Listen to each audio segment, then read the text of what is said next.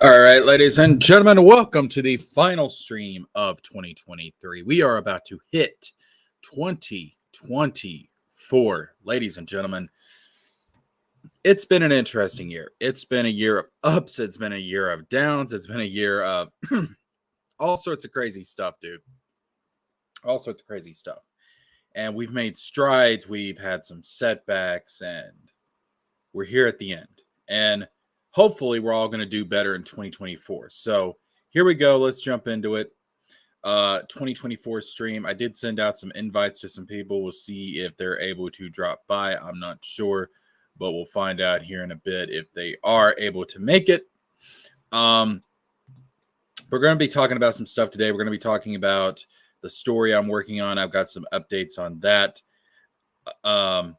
And then we got some other stuff to jump into. And hey, TJ Laser, let me get you in here, boy. Can you hear me? I can hear you. Oh, wonderful. Yeah, we good. We good. You ain't in the demon voice this time, thank God. No, I'm using my old microphone. All right. Yeah, I guess Streamlabs just likes that better. Yeah. I guess Streamlabs likes that better. I was using StreamYard for some time, but I kept having issues with it, so I just looked for something else, and I found Streamlabs, and I've had more success with it. Although I don't know why I can't do anything with my profile picture. I'll figure that out later. But you'll just have to put up with this black screen for now. Yeah, it's fine. It's good. I've just got my avatar pic on here anyway, so. All right, so man, how you doing today? You looking forward to 2024? It's looking like a good year. I've made it a goal for it to be the year for indie comics. I like that. I Yeah, like I'm that. trying my best to shill as many indie comic book creators as much as I can. Like whoever's within my vicinity, I'll try to help them. Well, you know, there is this one indie creator that I've heard about, and you know, we've talked a little bit about him. I think he's very open to advice. I think he's very open to criticism. I think his name was Eric June. No, Eric July. No, I'm sorry. Yes, Eric July. Yeah, I think he's got a channel called the Rip Off First. No. Young Rippa. That's it. You might want to get in contact with him. I think he'd be very open to advice. There was this guy called Ethan Van Sciver that tried to help him out, and apparently that went well. That went very, very well. Yeah, it went very well. I heard. Yeah, apparently they're just best buddies now. So I'm looking to getting into contact with him. Yeah, this Eric June also started harassing other indie comic book creators. Well, I wouldn't say harass. He tried helping them. Did he now? Oh my God, Yes. just a saint, man, an absolute He saint. went as far as donating money to all of them. Oh, that's. Well, he did say it was just to shut them up, but I'll tell you what, Saint Eric, Saint July. Man, I tell you what, that has been one of the simultaneously one of the saddest and yet most entertaining stories of this year, I think. Because no one wanted this. No one wanted Eric to turn out like this. No one wanted the Rippaverse and ISOM to turn out like this. But we can't just ignore it. I mean, if we're going to talk about independent creators, if we're going to talk about how we can change and reform the mainstream by creating competition in the indie market, we have to talk about the good and the bad. And the Rippaverse has been a bad story. And go ahead. here's the thing: the one reason why, for example, me and my former partner wanted to jump into comics is uh, comic books as a medium, especially in the indie sphere, is the democratization of creating art and shaping the culture. Right. You don't need much to be able to draw and tell a story, but obviously you need a lot of money and investment and patience to pull it off, but it's way more achievable than trying to make a movie, for example. Right. No, I get what you're saying. There's still some barriers there, but there's not as many barriers. Yeah. So the fact that this guy Eric July came in and all he did was just say Disney is woke, Hollywood is woke, and then easily took over and had all these privileges just to make a whole comic book and buying a warehouse with all these employees. It's an insult, It and is. well, it's an insult, but we tolerated it. But when after what he pulled off recently, people are taking more offense to him. Yeah, I think when I look at, I mean, I have heard this argument, and I think you can make this argument legitimately. Does Eric really count as an independent comic creator? Yes, he's not part of the mainstream. He's not part of DC, Marvel, so on, etc. But when you look at all the connections he had beforehand, I mean, he was already working with Glenn Beck and the Blaze before he decided to do this comic book. He was getting these interviews on Fox News and stuff. He had connections. So was he really truly independent as we would traditionally describe it? Uh, I think you can make that argument, but at the same time, I always looked at it as, well, if he does this comic, if it does well, if it's good, if it's got longevity, it could be kind of the thing that really kind of pushes open the doors and allows for other indie creators to flood in and to provide the competition I think the mainstream needs. But it's not been, the quality of the story has not been up to snuff. And I've said before, and I'll continue to say, financially, I give him a lot of credit. He did well financially, but money does not a good story make. Yeah, and when it comes to finances, unfortunately, even then, the way he's spending his money is Right. uh, is a problem. Yeah. The way he's It's spending his money is it's like he's accelerating his downfall just by the way he spends. it reminds me, There were many ways he could have taken just to save money. yeah, it He reminds just me doesn't of, know how. go ahead. Oh no, go ahead. Well, it reminds me of lottery winners.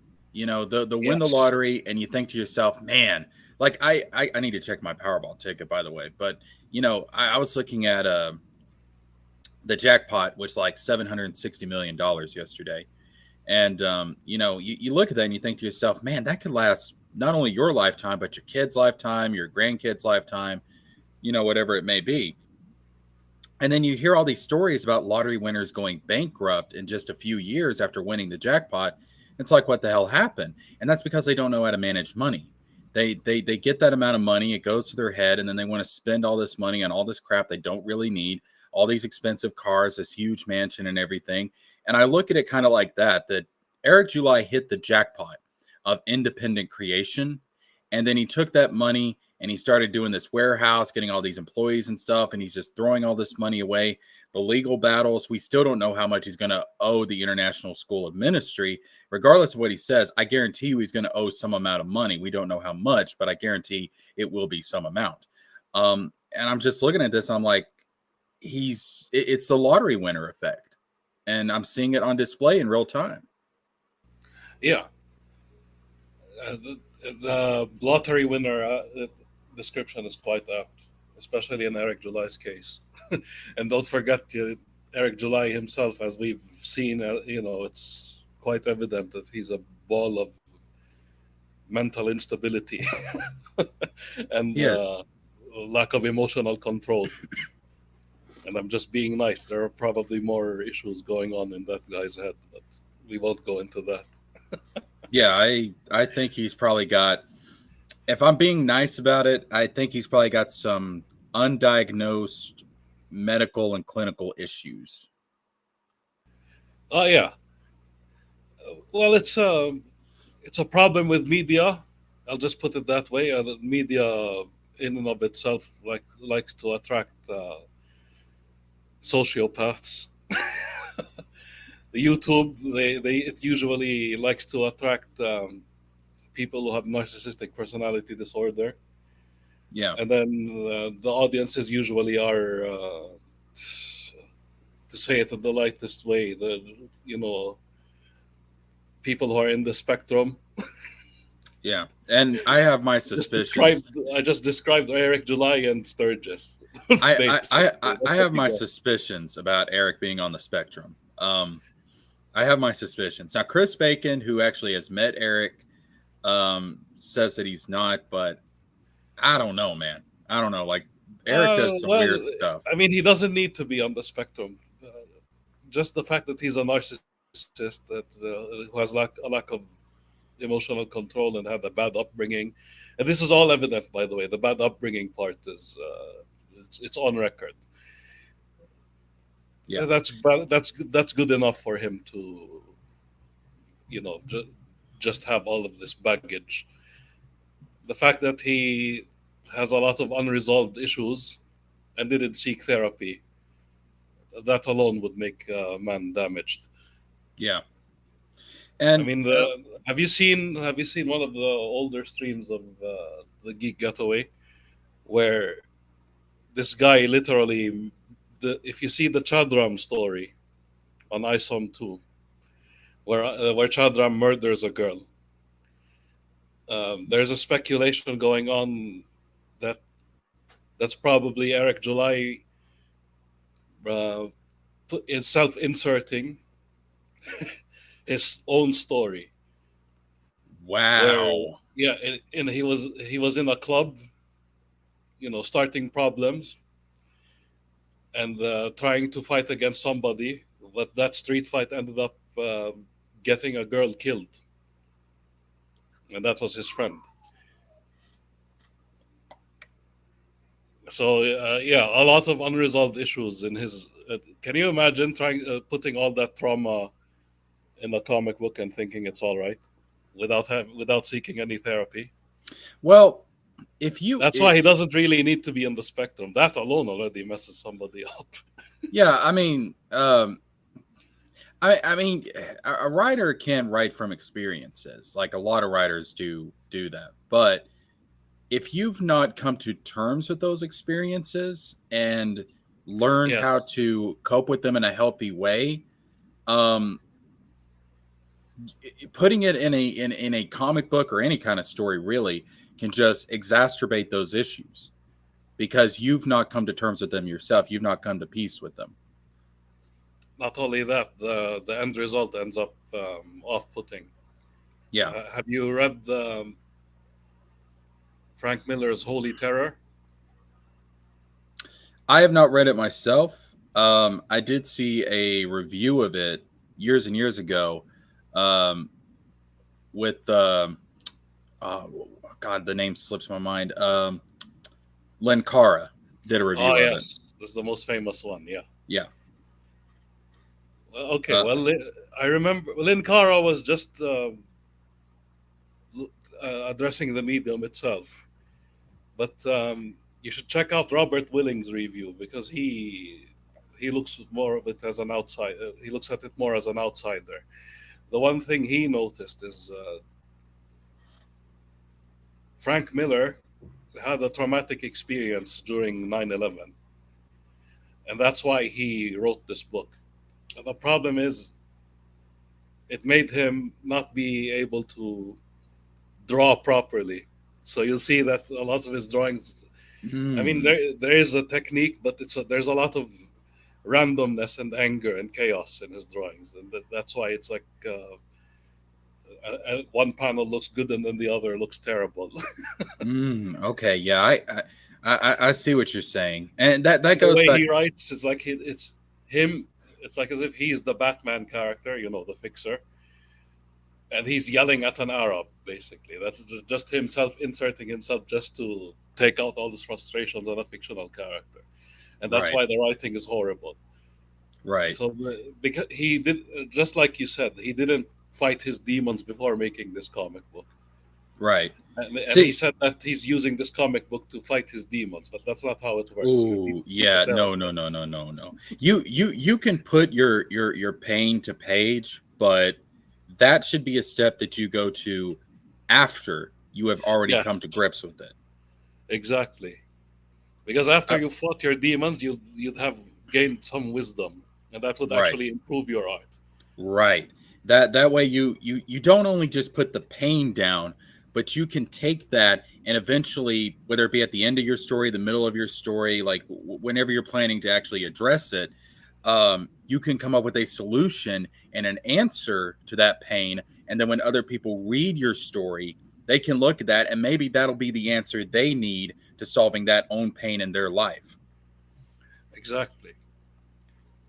And that should be the point of a story anyways, at least a story that's meant to be taken seriously. Obviously we have, comedies and stuff that are just, fun for kids and everything, but if you're writing a story that's meant to be taken seriously, it should be written with certain lessons and ideas and things that it's trying to get across. And if you've not reach the appropriate answer yourself in your own life, it's not gonna have a very strong message, or it's gonna have a very, very bad message at the end of the story. Yeah, and whatever message you're trying to convey is just chaotic, uh, and there's no reason. That's what happened with the going back to Eric July, his Chop Drum story.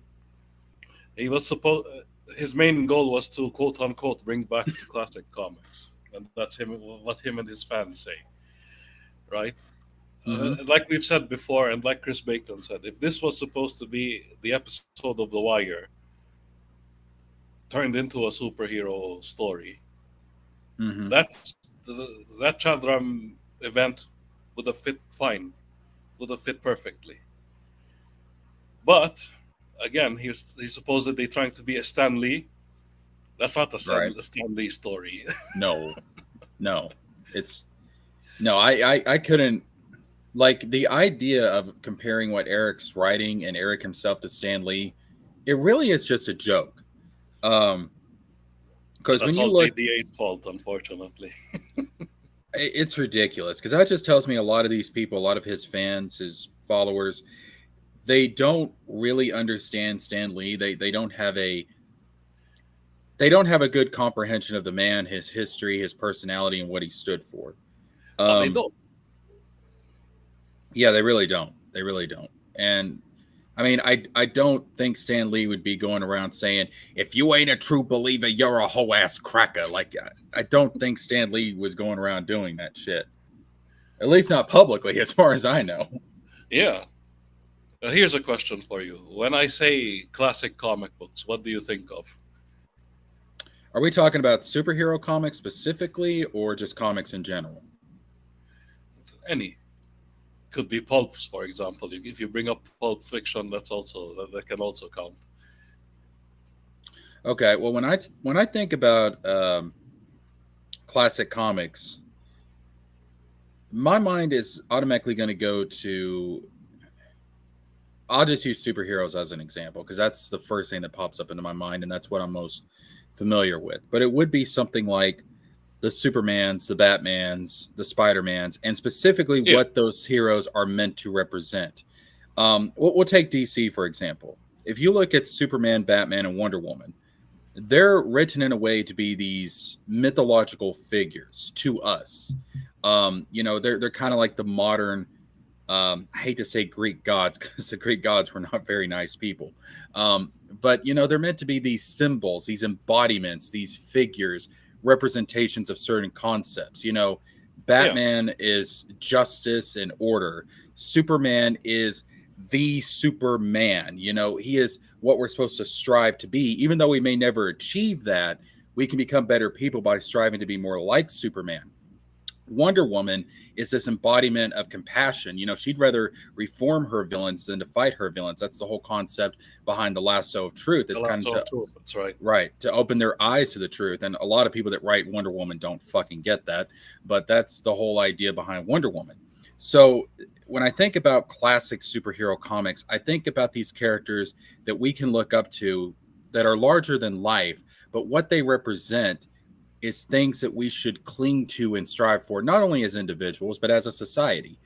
Um, so they're really the modern myths, and I don't see that in Yes, there Isom. you go. I mean, what is Isom supposed to represent? Is he the embodiment of respect?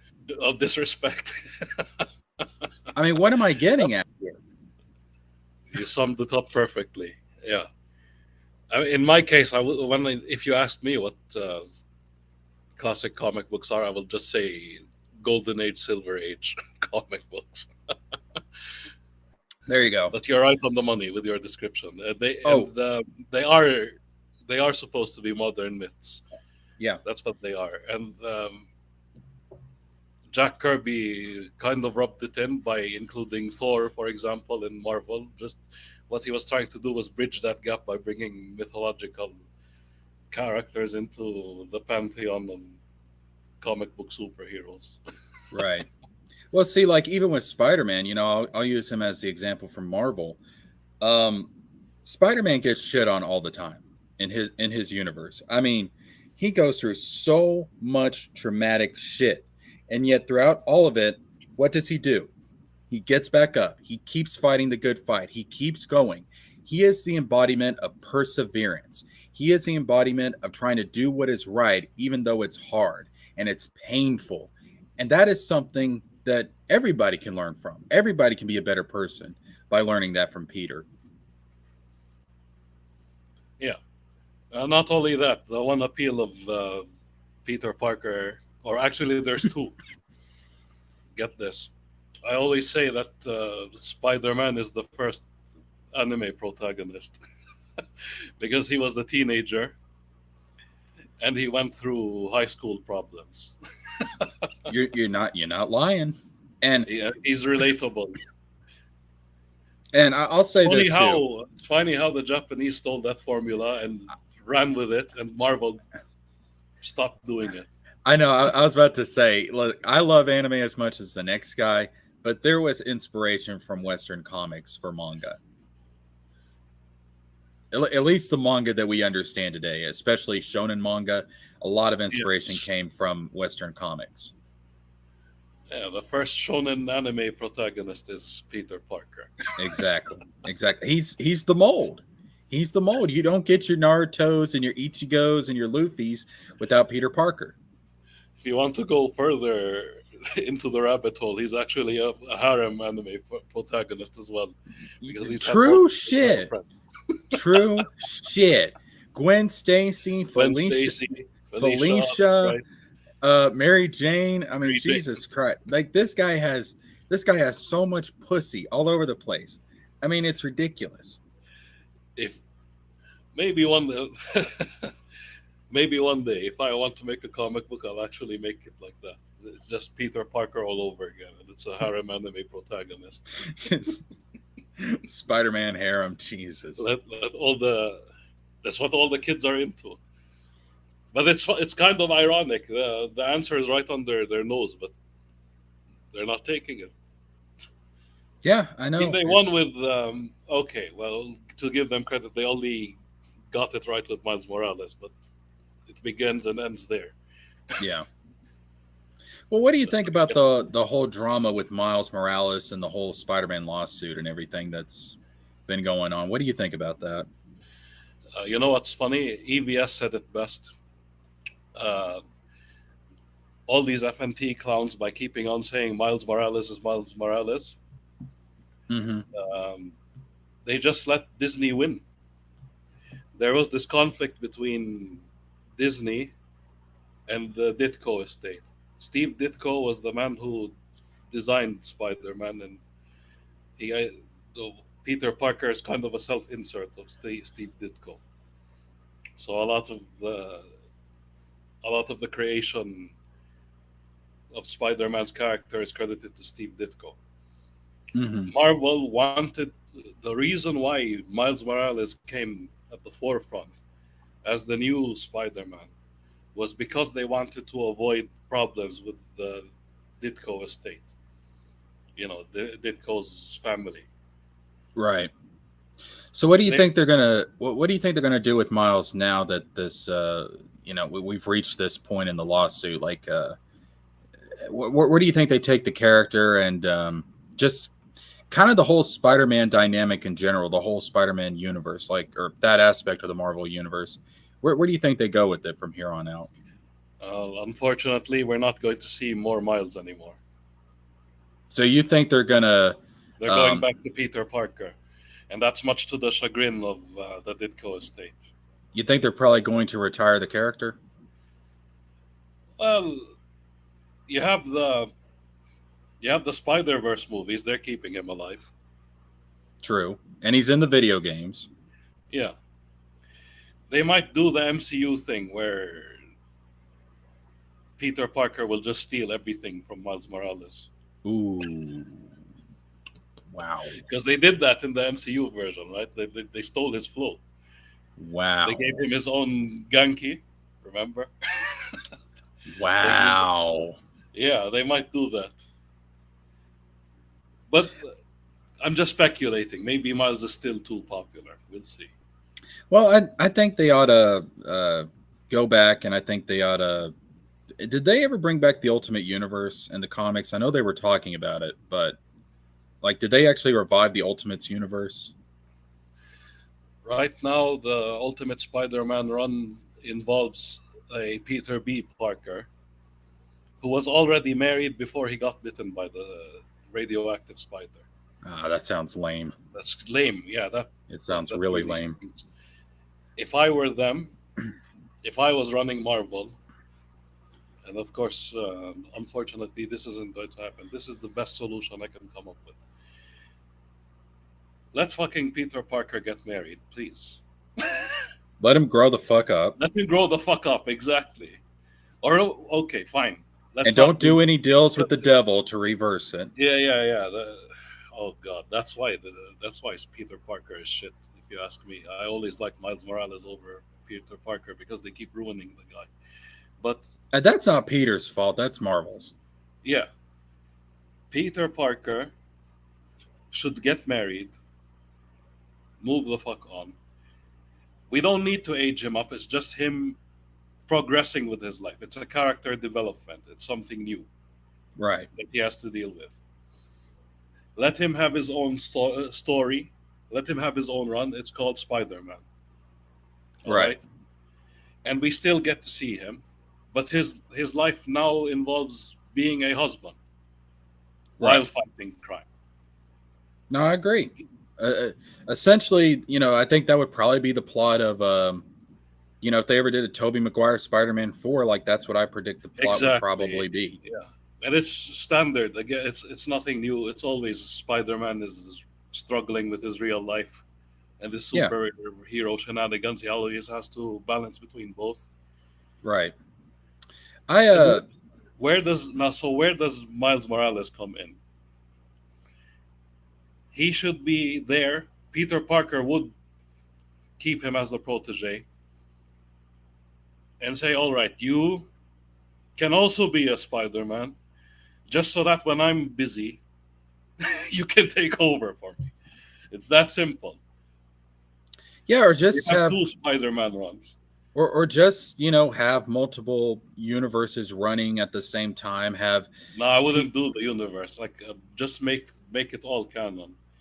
All right, so you, And you you wouldn't do like what I was thinking was like Peter could be Spider-Man in the main Marvel 616 universe, have Miles be Spider-Man in the Ultimate universe. And I mean, you can have like, oh, in the Ultimate universe Miles was bid instead, or maybe Peter didn't get bid and Miles got bid at a later point and he became Spider-Man, something like that, and just have different Spider-Man per universe or something. That way you keep it nice and clean with Peter in the main universe. no, I wouldn't go that far because Batman is almost the same. He has a Bat family. Miles can be part of a Spider family.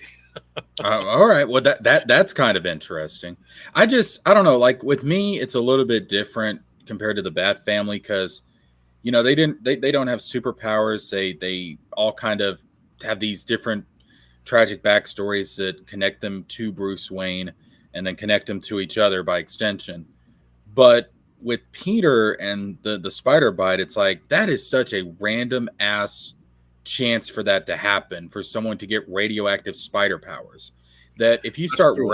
if you start replicating that, it takes away the uniqueness of it. What they should have done, if you ask me, honestly, um, they should have given him another means to get his own abilities, because they, it's Miles Morales. To be honest, he has a different skill set, that he has different abilities than Peter Parker. It's like he Right. can go invisible, and he has electric shocks, right? The Venom, well, he calls it Venom strikes. It's a way different power set. It's Right. kind of like Spider Woman. Spider Woman isn't somebody who got bitten by a radioactive spider. Her origin is completely different. I wouldn't even go as far as calling him Spider Man. I know people like to argue over that shit, but I like the name Arachnid more. Yeah, There was I one when think he was that's called fine. Kid Arachnid. Arachnid is it's a fire name. It is. It And suits him. it keeps things simple and it doesn't lead to any kind of brand confusion. Arachnid, and then with this outfit, it's black and red. It's perfect. It sounds like literally. I bet you a rapper is named Arachnid. I Yeah, bet you there is one. I Just like agree. Ghost Spider. Ghost Spider is a nice name for Gwen Stacy. Right. I agree. Yeah.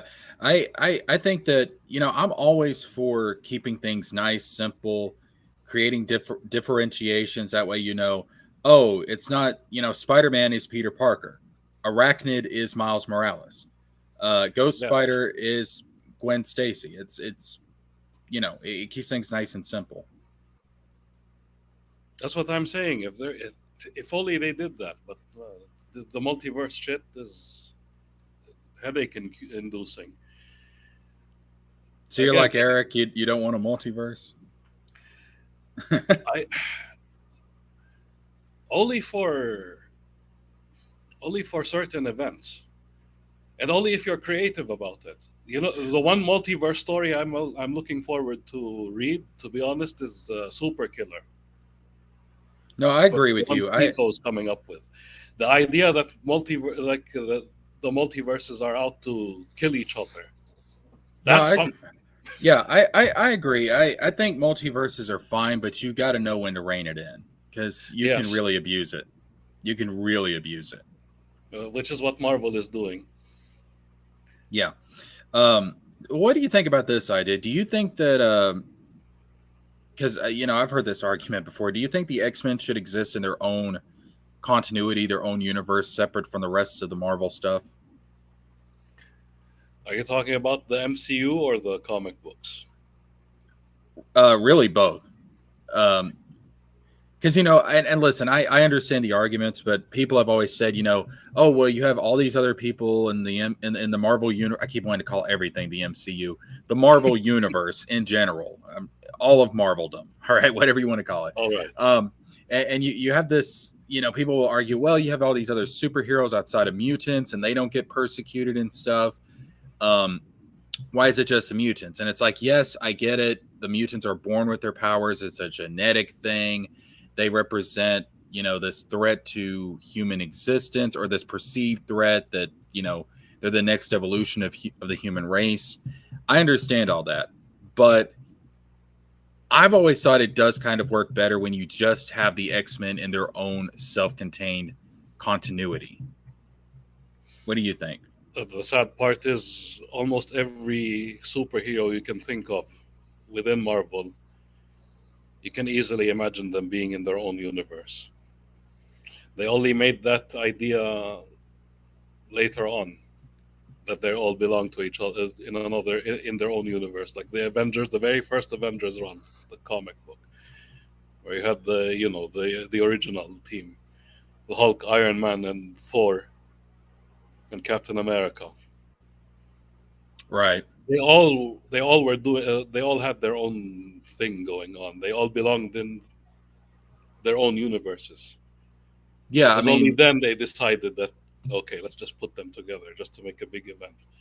The right. same thing happened with the X-Men, the first X-Men run, and if you see the very first X-Men run, the roster had nothing to do at all with what we what we know now as X Men. There was no Wolverine in there. They were kind of designed the same way. It's like they existed in their own. And back then, they didn't even have the idea where mutants are being persecuted. It was just them having freakish looking powers, and that's where it began and ended. That's how the comic books dealt with it. But when Marvel in the comic books, let's start with how I would deal with the comic books. In the comic books, they merged the worlds together, obviously, and then they made the X Men the way we know them now. The problem with people freaking out over anybody having superpowers is everybody else can have superpowers regardless of being a mutant. Right. So it looks stupid. They did find the solution in the I think it was the first Civil War run. The first Civil War event involved, mutants being overpowered, or when when mutants hit puberty, they start displaying powers, and it's dangerous. Like somebody who has fire powers can just explode, or a mutant, like any other kind of superhero, has full control of what they're doing. A mutant doesn't. So they have that going for them. So at least that gives a nice justification why superheroes. You're better off being a superhero than being a mutant. So Right. yeah, and they also fit within that universe, the comic book one. The idea that Shield wanted to destroy mutants from day one, from the day they were, you know, from the day they started. So they ended up having different projects. They would come up with Captain America, the super soldier serum, was actually made to fight mutants. And then you had the Black Widow project, was also made to fight mutants. So they found a way to do it there, at least. It's like they treated it like a Cold War between man and nature. Mm. Yeah. And I. then Yeah. they're creative. At least in the comic book sphere, they're creative. They find ways. The MCU, here's the problem. The biggest mistake they've done was already bring in Scarlet Witch Yeah. Yep. and Quicksilver Yeah. and not Because calling them mutants. yeah, and then it's like, okay, so are they still going to be Magneto's kids in this one? And I know in the comics they retcon them being his kids, but I hate when they do shit like that for long established history and lore. I hate that shit. So, like, are they going to be connected to Magneto in any sort of way? And, going off from that, how are they actually going to introduce Magneto with his original backstory, given the time difference? But there's ways to get around that. The way they plan to do it is a bit stupid. It might work. People like I'll say this: the normies can accept it, but everybody else won't. What they're going to do is basically there's a universe where mutants exist. So that's the one where we saw Patrick Stewart in. Mm-hmm. And then there's this other universe where mutants don't exist. That's the one we're watching, basically. That's the MCU. They're supposed to be fighting each other now. That's what they're setting up. There's So going to be a essentially, multiverse version. Avengers versus X-Men. Yes, that's what they're setting up. But like I said, the biggest mistake they've done was they should have just said that Scarlet Witch is a mutant. Like, come on, Well, I don't is it think that they. hard? I don't Or think at they least could at that point just because they don't say didn't. anything. The problem is they pulled that shit off with Kamala Khan of all people because they finally brought Fox. Yeah. Now they could use the idea that she's a mutant, like, and we both know she isn't a mutant. It made it even more confusing.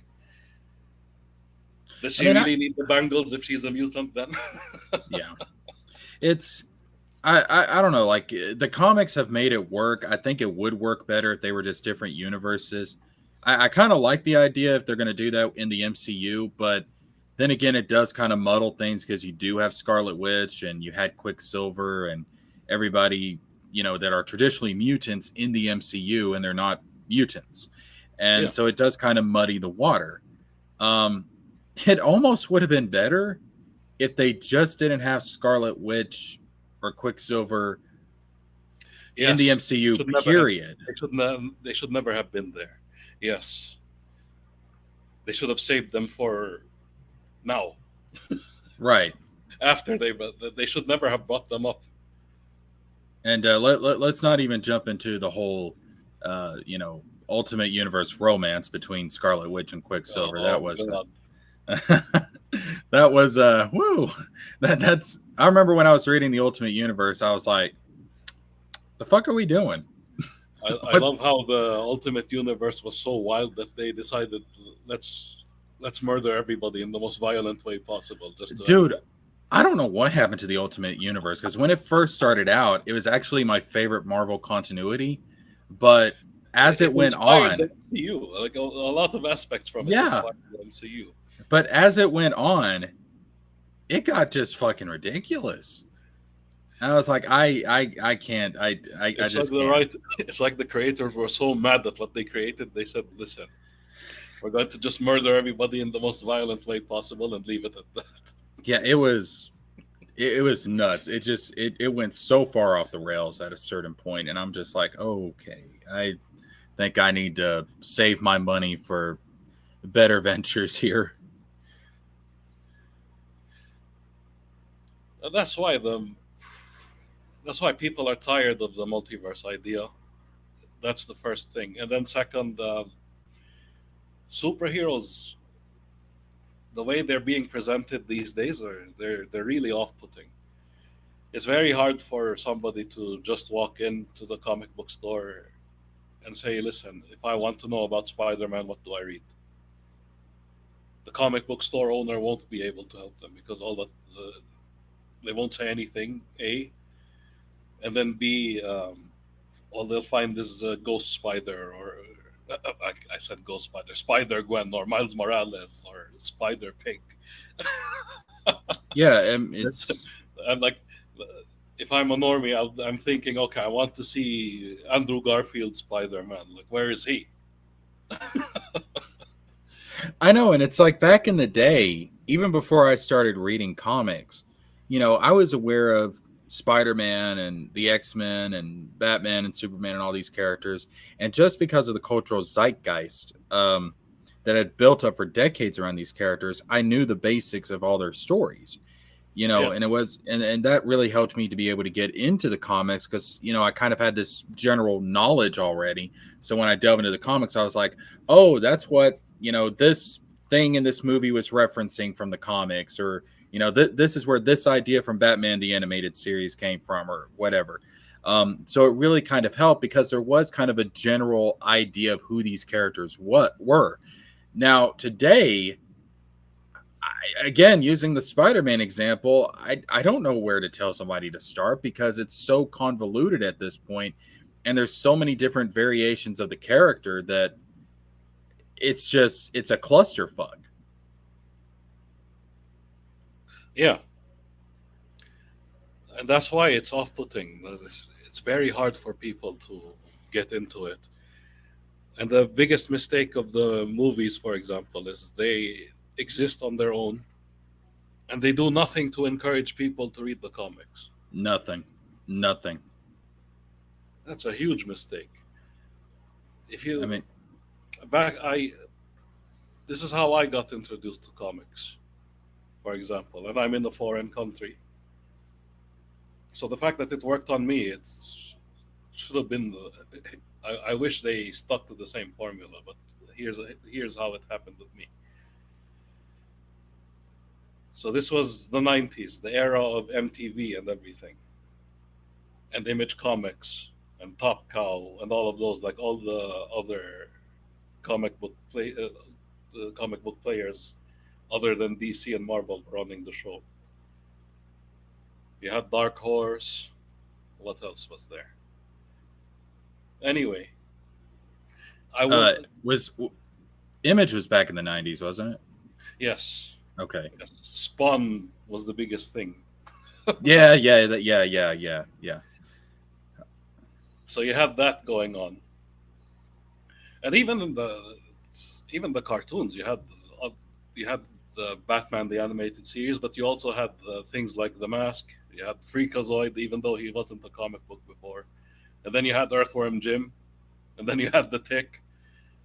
It's like everything was pointing towards comics somehow. On MTV, there was this show called The Max, which was also based on the comic book The Max, the MAXX. So it was all over the place. Everything was encouraging you to read the comics, the indie comics, not the big two. Right. Uh, you would walk into the arcade and then you'd see the Spawn, the video game, and you'd be like, "Oh shit, how was that?" You could see from the artwork and the character designs. Oh, I want to read that. And then easily you could walk into a comic book store and then, well, there he is, Spawn. Let me pick it up.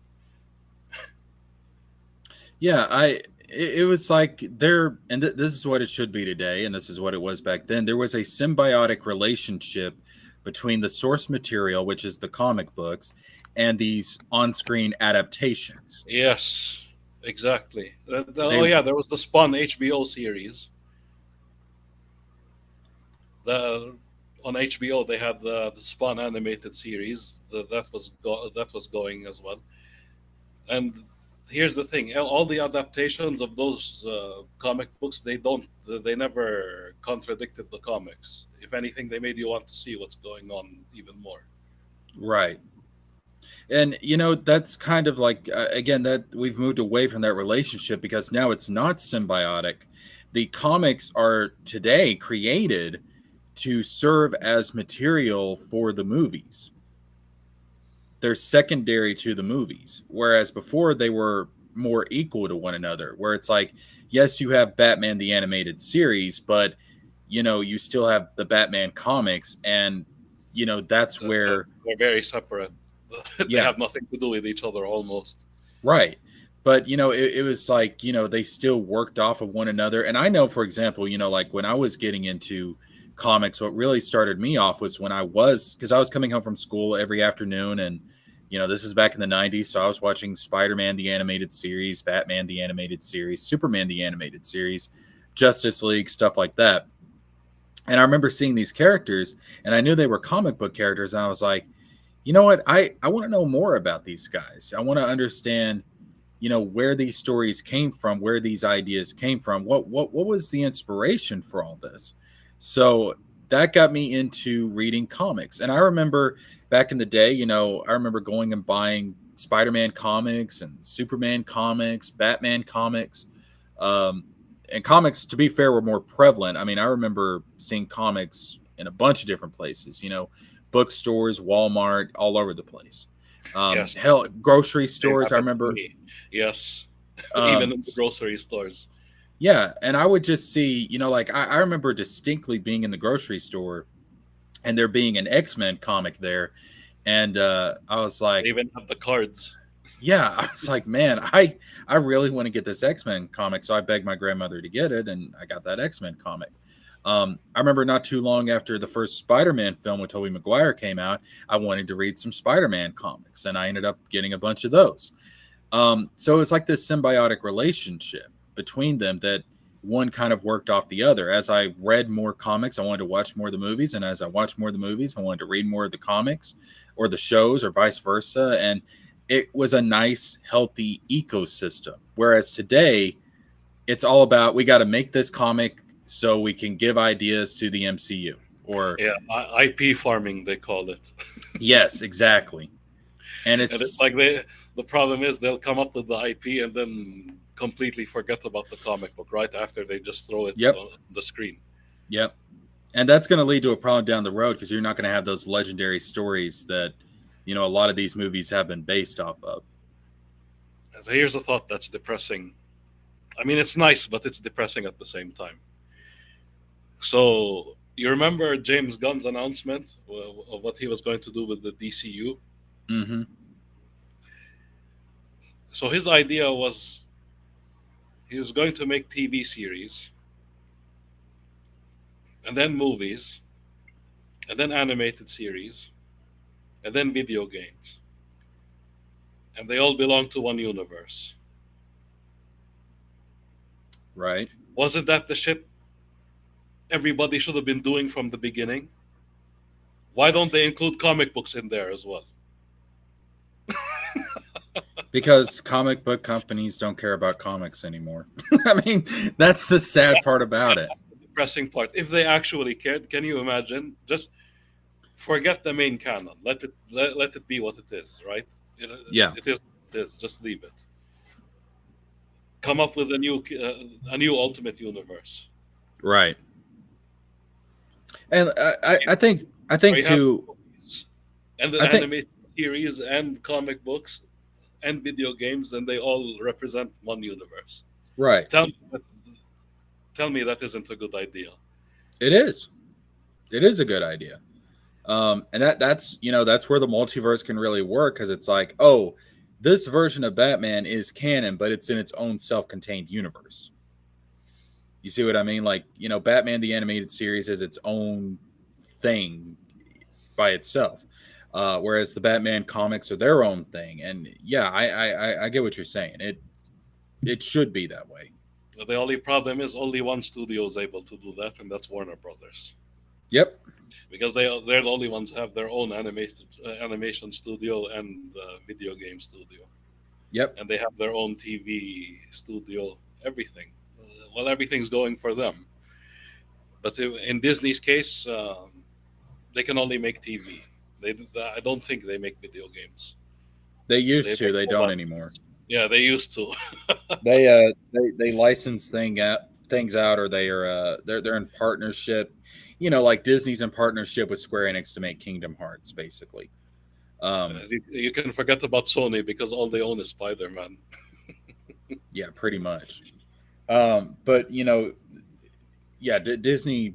I think what it was is because video games started to get so expensive to make that they were like, now we good, we're fine.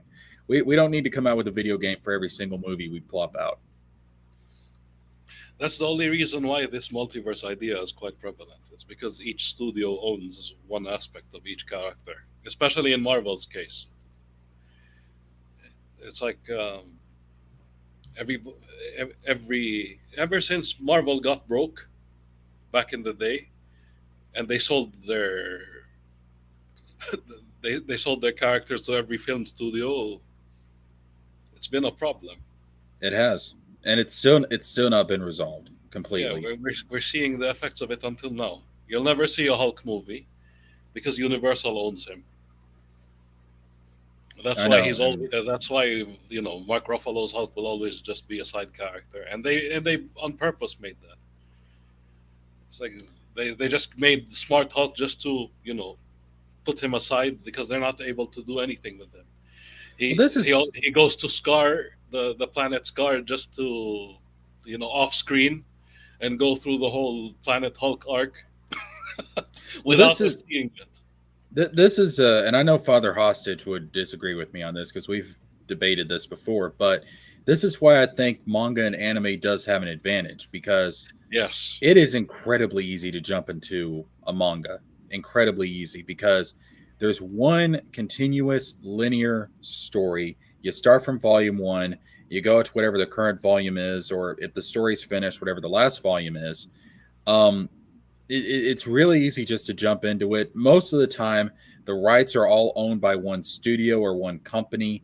In the case of things like Dragon Ball and Naruto, Yu-Gi-Oh, stuff like that, the manga is all shown in Jump. The anime rights are a little bit different, but the animes are just adaptations of those original stories, so it doesn't really matter all that much. Yeah. Um, And then but usually, if they make a live action adaptation, it will just be a Cliff Notes version of what you see in the manga and anime. yeah, it's basically like you can just take it or leave it. Yes. It doesn't really matter in the long run. What matters is that original series of manga volumes. That's what really matters. That's the core of the story. Even with something like Dragon Ball, now you have Dragon Ball Super. Before we had Dragon Ball GT and stuff. Like, yes, technically Super is more canon, you could say, because Toriyama is more involved in it and he is the original author. But if you really want to get down to it, the the true core canon is the original series that was written from the start of Dragon Ball all the way through the end of Z. Those manga volumes, and you could just read through those, and you don't have to really accept any of the other stuff. Like, that's the core story. Oh, you just brought up a good example of a multiverse story. Dragon Ball. Mm-hmm. Because remember, it's a bunch right now. Well, these days, it's a bunch of multiverses having a tournament. Yeah, yeah, the 12 That's universes. essentially what's. Yes, that's where it's interesting. That's where you. That's how you use a because multiverse. because the thing is, those universes are not, it's not like Marvel and DC where it's like different versions of Yeah, you Goku don't or see a Spider-Man and then another Spider-Man. You see completely right. different people fighting each other. Because it's a different type of multiverse. And this, we're about to get into physics, ladies and gentlemen. So put your school hats on, all right? Get your backpacks, get your notebooks and your pencils. We're about to go to school right now. Here we go. There are different forms of multiverses. Now, the one that you see in Marvel is a quantum multiverse, which means it is, it's like different choices have different effects, and those different choices create different universes and alternate versions of the characters. So that's why you have so many fucking universes in Marvel. There's like, what is it, like 10,000 something universes at this point, I think is what we've got. And the main one is 616, but you got all these different universes. That's a quantum multiverse. The DC multiverse works on string theory, and again, it's kind of similar, but it's not as chaotic as what Marvel's got going on. You don't get as many variations, and that's why usually it's the 52 universes or whatever. In Is Dragon that Ball, in the Flash movie? Is that what you mean by string theory, or is it a completely different thing? yeah, like the vibrations and stuff. Yeah. Yeah, that's All a right. yeah, that's essentially what it is. I'm simplifying it because it's very fucking complicated when you get into it. Um, but then in Dragon Ball, Dragon Ball kind of has two versions of the multiverse. They have the 12 universes, and that operates on a bubble multiverse, which is where you have like a base reality from which different universes can arise. Kind of think of it like a ocean of primordial whatever, and then you have like bubbles popping up out of the ocean, and each one is its own universe. So they're not alternate versions of each other, they're just completely new universes that coexist in a higher form of reality. That's a bubble multiverse. Now Dragon Ball does have the alternate timeline thing, with future Trunks and stuff, but Yes. that's very limited because it's not like in Marvel where, let's say, oh, if Goku decided to kill Frieza on Namek and Frieza didn't survive and come to Earth and do the whole cyborg thing and stuff, compared to what actually happened in the main series, it creates two different universes. No, no, no, no. You actually have to travel back in time to split the timeline. So there's only like 5 different, timelines or whatever. So it's kind of it's very limited in that scope, but they don't go insanely crazy with it. But yeah, it's just different forms of multiverse, and one cool theory that I've seen recently pop up. I forget what the experiment was called, but they actually shot a particle out of this machine that they had like two slits in front of the particle, All and right. when the particle was being observed by a person, the particle would choose which slit to fire into. So it would either go left or right. But when it wasn't being observed, the particle actually went into both slits. Ah. So it kind of suggests that the universe itself, at its most fundamental level, knows that it's being watched. It like particles respond to consciousness. So Oh, that that's when we observe something, it's like there has to be like it's almost like there's um a theoretical, like different possibilities and different realities exist, but they exist in a state of potentiality. They're just theoretical realities. And Mm. then when we actually make a choice, it's almost like all of those realities collapse into a true reality. They stop being theoretical and they collapse into something real. So, what do you think? Which kind of, if there was a multiverse in real life, which which theory would you find more feasible? The Marvel one or the DC one, or the Dragon Ball one? Uh, the bubble multiverse. Yeah, I'm Um, leaning towards the bubble. because I think the particle theory suggests that this whole idea of, oh, if I chose to eat bacon this morning instead of sausage, there's a universe where I actually had sausage and instead of bacon. I don't think that's how it works, and I think the particle theory suggests that's not how it works. I think it suggests that when we do something, when we make a choice or when we take an action, all those possibilities are collapsed and they become the reality that we know. So I don't Yeah, think that they can actually exist. So I don't think there's a quantum multiverse. But I do think there is probably some kind of larger aspect to reality, a base level of reality from which different types of universes can arise out of. Kind of like going back to the old myths and stuff, a primordial chaos from which order, yes, creates the universe, and that can happen over and over and over and over and over. So you can have multiple universes existing at the same time, but there's not a version of me in that universe. There's different types of life forms that are doing their own thing. You see what I'm saying? I would go as far as even the laws of nature in another universe would be different. Yes, probably yes. It's completely random. Yeah, like we might not be able to survive at all in another universe. Yes, yeah, I'd go that far. Yeah, that's how I would imagine a multiverse would work. It's like particles. It's like cells. Even you know how there's a it's like a pattern within nature. That's why Right. the bubble theory is, the more apt one. I mean, Yeah. it's nice. DC pulled it off before with the Crisis on Infinite Earths, Yeah. but it should have That began and ended there. That version where universes collide. mhm. Again, it's the unfortunately only Dragon Ball are pulling it off. Well, it's about universes colliding, people fighting each other to see which one survives. Right. That's the only idea I like.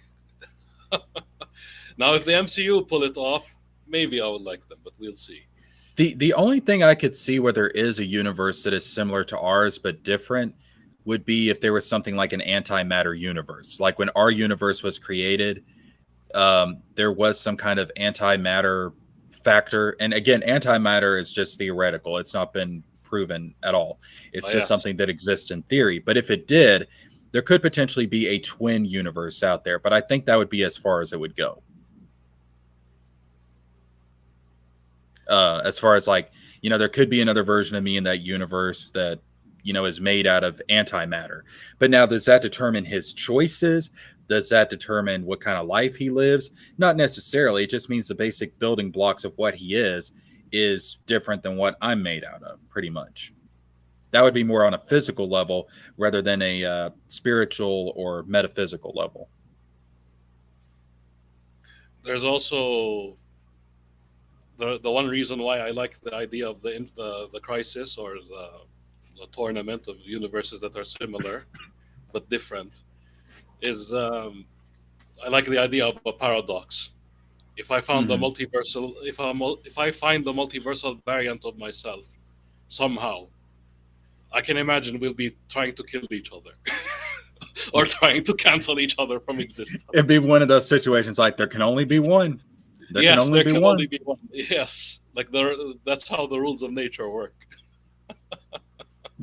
I've been in the grocery store before, and I've often thought, like, what if I'm just out grocery shopping, and I see another me grocery shopping in the same store. Like, are we just going to start circling around each other like cats or something? Just start hissing at each other, saying there can only be one, and we're trying to take each other out? Like, that shit would be hilarious. It would be Yeah. absolutely hilarious. Or my multiversal variant would be a complete doppelganger of myself, so I would hate his guts completely, and I would actually want him dead. That's how it would be.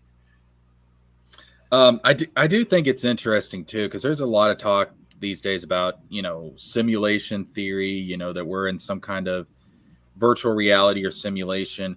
The idea of the particles reacting to our viewing them, to a conscious being viewing them, does kind of lend that some merit, because it's kind of like in a video game where Yeah, until the character moves into a certain location, that location doesn't actually load in until you go to that location. um it's kind of similar to that, and so it does kind of suggest that reality and virtual reality do have some similarities. Now, am I saying that we are in a simulation? Not necessarily, but what I am saying is, just like how the computer is designed based off of the human brain, it's possible that these video games and these virtual reality simulations that we're building now, they're using the same principles that are used for reality, which suggests that there is some kind of intelligence behind our reality, because we're the intelligence behind the reality of these games and stuff. yeah. And I always say, if you have certain principles that seem to be repeating in similar situations, that suggests that there's more.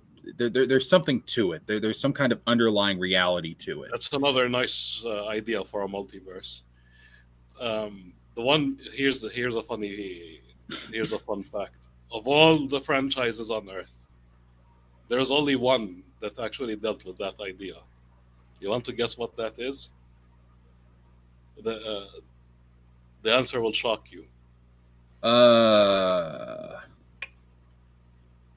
I'm not sure. Go for it. What is it?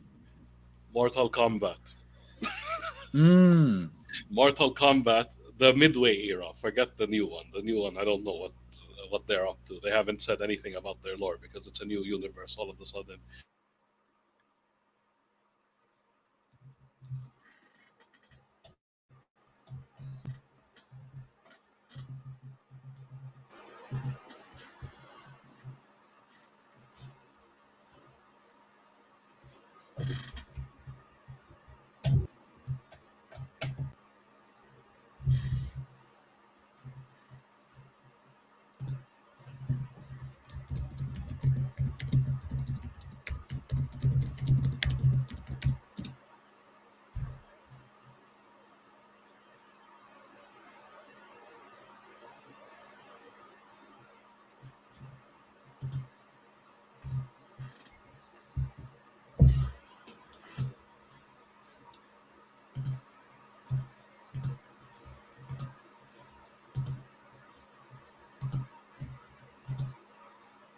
Okay, hold up, folks. TJ Laser just cut out. I thought it was my headphones. I think it was TJ Laser cutting out. Um, I'm sure I'll hop back in here in a second. I'm kind of interested what he was saying, though, because Mortal Kombat did that. Interesting. But yeah, I'm sure TJ Laser is going to jump back in here in a second. Till then, yes, we are going to be talking about the story today. We are going to be talking about some of the stuff going on with that. Will I have a multiverse in my story? We'll talk about that here in a bit. And I'm going to get TJ Laser, and I'm hoping some of the other guys jump in, like Father Hostage and Extra Hero, because I do have a rough draft of my prologue I would like them to check out, see what they think about it. And yeah, hopefully we'll get some more people in here to check that out. But I do have a prologue, a rough draft of the prologue written out that I'd like them to check out. Just see what they think of my writing style. But TJ Laser should be coming back in here in a little bit.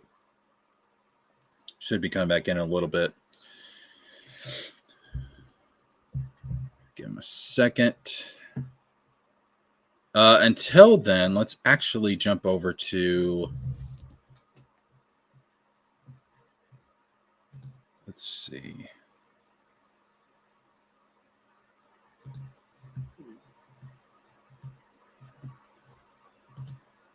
Okay, we'll actually talk about the story for a little bit till TJ Laser and get back in here.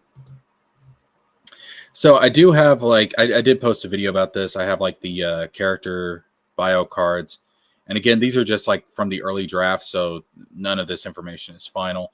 Well, some of it is like the names are pretty much what I'm going to go with for the characters, but we have Theo, we have Astra, we have Garen, we have Lady Letha. These are some of the characters that we're rolling with here. So we are going to be getting into that as well. So of course Theo is our main character, and you can tell he's kind of like a wizard, a sorcerer type of character. He does have mystical abilities. Then we have Astra. She's actually going to be willed. Well, I'm not going to go into it. I'm not going to spoil too much at this point, but she's kind of the main female character. Garen is also another main character. He kind of becomes Theo's best friend as the story continues. And Lady Letha is one of our villains. You can tell she's a villain, a very sexy villain, but a villain nonetheless. Absolutely. But yeah, that's kind of the bio cards we have for some of the characters right now. Anyways. So that's some of the characters that we've got right now. And while we're waiting on Father Hostage, we'll put on some background music as well. But hopefully Father Hostage will be able to jump back in here in just a second. So let's see here.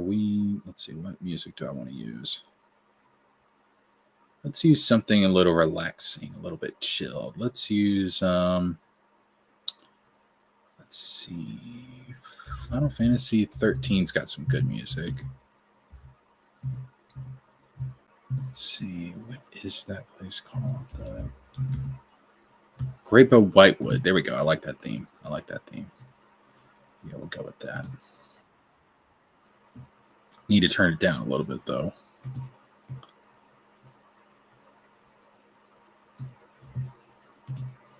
Okay, we'll put that on for some background music until TJ Laser and get back in here. Let's see here. We will exit out of that, and we'll screen share. We'll screen share YouTube.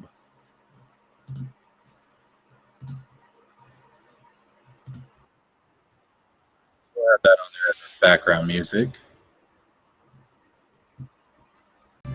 There we go. All right. There's the background music, folks. Enjoy.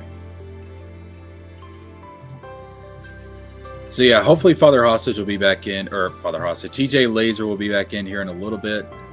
I hope we'll be able to get back in here. TJ Laser, if you're still watching the stream, comment in the chat. Let me know what's going on. Hopefully everything's good. And while I'm thinking about it, let me check.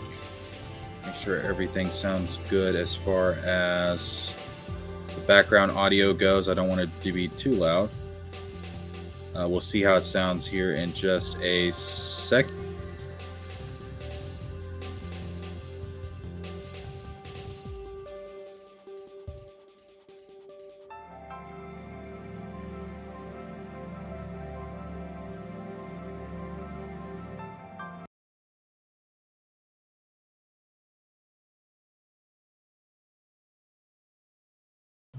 Okay, that's still a little bit on the loud side, to be honest with you.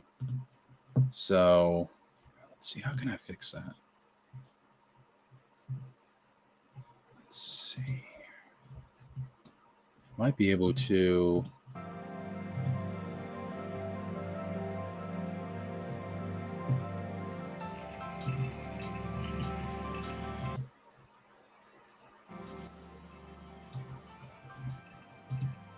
Maybe that'll be better. Okay.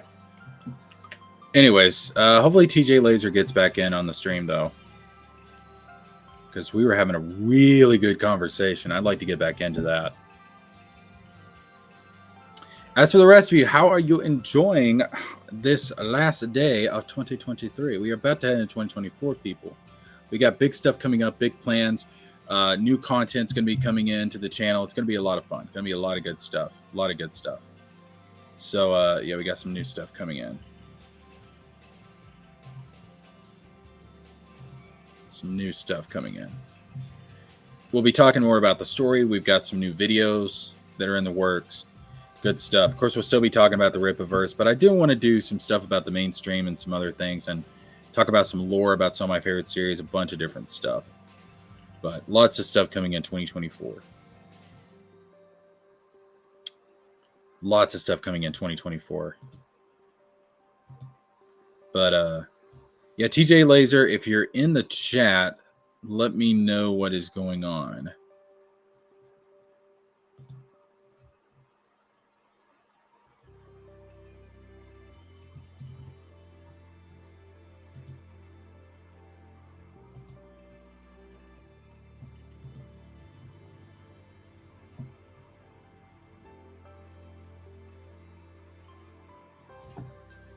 TJ Laser says my internet got cut off.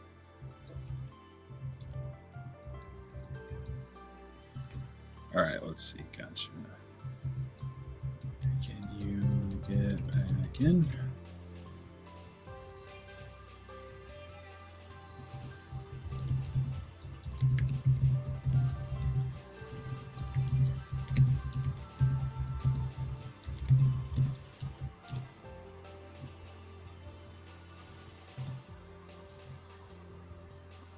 All right, yeah, just jump back in when you can, TJ Laser, and I'll add you back in.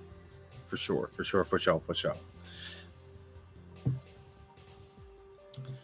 All right, so in that case,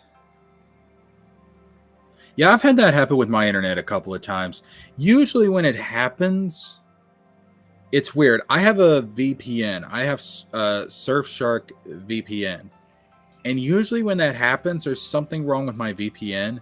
So I either have to turn my VPN off or I have to reset the location. I don't know why it does that, but that's usually the main culprit when my internet starts acting weird. I've had that happen a couple of times. I've not had it happen on stream, knock on wood. Hopefully it doesn't, but I have had that happen a couple of times, and it's usually because of my VPN. As far as like my connection and everything, I've got Ethernet. I plug in my Ethernet cable, so you know, I do have Wi-Fi obviously as a backup or something, but no, I use my Ethernet most of the time. Yeah, that's fine, TJ Laser. Just lurk until you can get back in.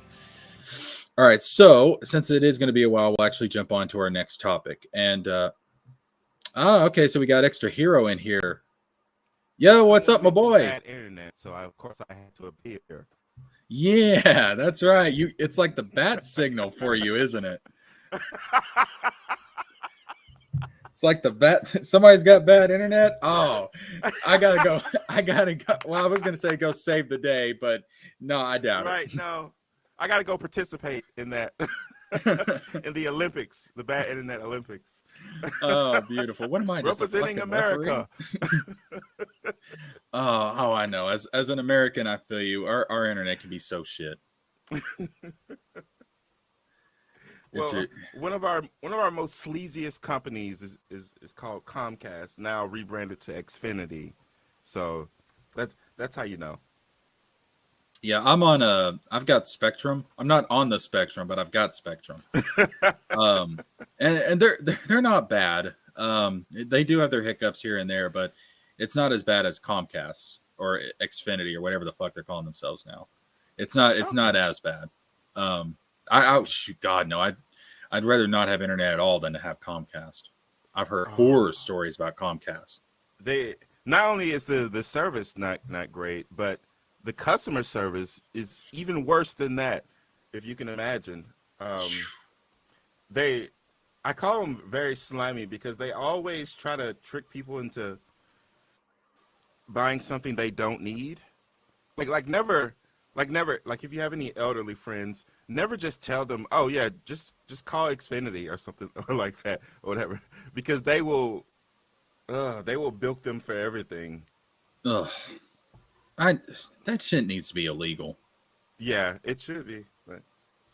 But there was one job I was going to take, and I was so close to saying yes, but then they had me listen to an example of what they do, and it was so creepy. The guy was like, TJ Laser yeah. says your internet cursed his.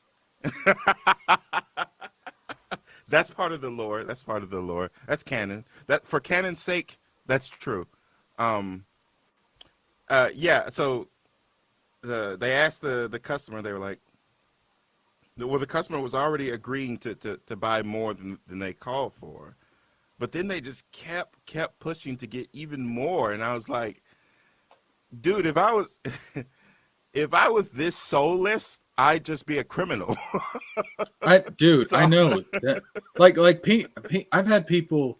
Listen, I've had people accuse me of being a socialist, even though I'm not. But I've had people accuse me of being a socialist, and they're like, listen, I'd rather be accused of being a socialist than I would a capitalist, because I've seen the worst aspects of capitalism, and it is so I mean, it is soul crushing, Yeah. dude. It is Yeah. just like, please, God, stop. Somebody stop these assholes. I mean, it's horrifying, some of the stuff I've seen. Yeah, for sure. But So TJ Laser was here?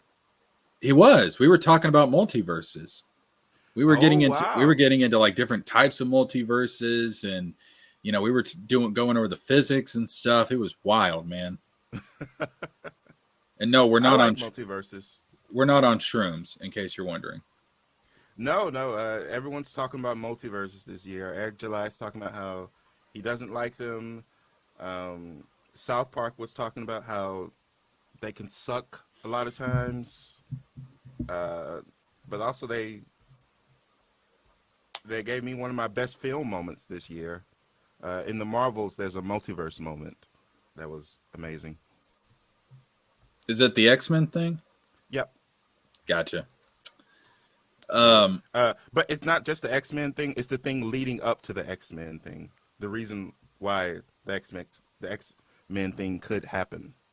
So, gotcha. I'm still not ready to spoil that part. So, well, I think we kind of came to the agreement that the idea of a multiverse is fine, but you don't want to abuse it.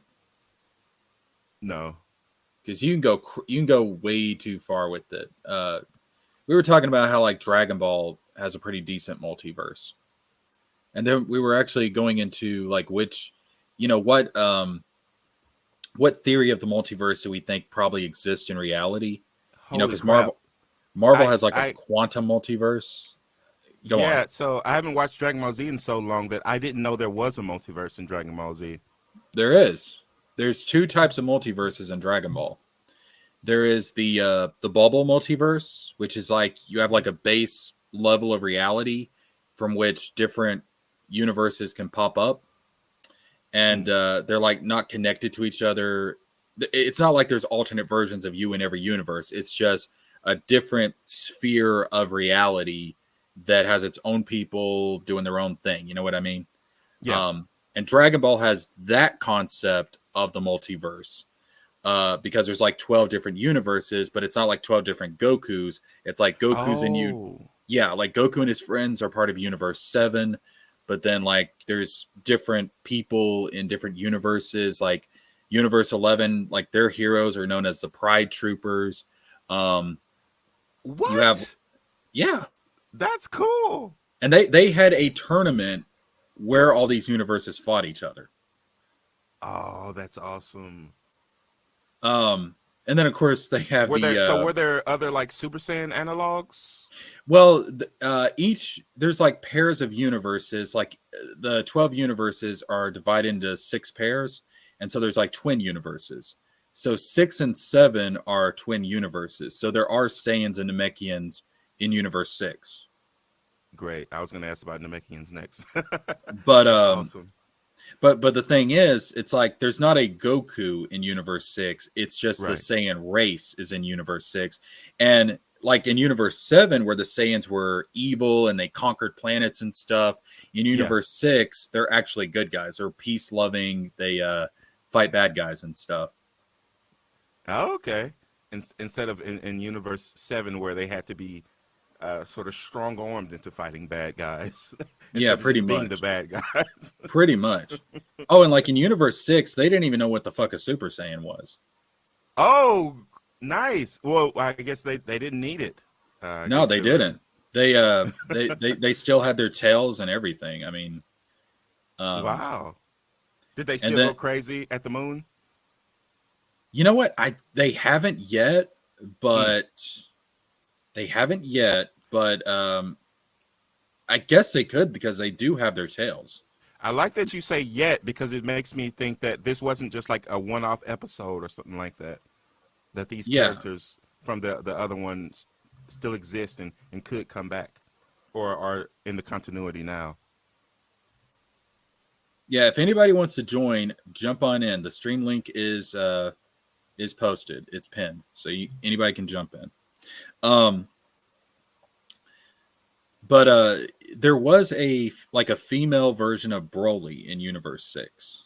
Oh, nice. Yeah, her name was Kel. Kale. Let me just Google image search that right quick. And instead of saying in the tournament of power, instead of saying Kakarot all the time, she just went Son Goku, Son Goku.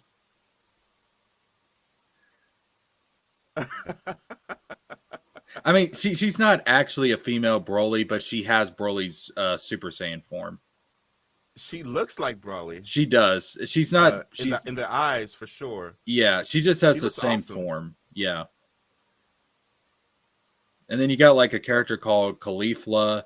Oh, what the hell was the dude that became like Vegeta's? He like became a fan of Vegeta like when he first met him. Crap, I can't remember his name. It's not Tarble. It's oh god, I cannot remember. Hold on, let me just look up Universe 6 Saiyans. Universe 6 Saiyans. So here's one reason why I love multiverses, because it gives Hey, Katie, us an what's up? opportunity to talk Hey, about. what's up? Let me work Hey. on my mic here for a minute. Hold on one second. Yeah, you're good. Yeah, one of the reasons I like multiverses is because it gives us an opportunity to like see characters that we like might have thought of growing up, but didn't exist in the reality that we were given on TV and manga and stuff like that. Like, Yeah. who hasn't thought of a girl Super Saiyan? Yep, and you've And got then them. Next thing you know, we got him. All right, Yeah, do like I sound Holly's- okay? Yeah, you're good. Okay, I don't want to sound like I'm screaming through the. No, you were talking about Dragon Ball Super. That I really like that series, especially the tournament one. Yeah, That was really good. yeah, because they have like a Universe 6 and 7 tournament, where they fight each other, and then they have a tournament of power where it's like 8 of the 12 universes fight each other. Oh, Yeah. okay. So you were saying that I might need to get back into Dragon Ball Z. You were saying that there's the type of multiverse where there's similar but not exactly the same. But is there the other type of multiverse in Dragon Ball Z as well? Yeah, that goes back to the original Z where we had like the time travel stuff. So there's like Mhm. alternate timelines. Oh, okay. But even then, Yeah. like to create that type of universe in Dragon Ball, it's not like, like, oh, what if Goku did this instead of this? Like, it's not like choices creates a split in the universe and creates 2 different universes. You specifically have to travel in time for the split to happen. Okay. So it's like unnatural. It's not. In fact, in Dragon Ball Super, they even explain like time travel is against the rules. You're not supposed to do it. To split Yep. reality like that is a big no-no. Oh, Yeah, that was the series with Black Goku, and I was so disappointed that they were simping Future Trunks Kaba, with that's the name of that. what's of that girl's kid. name? Uh, she was. Oh, she's been in the series for like ever. It's that. Oh gosh, why can I not think of her name? What, Future Trunks' girlfriend? Yeah, Mai. Mai. Oh my God, Trunks has why a did they sip? girlfriend. Yeah, so you know Mai from the original Dragon Ball that was part of the Pilaf gang? Okay. Oh, wow. They made a They can't- wish to become young again. So Yeah. in like Dragon Ball Super, and they didn't specify the wish, so Shenron made them kids again. And so Mai as a kid ends up becoming Trunks' girlfriend. Which is the worst ship ever. I'm sorry. I love when I love basically dumb fan service like this. No, Yeah. that was terrible fan service. They should have never paired them together. It made me so mad because I have like when But I was Trunks really used to be my young. favorite character when I was. Well, Yes. you'll love Super because they bring back Future Trunks. Oh, cool. There's like a whole They- arc surrounding him. Yeah, and I when I was a kid and I watched Dragon Ball Z, excuse me, with Yeah. Toonami, he was like my first like anime crush. I mean, even he bought had the he had a jean VHSs of him. jacket, He had a sword. Like, come on. You The know, hair. Just That's Yeah, funny he because had- Android 18 was my first anime crush, and that was Really? that was when I started to realize and understand the feelings behind. There's a long line Please for that step, crush. please step on me, mommy.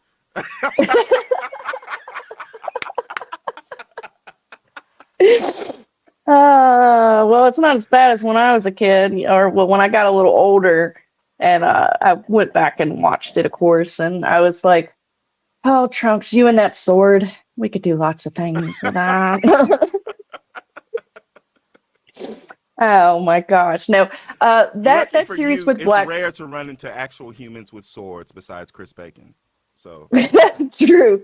But no, you were talking about the Super. Yeah, I was pretty disappointed with the Black Goku arc and how that all ended. Because when we got to the end of it, I won't spoil it for you. But I was pissed.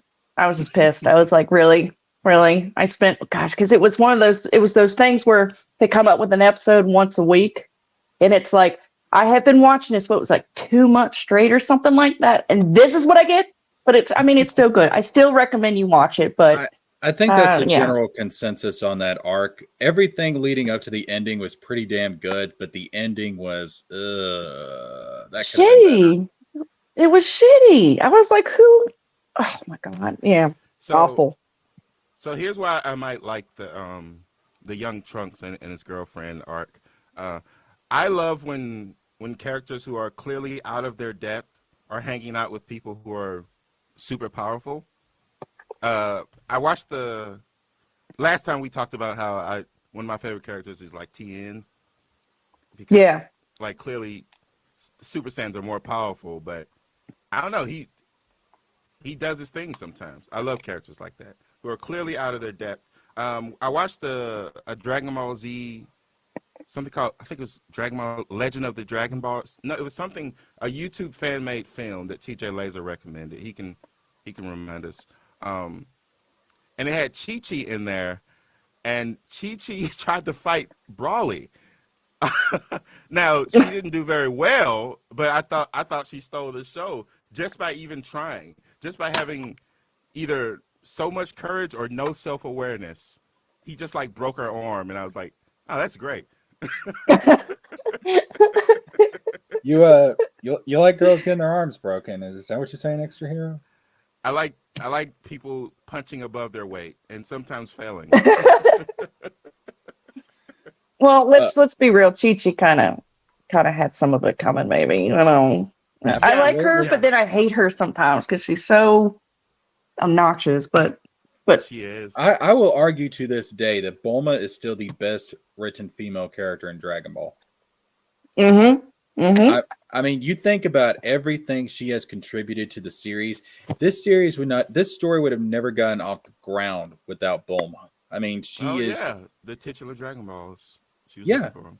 And she's the brains behind everything. Because when when people need help figuring out what to do, as far as like even the time travel stuff, like in the Future Trunks arc and everything, Goku Black arc, she was the one they went to. She is the brains behind the entire operation, and she plays that role masterfully. Oh yeah, gosh, I was going back to my childhood. I remember, speaking of the Future Trunks arc during Dragon Ball Z, when we found out that Bulma and Vegeta got together. I was Oh, like, I was that so was like, so crazy. It was like, wait, Vegeta has a heart somewhere, or what's going on? Bulma, you oh aren't well, afraid of this crazy person? Like, well, it's That great because in the Dragon Ball Super series, they explained it's so funny. I'm sure you know what I'm talking about. Where Piccolo figures out why Goku and Vegeta married such high, strong, bitchy women, and yeah, that's a and good Piccolo's word. like, that's why, and it's like yeah. he was one of us, he related to all of us. That was the best scene in the series. I Yeah, thought that was I love so Piccolo good. too. it's because Bulma and Chi-Chi were a lot of like they were like a lot of Saiyan women. They were high powered and had these outlandish attitudes and stuff, and Kind Oh, of they were alphas. yeah, yeah. That's well, why that's Goku and cool because Vegeta we were haven't seen attracted to Saiyan him. women, so it's cool that they explained that. Oh, dude, in Super, there's this character from Universe 6 called Caulifla. She's Yeah. basically like her personality is very similar to Goku's. Yep. Wow. And I guess we'll Yeah, I see was all these so characters in the new surprised. Dragon Ball Z game. Probably, Yeah, yeah. that's right. That's coming out, ain't it? Has it already been out, Yeah. or is it What okay? no, Because I remember seeing previews. it's coming out next year. They actually had a trailer for it at the Video Game Awards. Yes, that's right. It Speaking, looks awesome.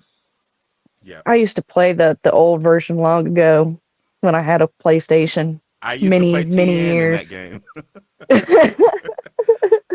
Volleyball fist was a motherfucker. Yeah, dude, I'm ready for them to start continuing the Dragon Ball Super arc because isn't the manga already ahead of what we've already seen on TV? Right, yeah, quite a bit of ways ahead. Of course, the anime ended with the Tournament of Power, and then we got the Broly movie, and then we got the superhero movie. And the manga, they've had like the Moro arc, they've had the Granola arc, and now they're in the manga adaptation of the superhero movie, but that's about to end. And of course, we have the whole thing with Black Frieza that's coming up. Oh, I've been hearing about that. Dude, that Yeah, Black I don't want to spoil it, but that Black Frieza reveal was like, holy shit, this guy is scary again. You know what? yeah, So because well, go ahead, bud. Go ahead. I was gonna say it's been so long that I watched Dragon Ball Z that I don't know how Boo was ever defeated. So Spirit Bomb. really? Yeah, Yeah, remember they got everybody on Earth to give energy to the Spirit Bomb. Oh, okay. yeah, Yeah, I and do and remember that. Vegeta was bitching at all the people on Earth for Dude, I did a short, and it's just that clip of Vegeta going like, "What's wrong with you, Earthlings? Don't you have any brain cells at all? When are you going to grow up?" And I titled the short, basically, my opinion on the human race. Oh my God! Don't be Vegeta.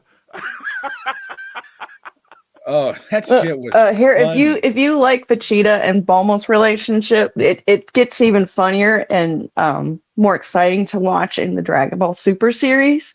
Because we get Nice. especially in one of the movies, where Barris makes his appearance. That was pretty good. So I think you'll like it a lot.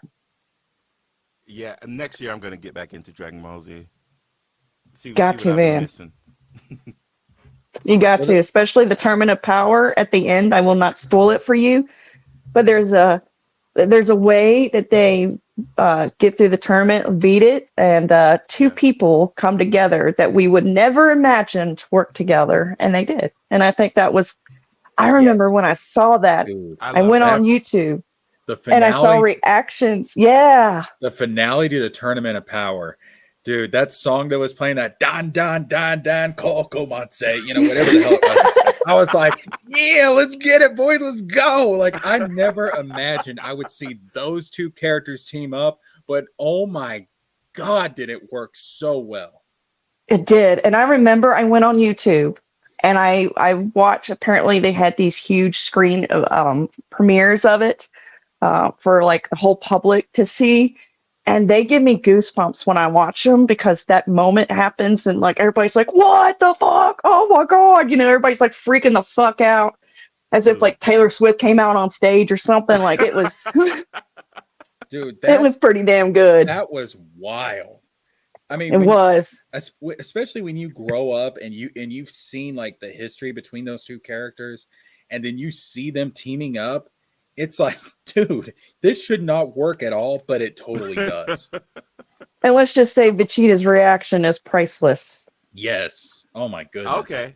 I just assumed that Vegeta was one of the characters you were talking about, but apparently it's not. No, Vegeta. that's the only clue you're getting. Okay, cool. I was picturing like Vegeta and Piccolo. No. Oh no.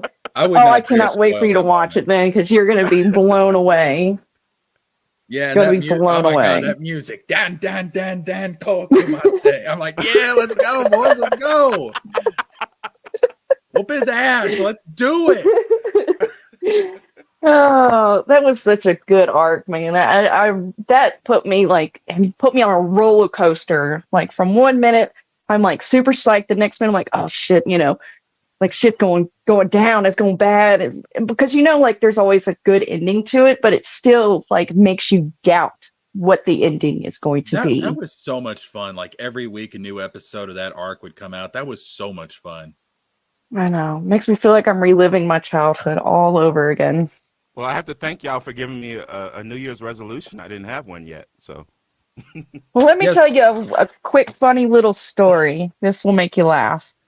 So back in the day when Dragon Ball Z was on Toonami and it would come on like 5 o'clock, because I would watch Sailor Moon and then it was something else and then it was Dragon Ball Z. And I was so obsessed with those shows. When I come home from school, it was like soap operas. If you missed one episode, you were so fucked. You cannot keep up. Oh, so there was times.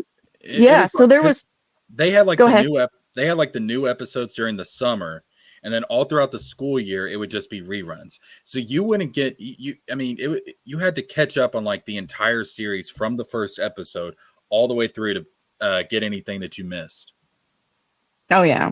So I was so obsessed that I didn't want to go anywhere. My mom and my sister were like, "Let's go shopping. Let's go do this." And I'm like, "No, I'm not leaving the TV. I'm staying right here." Understand how important this is. My mom this is the future with streaming services, Mom. Well, my mom got time traveler. Yeah. My mom got so concerned that she called my dad. Now, my parents are divorced and don't really care for each other. But the fact that she called my dad in concern tells you a lot about how obsessed I was with this. So my dad comes over and he's like, "We're going to come sit at the table with me." I'm like, okay, whatever. So I sit down at the table. He pulls out his Bible and he starts telling me, I can't remember because it's so many years ago, but he was trying to like get me like to not watch the series. And I just remember he put the Bible on the table, said a bunch of stuff and said, you really need to stop watching TV in this show. It's not good for you. You were a sinner. I was a sinner. I was literally being interrogated. Oh, that is so creepy. Oh. My dad and I are great. We got great kids. No. Well, my dad now and I have a great relationship and we actually laugh about it because, hilarious. But yeah, that's how concerned they were of me because I just didn't want to have a social life. I just wanted to stay and watch my episodes. And Dad's like, we got to have an intervention. We got to have something. So I'm telling you, it was so funny, especially looking back. Like an emo phase or something. I guess. I don't know. I never really got to talk to Mom about exactly why that came about, but I have pretty good suspicions because, like I said, I didn't want to do shit. And so they're like, Yeah. well, we're going to bring the Bible out. We're going to interrogate you. We're going to have an intervention. You need to step away from these shows. It's rotting in your brain, blah, blah, blah, blah, blah, blah, blah. And yep. And now here I am. Well, Have a you seem YouTube like the channel about anime shows. You seem like the perfect person to ask. Should Sailor Moon be something I go back and watch? Because I've always wondered. I think if you're going to watch Sailor Moon, you need to watch the newest series, like starting with Yes. Sailor Moon Crystal. Don't Crystal. watch the. I mean, listen. If you want to watch the original dub for nostalgia purposes, that's cool. That's fine. I mean, I've done that from time to time. The one that was made by Deke, the Fighting Evil by Moonlight, that whole thing. I don't have nostalgia for it. I just remember seeing it everywhere. So I've never actually watched the show. So. But Sailor Moon Crystal, you said. Yeah. Yes, that is, and it's on Hulu if I'm correct. That's what you want to watch, because I will say this: they have really followed the manga very closely this time. It's a little bit more dark. It's a much little more bit accurate. Yes. So I haven't gotten to see the Dream arc or the Stars yet. That's a plan, and that's my New Year's resolution, is catch up on those. But yeah, that's where you want to start. Go just watch that. It's just better. Nice. When I was a boy, man, like the things I wanted to do to Sailor Mars, I didn't even understand the things I wanted to do to Sailor Mars. My God. I mean, the way that Katie had a crush on Trunks, just imagine millions of people having crushes on the Sailor Moon girls. How come there hasn't been a live action retelling of Sailor Moon yet? That's a good question. Well, there is, but it's so old, and it was made in Japan, and it was it's cringe. I know a lot of women in the fandom loved it then, but I remember watching it way back, and I was like, God, this is cringe. This is very, very cringe. I just don't think they can do live action Sailor Moon without it being cringe. The costumes never look right. They always look like they're just put together last minute. I don't know. But think about, and plus it's a woman's thing, so well, look, they were able to do a live action One Piece pretty good. So I mean, if they can do that, as wacky and zany as One Piece is, they can do Sailor Moon. I feel like with the advancements we've seen in cosplayers, hopefully some of that has like rubbed off on like filmmakers, and I think costumes are better these days. I'll be right back. All right. But yeah, I think they could do a live action Sailor Moon. I mean, I really didn't think they'd be able to pull off One Piece, but yet they did. TJ Laser says Jesker has a type. Oh, well, what type would that be, sir? Do I like tomboys? Listen, I would rather have a girl be tomboyish, be all natural, than this prettied up, makeup, fake thing. I don't want to have sex with an artificial doll. All right, which is kind of funny because Android 18 Misty from Pokemon did this to you. She may have. Misty from Pokemon. She may have. But no, like when I see a girl, like even out in public, and she's all, makeuped up and everything, and I'm just like, that is so fake. Like that's not you. That's not the real you. That's this idea that you've built around yourself, or somebody built around you. It's better than the real you. It's the internet you. Oh. No, I want girls. I want a girl that is real, that is legitimate. No, I don't like the whole prettied up fake. You want Jennifer Lopez? What? She famously sang a song called "I'm Real" with Ja Rule. Oh, yeah, okay. Sort of a classic. But no, like her whole thing used to be about how she was so relatable and stuff like that. Oh, what, Jenny from the Block? Yeah. Now, of course, she's unrelatable in many ways. She doesn't seem to age. She's married to Ben Affleck sometimes, and then not. Sometimes. Guys, I'm going to have to hop off my little one. coming back home from Granny and Pawpaw's. So, It but was I'm a glad I pleasure got to talking hop to you. on and talk to y'all for a little bit and talk some shit about Dragon Ball Z and Sailor Moon. So, It was awesome. Yeah. Hey, so well, you got a channel doing anime stuff, right? yeah. So it's called Sestrin's Fan Club, and I'm How a you huge spelling fan of that? Inuyasha. Sessrin Fan Club. Right. We are fans of Shishomaru and from Inuyasha. And 2-3 years ago, they did the Yashahime series, and Shishomaru and Rin became a couple and had kids. So we are fans of Sessrin. That's the short term for it is Sessrin. So what I do is I did some reactions to the series back then, but I also read and review fan fiction. We have a lot Oh of my God. writers. Yeah. Well, hey, they write better than Eric July. Let's just put it that way, Oh okay? my God. That's not a very high bar. They're really great writers, and we have a very strong community. We do a lot of events together that brings artists, like fan artists and fanfic writers together. And sometimes they've done uh, collab together. So I read and review a lot of those fan fictions because there's about over 3,000 of those stories. So I Oh read and wow. review. Yeah, no, it's pretty big on AO3. And so I read and review. I give my honest opinion and recommendations.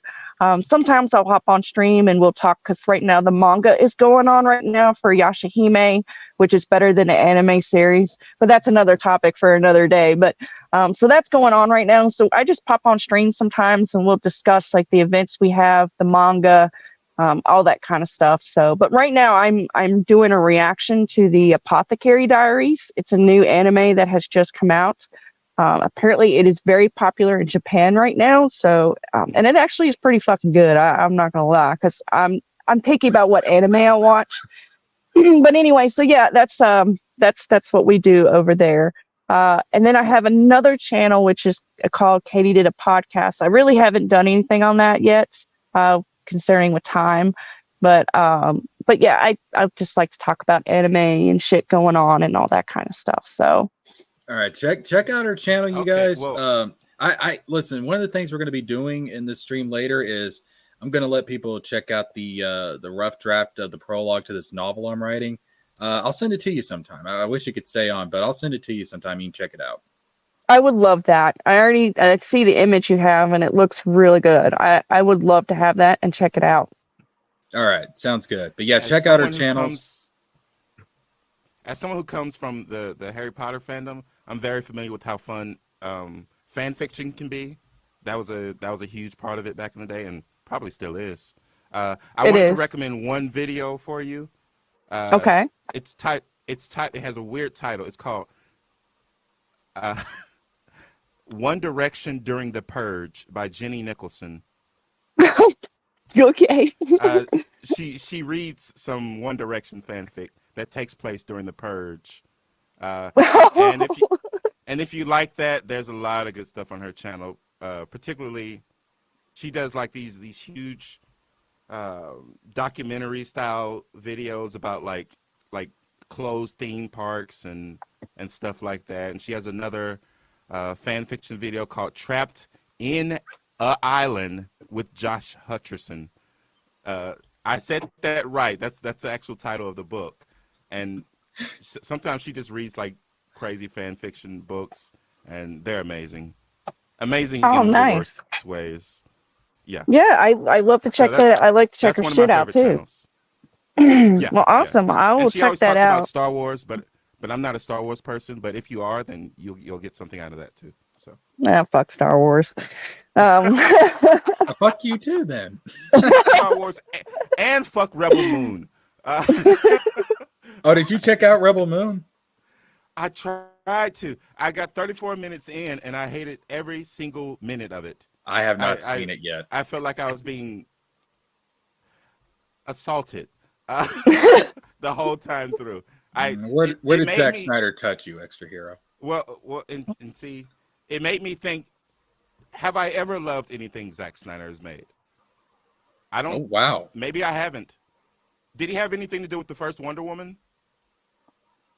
No idea. If not, then That's I a don't think I've good ever question. loved anything he's done, and I don't plan on giving him a chance anymore.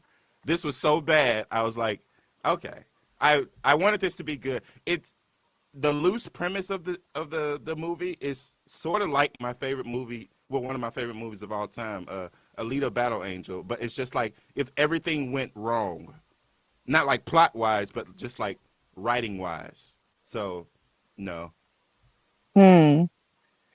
Well, good deal. Well, guys, I'm gonna hop off here and get the kids. Thank you for having me on. I appreciate it. No And problem. yeah, if y'all into mushy shit, the channel's great. Like I said, Shishomaru is our favorite. He's my second crush. Trunks and him are my crush. Something about the hair. I don't know what it is. But anyway, thank you like your guys for style. having me on. Thank you. Thanks for having me on. I appreciate it, and maybe I'll catch y'all again sometime soon. And Sounds Happy New good. Year. You too. Happy You too. New Year. All right, Katie did a bye-bye. podcast, ladies Bye. and gentlemen. There you go. Bye, guys. See ya. All right. So yeah, that is some weird ass titles for some fan fiction. Holy shit, dude. I mean, I'm Trapped that's in wild. trapped. It's so hard to say because your brain is fighting against it. Trapped in a island with Josh Hutcherson. Yo, Katie had a point though. Like, I have, honest to God, I have read fan fiction that is written better than ISOM. Yeah. Well, anyone who's ever written anything about ISOM has somehow come up with a better story in the ISOM universe. I have read some fan fictions that have, honest to God, made me fucking cry. And Yeah. I mean, ISOM has made me cry too, but just for how bad it is. Different In a type very of tears. yeah, different type of tears. They Absolutely. sting a little more. They're Oh mostly my- just salt. Yeah, pretty much. You can season your food with it. I swear, man. Oh my goodness, ISOM. That's something that we're definitely going to be talking about more next year. I think Eric's going to have a bad 2024. I hate to say it. I know the subtitle on screen says let's do better in 2024, but I'm telling you right now, that's not happening. He's going to do worse. He is. He's going to do don't worse. think it's The gonna only be. thing that could possibly save him is Yaira doing very well. Well, the only thing that's really going to save him in the long run is for him to convert, to come to Jesus Christ and realize, instead of just putting And Christ. that's an odd thing to say about someone who just made a video talking about how he's such a strong Christian. Yeah, I know. But I yeah, know. he I don't- not I don't- strong enough to get him to behave like a regular human. Yeah, I doubt the faith of anybody that puts a cross on a crotch. I'm just saying that's Right. Let's say he's a capitalist. yeah. Oh, dude, like I'm not going to go on a whole tangent here, but it is, especially in America, it is amazing how many quote unquote Christians actually their God is the almighty dollar. It is sickening. I've gotten to the point. I've gotten to the point now when that's why they have to put in God we trust on the money. So it's like, oh no, we're not cheating on you. The same thing. I mean, I have gotten to the point now that I have been lied to by so many old white dudes with big shit-eating grins, wearing $200 suits that it's like I don't ever want to wear a suit again in my life. Although, unlike Eric, I will rent one to a wedding. Right. You'll show up to a wedding in a suit. You won't change your wardrobe to just jerseys and tank tops. I still can't believe he did that shit. Oh my god. when that picture was pulled up, I was like, you gotta be fucking kidding me. It immediately became the cringiest thing of the year. He then, came in. You know how at the video game awards people were pissed that like Alan Wake won awards because it like just came out. Right. He won the cringiest award even though he just came out. He won it for the year. Ugh, that was so disturbing. I mean, what goes through how can you care about whoever's? I mean, I'm assuming the bride or the groom, or maybe both of your friends, how can you have such disrespect? You show up dressed like that. I mean, hell, at least come in like some kind of nice, dress shirt or something, but not a fucking jersey. I don't even think celebrities do this. I think even celebrities are self-aware enough to like just put on a shirt, dude. God, it's weird. Even basketball players who are known for even basketball players and maybe even rappers, they're just like, well, we can't wear a jersey to this. Yeah, I mean, it's like, dude, there's limits. Listen, I'm rebellious, but I ain't that rebellious. The Nerdway says Eric July has more money than talent, and it shows. It does. Yeah. Oh, dude, speaking of which, I saw that stream that you had with LG. That confirmed everything that I believed about these people. Yeah, it was strange. Really, the product is Eric. It's not ISOM. Yeah. And that's what we fail to understand a lot of times when we try to look for rationality in the universe. Some people just aren't rational. I mean, it's sad, but it's true. And, I'll tell you something a college professor once told me about people like this. Just, he at the end of one of our classes, he said, I want to give you a scary thought to go home to. And that thought is this. These people, they vote and they breed.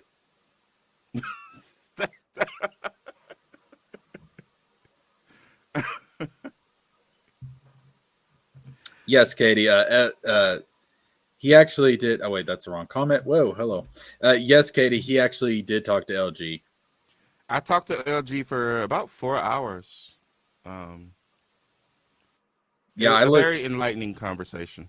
It's on LG's channel, and I listened to the whole thing while I was at work. And dude, I had to stop myself multiple times from just going, "Oh, what the fuck."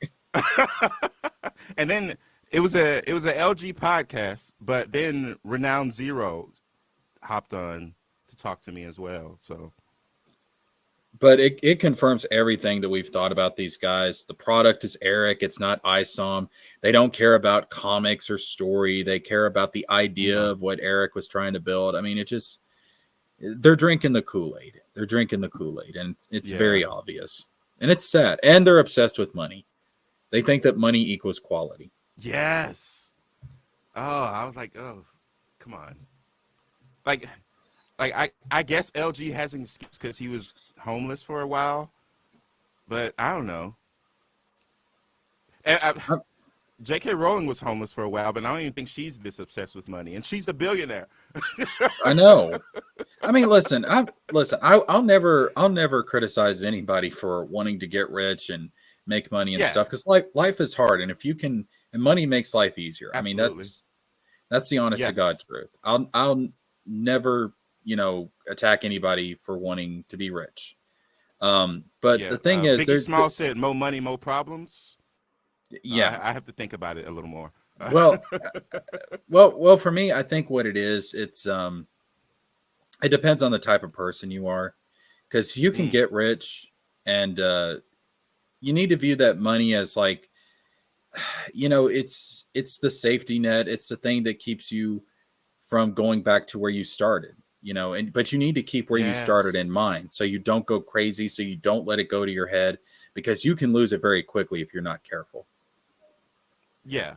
And it can become your God. I mean, you can become all about money. I've seen that happen. Like, people will put money, the almighty dollar, on a pedestal and treat it like God.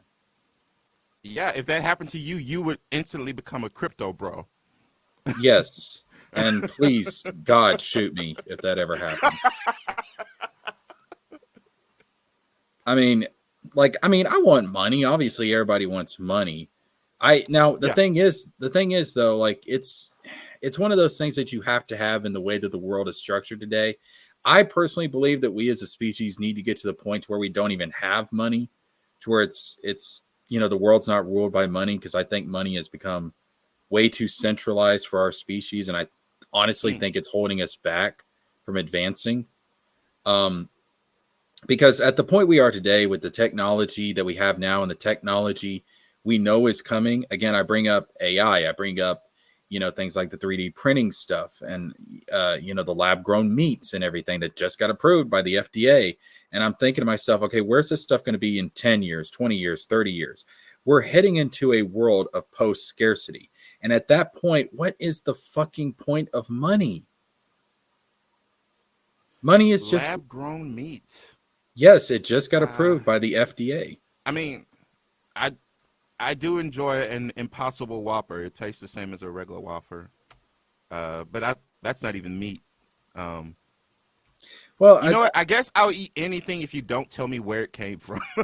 Like, don't I, tell me it was grown in a lab. I Like, am for whatever it takes to end world hunger, yeah, whatever it takes.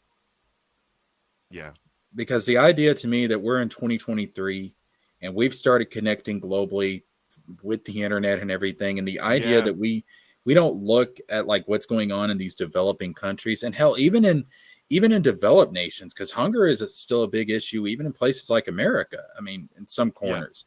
And I look at it and I'm like, we we can do better. And I don't believe in that whole excuse like, oh, we don't have the money or the resources. Yes, we do. Yes, we do. It's the mentality. we absolutely do. And you think about all the just all the food we throw away. It's just like it's kind of weird that this is a problem. Like if an alien came down and was like, wait, so how come some of y'all are struggling with food, but y'all are just letting a lot of it just go to waste? I He's like, I "Ah, it's a honestly, long story." well, have you ever heard the the supposed leaks from like government agencies and stuff about aliens? And I'm not talking about like some of the crazy stuff out there. Like I mean like stuff that has supposedly come down from like people that used to work in the government. Like there was a couple of years ago that guy that left the Israeli government, and Hmm. he was talking about there was like this galactic federation, and like they have been monitoring us, but the reason they don't make direct contact, or the reason they don't make public contact, is apparently they have been in contact with certain governments on Earth, but the reason they haven't made themselves public on a wide scale is because they look at us and they see that we don't have our shit together, and they Yeah. don't want us bringing our problems out into the rest of the universe. And I, So honest to God, can believe that. That makes a lot of sense. so my brain won't ever let me believe anything like that. But and here's one of the reasons why. We've had too much good sci-fi over the years, and so I can't. So now I just think like, oh, everyone's everyone just wants these ideas to be real. So yeah, Well, and I'm not. maybe that guy, that ex-Israeli guy, maybe he should have wrote Rebel Moon. Uh, Well, I'm not saying whether I believe it or not, but I'm saying if that was the case, I could believe it, because you yeah, try to picture yourself looking at the human race from the outside. We yeah, look really fucking stupid. yeah. It's odd. I mean, Like the way, imagine otherworldly beings basically like rooting for us like teams. Well, actually, we do that to ourselves. yeah. Patriotism and stuff like that. Huh. But I mean, because it makes sense when I hear it that way. Because people always say, "Oh, well, if they show up, they're gonna take us over and stuff." It's like, bitch, if they can travel from their planet to ours in that fast of an amount of time, because it would take us lifetimes to get to the nearest star outside of our own. If they can do that easily, they could have wiped us out in an afternoon. All right. I mean, it would be True, nothing for true. them. It would be nothing for them. The fact that they haven't, if they are actually here, tells you that they're the good guys. Yeah, and and one of the things about that theory, um, he says they talk to governments, but why would they only talk to governments though? Like I don't know. I mean, it makes sense. They're where our leaders are, but also there's a lot of like non-official leaders. Like for a while, like for a while, I was always wondering. I was like, so who is our version of the royal family? and for a while I was convinced that it was the Kardashians. So, so I think aliens would try to talk to the Kardashians. They might blow us up at that point. If they think the Kardashians represent the entire human race, And then they may just say, "Fuck it." Kanye's at home at that point, so they have to talk to Kanye as well. Oh. It's like, we're fucked. The Pope did come out a couple of years back and said something interesting. He said, I don't know if there are other intelligent life forms in the universe, but if they are, they may have a better understanding of God than we do. And I thought to myself, what's that all about, Your Holiness? How come in like the last 10 years, popes have been saying cool shit? What's up with that?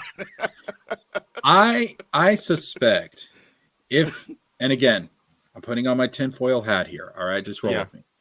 But it would make sense to me that if the governments and if high-ranking religious leaders like the Pope or the Dalai Lama or whoever, if they have Eric July, of course, we can't leave out Eric July. He's as George Lucas would say about Jar Jar Binks, he's the key to all of this.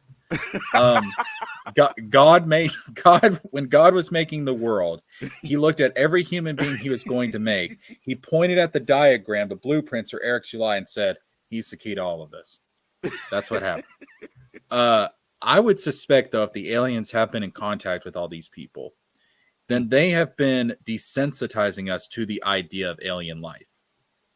So you think about how aliens are in the movies and everything. You think about, some of the statements that have been coming out from people, like the Pope saying that, the Israeli guy. Hell, like even presidents have been asked about this. Because I remember, I think it was Jimmy Kimmel actually sat down with George W. Bush. And he asked him, he said, as president, this is back when he was still president, or it may have been shortly after he got out of office. He said, as the president, were you told things that if the rest of us knew it, it would totally blow our minds? And George Bush said, and he got real tense, real serious. And he said, yes. And then Jimmy Kimmel asked, would you ever tell anybody about it? And Bush said, no. Well, so, the nature of his job means that he knows a lot of stuff that he can't talk about. It would be almost treasonous to talk about. I'm sure that's what he was referring to.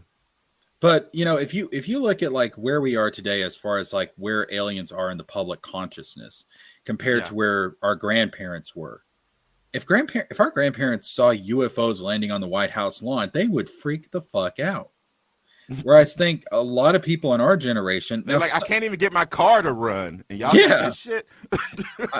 I think a lot of people in our generation, there would be some of us who would freak the fuck out, of course, but I think a lot of us would kind of be like, this makes sense, like, because we're so used to the idea. Yeah, imagine oil companies got rid of the aliens that came because they found out how to travel without oil. And they would do that shit too. They would do that shit in a heartbeat too. Capitalists Those are what destroyed the aliens. Found a way. Listen, ladies and gentlemen of YouTube, I want to give you a little spoiler here about the aliens. All right, I can guarantee you that on their home planet or whatever galactic federation they have, they're not using capitalism as an economic model. Yeah, probably not. Only if they were for some reason copying us. If they no, God, please don't. This is pretty good, guys. I would tell the aliens, I'd be like, don't be like us, be better than us. Don't copy us. We wake up every morning. They're like, you guys made Star Trek. It's like, no, one guy made Star Trek, all right? He is not representative of all of us, all right? Most of us suck. Don't listen to us.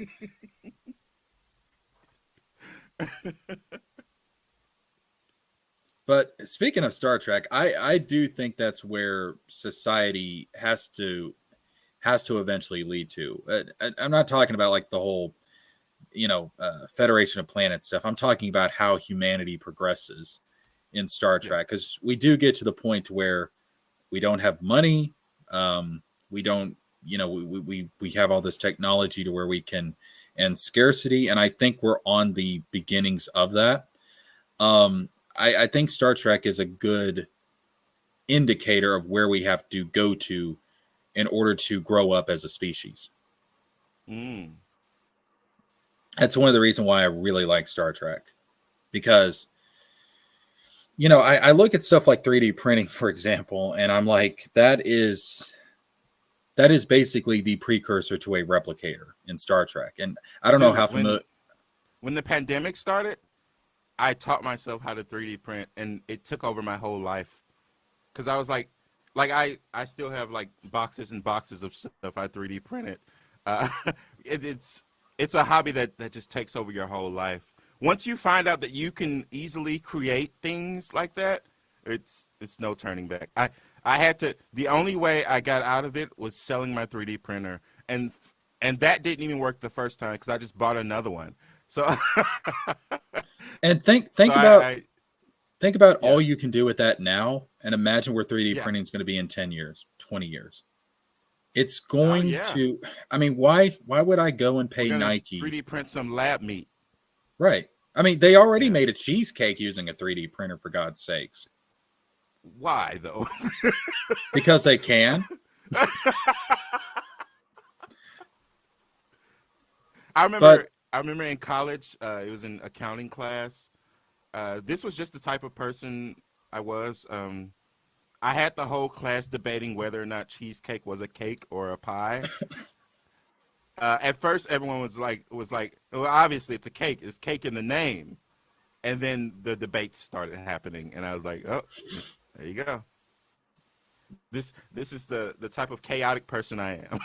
You are the type of person to get in a room with world leaders and start World War III on some stupid shit. Right.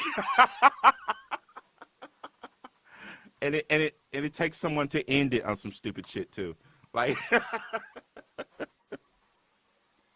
that is one aspect of my multiverse counterpart shows up. And it turns out he's actually the good one. We've got the evil extra hero and the good ones in the other universe.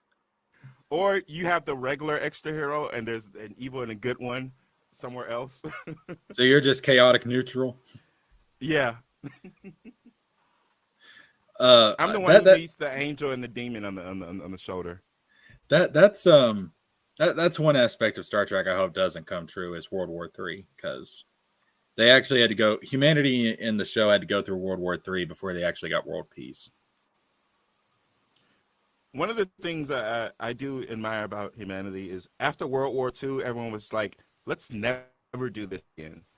Not on a grand scale anyway. But like I guess we've done it on a small scale with like Gulf War and stuff like that. Like the big players back, the big players back then were like, we can still fight each other, but let's not go this fucking far. Right, like this really set us back, guys. This is a big setback for a lot of people. So let's try to do better in 2024, ladies and gentlemen. Yeah, really. That's what they say. Let's do better in 2024. I do have hope for humanity. I just think a lot of the people that are in power right now, they've been in power for decades and decades and decades. And they still have that old world mentality, but they will eventually die at some point. At least I hope to God they do die at some point. Please, God. They can just 3D print body parts. They'll never die. Fuck. No, fuck. Stop that. Don't give them ideas. Just let them die. Let them go. Let them go to the nursing home and just Mitch McConnell is printing a new hand as we speak. Oh, please do. No. Oh my God. Mitch McConnell needs to go home, man. It's time to go home, Mitch. Go home. The aliens come to Earth and they think that he's the most powerful person on Earth. Oh God, we're And in a done. way, he is. These people, man, they are literally, they're not going to relinquish power until it's pried from their cold dead hands. I mean, it is just let it No. go, man. Move on. Like literally, like move on to the next world, please, and let somebody else run this show. Move on to the next world, whether it be heaven or alien world or multiverse. Yeah, whatever it is. Heck, come if you want to get reincarnated and come back as a cute little baby Mitch, like fine, Oh cool, my God. whatever. But just as long as you're not running the show anymore, I don't care. Just go away, Baby Mitch. little It's baby nice to think Mitch. about him as adorable one day. He comes out with the turtle shell and everything, and the doctors are People like, thought it was a turtle at first. Then like, wait a second, how did this happen? Is this how we get a teenage mutant ninja turtle? the doctor looks at him, and in his best Hank Hill impression, he's like, "That boy ain't right." The nurse is like, that's an astute analysis. It's like 8+ years of college, huh? All right. The doctor's like, okay, I'm out. He's like, no, this is where I They retire. never told me this could happen. I feel gypped. I paid a lot of money for this degree. They never told me this could happen. I'm out.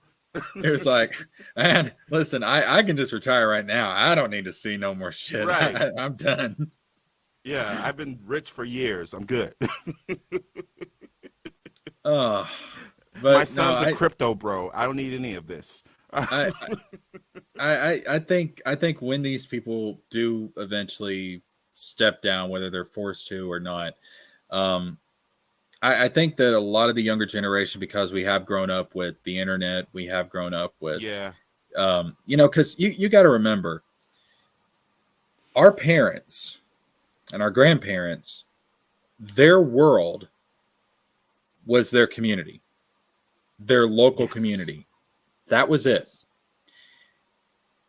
I don't know what that means. you get what I'm saying? Like, I don't have an experience you're right. of that. I noticed. So I was like a political junkie. I cared a lot about that, and I still do. I just don't let it take over my life anymore. But even You can't. then, It'll drive you crazy. Even then, I was mostly just obsessed with like United States politics, not necessarily shit that was happening in my community. I don't really feel a connection to like my city or anything like that. But I do care about like who wins like state elections. And when I say state election, I just mean like the big jobs, not like Governor, parishes and shit stuff like that. Yeah. I basically care about like presidential and shit like that. So yeah, and in doing that, it sort of teaches you to care about something not in your immediate surroundings, basically. right? So yeah, And I think that's a positive development, because even the internet only reinforces that. when I think about like solutions to problems and stuff, I'm sure previous generations thought, well, how is this going to benefit my community, or what is this going to do for my country? When I hear about solutions, I'm thinking to myself, what is this going to do for our species? Yeah, basically the way I was thinking, you just upped it one level. You went to the parent folder of the idea that I had. Yeah, because I mean, of course, as someone that lives in America, I do think about American politics, but I'm also thinking to myself, like, with the internet, it always seems the most dysfunctional, but maybe that's just ignorance. No, it is that we don't know that everywhere else is very dysfunctional as well. It is the most dysfunctional. It always seems like we're the It always seems like a clusterfuck for us. I think America is the most dysfunctional in the developed world. Now, compared to like some of the Middle Eastern countries or a lot of the countries in Africa and stuff that are still developing, we have no reason to complain compared to all of that. But when you look at Europe, you look at like Japan, you look at the Nordic countries, a lot of them are 20, 30 years ahead of where we are in terms of how their societies are structured and organized and how everything runs more cohesively. They're way ahead Yeah. of us. Now I wonder, is our dysfunction, does that in some way? Hold on. Let me Make- answer this from Katie. Mhm. She said, I have moments where I feel bad for bringing my kids into the world. It scares me with what's coming. I understand that sentiment, but remember that a lot of other people throughout history have probably felt the same way. And your kids could be part of the solution to fixing the world's problems. We don't know where the next Einstein's going to come Your from, kids could be the final solution. or the is next. what he's Whoa, saying. whoa. Hey, you two. I Speaking of that- disavow. Don't I Speaking of want that- my that- monetization? Speaking of that last war. Your kids could be the next Martin Luther King. We don't know where that's going Yeah. to come from, but it will come from somewhere eventually, because people like that have always arisen throughout history to make things better. Yes. So it could be your kids. I mean, I don't know. Like, we don't know where it's going to come from, but Well, a lot of them are here now. They want to make things better.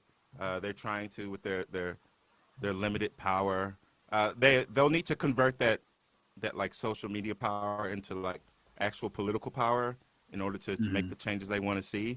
But a lot of it is basically these people who really don't really care about the future that much. Like it's not here now, so it doesn't exist for them. And so, yeah, I think about it all the time. I'm like, did we already mess up like too much? But also, I don't want people to use that as an excuse to just keep fucking up more. I think one of the things that's going to happen is that, future generations, as they grow up under the bullshit that the previous, and even our generation now, growing up under the bullshit that the previous generations created, Yeah. that is going to build a level of empathy in us to where I think it's going to create a new, and especially with things like the internet to help expedite this, I think Yeah. it's going to create a new sense of brotherhood. It will, yeah. So over time, we're going to get more brotherhood, but we're also going to get weirder and weirder as we try to be accepting of every single thing. So there's going to be that's part of empathy. Being accepting. I look at that as a trial and error phase. Because eventually, like right now, we're at the beginning of globalization. As far as on a cultural level. Now, economically, we've been there for a while.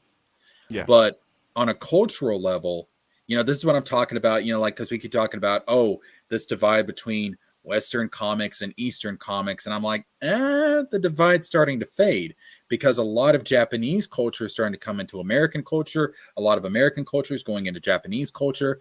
And so we're starting to see this blend and this mixture. K-pop has never been bigger. Right. Now, what happens when you're making a cake? Okay. It looks ugly. It looks disgusting. You got all those ingredients mixed in there. It's not pretty, but the final product is delicious and beautiful and tasty if you do it right. So what we're going through right now is what I like to call the trial and error phase. And we're going to see things that work phased out. We're going to see things that do work become better. And it's not going to be an easy process. It's going to have a lot of growing pains, but we will get there eventually. So there will be more of a unified global culture at some point. Well, you're extrapolating from the very American idea of a melting pot, basically. Yeah, except this time we're actually going to allow it to happen instead of having the barrier of racism and xenophobia keep it from happening. That's the thing about America. They turned off the fire on the melting pot, so it doesn't really melt that much. Yeah, we have a lot of good ideas and principles, but we suck at living up to those ideas and principles. Yeah, for sure. I mean, if we actually let the melting pot, if we had actually let it happen as people started coming in and culture started to spread, if we actually let the melting pot idea go through, we probably would be in a much better place right now, and the country would be more cohesive and we wouldn't be trying to kill each other right now, but we didn't let that Yeah. happen. Yeah, every time someone tries to heat back up that melting pot, some sort of war breaks out or something. Right. Right. I don't know. It's we're in a transition phase right now, and it's painful. It's not You're pretty. saying the world is trans. That's what you're saying. That's what you're saying. uh, it's it's not pretty right now. It's going to be painful, but in the long run, I do think we're going to get to a better place. And there's been people throughout history that have recognized that this has to be where we go to, or we're not going to survive as a species. We're not going to grow up. We're not going to be able to tap into our true potential. We have to get to this point.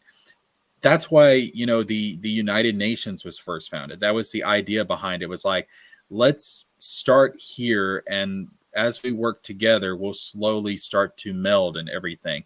And yeah, it would be some form of a global government. I know now that I've said that, Glenn Beck is, you know, freaking the fuck out right now. Like, he's having lunch with his family right now, and he sensed his family being force. Eric July and Eric July's spending New Year's at Glenn Beck. No, like, as soon as I said a global government, somewhere Glenn Beck was like, "Oh, honey, my heart just skipped a beat. Oh shit!" Like, but so I think the one of the closest things we have to a global government is like Amazon, where you could buy something and they ship almost anywhere. yeah, but I don't want a fucking oligarchy. Yeah. Let me be clear about something. I don't have a problem with the global government, but let's make sure we get the right kind of global government. All right, a global dictatorship is just as bad as us all trying to kill each other. Okay, let's not go down that route. It's when you said global government, it just perked up the ear of like so many different kinds of conspiracy theorists. Yeah, but you know, what I'm talking about is, you know, like, I think what we'd have to start out with is like a base set of principles that we all agree to live by. And, you know, obviously there's going to be some differences in cultures and stuff like that. I mean, again, we're talking, you know, I don't want us to become like the fucking Borg or something. Like, that's terrifying. What you want is something similar to like the space program, where it was like a lot of people working together to find a way to get to the moon. Yes. Yeah. And I want us working together to solve problems in our world, like disease, hunger, poverty. I want us working together to solve these things, because these are things that we have, as a species, have been fighting against our entire history. And for the first time, we are so connected. We have so much technology, so many resources at our disposal. We can actually start making a difference in solving these problems. And there's no reason that we shouldn't. Tell me, so during the pandemic, did the world come together to try to find a vaccine, or was everyone working separately? Because it's rare that we get opportunities to test against things that affect the whole world, basically. I would say that it's a mixed bag. I would say I would say there were certain parts of the world, certain large swaths of the world that did work together. Yeah. You know, America, Europe, Australia, you know, Japan, South Korea. A lot of places did work together with scientists all over different parts of the world. Yeah. But of course, there were dissenters, especially here in the United States. There was people that, you know, made a stink about everything. I would call them the loud minority, to be honest with you. And then, of course, you have some people that some nations that are very isolationist, like China, um, And that's Russia. very interesting. You say China because, of course, they were sort of a star player in this whole test. Um, uh, so you don't think they were working with like us and stuff like that, to working together with us? I know North Korea wasn't, because they don't ever do anything with anyone, but we're so connected to China. We're Economically, so yeah, we're so economically we are, economically connected. but culturally we're not. Yeah. I had a philosophy professor bring this up, and I thought it was quite interesting. People have been talking about there's a culture war between the West and the Middle East. And he said, that's not actually what's going on here. There's really not a culture war between the Mm, West and the Middle East, because both are dominated by Abrahamic religions and their values come from yeah. Abrahamic religions. The real culture Mm-hmm. war is between China and the United States. Mm. So Now this culture, is, it go on. feels more like a Cold War, because it's like people don't really talk about it that much, and like I don't know. I don't think the when we say war, I picture like two countries sort of, and maybe I shouldn't picture this. I was thinking like two countries like basically hating each other, but I don't know if that's the case with America and China. No, What do you no, no, think? no. It's not about hating each other. It's more so about Yeah, um, having two different visions for the world, two different ideas of how things should run. And yeah, it's kind of like two people who are trying to one up each other in the workplace. I mean yeah, that's kind of what it is, because China has a vision for a global society, but it's one that's very centralized, and it's one to where they kind of have their fist over everything. Their shadow is over everything, and it's very totalitarianism. Um, that's not the type of global society that we need, and yeah. I don't really want the Americanized version of it either, because we can't even get our own shit together. Um, it's again, I think if you want to look at people that have actually done this successfully, the Nordic countries are the most efficiently run governments in the world right now. I mean, Finland is number one on happiness index for its citizens. I really think that if the rest Mm. of the world adopted the Nordic model, we'd be a lot better off.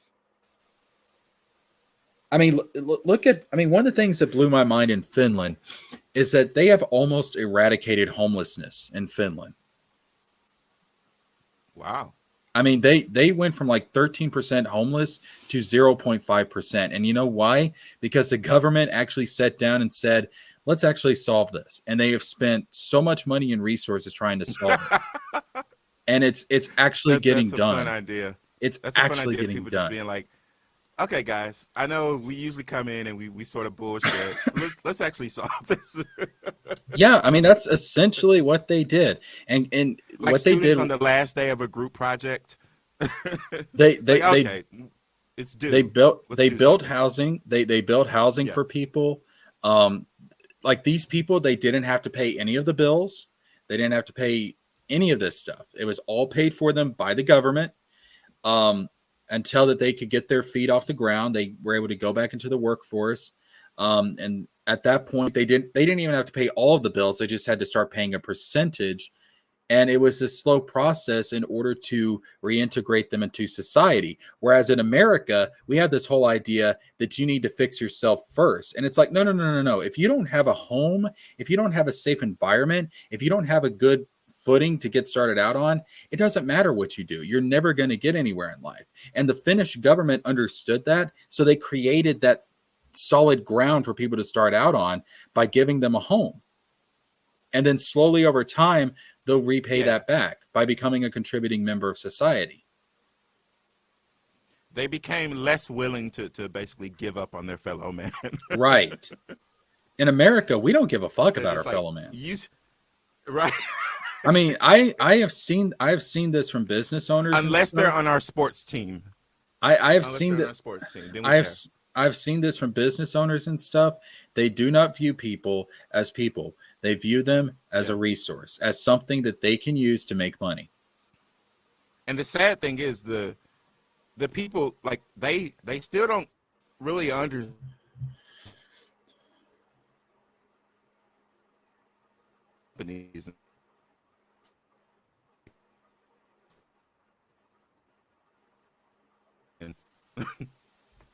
No, I Now I know how much things can change. yeah, I don't know.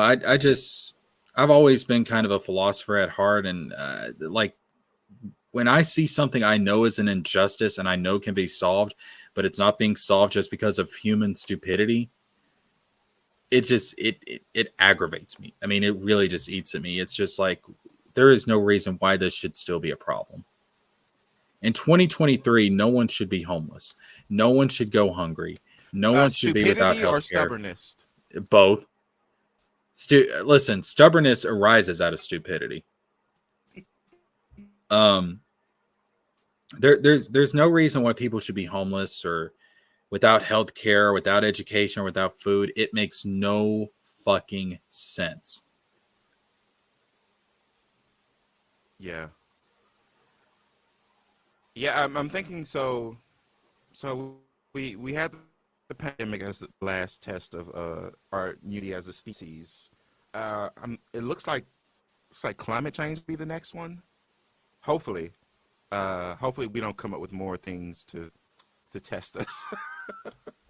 Well, I do think that I do see some positive things on that front because I live in a small town in nowhere, Tennessee, for God's sakes.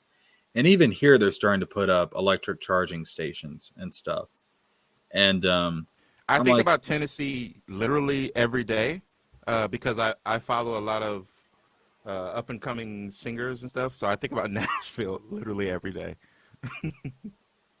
Yeah, and you got to remember, like, I hate to say this, but there's some really stubborn people in Tennessee. I mean, I have seen people who they'll complain about all their health problems and stuff, and it's like, I'd love to go see a doctor, but I don't have any insurance or it's too expensive. And I'm like, then why don't you support universal health care? They'll be like, oh, that's socialism. And I'm like, oh my fucking, oh Jesus. Tradition is powerful, man. Tradition is very powerful. It is amazing how many people will vote against their own self-interest. It is just dumbfounding. But yeah, and it's mostly just because it's the way it's always been. So why change a thing? Yeah, and to be fair, though, some of these people I've talked to, they are of the older generation. Yeah, and that's why I'm saying, like, if we can get people our age to break out of the brainwashing their parents have put them through, there is hope. Because when I look at all these other nations, Canada, a lot of the European nations, the Nordic nations, Japan, and I see that you can go into a doctor's office, you can get taken care of, you can get the help you need, and you don't have to pay a fucking dime because it's a human right. And listen, we talk about life, liberty, and the pursuit of happiness. How can you have life if you don't have health? Hello? Everybody else in the developed world gets this. They realize this. It's common fucking sense. We're the only ones who still have this survival of the fittest mentality that should have gone the way of the dodo a long time ago. It is nuts. Yeah, that guarantee seems to have been expired. The life, liberty, and pursuit of happiness. It is absolutely nuts. It is. I mean, it's like, well, you have the right to be alive. Okay, I would like to continue to be alive, but to do that, I have to have access to the healthcare I need. And I don't get to choose how my body gets sick, so it's not my fault. So I should be able to access this healthcare because it is my right to be alive and to stay alive. And that's part of it, dumbass. Yeah. we're all connected in a way. So when the system fails one person, it fails multiple people.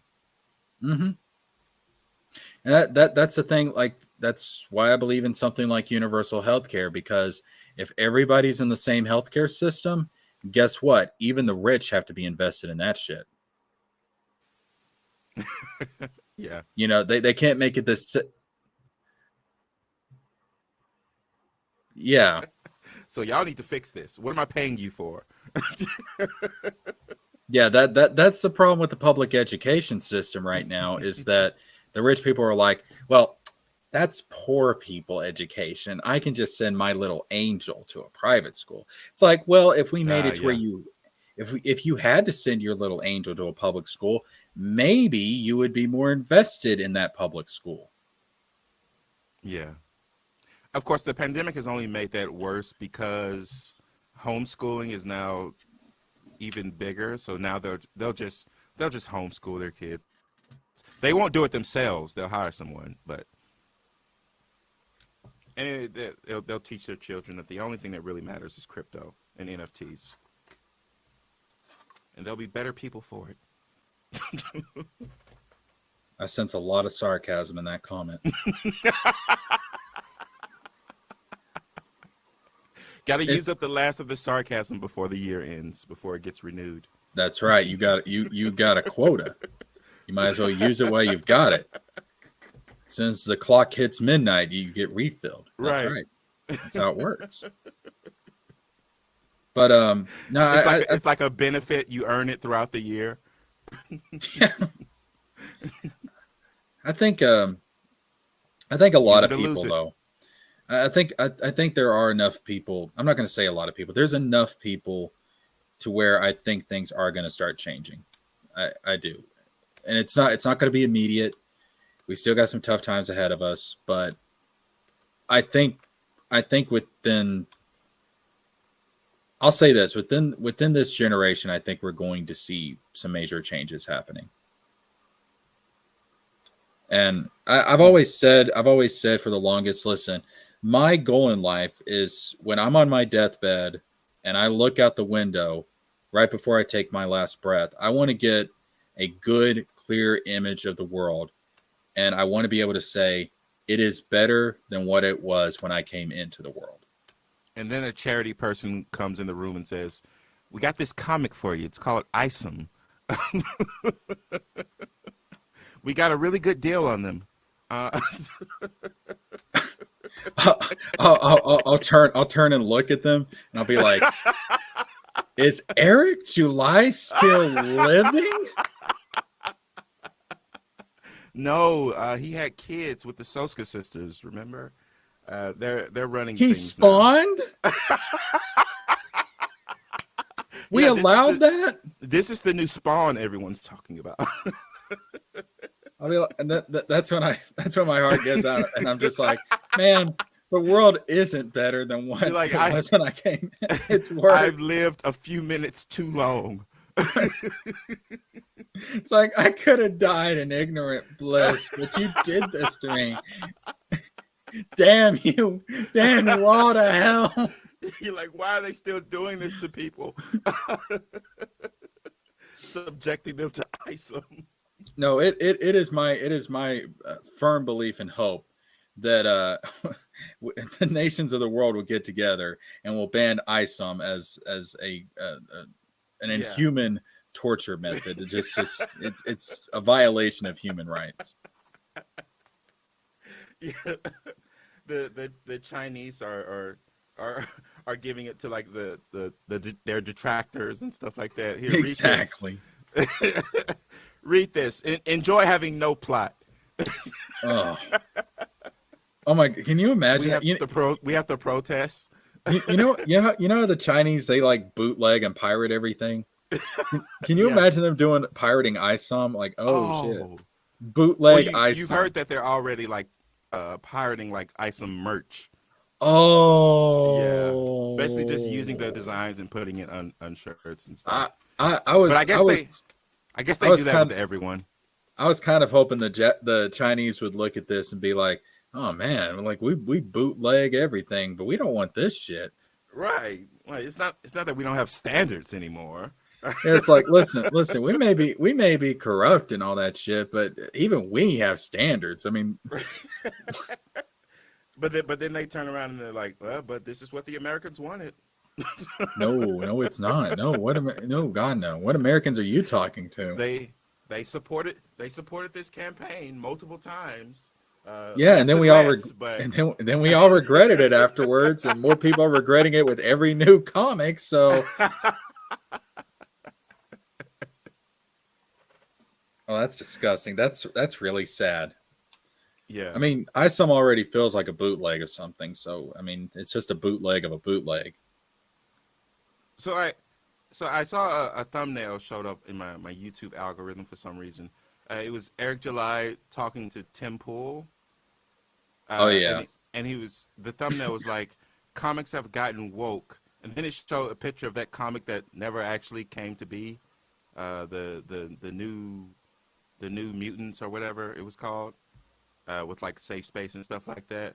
And I was like, because I don't watch Tim Pool, so I was like, so is this channel like Good Morning America, but for like the red pill crowd, like where they dumb things down to like the simplest arguments this corner of the universe, or this corner of the internet makes. You poor innocent child. I hate to do this to you.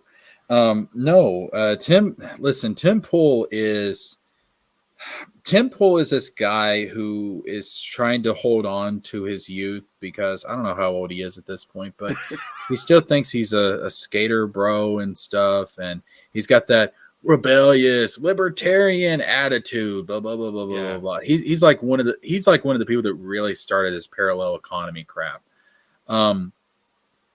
Essentially what it is, like he went from being I think he worked for Vice, I think it was, and then he said, I like, was just watching a Vice video technically today. It was about how a particular type of, it was about how the banjo played a large part in black folk music. Even though back in the day, black people were banned from even having instruments. So that sort of shook me to my core to learn that. I was like, I guess that makes sense. They were forbidden a lot of things, even drums. So that's why if you listen to like old like Negro stuff like that, it's a lot of clapping because they weren't allowed instruments. So, but yeah, there's a weird Vice does some weird stories, and sometimes I'll catch them. yeah, Tim says he didn't like the direction they were going, whatever the fuck that means. And so he started his own show. It got immensely popular. I mean, his show is immensely popular.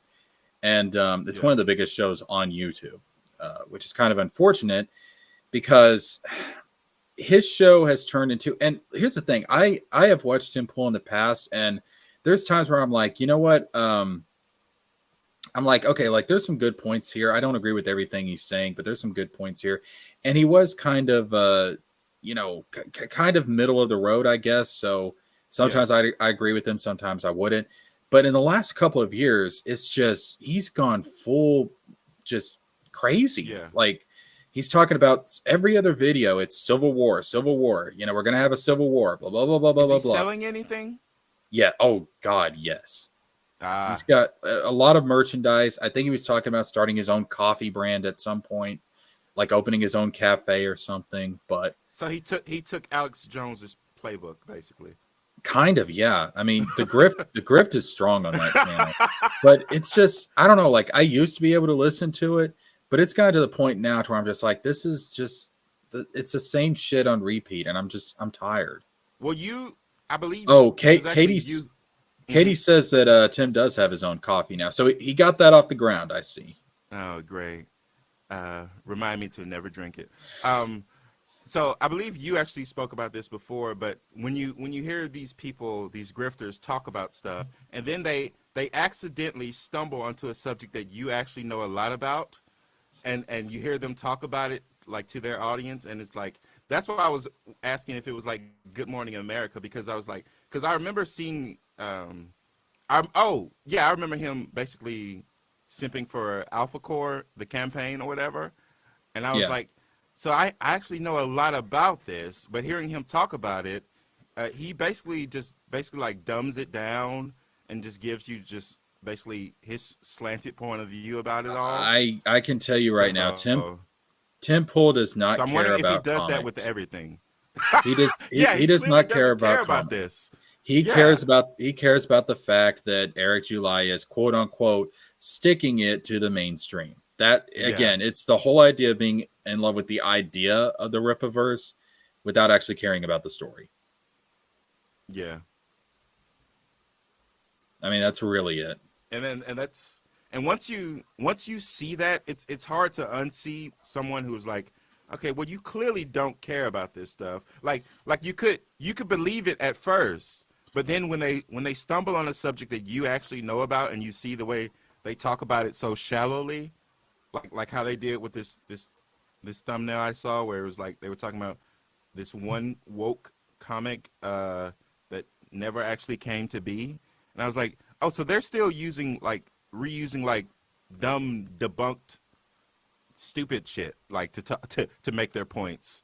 So I was like, Yes. I don't think I've been missing out on this Tim Pool train. It's just gotten so bad. There used to be some value there, but it's just gotten to the point. And what really got me was the whole Civil War talk, because that's a serious fucking issue, and Yeah, he is obviously just using it because it gets clicks. yeah, I don't know. Like I just it got to the point where I remember there was one week where I was tuning into his show, and it was just 2 hours of just, I don't know, like it was just constantly Civil War, Civil War, Civil War. And I was just like, I can't, like, I actually started to get nauseated just listening to this over and over. And does he want that? the way he goes on about it, I kind of think so. That's Because so. he That's one will of the. not shut the fuck up. It's kind of the opposite of the ideas we started with, where we were like, everyone come together, and the Tim Pool's like, but what if everyone just fought each other forever? Yeah. It's like, dude, I don't want a civil fucking. Oh, and they talk about succession and everything like that. That's probably like I'm telling you, the idea of Texas succeeding is really big in this corner of the internet, and I'm just like, you people are Oh, such dumbasses. Like that's not going. That's not going to happen. Like even if they tried to do that, you have to understand how interconnected everything is now compared to what it was back when the first Civil War happened. You cannot decouple yourself from the rest of the United States like that. Or the world at large. You can't do it. well, this is disturbing. I because I was once you told me that Tim was selling stuff, I of course Googled his merch store. Now I'm on his timcast.creator-spring, and one of the shirts you couldn't make this up. It's Donald Trump as a Super Saiyan. Uh, That is an insult to Goku. so we were talking about Dragon Ball Z earlier, and now this is what it's come to. Uh, this is the new lore for parts of the internet. Uh, we Dude, talked it about is. having alternate Saiyans, and we've found one apparently. I don't want to be a part of that universe. You're like, oh well, let me hang out with the Namekians then. Yeah. Oh Christ. No, there really is. There's this cult mentality on the right. A lot of these right wing grifters, they'll go on and on about how the left, are obsessed with celebrities and stuff, and I'm like, that is true, but the right is also obsessed with celebrities because what else is someone like Tim Pool or Donald Trump or Eric July? Yeah, And there's people have just found worse celebrities. it's the same thing, and I'm like, it's the pot calling the kettle black. It's just I know you guys were talking about parallel economy, parallel society, but I did not know this is what we were talking about. Like this Yeah, is they ridiculous. parallel all parts of it, but they aren't able to recognize that they've become the thing they hate. They really So, aren't.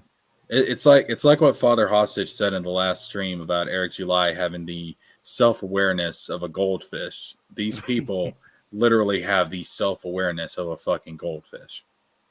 yeah. What did Father Hostage say? Distant from something. Distance, It was distance from intelligence. That's a fucking T-shirt. And I mean, and all of this is coming from a guy who has considered himself to be more right-leaning than Yeah. not. And I just look at this, and I look at the far left, like the extreme left, and I look at the extreme right, and I'm like, you're both fucking crazy. Yeah. Like this is just fucking insane. Yeah, it's Like, one of the reasons why I'm less of a political junkie these days, because I saw stuff like even in like my own corners, and I was like, oh well this is really depressing me. Let me get off Twitter. yeah, I'm kind of at the point now that I'm just like, you know what? Far left, far right. How about y'all just duke it out, fight? I'm gonna sit on the sidelines with my popcorn, and it shall be the moderates that inherit the earth after the bloodbath is done. Like I'm just at that point. Yeah, Because I'm just gonna be regular. I'm gonna let y'all fight it out. I guess don't kill each other. I suppose. I don't know. Uh, I mean, y'all can put each other in a hospital. Just right. don't kill each other. Right. And then once they put each other in the hospital, then we get the universal health care. They're like, Yeah, because then they're gonna oh, need it. this Then is they're why gonna it's need it. important. Yeah. Then they'll need it, and they'll be like, "Oh shit!" Like, They're sitting in a hospital bed next to each other, and they're like, "Man, this place kind of sucks." Like, you see what they charged me for? Yeah, they charged me for the same shit. dude, listen. Hey, It's didn't we hate each other? people in other developed countries when they hear that people can actually go bankrupt because of medical costs. They're shocked that's a thing in America. Yeah, it's like it's like it's like going to Japan and hearing that you can go bankrupt for reading manga. Uh, Yeah, it's like this isn't something we saw coming. it's. I remember hearing this story about this one girl from America who went over to England to hang out with some of her friends, and one of her friends started having this allergic reaction to something, so they had to call an ambulance. And the girl from America was actually concerned about calling the ambulance because she didn't want her friend to have to pay for it. Because in America, you have to pay for ambulance rides and stuff. Yeah. And the paramedic over there looked at the girl from America and he was like, "What, like, are you okay?" Like, she was almost hyperventilating. And she was like, I just don't want my friend to have to pay for this ride to the hospital. And he was like, what are you talking about? You don't pay for an ambulance here. Like, what are you talking about? And Oh, this girl said in that moment, she realized just how fucking ridiculous the American healthcare system is in that you one reminded moment. me of a section from one of my favorite books I read this year. So the main character, she has a lot of money, and so she went to visit a relative of hers who didn't have a lot of money, and they needed a hotel, and she asked the relative, okay, look up a hotel and then call them and say we need 2 nights. The relative looked up the hotel and was like, it's no use. It costs so much money. and then she was like, yeah, don't worry about money. Get the hotel. Yeah, But that hopelessness is real, where it's like things are so expensive that you don't even consider them anymore. right. Yeah. It's I don't know, like it's That's why a lot of people they're don't go to the doctor and stuff like that. yeah, there It's really really is bad. like some people out there who their wealth has acted as a buffer between them and the reality of their neighbor. Yeah. And but like I said, with the internet and everything, I think that's starting to change. It's just there's still a lot of people that have too much power right now that have that type of mentality. So we started off this conversation sort of talking about money and what it does to people. I think a lot of people believe now that, okay, I'm giving up on humanity, and the only way to save myself is to amass a lot of money. And I think that's a lot of people's mindset these days.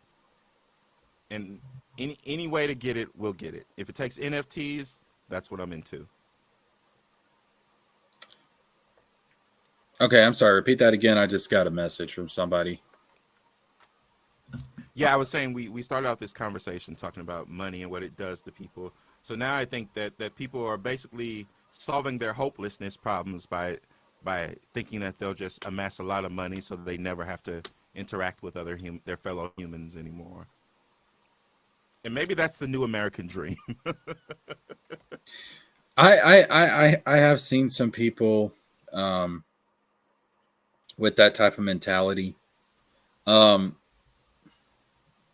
the problem with that is that it's going to exacerbate the problem of wealth inequality, because Yeah.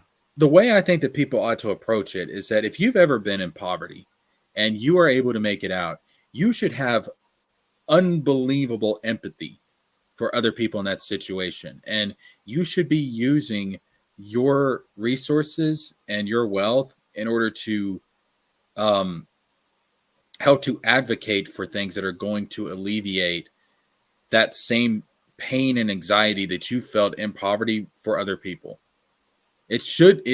Ideally it should create a level of empathy for you, for your fellow man in that situation. Yeah, but I think the fear response is too high, so that empathy never comes, and instead you basically try to harden yourself. That's basically that's one of the reasons I wanted to talk to LG, is because unfortunately I learned that he was homeless for a while, and I have so much like respect for homeless people because I don't understand how they do that. Um, but obviously LG hasn't become like a more empathetic person over time or anything like that. But Yeah, and I wanted to see. I'll be honest with you. I don't get how I don't understand the mentality of people like that. Where if you've been in that situation, how can you be so just numb to other people going through that? Yeah. I don't understand it, and I'm going to be real with you. I don't want to understand it because I would be afraid that that's kind of like staring into the void long enough that it stares back at you. Yeah. I don't want to understand that type of mentality. That's just, I Like, mean, who's that this is human that. looking at me all this time? Go Yeah, do something. that is borderline. That is borderline on being just straight up evil, because you've Yeah. become so embittered and your heart has just hardened so much that you just can't connect with other human beings. And That yet that's a sympathetic villain origin. Oh, it is. It Yeah. definitely is. But in real life, like I don't know, people like that just they they scare me. That's even a possibility for humans to end up like that. Like that possibility just scares me. And from what I saw of Rebel Moon, that's part of it. Um, yeah, I hesitate to tell anyone they should watch Rebel Moon, but if you were going to watch it, I would say only just because of the type of society they built up, where it's like the opposite of what you were saying with the global thing. Well, it's sort of like a universe wide sort of global government, but there's also the titular rebels, um, where they come into conflict, and there's still battles for resources and stuff like that. So yeah, but again, Yeah, I found nothing redeeming about the 34 minutes that I watched. yeah. And I also, before watching it, I was like, well, this deserves a theatrical release. But after, I was like, oh, I'm so glad they didn't make people go to theaters for this. Yeah. I was talking with TJ Laser Yeah. earlier, and this is one of the issues, and I think you see it in with ISOM. Uh, Eric has a lot of issues, and he's got a lot of, I think, emotional and mental issues that he's not worked out, and he's not found a way to come to peace with. So I Again, think, he's just found a shield, money. yeah, That's it. and I think You in a don't have to lot of work on anything. ways, I think You in a don't have lot to of work on your ways, comic anymore. Just use money. I think in a lot of ways, like the way the character of Avery is written, and a lot of the characters in ISOM, really, it's kind of his way of expressing that. But the problem is that because he's never found a solution to come to terms with those issues in real life, it comes out being a mess. Like I think you can see the mental and spiritual chaos within Eric playing out in his comic, and because of that, it's not coherent. It is chaotic in nature because his mind and heart are naturally chaotic. And this is something I was telling TJ Laser about, is that there's a lot of authors and writers who have written stories where they put their experiences, on the page, they put the pain to the page. But the thing is, it can be written really well because if they've come to term with that pain, if they've come to peace with it, made peace with their issues, then at the end of the story, they can write a solution to that pain. And when other people read that and they see that solution, that may be the answer they need to solve some of the problems in their own life. And that goes back to one of the fundamental aspects of serious storytelling, is that you are here to deliver a message and to teach a lesson. And one of the biggest problems with ISOM, and one of the reasons why it's so poorly written, is that there is no message. There is no lesson. There's nothing there in order to take away from it. When I'm done reading this story, what do I take away from it? There's nothing there. Yeah. And the problem, the reason why there's nothing there is because with Eric July, there's nothing there. Like, right. What is even real? Chris Bacon met him in real life. He says that Eric is basically nothing like what he shows online. So who actually wrote this comic? The real Eric July offline, or his character Eric July? I don't know. But fire whoever it was. Yeah. And I agree with you too. I think Eric is using money as a shield to kind of cut himself off from the rest of the world. This is evidenced by him always equating any criticism to jealousy. Where it's just like, oh, they're jealous. They wish they had my money. They had my money. He's turning the rest of the world into his enemy. Within his own mind, he's making the world out to be his enemy. I mean, it's the origin. It's the origin story of a villain. I once knew a girl, and I didn't know she was crazy at the time. But one day she asked me, Hold up. Lester Dog says, yes, there is a point to ISOM. Don't let disrespect go unaddressed. Ew. Yeah. I guess if we needed a theme for it, then unfortunately that's the theme. A theme that basically destroys everyone around it. Speaking of destroying everyone around it, this girl once asked me, she was like, you ever feel like the whole world's out to get you? And at the time I was like, no, I don't. But I didn't connect that with like a crazy thought to have. And then the next thing you know, she did something really crazy. And I was like, oh yeah, that was a crazy thought. Yeah. Oh, I've seen people like that in my life. I have people in my family like that. And they, I don't know, they're looking for an enemy. They're looking for a fight. And it's like they just can't live without it. And I'm like, motherfuckers, like, have y'all ever considered peace as an option? Like, just enjoy being alive, this miracle we call life. You get to wake up every morning. Just enjoy it. Like, why does everything always have to be a fucking battle? Yeah, find a new reason to live. It is so fucking so one of exhausting. the reasons why I did go to the theaters to to see Cats, which I do regret. But the trailer had a line in it that won me over. One of the characters asked another character who's like, he said something about you want to try for a new life, and I was wondering, I was like, what does that mean in this world? So that's what got me in the theater to watch. But of course, it was terrible. Some good musical performances, but no, don't recommend. But one of the things I like about me is that I'm still willing to give things chances, even when they mess me over.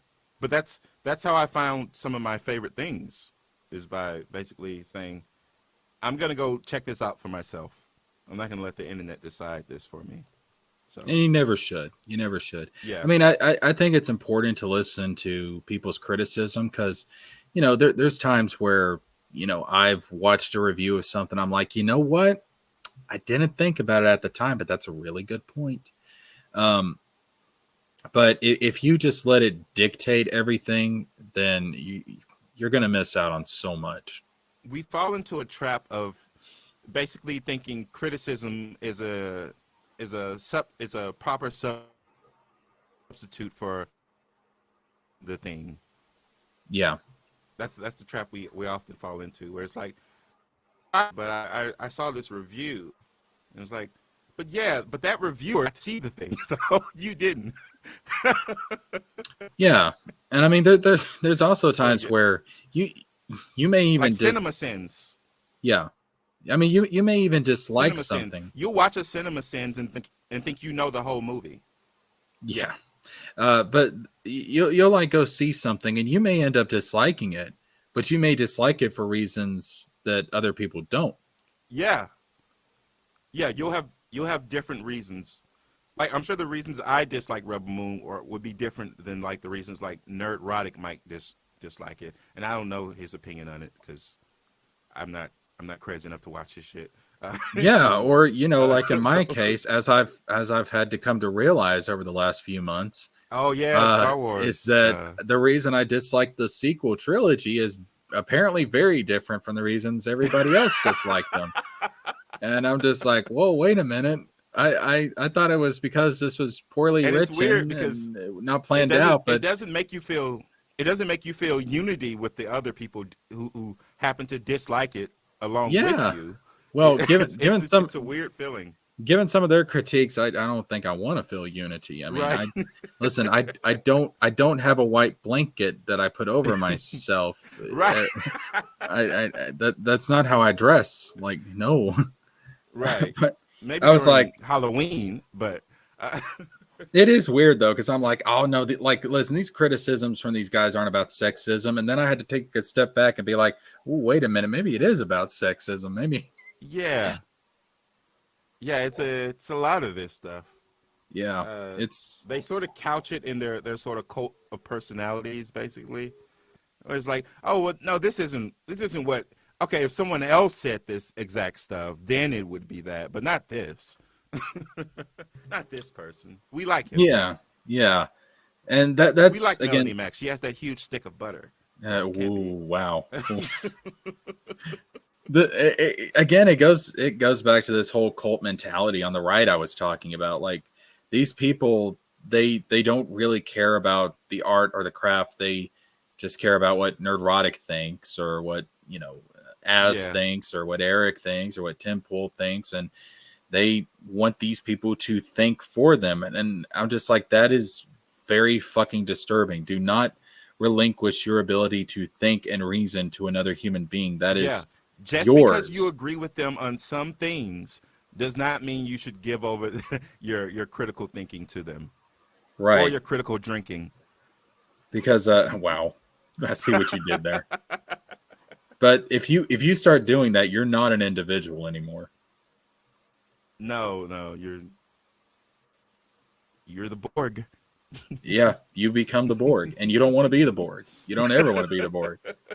Yo, that reminds me. I saw this this clip where it was like Alex Jones describes different governments in Star Trek, and it got to the Borg, and Alex Jones was like, "Man, those communists are fucking amazing."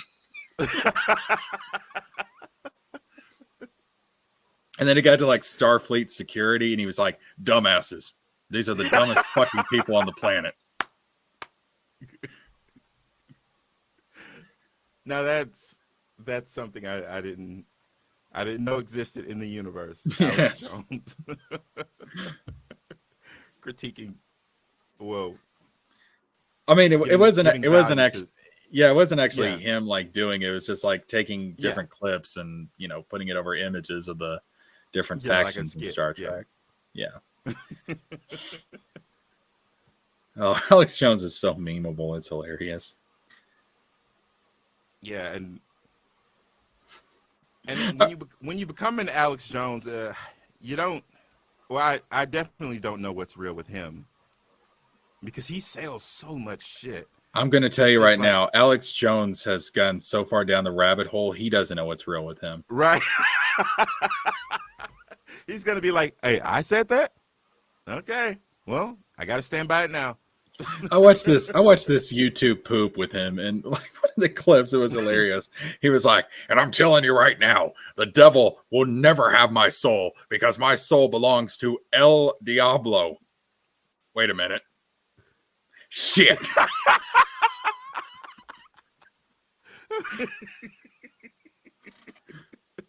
The Spanish devil.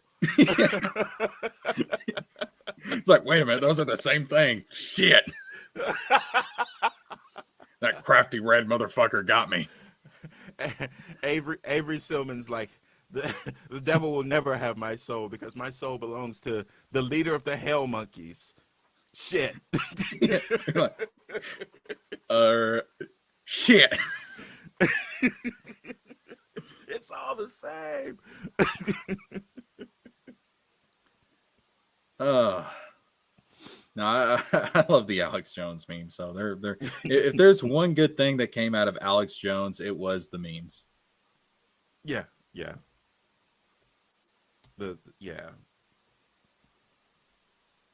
Oh, we and have to ask ourselves, was it an equal trade?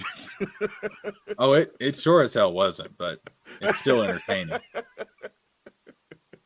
Speaking of memeable stuff, there's this guy on Tim Pool's podcast. His name is Ian. And I swear to God, dude, like this guy is, I don't know what is up with him, but he gets on there and he'll start talking about like all this crazy shit. Like, they'll be talking about like some kind of like Israel or something, like the Israel Hamas war or whatever it is. And then Ian will get on there and start talking about crystals and stuff and like the kinetic energy between different things. I'm like, what the fuck does this have to do with the fucking war in the Middle East? Wow. Is he selling crystals as well? Dude, I think he might be on a certain type of crystal. If you get my meaning, I don't know. Like he's on something. Like he's Breaking Bad. Whew.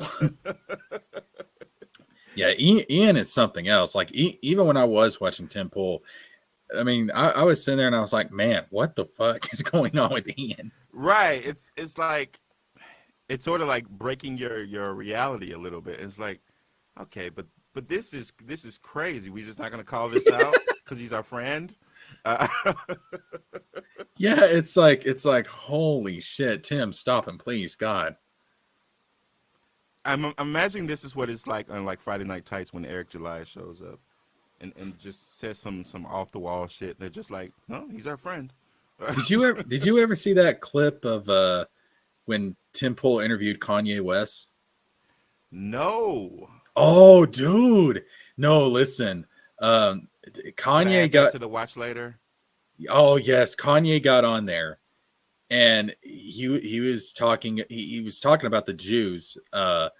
Well, Tim was referring to the Jews as as they, and then Kanye was like, "Are we not going to address who they is?" And Tim wasn't trying to get himself canceled, obviously. Yeah. And Kanye just wasn't having it and everything. So Kanye just got up and left, just walked off the show.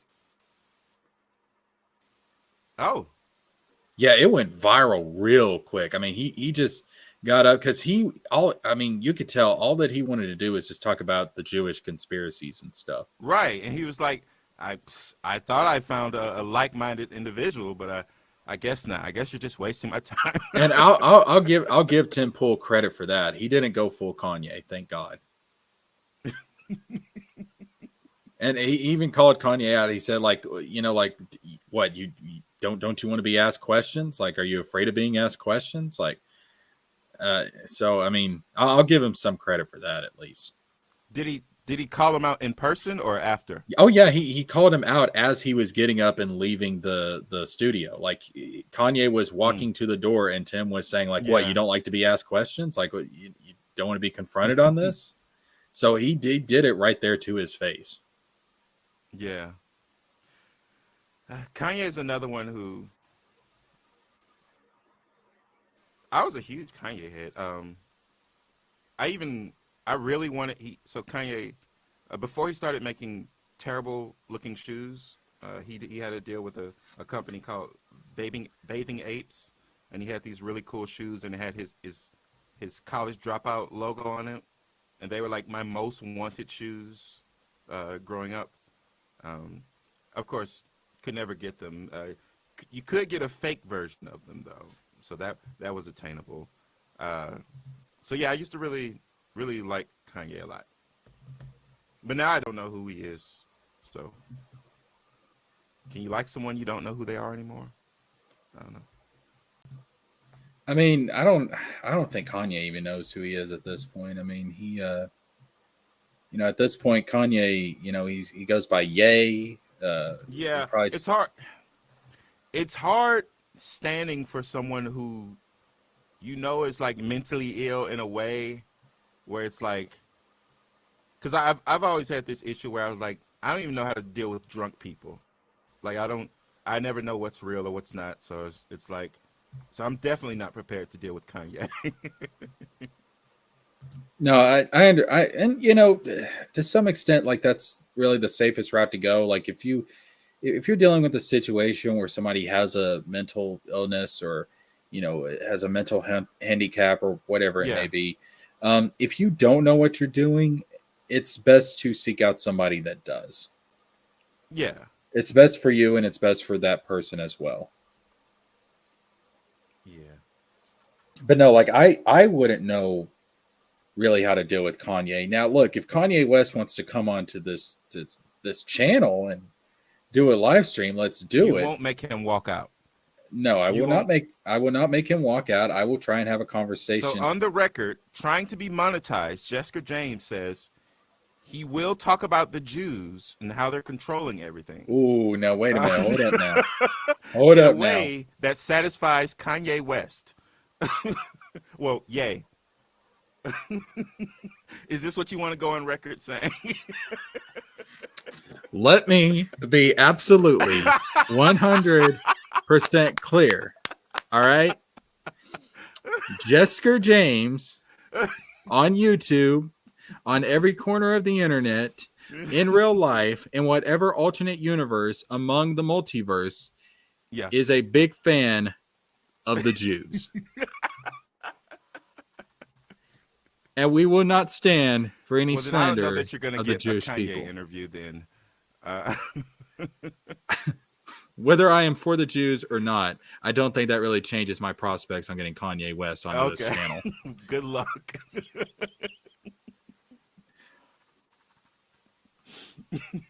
But no, I'd let him come on for at least a couple of minutes before he started talking crazy. Just to get people to. You just want the walk off. How many people after that was just like, God, I need a good walk off too. Like, I need someone to walk off my show.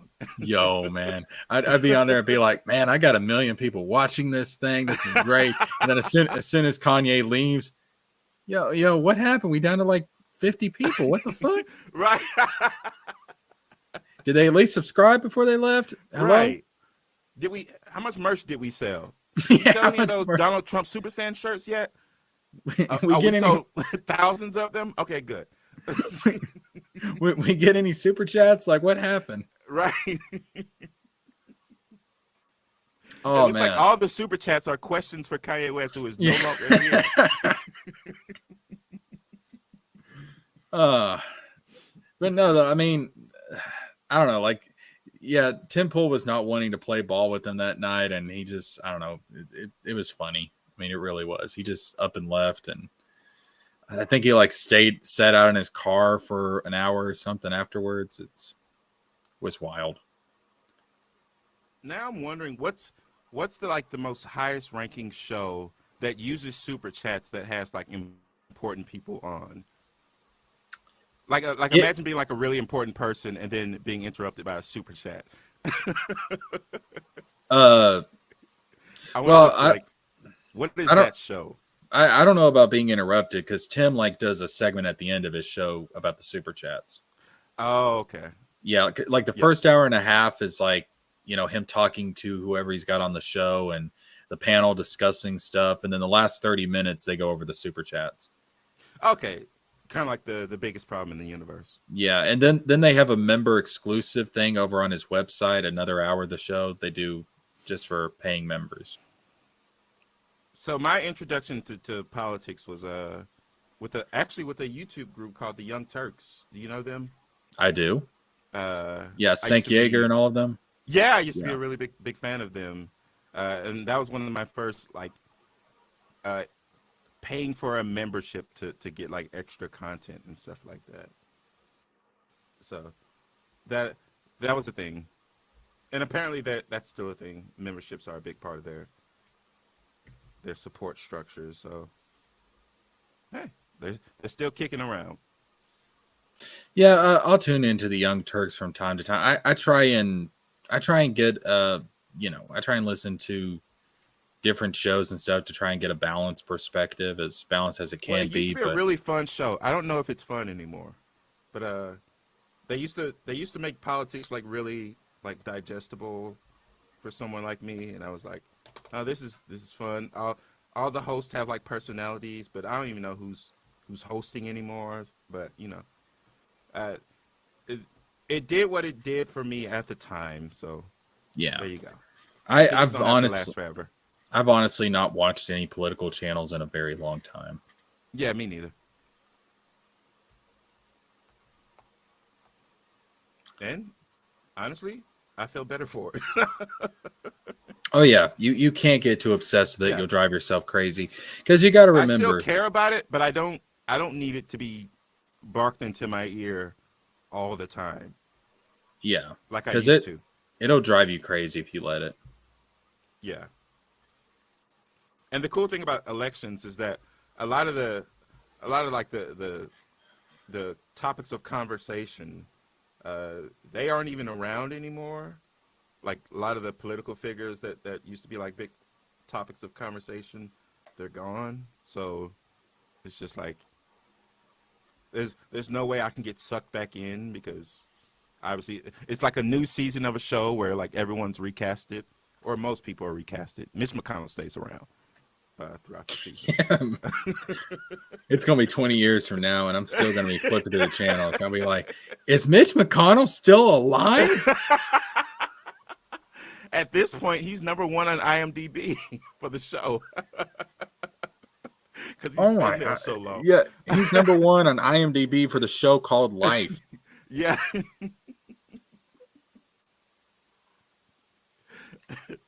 What's this? 80 million episodes? Damn. That is some crazy. I mean, it's like, with Dianne Feinstein, like she died in office. Good God, woman, go home. She was. You often hear artists say that they want to die doing what they love, and I guess she did that too. Or maybe she just died at work, like a lot of people do. Oh my God, no! Just go. You've made your money. Go home, woman. Play with the grandkids. Goodness gracious! You don't have to do this to yourself. Well, I think in terms of, because you spoke earlier where you were like, you think that money's gonna not be as important in the future, but people have always needed ways to basically have their power work for them, like basically get power and have a way of exercising that power. So without the money, what do you see replacing that to, like, basically, or do you believe the power structure itself is going to disappear? There'll always be some level of hierarchy. Twitter followers. Yes. Social media influencers like Eric July are going to be running the joint. I say Twitter, once Elon Musk leaves and it reverts back to its true nature, Twitter. But no, there's always going to be some level of hierarchy because hierarchy exists in nature. I don't think you get away from that, but I this is why I talk about like one of the things that has to happen is there has to be a mental and spiritual change for the human race. We have to grow up as a species. Right now, we are in our rebellious teenage years as a species, and we have to grow the fuck up. Because that's something that Star Trek really emphasized is that the human race in Star Trek is not like the human race now. They're more mature. They're more evolved. They think differently. They behave differently. Emotionally, they're just different. They don't crave power. They don't want to accumulate wealth. You know, that's just not how they think. That's just not how they behave. And it's because they have mentally changed. They have grown up. You know, like Captain Kirk, Captain Janeway, Captain Picard, all these different characters, they're human, but they're a future version of humanity. Yeah. And Hey, right now, didn't Zack Snyder make a Star Trek movie? no, that was J.J. Abrams. Oh, okay. But I'm talking about I guess like the old school stuff that Gene Roddenberry came up with. Yeah. But we have to change and we have to evolve. And people will say, well, then we won't really be a human anymore. No. We'll be better humans. We'll be more of what we're supposed to be. We'll act more like we're supposed to be. You know, our better nature will overcome our more depraved nature. So we'll be more human than we ever have been if we get to that point. Well, here's the question I have for you. The question that threatens this whole idea. What about tradition? There's good things to tradition, but you have to know what to carry forward and what to leave behind. Because in some cultures, it was a tradition to perform human sacrifices. And yet in those same cultures, there was also more respect for nature and the world around us than what we have today. So Right. you have to be able to pick and choose what to carry forward and what to not. And that goes back to the whole globalization thing, where there's going to be this clash and this mixing of cultures and everything, and it's going to be a lot of turmoil involved in it. But eventually, I think we will, you know, we'll retain some things, but we'll leave other things behind. In Star Trek, for example, like there's still a lot of things that are carried over from throughout human history, but you know, this whole idea, like capitalism does not exist in the Star Trek world. There's no money, like there's no. But they have iPads. They do, but you have to remember they have replicators, like they can replicate all this stuff. They can literally go out to a machine and say, "I want banana pancakes with syrup," and in a second Wait they'll have a it. second. They can go up to a machine and say, "I want cheesecake." Yep. Oh, we're there.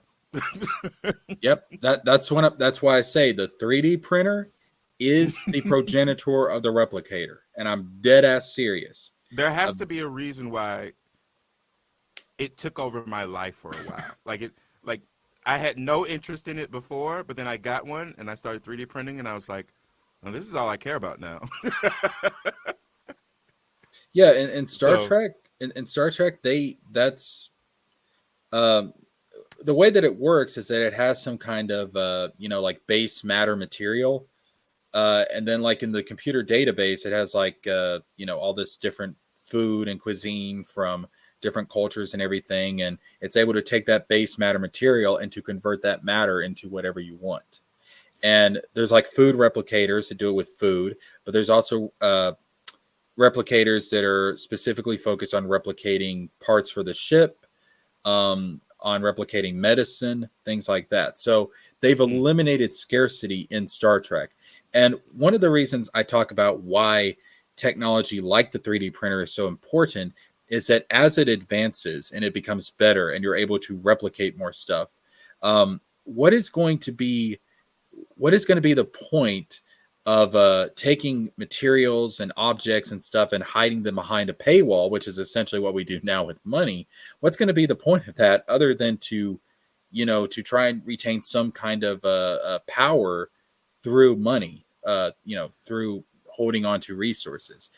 It's not going to make any sense anymore for the economy to function as it currently does. Someone, you using the word paywall just now sort of made me think of like someone should do like a book or a movie or something like that where they explain the world as it exists now, but they use like gamer terminology like paywalls. It's like, okay, you go to the hospital, but there's a paywall.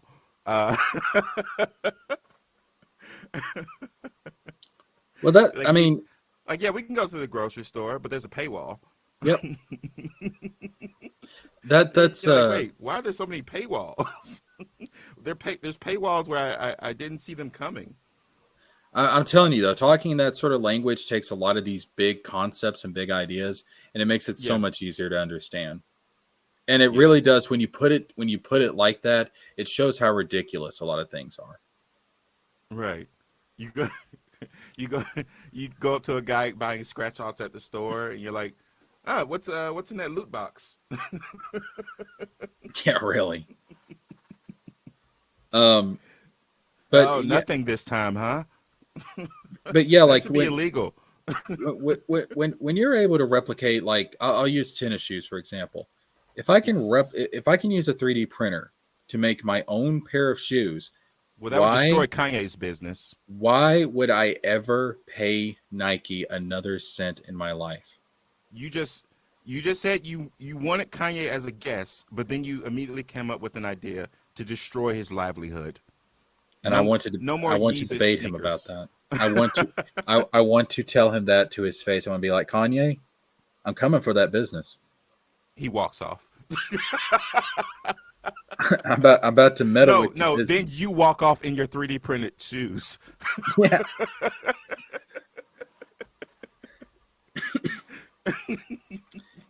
And then like the lab grown food and everything. What is the point of making people pay for food if we can just reproduce it so easily? What's the point? It doesn't make sense anymore. It's does like not. How you always hear these conspiracy theories that might be true, where they're like, "Oh, well, they already came up with a solution for this, but the corporations stopped it or something like that." Yeah, except in this case, like we have confirmation that the FDA came out publicly and said we're approving lab grown meat for sale. Right. Yeah. Now, if we can get to the point where we can mass produce lab grown meat or we can mass produce vegetables, first of all, what's that going to do to farming? Second of all, why is there any excuse for people to ever go hungry again? If it's that easy to reproduce, let's just feed the world and be done with it. So here's why I think it will be allowed to grow because capitalism. Like the reason they're doing this, like this won't immediately benefit the least among us. First, it'll go to like boutique like restaurants, like vegan restaurants and stuff like that, where it's just like basically rich people trying to spend their way out of guilt. So they'll be the ones who benefit first, because even with like Impossible Burger and stuff like that, these plant-based burgers, they're usually much more expensive than like regular meat. But people will buy it. I used to live right next to a Whole Foods, so I'm very familiar with how the better stuff is a lot more expensive. Even though it doesn't necessarily taste any better, most of the times it really doesn't. But yeah, so I think the replicated meat that will first be marketed towards the more affluential types, and then eventually there'll be some version they'll make available to some much worse version. They'll make available to like. Well, see, that's why I think It that has to go through capitalism first before it can be spread amongst the people. that is why I think that this stuff is going to be the end of capitalism, and that is okay. Interesting. So Because it comes in looking like a friend to capitalism, but then it ends it. It Yep. sticks the knife in its back. Yep. Oh, Yes. that's a good. Damn, that's a good. That's movie. exactly That's a what I better think is story going than to happen. Isom. And I'm telling you, I'm telling, That's a better story than Alpha Core. I'm telling everybody right now that is okay. Let capitalism in, and here's why: because capitalism brought an end to feudalism, and nobody misses feudalism. All right, something is going to come along, and I don't know what it's going to be called. Maybe it's socialism. I don't know. But something is going to come along and it's going to end capitalism. And that's okay because capitalism, unlike what Glenn Beck and old Ronnie Reagan have tried to tell you, is not this magical God that fixes everything. All right.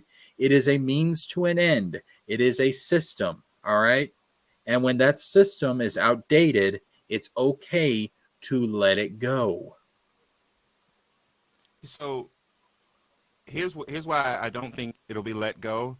It's because a large contingent of people they look at power in our world. They see the governments, and then they see private businesses, and as a stand-in for private businesses for them is just the concept of capitalism, and we all want someone to root for. So I think they'll just root for capitalism so that it never dies, so that they don't have to consider the government at all. I think those type of people are going to be phased out too because that type of thinking is becoming outdated. I mean, it's you think they're going to be patched out to use gamer technology? Yes, essentially, yeah. That's a good fucking way to put bug it. Fix. Yeah, dude, we really are living in a simulation. Luster Doc says they wouldn't let a replicator be available to consumers, or it would be treated like a streaming service. People would still pay for food, even though they could get it for free. Yeah, but that's where pirating comes in. Oh my god. Yep. Pirating a replicator. Yep. Pirating the black market. Yep. There's ways to get this shit without paying. Well, now I'm putting to words what made the 3D printer able to take over my life. It was kind of like becoming suddenly rich. Mm-hmm.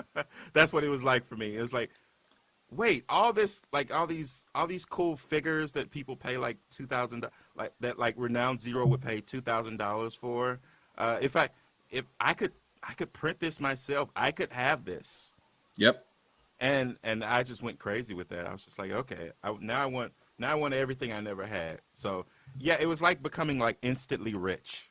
Yep. So yeah, I imagine any sort of replicator, if made available to normal people, would and listen, change lives. There's a lot of people, a lot of smart people that do have some power and influence, and they recognize this is where the world is ultimately going, and there's no stopping it. I don't care what old Glenny Beck or whoever. I don't care what they say. All right, this is where the world is going.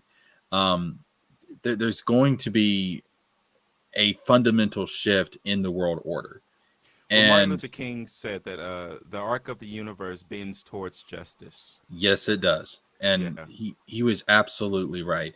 And regardless of what the right wing tries to say, Martin Luther King was not a Republican,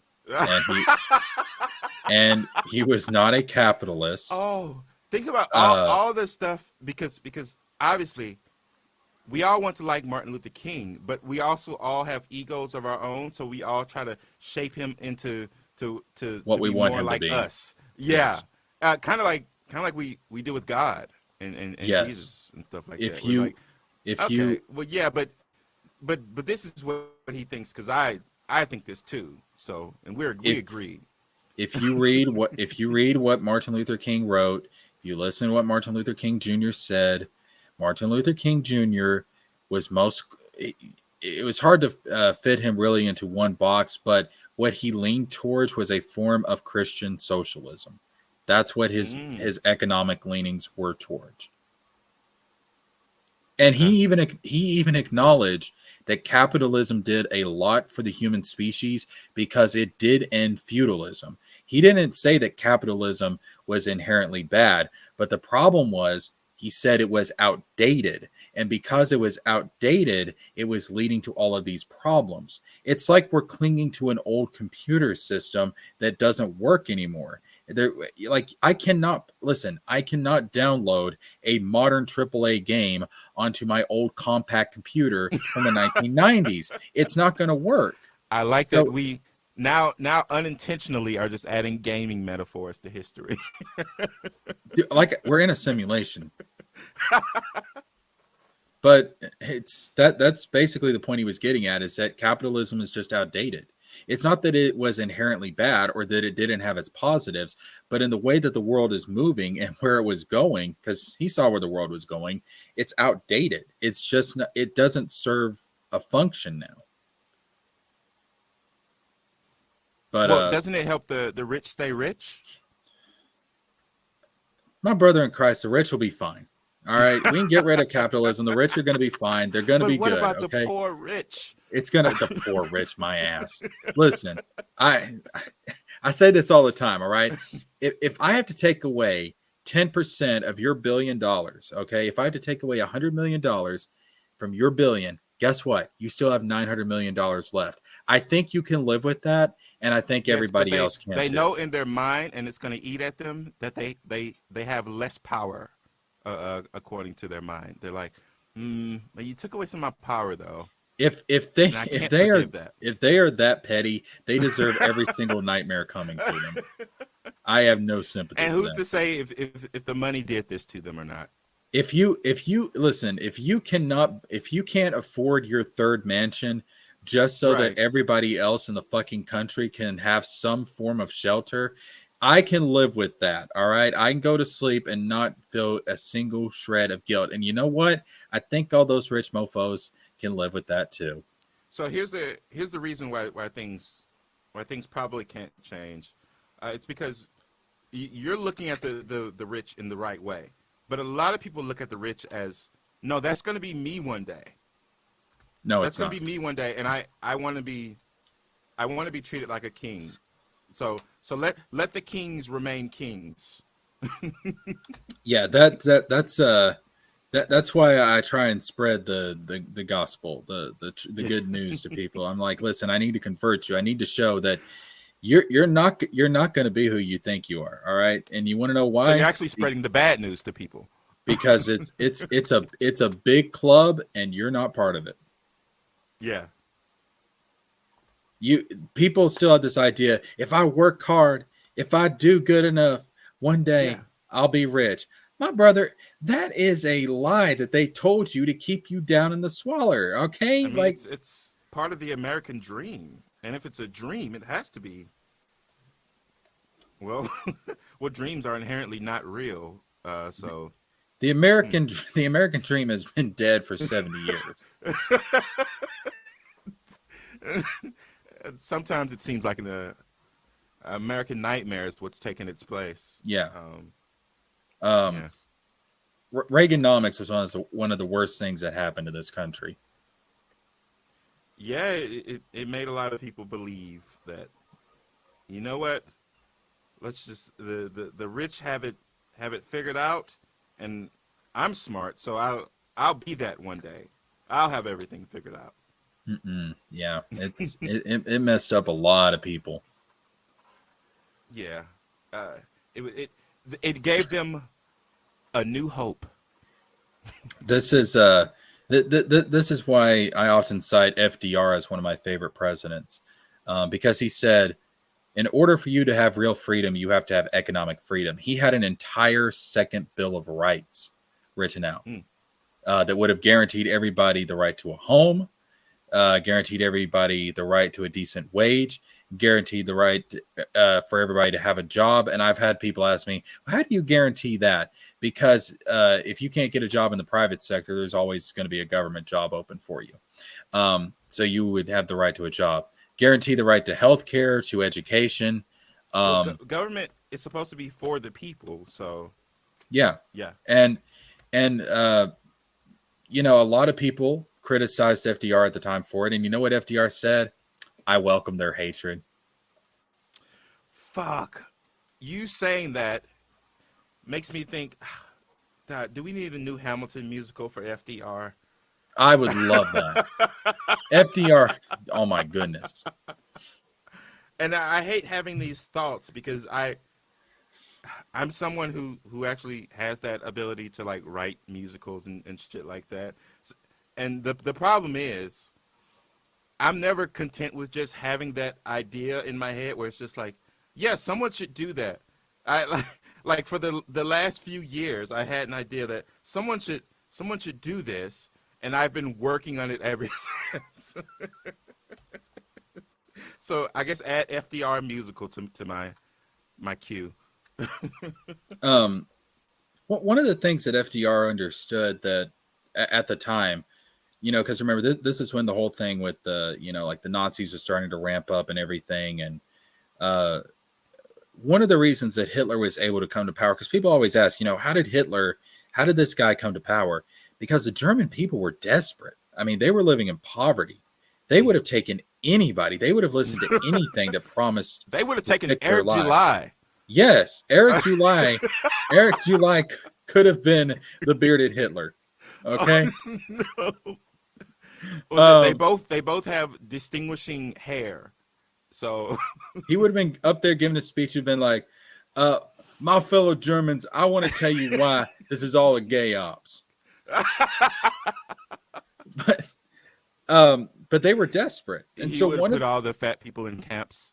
One of the reasons, and he would have been the last one in there too. Yeah, I've seen the pictures.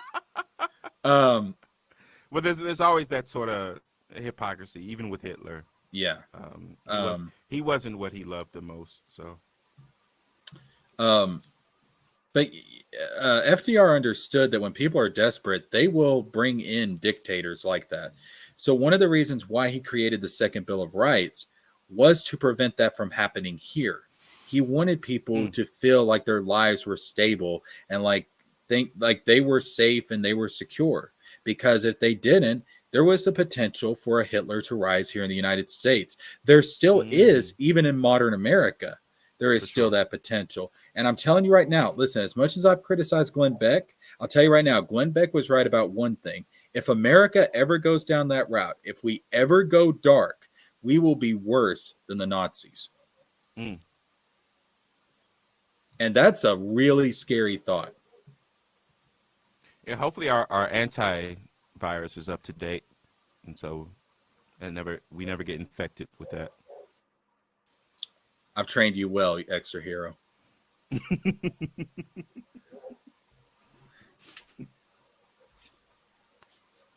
But I hope we can overcome it because, I mean, honestly, when you think about how much human technology and science has progressed, we should all be able to benefit from that, not just the rich and the powerful. We should all be able to benefit from that. And I think that's something that people like Martin Luther King understood. I think that's something that FDR understood. There's been people throughout history that have understood this, but they have had to fight, and they've had to fight. And as we saw with people like MLK, hell, even Jesus was preaching this stuff. And the powers that be have tried to kill them. But guess what? The message still keeps coming. Things do get better, even though it happens slowly. And the arc of history bends towards justice. Yeah. So when people ask me, like, do I believe in good and evil, and do I believe that good ultimately wins over evil? Yes, because history has proven that. History has shown that. It's not easy. It's painful, but yes, good does ultimately triumph over evil. Yep. It's usually the underdog, but every dog has its day. Yeah. And speaking of people who they try and read into Martin Luther King, whatever they want.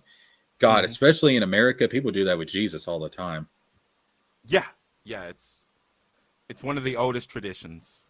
Yeah, American Christianity is such a butchered form of what a Christianity is actually supposed to be. I swear there are still people to this day, that believe the King James Bible was the original version of the Bible. I'm like, dude, the King James Bible is one of the worst translations of that book that you can get.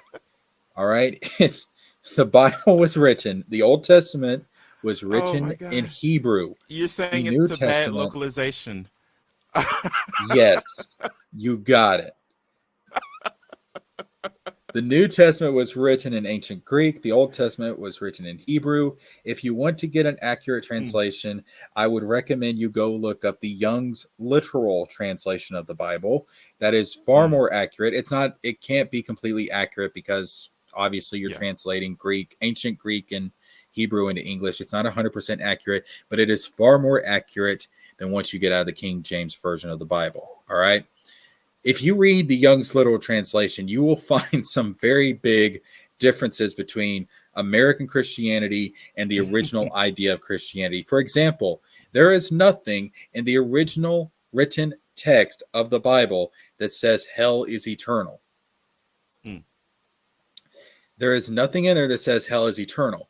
It does speak about punishment after death, but it never says it's eternal. It says that it lasts for an age, which means it comes to an end at some point. So if you actually read the original version of the Bible, it's very universalist in its teachings. Interesting. I've never heard the concept of it not being an infinite thing before. Nope. If you read the original Greek, the word used for the word that was translated as eternal is actually the word aeon, which means an age. Oh, so it's more like a jail sentence. Yes. And if you read it in context with what was put in the Old Testament, think of it as a refiner's crucible. Think of it as essentially putting gold into a fire to burn out the impurities so that you get pure gold on the other end. So the idea of hell really, in both the Jewish and the original Christian tradition, is more akin to that of purgatory. Okay. Of course, you just made me think of the Philosopher's Stone for a second. Yo, Father Hostage, what's up? It was good, man. I was at work. I'm like, man, let me see if I could hop on it, man. I heard what y'all talking about a little. I'll say this, man. The good thing about 2023 is, man, we all got acquainted, man. It's funny how someone's hatred, absolutely, someone's sheer hatred, Eric's sheer hatred of people, brought good people together. hey, man. The arc of the universe bends towards justice. It's like what Jesus said. What the devil meant for evil, I mean for good.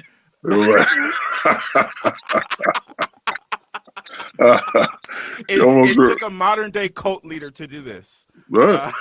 Man, I look at it, I'm like, I ain't no extra hero. I ain't no Jasker, but Eric's hatred, man. He brought about what the internet really is about, man. It's people connecting from all different walks of life, man, generations. And, man, it's funny how one man's hatred, bragging about he's a millionaire, might have brought over 1 million people together. The Million Man March away from Eric July. He thought having Riley show up at his warehouse was bad. Imagine the Million Man March coming up to the warehouse. Eric's gonna be like, "Holy shit! Call in the National Guard." The Million Detractor Walk. They break the window to the warehouse, but no one loots anything because nothing of value is there. Eric starts filming like, look at the looters, and no one's taking anything. We're just walking around the warehouse, looking at the comics like, man, I would not wipe my ass with this shit. You gotta think, man. People are leaving better scripts behind. People are correcting comic You know what books. I'm saying? The only thing about ISOM is you could say a lot of trees died in vain to produce.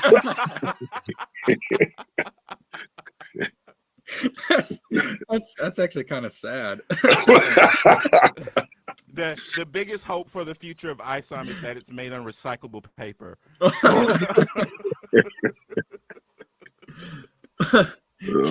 Just recycling bins everywhere, just full of ISOM comics. Like, guys, you gotta Man, remove it from the plastic first. Oh. man, I'm like, man, most people brag about all the internet's full of negative people, man. I think that's a marketing ploy to make it seem more negative when really, man, a bunch of people that's on the positive will just talk to each other. I mean, most of the time on the internet is people talking to each other. Lester Duck says they take the forklifts and packaging tape before the comics. Yeah, they start looting just the equipment and specifically leave behind the product. He's saying they would take everything, the crates, the forklift, and just keep ISO. They start taking the siding off the warehouse and everything. People are like, you didn't need a lot of this stuff in the first place, right? Here's how you could have done it better. Lester Dog also said it's called the American Dream because you have to be asleep to believe in it. Oh. Man, it used to be real, man. It's just it's been blurred, man. America's like that bath water that you're like, man, why is the water brown? You know what I'm saying? It's coming right out the shower, and you're like, damn, I could still bathe in it, but why is the water brown? I think you're confusing it with Flint, Michigan. Man, extra hero, man. What's that thing? Too soon, man. Too soon. It's been too soon for It's too soon, man. Oh. You know what I mean? You say extra hero. Let me add to that. You saying the only place they don't sell Poland Springs is where? You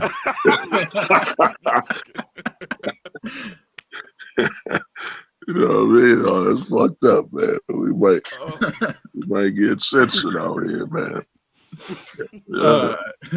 I disavow this as someone who wants to get monetized. Nah, you on your way, man. I mean, yeah, for sure. To me, the way I look at it is, YouTube is once people realize, man, get a good guest here and there, you talk to other people. Even me with a channel, a lot of people don't get is that at some point your channel, you might get trapped in a genre.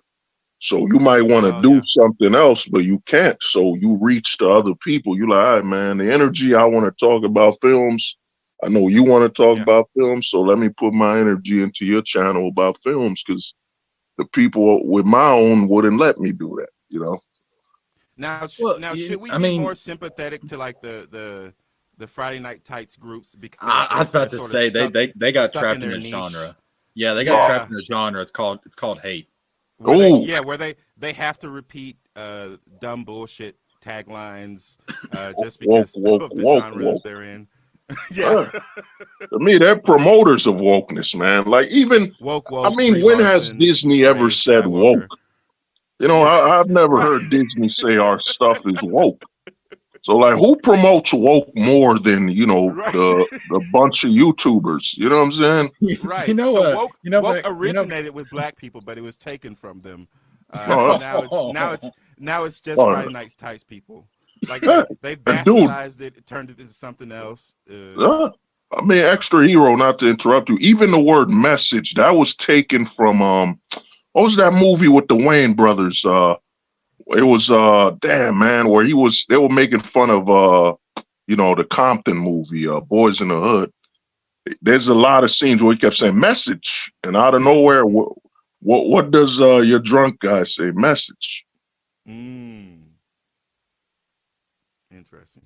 Things Boys in South Central, something like that. But I mean, all they do is advertise woke and advertise each other, And we saw what happened when they interviewed Zack Snyder and just snapped,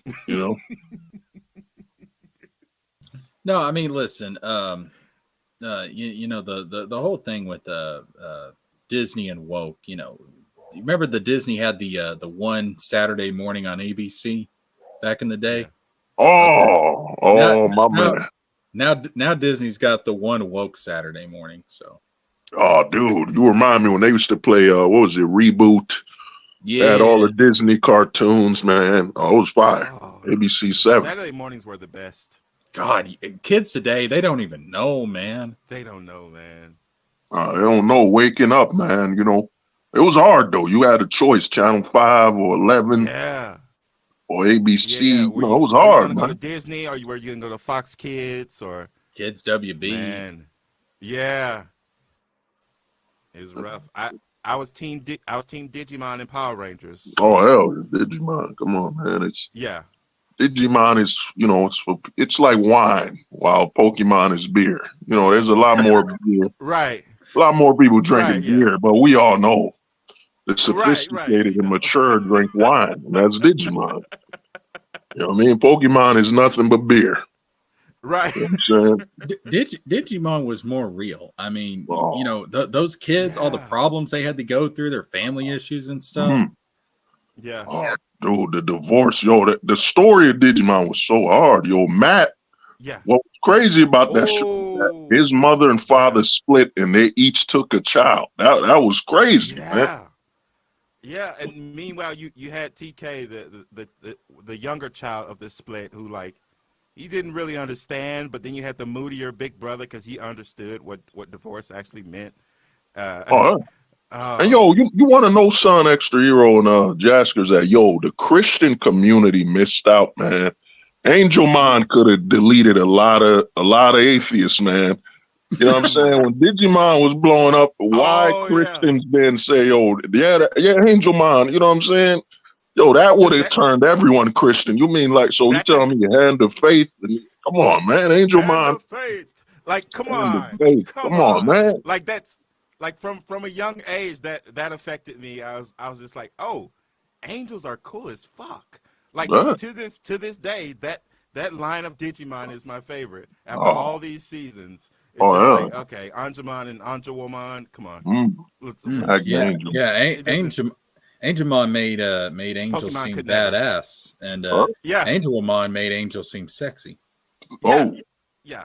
you know what I'm saying? And canonically, from the original version of the Bible, those things were true about angels. Well, well. I don't know. You know what I mean? Because, yo, when that happened, you're like, man, if the Christians, the Mormons would have jumped on that, like, man, you know, a lot Wait, of you kids saying would. we need a Japanese version of the Bible? We need them to adapt it. Mm. Well, Yo, an anime version of the Bible would be cool oh, as hell. Yeah, that'd be hard. That could go Let them- hard, man. allow That'd them be to hard take as hell. liberties. Allow them to take liberties, and they'll do some great You stuff. know what I'm saying? But for some reason, I just think Jesus would end up with a tail and in a power pole or something. He would ascend to heaven on a Nimbus cloud. You know, it would have been like, what, King Kai is analogy for God? Yeah. And the sensu beans is Jesus reborn or something like that. I mean, dude, it will work. I can see that making billions, man. You know what I mean? Hey, are But they still using sensu beans in the newer Dragon Ball Z? oh, they are. Yeah, they're still there. Think about how many kids that got to eat their vegetables when they were young. Oh, dude, it's straight up. Like, I can't tell you how many times, like, I was eating beans and I was pretending it was a Zenzu bean. It was fun as fuck. Yeah. So, Final Fantasy VII. There was a sort of addition to it, a Yuffie playthrough. And what are those beans or nuts that they eat? Wait, what about Yuffie? They look nuts? good as fuck, but they're really hard. Oh, They're like cacao. yeah. I want to say cacao beans, but that's from our world, so that's not it. But it's something like that. I was like, I like these magical beans that people eat to restore their health and stuff like that. Dude, not to interrupt you. You know what you just remind me of, you and Jaskers? Why didn't Bush's baked beans jump on sensu beans, man? You know what I'm saying? Oh, Bush's come on. baked Yeah. sensu beans. Come on, man. That would have, even if it was Leave just the dog peas, you know, behind. like regular beans, but you know, it's called sensu Yeah. beans. Maybe with a different seasoning or Oh, something. Have a commercial dude. with Corin the cat on there, like Goku, you gotta try out my Corin's Yeah. Replace the Oh, dog with Corin the baked cat. sensu beans. orange baked beans. Oh, They go great with Glenn Beck's Goodie and chicken. I've been wondering, man. I've been wondering since day one. Like when he attacked that church, I was wondering what is going on with Glenn Beck. Like, you know what I'm saying, what is Glenn Beck faking? You know, a lot of people are thinking about. You know, I know Eric's mind is like a, you know, like a hollow seashell for like a you know, what they call that crab that goes into an empty shell or something, hermit crab or something. Yeah. You know, there's not much in Eric's brain. It's To hollow. be fair, he does look like a hermit. It's hollow, but what is Glenn Beck going through? You know, what is, you know, Glenn Beck, the man who cried during Obama? Like, what did he go through seeing Eric argue with a ministry? Like, I know what did he do? I know exactly what he was doing. He was sitting there in his chair, tears coming down his eyes. He was like, "What? First Obama, and then Eric. Why do the black people always keep They disappointing me?" always let me down. Eric, I thought you were the one, Eric. You were the black like- that would never let me down, Eric. I You loved are Herman Goodie. Cain, but he died. He died on me. Why do all the good die? Why did all the good die young? Why did the good die old? Man, 'cause I'm wondering, like, you know, especially with the Blaze launching something new, it's like, bro, they lost the church. You know, I think it's only a matter of time. If he calls I some three, man, I think, you know, as Eric ain't good at you know, he's horrible at denying when he take a L. You lost, man. I think mighty ice is coming. Eric's going to end up hastening the return of Jesus. Like, he's going to put out ISOM 3. It's going to lead to a whole bunch of copyright issues. Jesus is finally just going to come back down and be like, Eric, enough. It's enough, Eric. You know what I'm And now saying? I'm realizing the Blaze sounds like a nickname for like one of the secret spices that they use for the the herbs, chicken. you know. The thing that gives it its kick. Yeah. I Give can it see that being the name of like a chicken wing restaurant, the Blaze. Glenn Beck's blazing fried chicken. Yeah. We got all your favorite sauces to put to dip it in. We got Yara sauce. We got I'm saying Santuan's fish fried chicken, fish fry. You know, Santuan's fish fry. Yeah. The hottest version of the chicken is called Blood Ruth. Blood Ruth. It makes the roof of your mouth bleed. Oh, you remind me of when Captain Crunch was in Family Guy. The son of a bitch is saying they make the top of their gums bleed. Man. You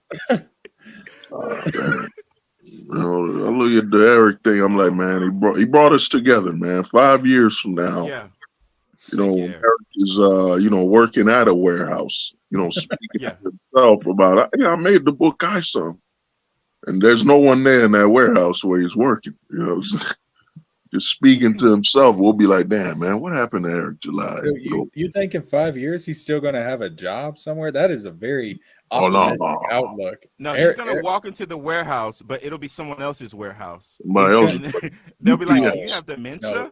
No, he's gonna walk into prison. And Beck's like, Eric, I'll take care of you no matter what, Eric. A prison is like a warehouse. They just store different things. He's Glenn's gonna. God, I shouldn't do this. Fuck it, I'm doing it. So Glenn's gonna be that guy that goes to see Eric in prison, and you know, Eric is gonna look at Glenn, and they're gonna have the phones and everything between the glass, and he's gonna be like, you know, Glenn. They're gonna hold up their hands to touch the different sides of the glass. Yeah, Glenn, listen, I've been in here a long time. Can I see your titties? I think Eric's gonna say they still speak of ice somehow on the outside. And then Glenn Beck will lie to him like, "Yeah, all the time. They can't all the time, man." He's gonna be like, "It's getting a movie, Eric. Well, getting a the movie. movie. They It's casted, getting a movie. they casted Wesley Snipes to play Ice. Yeah. Yeah, Gina Carano as Yaira. yeah, You like I that? mean, You the still like last her? time Gina Carano looked fire was what was that movie? Wasn't she in a movie where she played a spy? That's before she could act at all. Like she used to have this Mm. monotone voice. Yes, Yeah. I'm a spy, and they're like, damn, dog, she ain't look good. You know what I mean? I Right. think she would have made a good Wonder Woman, dog. Earlier on, she Mm. got the build, her body. You know what I'm saying? Yeah. I don't hate Gal Gadot. I'm just saying, Right. I don't look at her and say she's the perfect Wonder Woman. I'm like, this is what they gave us. It's good. It's Yeah. all right. I look at it, it's all right. You know what I'm saying? It's like, we go to Glenn Beck's fried chicken. You're like, yeah, it's edible. You know what I'm saying? It's Yeah. all right. It's all right. It's I mean, it's I'd food. rather Popeyes, but Glenn Beck's biscuits. Mmm. Oh no. So dry, your tongue will be Just the blazing. driest So, biscuits so ever. dry you'll cry. You know? I look at it, I'm like, man, we're gonna look back because I don't see it. I don't, I want to get your thoughts. I think, man, I don't see these woke guys lasting for the next 3 years. You know how YouTube's had a cycle of, I remember when they had some people remind me the atheists had their run. It was mad Yeah. atheist channels blowing up. And I think the woke Yeah. guys, they're on the downcline. It's like what they don't get is if Marvel is burning to the ground and less people care about it, like y'all got all your views because millions of people care. Now you're hitting that mark where barely anybody gives a damn. The views are just Yeah. dropping. I don't see And Yeah. them making man. I just realized these people can be defeated by a simple change in the algorithm Mm. where Yep. their videos are no longer recommended as highly as they've been, which is the reason for their success. Because obviously Yeah. most people's I views don't come from their subscribers; they come from the algorithm yeah. recommending them. Father Hostage is right though. There are cycles when it comes to all this stuff, Yeah, and again, it's part of the simulation that we're all in. Is the cycles. So we you call know, it the simpulation right now. yeah, and so I think these guys, their time in the sun's coming to an end. I give them, I don't know, maybe 2 years, maybe. Mm.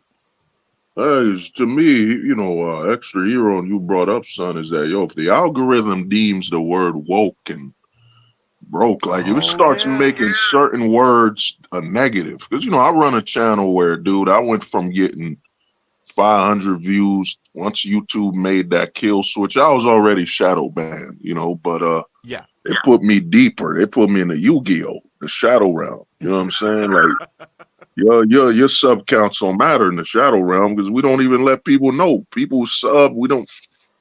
And you want to know what's funny about YouTube is that YouTube will show you before it goes live when they take subscribers out. Like they would show me, I would look at the channel and be, yep, those 5 subs are gone. And you look at your YouTube live, they're still there. So YouTube will literally show you their hand. Mm. We're gonna remove 5 people from you.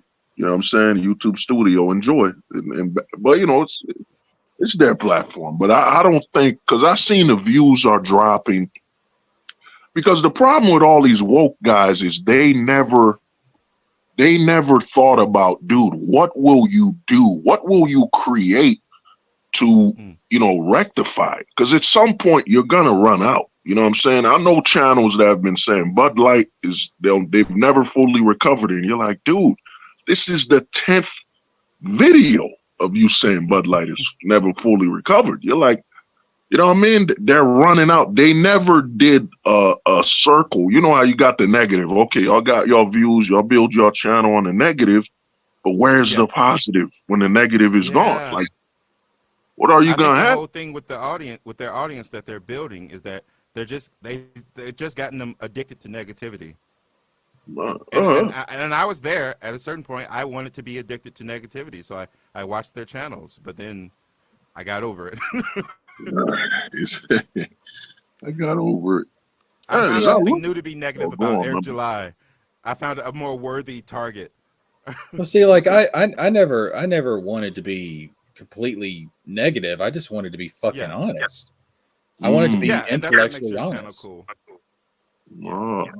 I mean, if I Well, like something, I'll give you the reason why I like it. If I don't, I'll give you the reason why I don't. I'm not just gonna get on here and say all the buzzwords and stuff. Like it's dumb.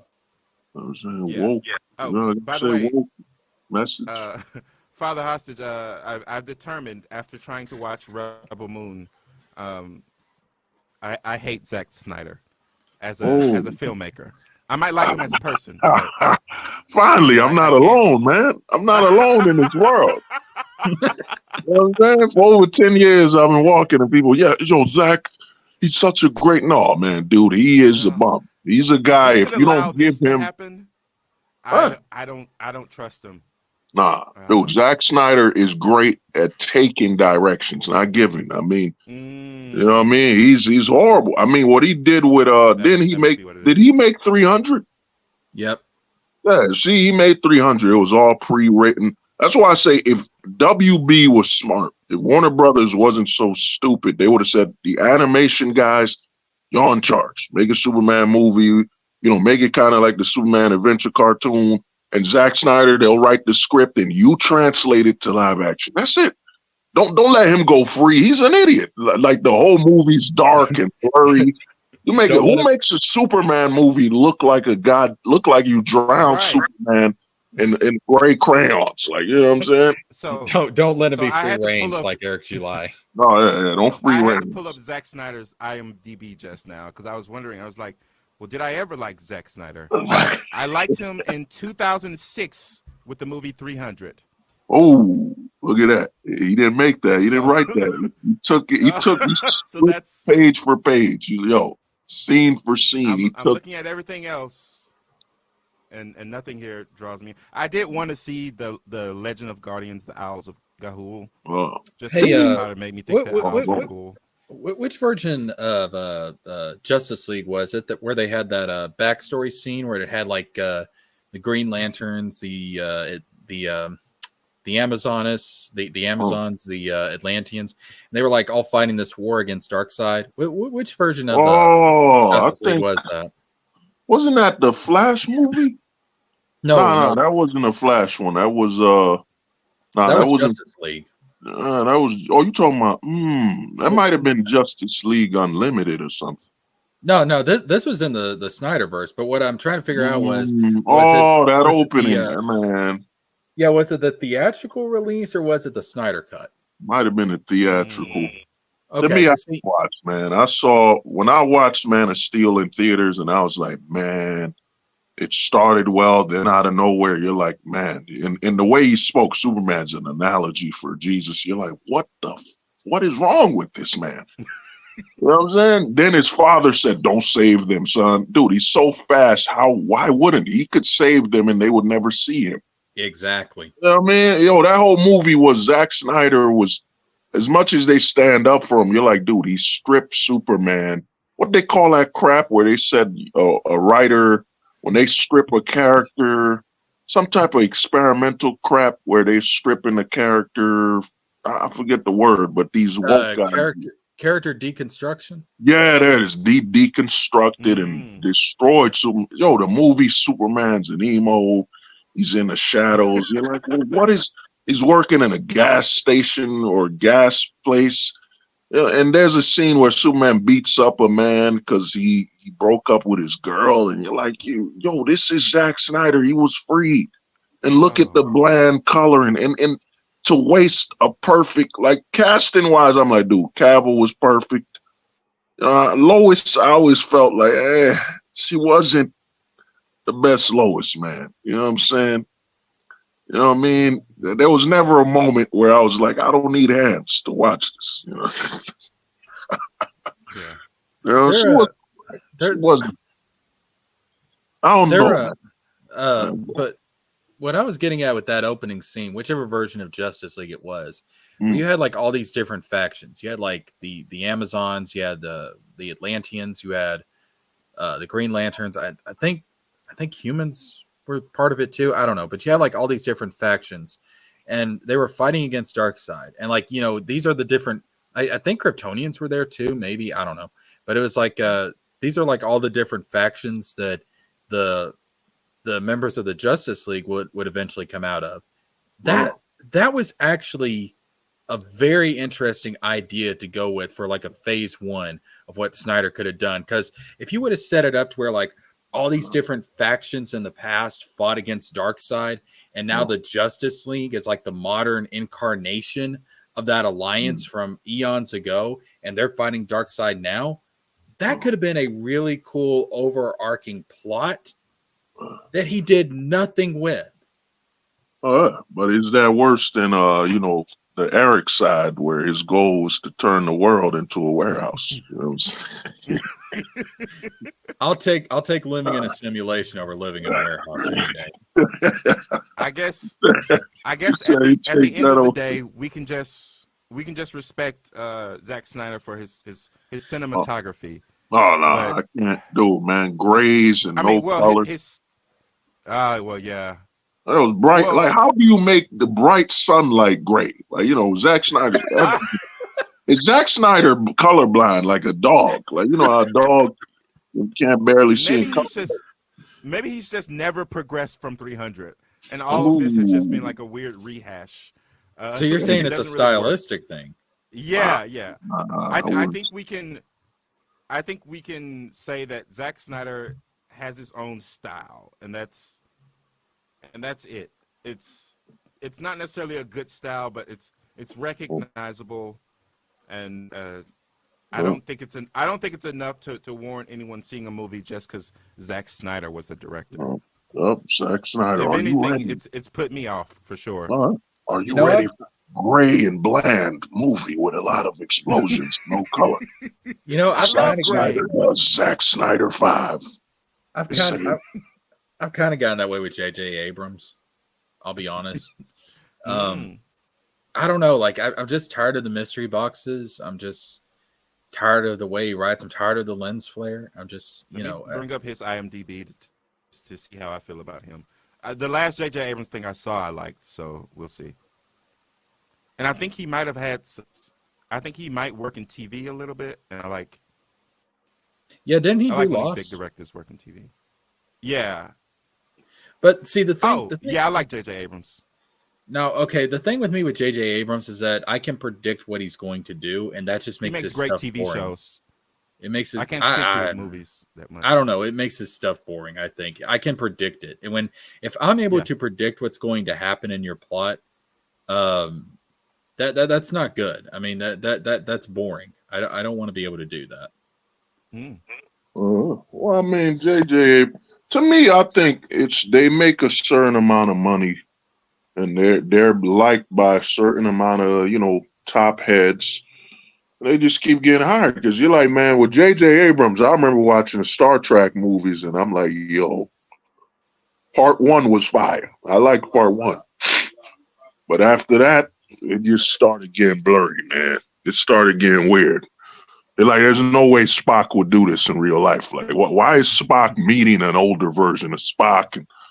And it's like, dude, they wasted. Think about this, bro. We got all this technology, and instead of them giving us what we want, it's so easy.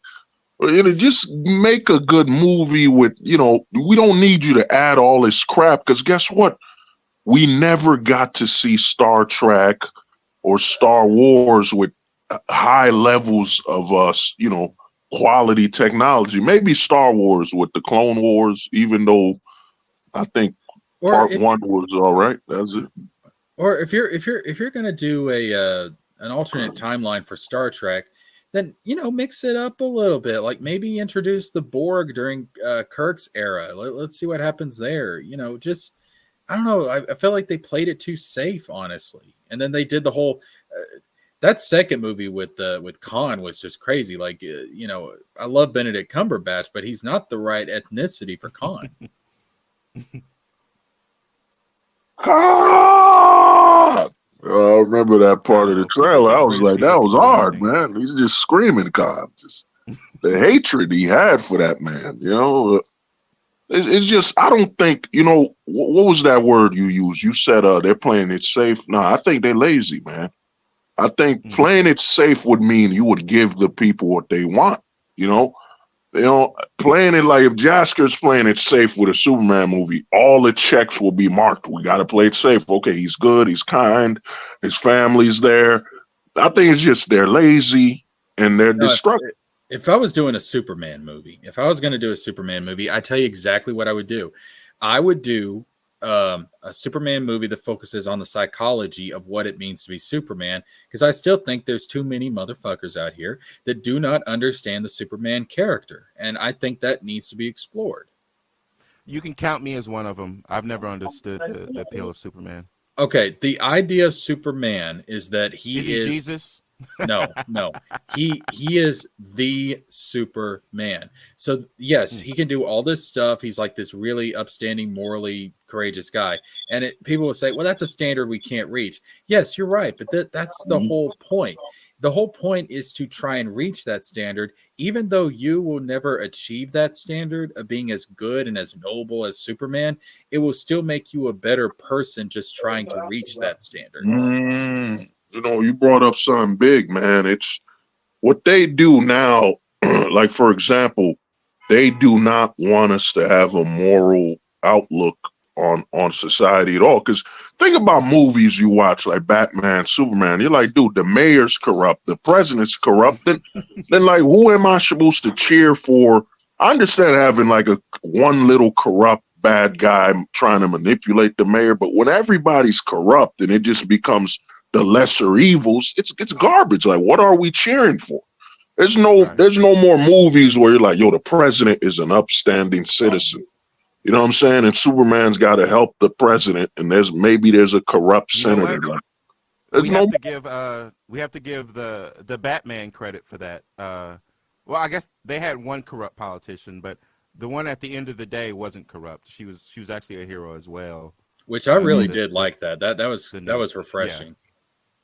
Yeah, and you especially don't expect that from a city such as Gotham, where it seems to infect everything. It seems to ruin everything. Batman, the way Batman's written is absolute great, man. Batman's written from, I think, the perspective of you start off in the gray. Like, everybody seems corrupt or something.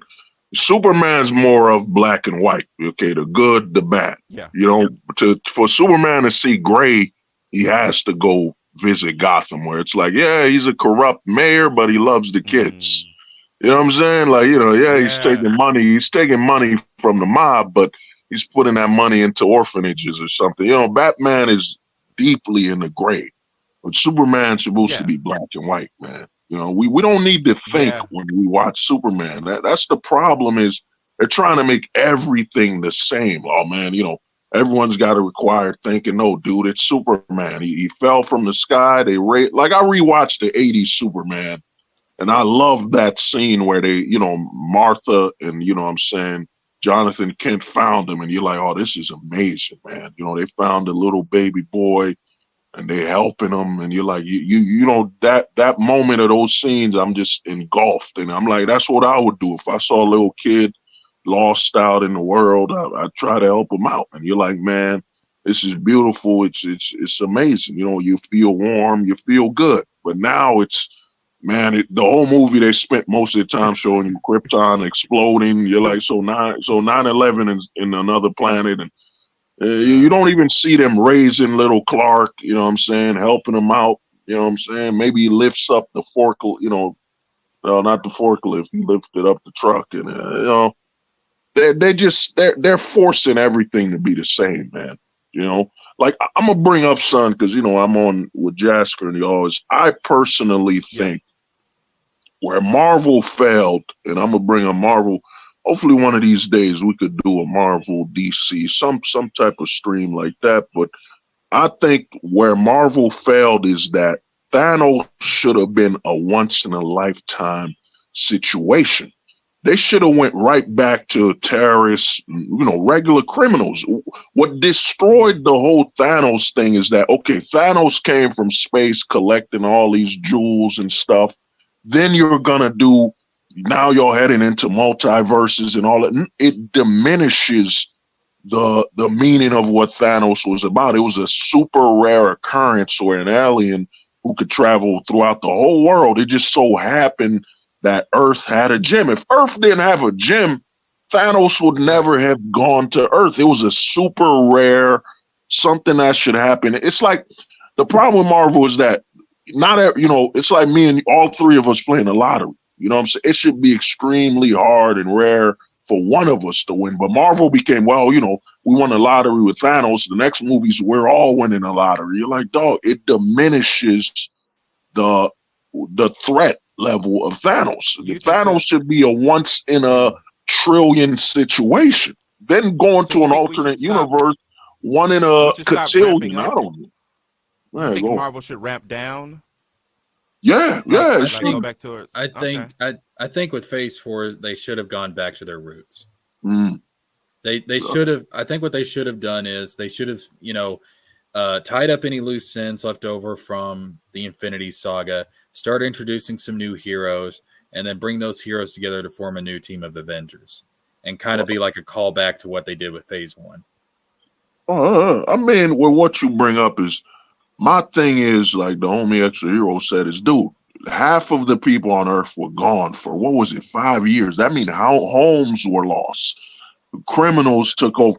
As soon as everybody came back, you had a whole setup for, the aftermath of Thanos. The next two phases should have been the aftermath of Thanos, where, people on Earth are just, a lot of people lost their families. Some people took their lives because dude, like, think about a married man with kids seeing his wife and children just fade away, like in front of his eyes, turn to ash. He might have offed himself. So they should have went back down, and you should have had to me, they should have, as much as we make fun of Eric, I think a cult leader of a villain would have made more sense. Someone that would have preyed on the lack of hope and the need for something spiritual, religious leader.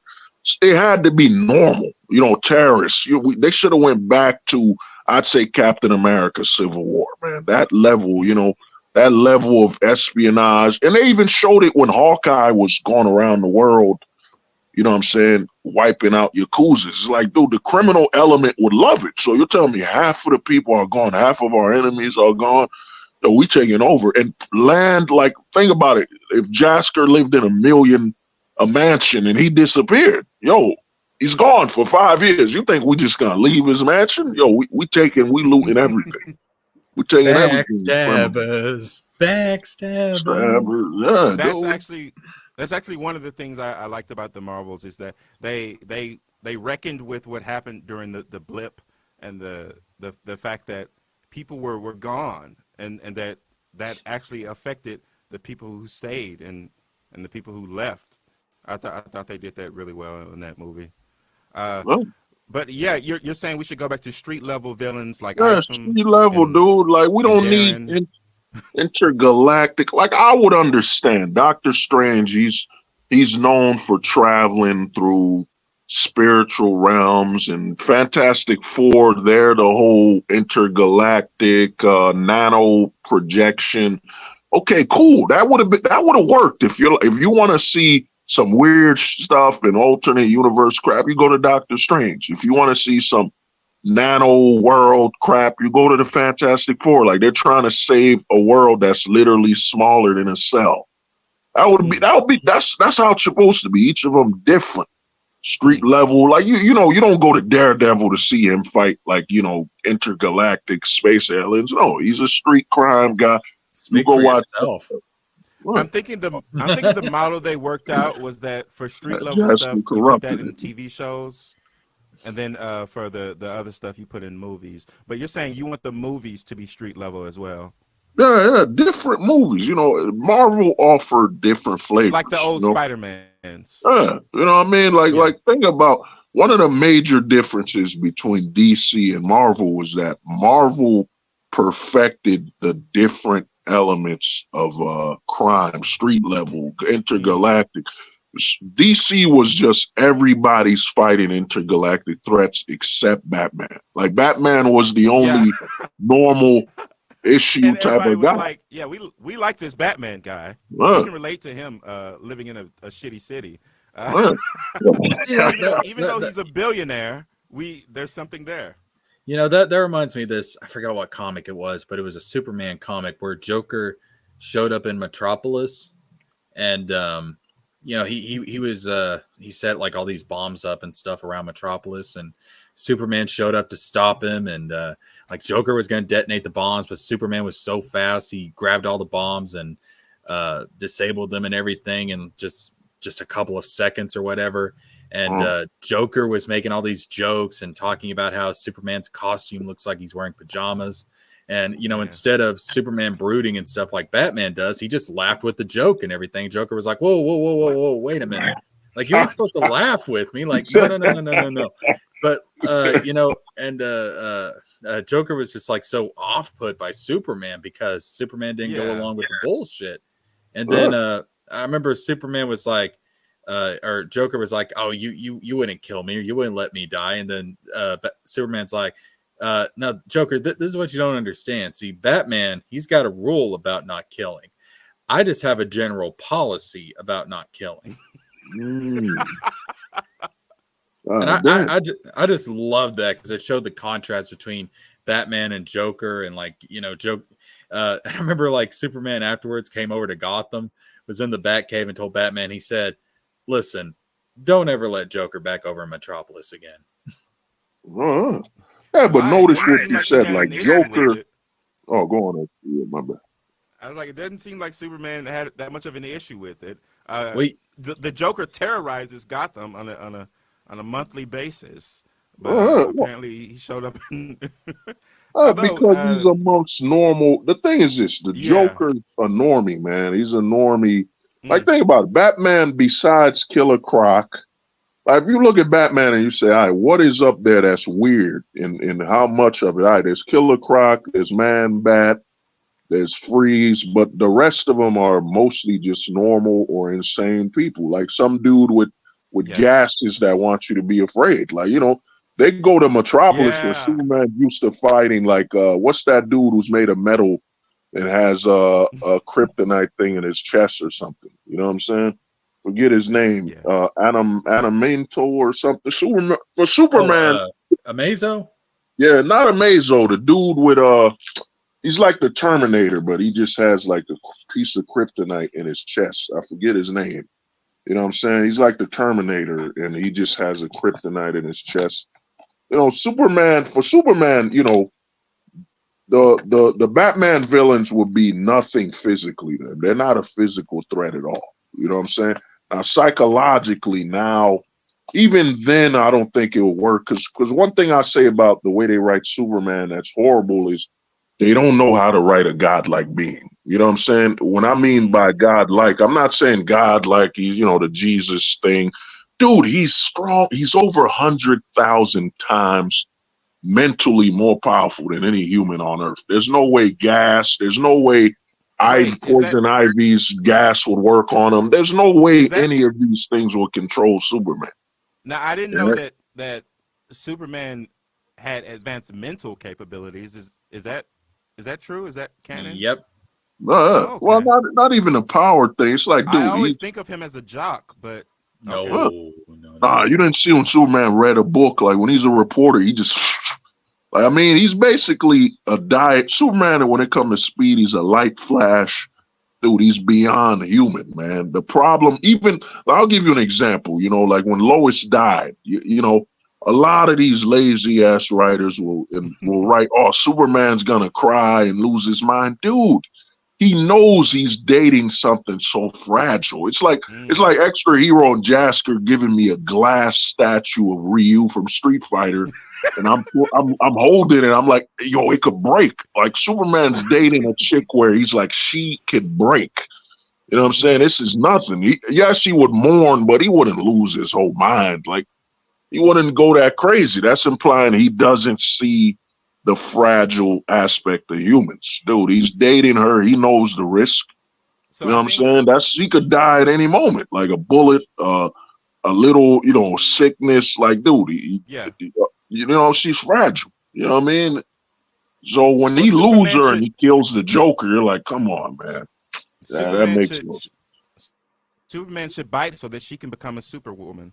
Oh no, sense. I'm thinking of vampires. No. Well, there actually is a storyline with a version of Superman called Superman Prime 1 Million, and he like resurrects Lois and turns her into like a version of what he is. But his powers get fucking crazy, dude. Like he's so fast, he can be in the location he's going before he's even left the location he's in. He can like freeze time with his breath. Like it's ridiculous.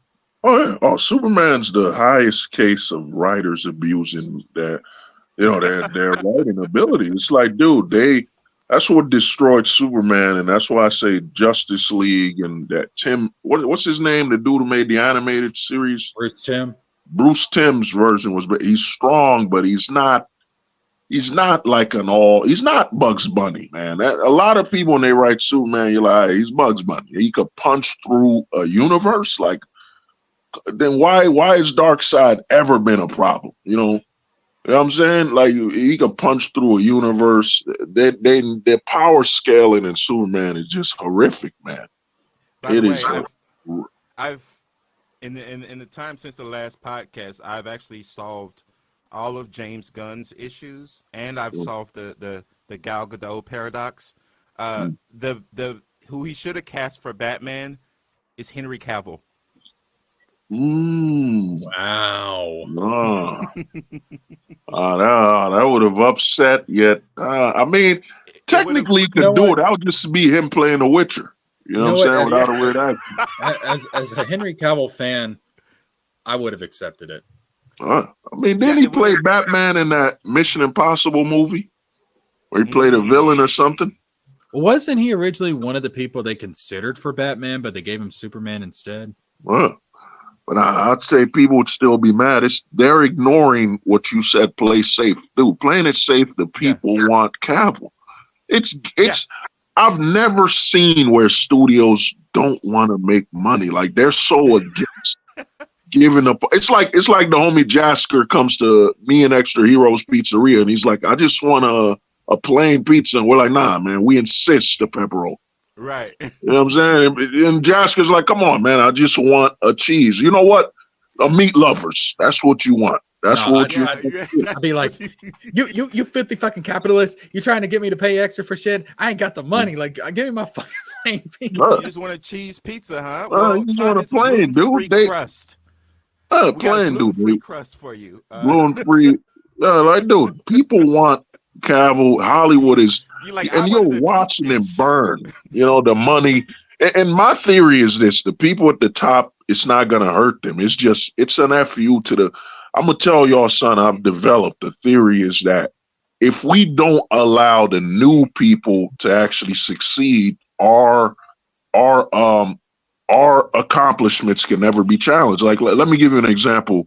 For example, Nolan's Batman can never be challenged because no one's ever going to let someone make a better Batman than Nolan's. Interesting. You know what I'm saying? So Nolan, if you're Nolan, you're like, dude, I'm going to be successful forever because no matter what happens, my Batman will always be seen as the best.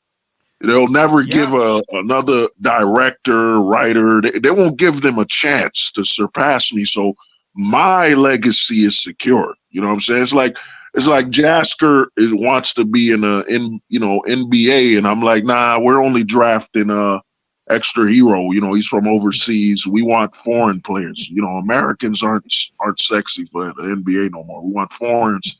Jasker's the best damn American player right now. Nope. Right. You see, Nolan's legacy will never be challenged because these studios would rather burn $500 billion before they let someone make a better movie than Nolan. His legacy is never challenged. And if you're Nolan, you're like, man, I never have to worry about my legacy being challenged. You know what I'm saying? 50 years from now. Nolan, for me, Nolan's Batman is my Batman. But I would like to see someone make a I'm not that territorial. just like, yeah, you can make a better one. Do it, please. Yeah, like Uh, I'm not gonna stop you from making something better. Like, Right. like, come on. nah, dude, they won't let it. And he said something that It won't kill me to. It won't kill me to say, oh no, this new Batman is even better. But you got to he's do better. it though. You're like Nolan, man. He goes to sleep, waking up. Yep, my Joker will forever be the best Joker. They will never let anyone surpass me. Because, the Batman, I love the Gotham City, the dirt. You know what I'm saying? It felt like Yeah. watching like a what they call a tourist guide of Gotham. You're like, man, it's dirty, Yeah, it's the dark. city was great. Oh, the city was awesome. Then the rest, and you're like, oh, come on, The city Catwoman. was probably the best character in the Oh, movie. yeah. I can't think of a better one. As much as I like Nolan's Batman, I will say the weakest aspect of those films was Gotham, because Gotham just felt like a typical big city. It didn't have a character to It felt like I've been to Gotham before. Yeah. Oh, yeah, you're right. Well, I mean, he took Jersey City, he took Newark, he took Chicago. He just took pieces of different cities, but that Gotham from, like, the Batman, I personally think they could do just an hour of just footage from how we came up with Gotham. And I'd watch that. Yeah. I'd sit back and be like, man, the rain, the dirt. You know what I'm saying? Gotham felt like a place you never been to, never want to be at, but you're like a part of you thinks, maybe if things got this bad, we'd be in Gotham. You know what I'm saying? Like, and to Jesker's point, I don't think I would mind living in Nolan's Gotham. I mean, you got to worry about the Joker doing some crazy shit, but mostly it's just a city. I wouldn't want to live in the Gotham from the Batman. Oh, hell no. Yeah. Oh, hell no. Gotham is that city you look at and you're like, man, I'm real glad I don't live over there. My Gotham ain't got, Flint ain't got nothing on Gotham. Right? I guess I never did see anyone drink in the Batman. All right. Dude, the ending, you're like the city drowned. It felt like a real Gotham where anything, because the villains. Gotham had one thing worse you'll water give the problems than Flint. Well, there's one thing you'll give Batman's villains is they don't care, man. They'll do anything to ruin the average person's life. Superman, you're like, all right, some aliens. Whatever's happening in that one location. But the villains of Gotham, you gotta worry about, getting toxins, gas that makes you scared and run into traffic. You know what I'm saying? Yeah. That's why I say, man, Batman would if they could make a Batman TV show, man, like True Detective, like it's just raw. It would be must-watch TV because I don't think the movies, because you look at the Batman 60s show, no matter how campy it was, you're like, they had enough time to introduce every villain and what they do. The movies, you'll never get enough time, man. Batman needs a true series. I'm not talking about Smallville. I'm talking a true dark, gritty. The cops and man. Well, it's one of the reasons why I love the show Gotham so much. Disregarding the last 2 seasons where it went downhill, but it gave the villains time to be full villains. And obviously there was no Batman there to take them out. There were other people who sort of took them out, but not really, because obviously the characters still had to exist when Batman would come of age. But yeah, that's a great show. I'd love to see another Batman show, including the Batman, because we've had all these Batman shows where Batman's not really there, or he's way too young to be actual Batman. I'm assuming because Warner Brothers won't give TV rights to anyone. Oh, it's because Warner Brothers is stupid, man. Dude, we had Smallville. We had Smallville, and no one was like, well, because the TV show's out, I won't watch the movie. They're like, come on, man, dude. If they had a full-blown Gotham show, where we got to see Bruce Wayne grow up, come back, Ra's al Ghul, dude, that could be easily over 10 years of just golden television, where you're like every new season you're foaming at the mouth. You know what I mean? Just imagine, you know what I'm saying? Some villains they'll never use on TV. Because my problem with Nolan was like, you know, I even told Extra Hero and you was that Yeah. he never went on the creative aspect. Like Batman isn't just Law and Order. Like there's Firefly, there's Man Bat. You know, Nolan was so He didn't lean into terrified. any of the mystical, Yeah. really. The mythical, the Yeah. experimental, like, you know what I'm saying? I understand what he And did. his 'cause version he of had- Gotham, I guess it wouldn't have been home to that type of element. Well, I understand all that, but I do kind of understand where Nolan was coming from because, you know, we came off of the Schumacher films and, Mm, you know, they went too far in the other direction. So it was almost like a case of overcorrecting, you could say. Well, what do we think yeah, about the Batman in that regard? Because that I'd say it almost has even less whimsy than Nolan's Batman. The yeah. Riddler was like this. Oh, the Riddler, they messed him up, man. You know, I Yeah. liked it. I think it should have just been a new villain, man. You know what I'm saying? Because the Okay. way he looks, you know what I mean? They went should have too. just done Hush. Oh, there it is. Yeah, you're right. The Riddler Yeah, in this version was almost too real. Like Uh. you want the Riddler to be Well. like he has to be whimsical. in a Hey, way. diddle diddle, I've got a riddle. Yeah. They got rid of, yeah, he's supposed to be comedy / threat, you know. To Yeah. me, I agree with you. That should have been Hush, man. He knew Bruce Wayne. He knew too much. That would have been beautiful, you know. But then they close it out with the Joker laughing, and you're like, my only problem with the Batman is some execution. You're like him being Batman where he fell, and you're like, if this is taking place in modern day, someone would have pulled out a camera on their phone, and some of the stuff he failed at, it just didn't make sense, man. You know, he was such a, you know, failure as Batman. He just runs in and gets punched and shot at. You're like, come on, man. Batman's a ninja, stealth. You know, like, you know, we played Arkham Asylum, you know, should have been on in the club, just roaming around the ceiling or something and taking people. And they removed that whole element. It's just, well, Batman just goes to brawl with people. He's the Punisher. You're like, what? And one of my favorite actors is Jeffrey Wright, who they had playing Jim Gordon. But I think that was bad casting.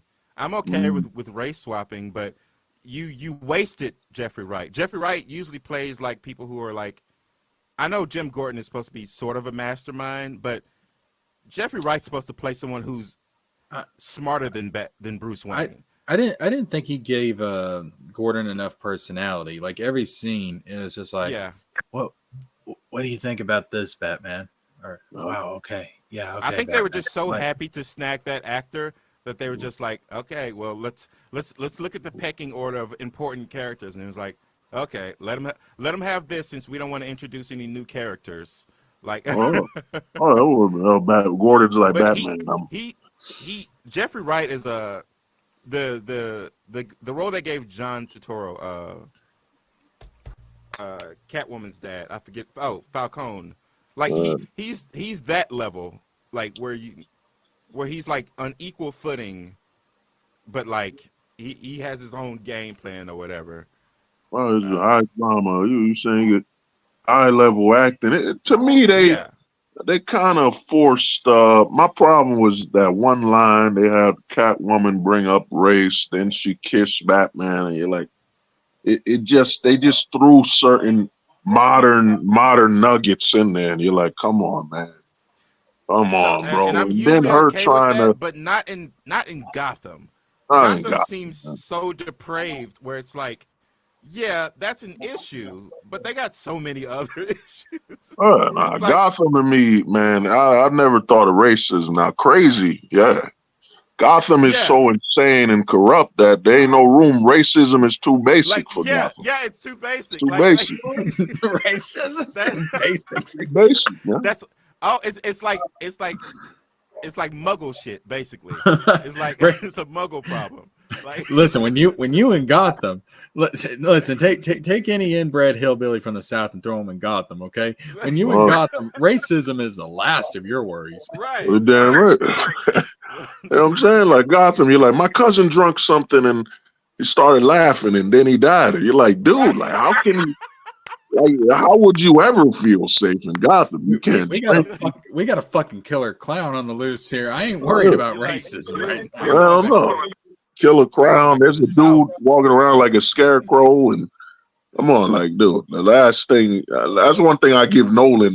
When what was it? When wasn't it Batman: The Dark Knight? When there was the Joker. I mean, when what was it? Scarecrow came back a little, and Batman stopped them. Then there was those wannabe Batmans on the streets. I was like, oh, this is hard.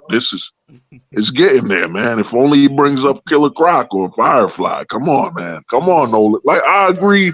The first two movies, you had to keep it correct. But Dark Knight, you're like, if only Bane would have teamed up with Firefly or somebody, just somebody a little, imaginative and fictional. You know what I'm saying? Just a little. Father Hostage. I would recommend you watch the show Gotham, because you get versions of the characters that you want, and they're either younger versions or they're versions who inspire the versions that you know. Like there's a version of the Joker in Gotham, the TV show, I should say, who's incredible. Actually, it's the guy who went on to play the guy in the Star Wars video game, the redhead dude. He played what we thought at the time would be a young Joker, but ended up being the guy who inspired the real Joker. Yeah, they couldn't actually he was amazing. say it was Joker because yeah, of kind of legal issue. Yeah. A lot of it's sort of obvious when you watch the show that they don't have the rights to a lot of stuff, but they made it work really well though for the first 3 seasons. But yeah, we got a version of Firefly. It was great. Hey, gentlemen, we had a mini Poison Ivy. Y'all keep talking for a second. I got to place an order for a pizza. Man. That's Man, I got another 15. Free meat lovers. Free, man. You don't have the right to order what you want, man. You exploitative capitalists, leave me alone. I want my bare bones cheese pizza. I'm gonna get my bare bones cheese. Nah, sir. I'm sorry, man. That would imply you would enjoy what you bought. We can't do that, man. Give that man what's that joint with veggie pizza or something? Yeah, with extra broccoli. Yeah, just put vegetables that in no way belong on pizza. You guys are reminding me why I want to get the fuck out of here and move to Norway or someplace. You know what I'm saying? It's like Hollywood. Let's find out what Jasker's allergic to and put in his pizza. That's how Hollywood is. He's got a peanut allergy. I'm allergic to bees, so. Oh, okay. So pizza with a bee lover's pizza. You know what I'm saying? Shit. You know what I'm saying? To put bees in there with some honey on the crust. You know, that's how Hollywood is working. I have seen on Instagram people drizzling honey on their pizza. Is that an actual thing? Dude. It doesn't fucking stop, man. People are so busy asking if they could do something. They didn't ask if they should. Oh, that was a good line. Damn, is this what the elite are doing now? Putting honey on their pizza? I'll tell you a secret though, man. You know, if you're not allergic to honey, when you make a peanut butter and jelly sandwich, put honey in the middle, man. I'm telling you. Yeah, I can eat honey. Your life. I just can't if I get stung by a bee, I'm in trouble. Oh, okay. Hollywood's like, well, okay, sir, it's Jasker. We got a Hollywood premiere of a film called In the Beehive, and we'll come to the theater and we'll just unleash some bees. And that's Hollywood. Well, let me tell you what my answer is to that. How much you gonna pay me? They're like, yeah, we like you. We like your style. Man. It's like they want me to do something I really don't want to do. I'm like, I will never in a million fucking years do this. And then they hand me a check and I see how much is on. I'm like, shit, dude, that's all you had to say. Never say never. Capitalism wins again. They call it trapitalism right now. That's what it is. Now, Father Man. Hostage, are you planning on seeing Rebel Moon, or have you already seen it? Oh, Rebel Moon, nah, man. I tell people I'm a product of the '90s, man. I I'll look be at, back. I'll be back in a second, boys. oh, I All right. got you. I look at the trailer and I'm like, and then I know Zack Snyder. Because think about Zack Snyder. Don't you remember that movie he made in the '90s? I mean, late 2000s. It was an all-chick film. One of them was a ninja or something. Sucker Punch, I believe it was Yeah, called. Sucker Punch. Yeah, did you ever watch that? I never saw it. I Did think you I ever watch? tried to watch it once, but then I bailed on it. Look at that! Look at that! Uh, yeah, Look I at this watched it man. because the premise looked cool, but then I bailed on it. What did I miss out on? Extra Heroes is like, man, there was too much Zack Snyder in that. I prefer when he's I held back. and at that Zack time I Snyder's didn't. he's like a Yeah, pit bull without, if you don't put what I'm saying, a chain on that dog, he's liable to make some garbage. You know what I'm saying? Zack Snyder needs to be chained, man. As I saw Rebel Moon, I'm like, this was a chance to make $1 billion. You see, people are disgusted, disappointed by Ray. It don't matter if you're doing a positive, good female. It's not a good look right now. The temperature's too high on. Once men have been trained for the last 5 years. They see a female in lead, it's gonna be male negativity, male bashing. If he would have just done Rebel Moon, the lead is basically Luke Skywalker-ish, and then you bring up maybe he's got a sister or something. Then you eventually build up a female lead along with him, like a Batwoman, Batgirl. You know what I'm saying? yeah. It would have worked, or like a Wonder Woman, but for you to just at this time when, man, Rebel Moon and then it looks like Star Wars from him. It's the colors are It still does. extra dark. I remember. I remember on the last podcast, I sort of sheepishly asked, "Was this a Star Wars movie?" Because I kind of thought it was, and Oh. it turns out I'm not alone. A lot of people thought it was a Star Wars thing. Well, I mean, he said, Rebel Moon. You could have come up with a more Star Wars name than Rebel Moon, yeah, and Rebel I'm pretty sure Moon. that was on purpose. Yeah, I mean, I But like the name. The name yeah, is hard. It's just yeah, that, he meant to compete with Star Wars, I believe, even yeah, though but this didn't get a real theatrical release. But nah, so I'm someone who I like the girl boss characters and shit like that. This was unwatchable. Uh, uh, well, man, this like Zack Snyder, man, they gave him all that money and he took yeah. most of it. He pocketed most because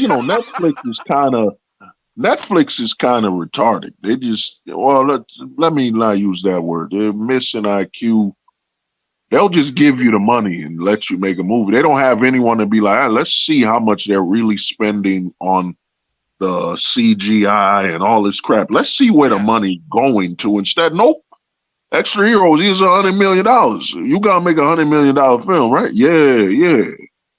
Yo, And hold the maybe truth that's why they hostage. keep I'm gonna pay you 10 grand to just play one of the villains, the lead villain, and I'm gonna pocket the rest of the money. You know what I'm now in saying? the And I'll beginning play. of Netflix, we thought that was a brilliant thing because we got cool TV shows out of it. But now that they do movies and stuff like this, it's almost never good. And yet they of course raise prices on everyone to, I guess, pay for these movies and stuff. They force. I mean, Netflix is forcing quality, dude. Yeah. Netflix. I wouldn't care if I only got 1080p. I'm good. That's the Right. TV will up-res it, but they're forcing you to spend for quality you never asked for. And Netflix to me is just problematic. They with what they're doing, but I think they they should know. never make a movie again. I think they're only good at TV shows. No, I think they can do movies. The problem with them is they don't understand that dude. They put Rebel Moon in the theaters. They should have left. Netflix doesn't understand when you do a movie and you can put it in theaters. Put it in theaters because it enhances the movie. The You know what I'm saying? pandemic is Enhances over. it. Put it in theaters. Right, put it in theaters. Then you're like, I can't wait to watch it on my own so I can dissect it. Like I can pause. Yeah. Like, let's be real. Nowadays when you watch a movie, you pause. You might watch in double speed. You might like, oh, you look for what they call that thing, the Easter eggs and all that crap. Yeah. You'll pause it, rewind. Like I've watched movies. What is it? I was watching a movie. I kept rewinding it because certain scenes I didn't hear what he said or I wanted to see it again. You Yeah, can't rewind sometimes I'll nothing in the stop it theater. and rewind it and turn on the subtitles. Man, you Yeah. know what I mean? Yeah, you like you said, subtitles. You won't do that in the theater. People Yeah. don't get it that it doesn't hurt it in the theater. The theater, you watch it. I Right. got no control.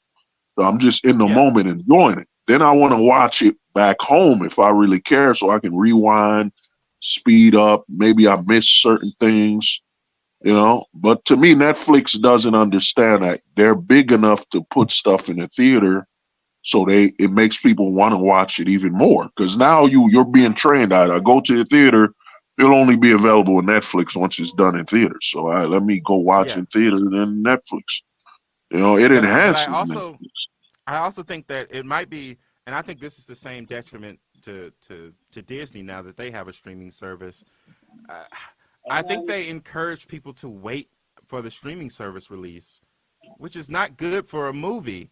You want people to spend the money at the movies when you make a movie.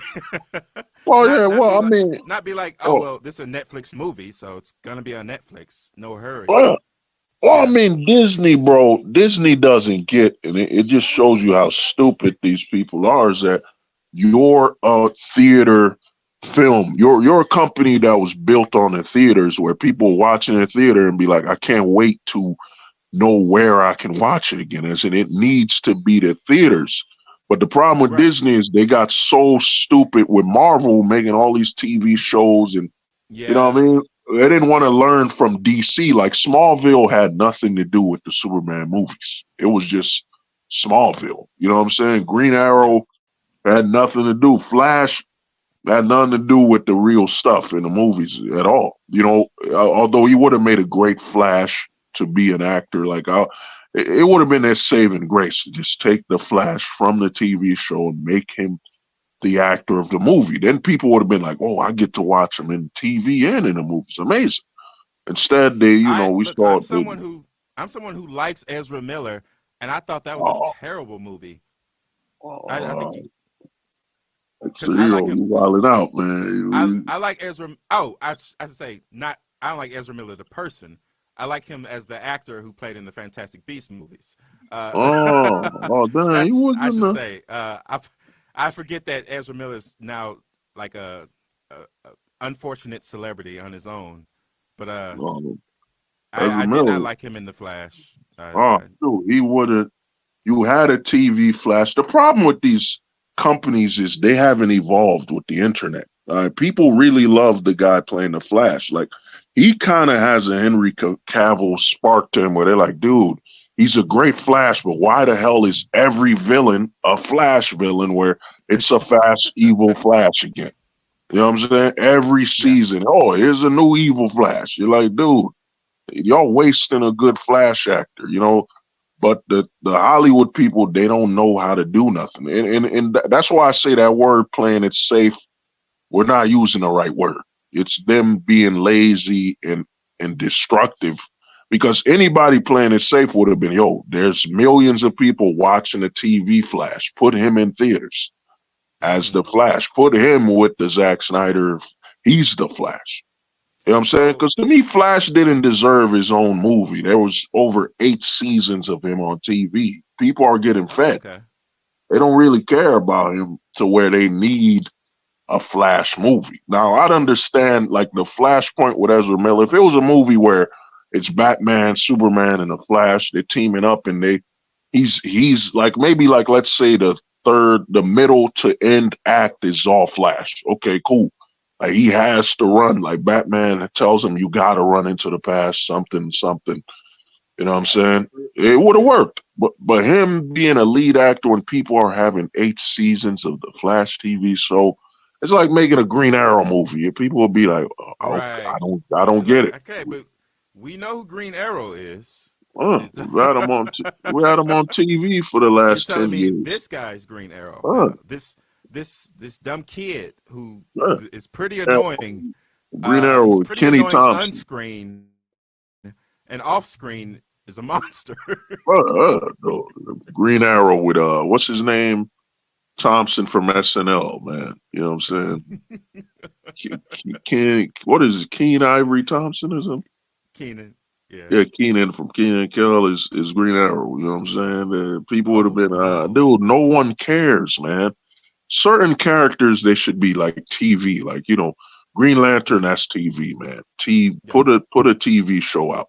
He's basically, especially after the EVS run where they had the White Lanterns and all these other colors.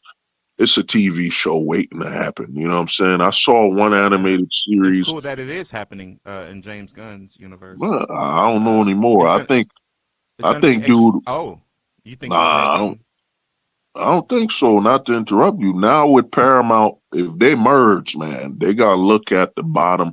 I think that merger might save James Gunn. James Gunn might be like, yeah, man. Thank God they merged because they gonna take a lot of this responsibility off my hands. You know what I'm saying? Because if Paramount merges with Warner Brothers, now all right. Yo, what did you fuckers do to get me demonetized? Before I even got monetized, I'm going to get demonetized. What'd you fuckers do? Well, we were talking about Ezra Miller, but oh shit, I gotta delete this whole thing. Fuck. Are they demonetized? No, we haven't talked about his recent change, so it's all good. We didn't say. That's weird. Yeah, I do apologize for that taking longer than I thought it was going to be, but it's New Year's Eve. Phone line was busy, so I had to keep trying until I got through. Man. Nothing stand in the way of getting good pizza, man. You damn right. Shit, I might order one. It ain't what he wanted. With you. It's what we believe he deserves. Where did you order pizza from? I'm trying to see if we have the same place here. Pizza Plus. Nope, never heard of it. Yeah, I think it's more of a southern thing, but it's good pizza. Well, I'm in the South. I thought you were gonna say Johnny's Pizza. What the fuck is Johnny's Pizza? Wait, you don't. Well, this is okay. I thought they were bigger, but all right. As far as pizza chains go, we've got Pizza Plus, we've got Papa John's, Domino's, Pizza Hut, Hungry Howie's. Nope. Shit. What else do we got? Jets. Nope. I think I'll be in Jersey. You have CC's Pizza though, right? Yeah, we do, but they're not in my area. Really consider it pizza, yeah. It's like an hour's drive away to the nearest CC's. Okay. Oh, and I'd of say course, Johnny's Pizza is one of the most popular pizza besides the big chains like Domino's and Pizza Hut. We have Little Caesars, but man, them. I'm not buying that cardboard. Only that garbage, man. Little Caesars with that American, cheese, Kraft Singles cheese, man. My local Little Caesars just went out of business. Well, I didn't think it was possible because they offer a service that almost no one else does, which is you drive up and they already have a pizza for you. Oh, yeah, hot and ready, good. That was amazing. I love that idea. As a dude, I remember I was high, man. When I was, I was high eating little Caesars. I was, this is fire, man. This is amazing. Yeah, it's like, hey. And I ate it when I was sober, and I was like, what in the name of God have I been doing? Little Caesars is the pizza you get when you need to get a lot of pizza for cheap. Yes. Like if you're doing something for like a fundraiser or something like that. Yeah. Or like an office party or something like that. Or a kid's birthday or something. Little Caesars, that's interrogation pizza. You know what I'm saying? That's the pizza the detective puts on front of you and is like, yeah, eat some of this. You're going to be here for a while. Like, I'm good. Let me tell you everything, officer, because I ain't got, Little Caesars. But I'm thinking the existence of Little Caesars might be why like Domino's had to keep coming out with these deals on their pizzas and stuff like that, because they knew that there were other places to get like really cheap pizza. So, but the thing is, there's a parallel universe where Little Caesars never existed, and people never had to taste something that's trash that's hot and ready. You know what I'm saying? I think that was a universe where no one had to go through that suffering. Little Caesars is the ISOM of pizza.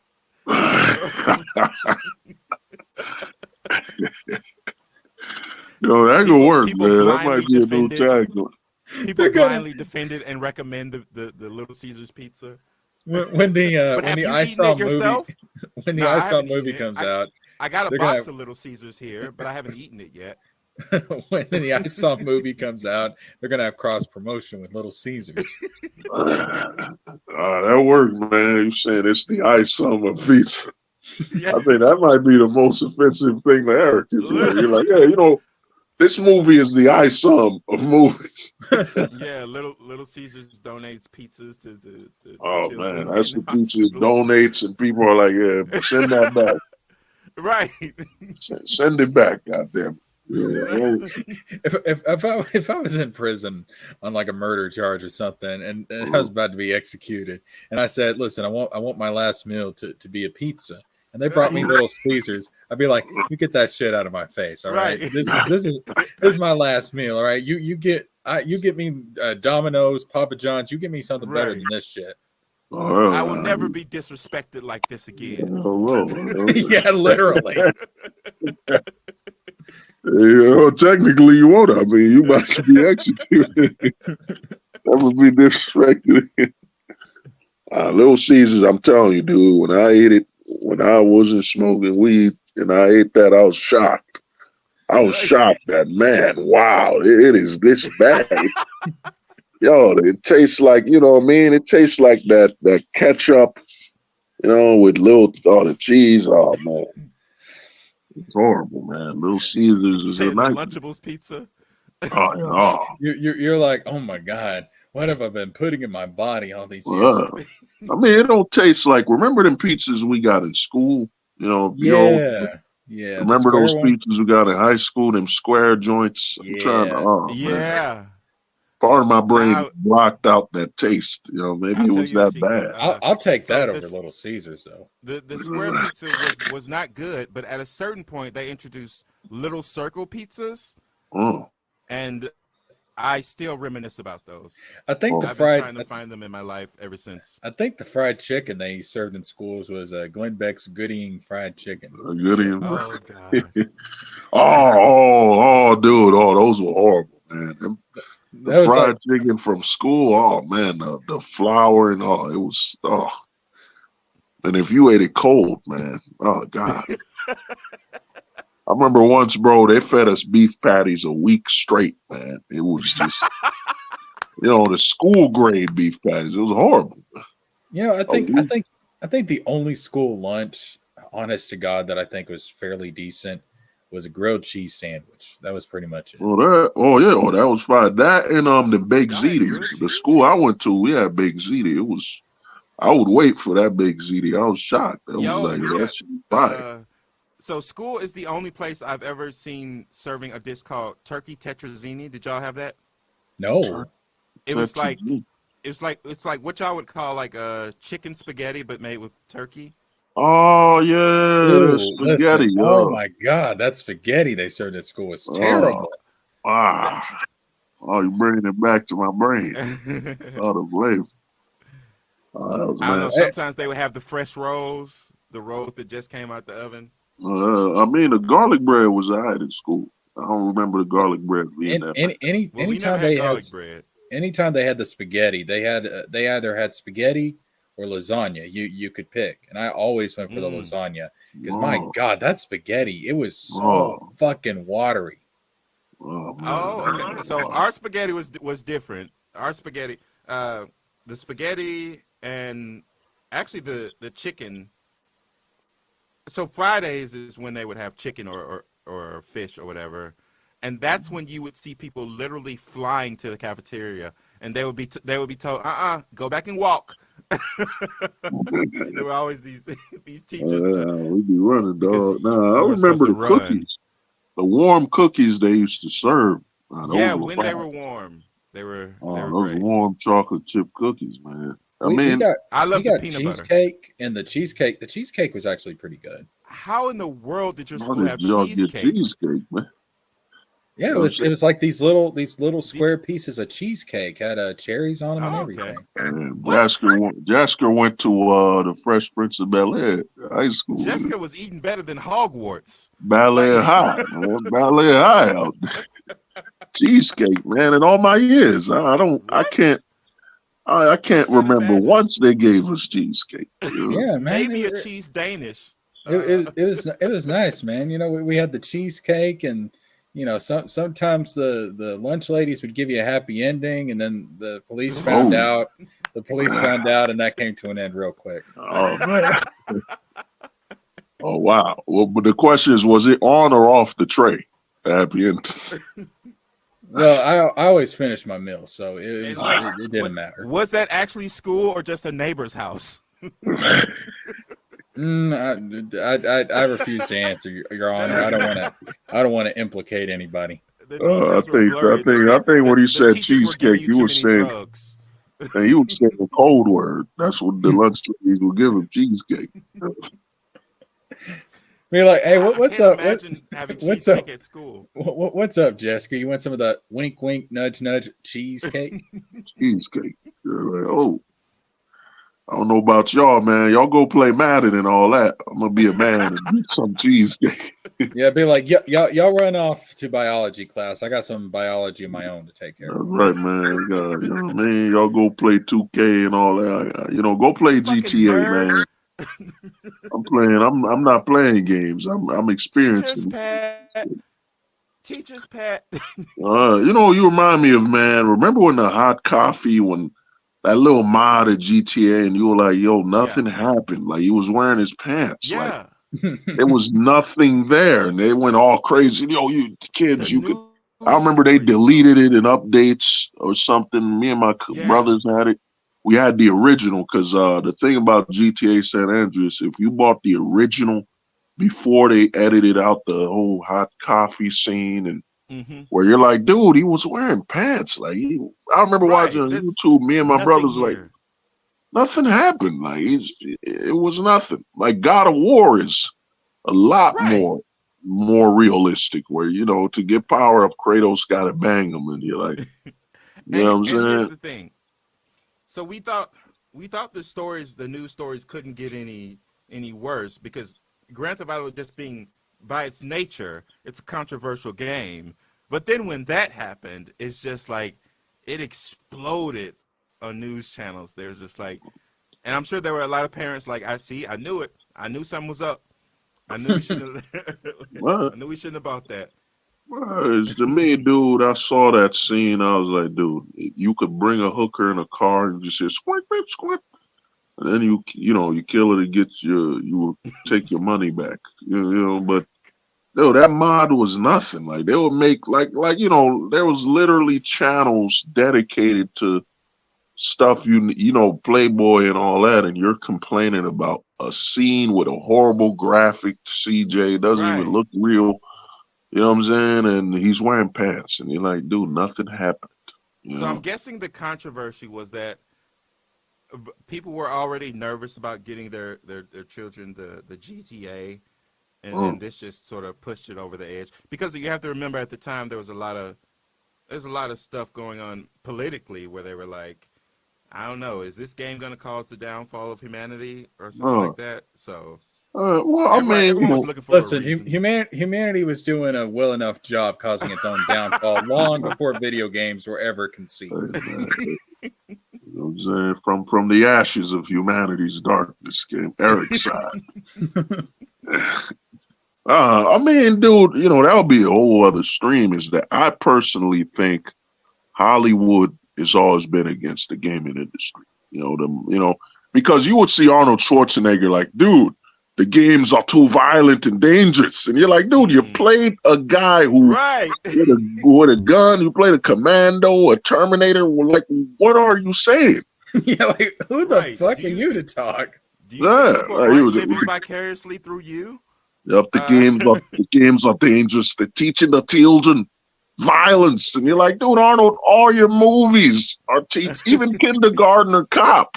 Oh, you know what that's all about, though. That's basically like, I come from another generation. I do not understand the video games. No. Therefore, they must be dangerous. Yeah, same guy getting his likeness for a game. You're like, dude, you're making money off of them. As I remember, Terminator came out, they put his skin on video games. They're like, "Come on, Arnold, come on, dude." It's just like when comic books came out. There was people saying, I do not understand the comic books, therefore dangerous." Oh man, I'm gonna tell you, I wrote my book. I'm waiting for the cover, but yo, the comic book industry was sabotaged by Hollywood and the radio. I did my history literally, Radio man. killed the comic book star. No, literally, bro. The New York Times, they all went after him. Even you want to know what's funny? Like, you know how we say Arnold, what was his name? He was in the 1930s. He played cowboys in a movie. John Wayne said comics. Yeah, John Wayne said comics are dangerous and teaching children violence. And you're like, John Wayne, you never played a movie where you didn't hold a gun. Like you never played a movie where you weren't a cowboy shooting things. And you're saying comics are violent? You inspired multiple generations up until now to be gun-toting cowboys. Oh, the homie Luster Dog, you know, he dropped some knowledge. You know, the 1993 Senate hearing in video games are a good listen. Boomers freaking out about 16-bit games, having no idea that's 10 years. Wow. Because, yeah, dude, you're like Arnold Schwarzenegger. Dude, I'd love to go back in time to those hearings and just listen to what was his name, the Joe Lieberman out there talking about how bad Mortal Kombat is. I just wish I could go and just pop up right in the middle of those hearings and be like, "You motherfuckers haven't seen nothing yet." Yo, show Mortal Kombat 11. I've seen the future. If you brought a tablet from now to back then with footage of the games, and he's like, "That's real. That's a real person getting fatality. He's a witch." He's a demon. Well, that isn't even a Radio Shack. What is a tablet? You know what I'm saying? Right. Me, man, it's go back to the 90s, walk into a Radio Shack and be like, "You know where I come from? You don't exist." Oh. Yeah, you know where they messed up a Radio Shack? They should do commercials with Shaquille O'Neal, and they just stopped. Yeah. You're like, dude, it was perfect. His name is Shaq in your Radio Shack. Those ads were perfect. And then they just stopped. Then Shaquille O'Neal went on to do commercials for literally every other company in existence. Yeah, every other company. Dude, they stopped, dude. Shaq alone could have killed Best Buy, all of them. You know, a lot of people don't remember Circuit City, man. Come on, people. Circuit City, dog. Come on, man. Yeah. What you know about Circuit City, man? That makes me think of that. I worked at Best Buy right after Circuit City was destroyed. That reminds me of that DBZ abridged scene where Cyborg Frieza is like glitching and he's like, "Man, we're out in the space boonies. There's not even a Best Buy, Circuit City for me to get new RAM." Oh, man. Oh, dude, you heard what happened? The way Circuit City went out of business was stupid. They kept trying to match Best Buy. Like, you know, they literally had a situation where if you know the price is cheaper at Best Buy, just tell us. And people were just lying. Yeah, the laptop at Best Buy is $50. You know, and we'll match it. They're like, wow, they went out of business. And I remember Circuit City, man. For nothing? They went out of business. It was stupid, bro. Price match. You're like, dude, Circuit City, you know, the yin and yang, you know, the challenger. Now Best Buy has no competition, but, you know, I don't really count Walmart. You know, I don't count. Do that now. Just go over to a Toyota place and be like, "Yo, listen, Toyota, Honda is selling this 2024 Honda Accord for $50. So, you know, I want that Camry for $50. You don't need any proof? Okay, give me the keys." Now you're price matching things that aren't even the same. They're in the same size of vehicle. It's the same. Well, guys, man, I gotta get ready for work. My brothers has been an honor, but yeah, to me, hit me up. Let me know. You got a Twitter? I don't think Extra Hero got one. Yeah. I got a Twitter. It's Extra Hero famously doesn't. It's I've got it linked down in the description box. But Father Hostas, I do have a video on my channel, and you can go to the comment section, and that's why I do my conversations with people. Oh, all right, bro. That's my workaround. so that Uh, I don't get sucked back into the world of The Twitter. demon of Twitter, man. Yeah. You know what I'm saying? Elon Musk is having live sacrifices of people on a circuit board. yeah. Hold up one second, Father Hostage. I'll actually post my Twitter in the private chat, and you can. Man, I But yeah, think it was. I got you. I'm not sure. There we go. Let me see. Jessica. Let me. But yeah, as always, it's a pleasure talking to you, Father Hostage. And Actually, when I had my conversation with LG, I brought you up a bit. LG doesn't like you. LG. Nah, I had to block LG because, man, he was going insane, bro. Like, Yeah. you can't talk. This is crazy. You Over can't on talk Twitter, to that guy. over on Twitter, they're recommending me to follow Zack Snyder. Leave me the fuck alone. Wow. Follow him, man. Follow him and get Rebel Moon and Bland. Zack Snyder ran off like me and Extra Hero talking about. He ran off with the money. Because Netflix just probably gave him the money. They didn't check what studio he's using for the CGI. He just hired some YouTubers and some homies like, yeah, man, it's Zack. Give you guys. I don't know how Zack Snyder could be happy with the finished product that we got, unless I don't know. And he obviously knows more about what's happening in the future of the story, but I don't know how you could let it start like this. Man, he's an idiot, dude. He made, like we were talking about last time, he made the sequel. Like I think Extra Hero and you and Jasker said he made the franchise before it was a franchise. It's like, dude, it's the first damn film. You don't need to be traveling over 50 planets. It should be at max 4. You know what I'm saying? For anyone who's thinking about watching Rebel Moon. Then what was it like, bro? How much rape do you like in your sci-fi?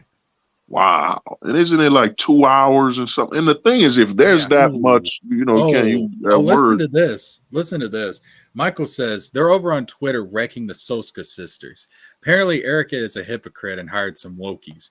That's funny. That's fucking funny right there. I always knew the Soska sisters were sort of rogue. I understand. We spoke about this earlier. Eric didn't hire them to write his book. He wants them to bear his children. Oh, yeah. Well, you know what I'm saying? He wants them to bear the true children, the demonic, the true Eric children. Eric's girl refuses. Y'all don't get it. Eric helped Obama. Now, if the Soska twins bear his children, they'll be a pure, progressive bred child. You know what I'm saying? Pure breed. My favorite Rippaverse members right now are whoever this mysterious Carol person is and the Soska sisters. Because clearly, I talked about earlier how I watched that Dragon Ball Legend short on YouTube, and Chi-Chi tried to fight Brawly. So I love characters who clearly don't belong in the circumstance they are in, but they still try. So yeah, those are my favorite characters. The Soska twins, they'll bear Eric 2 children, and one of the children, both children must fight in a steel warehouse to determine which one is the true heir to Eric's inheritance. You know what I'm saying? We all lose. There can only be one. There can only be one. Eric will put his children in the warehouse in a steel cage, fresh from birth. So the twins are like, they're just born. You can't do that. No. They must fight as babies to determine who belongs, who's my true child. How do you? You know what I'm saying? Eric will keep their first name, so the child will be Eric Soska.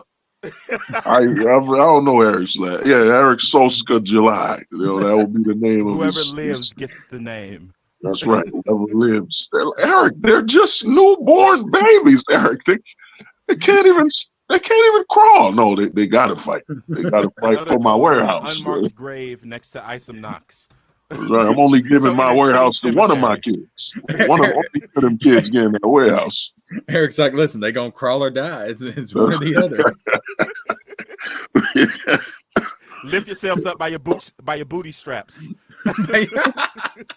I'm saying Glenn Beck lift them up. Don't waste them children right now. They could be very useful in the future.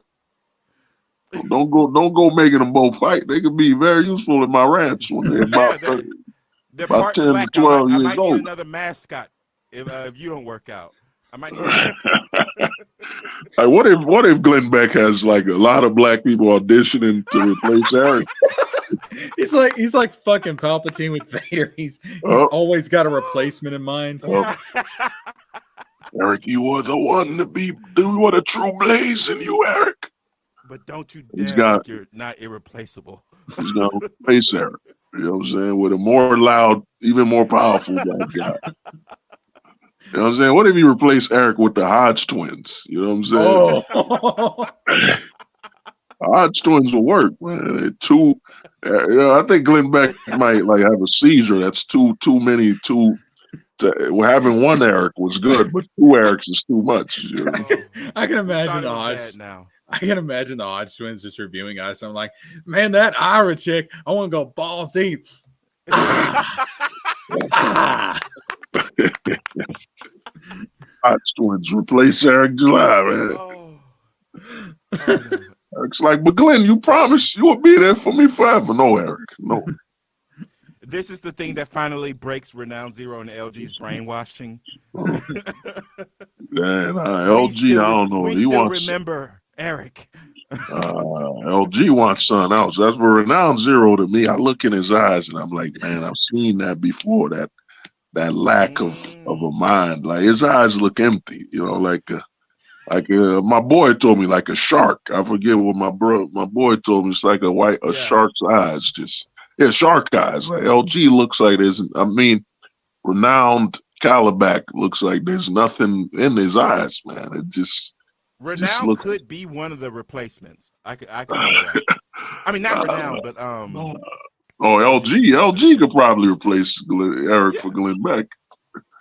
Them sharp, them long nails could give Glenn Beck a good back massage. Oh. Eric never did them massages this good, LG. You good, boy.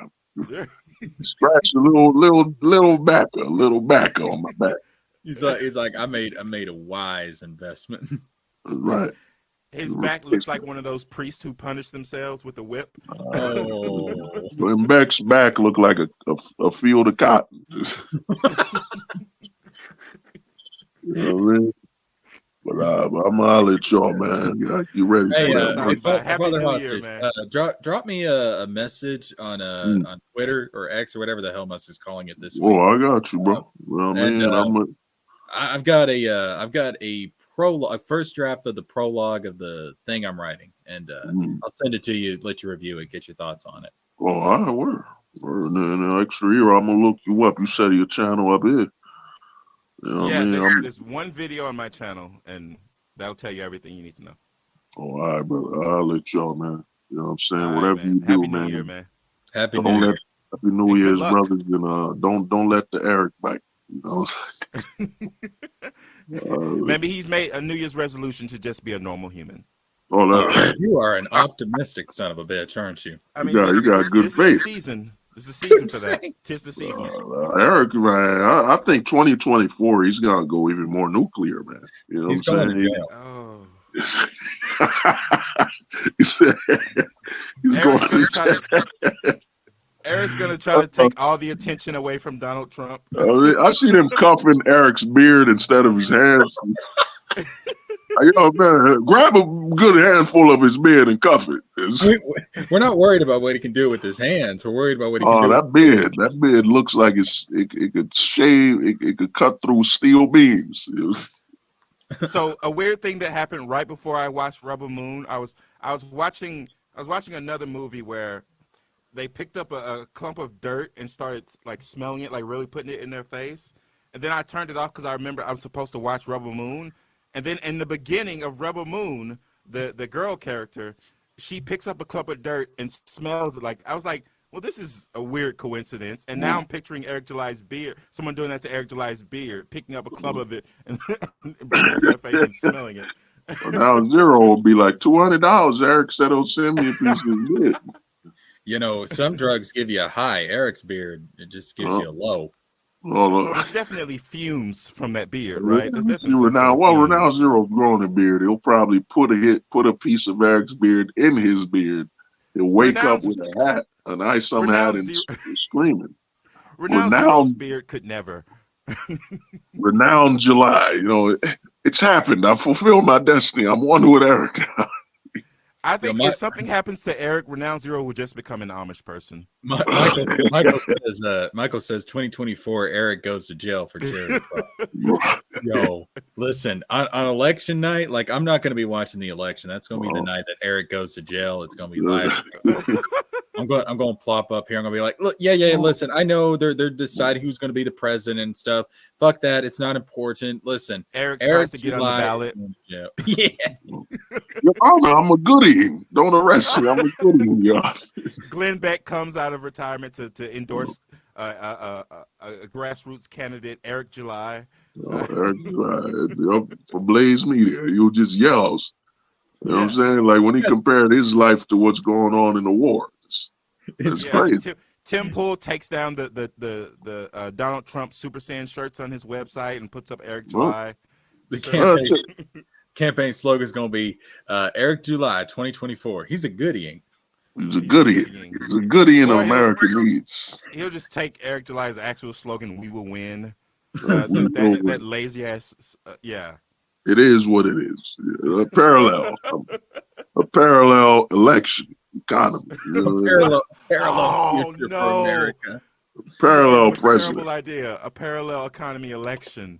Parallel economy president. Oh, man. No. I'm out at y'all, man. Peace out, bro. Take care. Happy New good, Year's, man. Father Hostage. See you next year. See you next year. Yeah, straight up. I told people at work that when I got off, I was like, see you next year. See you next year. It seems so far away until you think about it. Oh man, yeah. Shoot. I tell you what, what's going to happen with the Rippaverse in 2024 is going to be fascinating to watch this play out. It really is. Yeah. Well, what were you saying you were going to do about your book? So let's see here. So yeah, I finished up the character bios I was working on. I know I showed the Theo one last time. It's been on screen this entire time. Let's see. A young girl growing up in Lake Town. Her family took Theo in after the loss of his parents. Sometime later, her family came into great wealth in exchange for her mother becoming a priestess at the Temple of Litha. One day, Asura is spirited away by Lady Lithia's coven, thus beginning Theo's quest to rescue her. Okay. All right, and this is Garen. This is his bio. Now, hold up. I will say this. Oster's is a little bit outdated, actually, because I did change up the prologue a bit. So there is a section of this that is a little bit outdated, and you'll see what I mean when we get to the prologue. Okay. Garen, is that how you say his name? Yeah. Garen, a young man who rescued Theo from a monster attack. The fuck you doing back here? Oh, now I forgot the private message, so I'm trying to, you got to resend me to Twitter. My bad. Oh, okay. Yeah, check the private chat. Yeah, check it out. My bad. Oh, yeah, it's gone. Got to resend it. Okay, hold up. See it now? Let's see, yep. All right, I got it. All right, man. Be easy, brothers. All right, take care. All right. Garen is a member of the Keeper of Nahara, an underground resistance group that worked to undermine the rule of the Archons.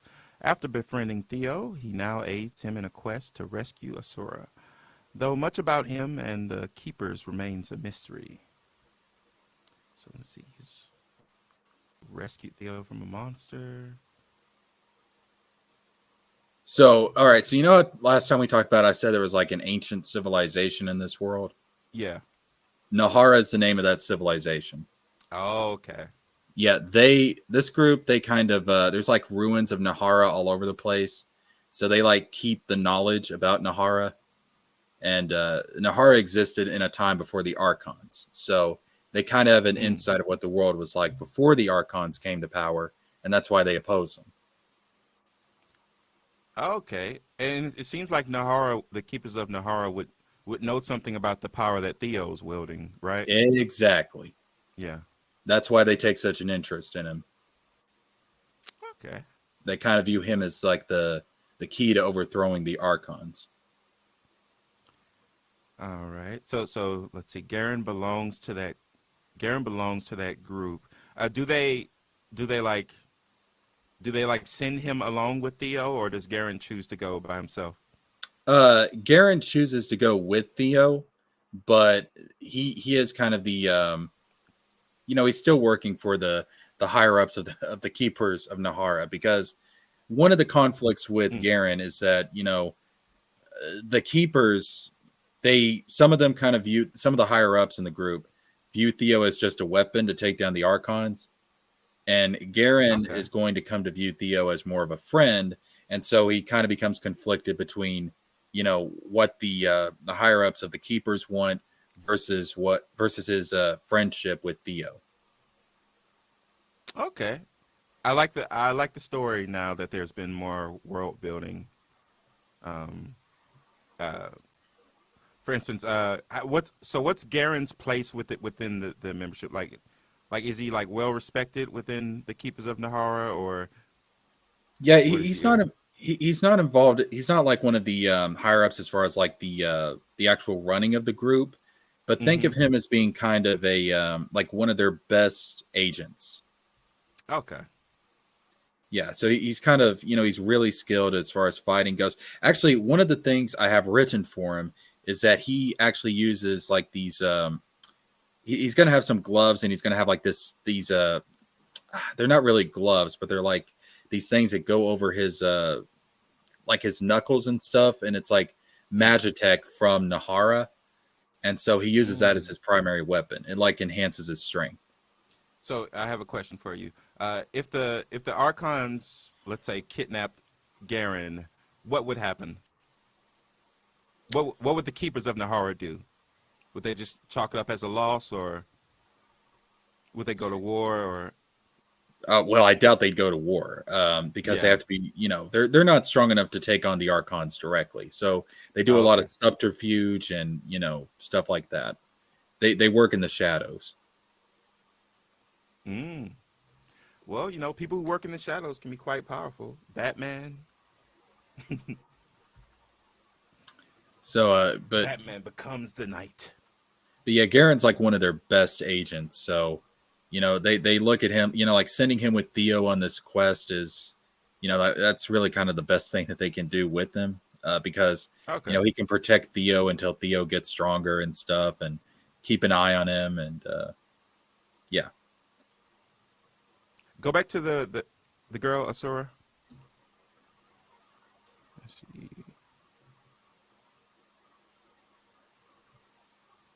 Okay, so yeah, she's like a family friend, basically, of Theo. Yeah, pretty much. Possible love interest. Okay. So Theo's still the strongest of the three, right? Or does he become the strongest of the three later? I mean, well, one of the things is even though he awakens these powers, he doesn't really understand them. And remember, the Archons, they have like a monopoly on magic. So there's not really like any wizards or sorcerers or anything to really help him develop his powers. So one of the main reasons for the quest is that they're going around different parts of Mallow to find ruins of Nahara, because Nahara was a civilization of magic users, because magic was way more prevalent back during the time of Nahara.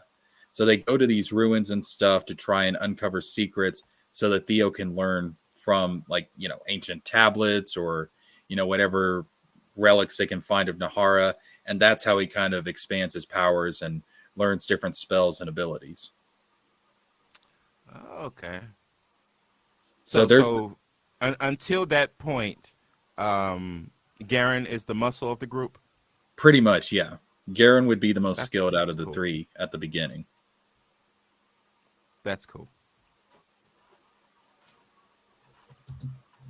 And then, book one is still about the cat-eyed witch, I presume. Yep. And of course, I left her Oh, age. she has a name. Oh, that's her name now. Okay. Yeah. Lady Letha? Is that how you say it, Letha? Yeah. Or Litha? Letha. Letha. All right. That's how I've been pronouncing it, anyways. Leaning in into the deadly nature of her. All right. One of the 7 archons who rule over the world of Mallow.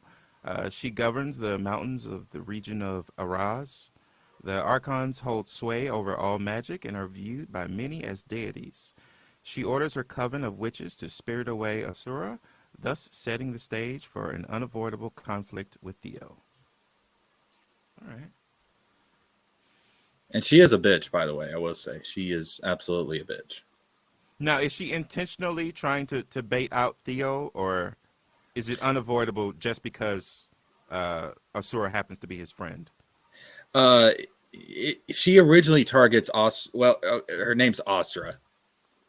Mm-hmm. Like Australia, but Asura. Oh, Asura. Yeah. Okay. Yeah. So she sees potential, because one of the things is, the archons can share their magic with people. Mm-hmm. So she sees potential in Asura to be a powerful witch. So she wants to take her in as part of her coven. Oh, so Theo needn't have gotten involved with her at all, but for the fact that Asura was kidnapped. Theo doesn't even awaken his abilities until after Asura is kidnapped. Oh, okay. Yeah, it's not something he was born with. It's something he acquires. I like that. It sort of reminds me of like in Harry Potter, how Voldemort, how Harry didn't necessarily become Voldemort's enemy until Voldemort chose to attack him, because it could have been Neville. So I like when the villain is sort of responsible for his defeat in a way, not in like an obvious way, but in a way that in retrospect it's like, okay, well, could have made a different choice. Yeah, but now this lady has brought Theo into her orbit, possibly to her detriment.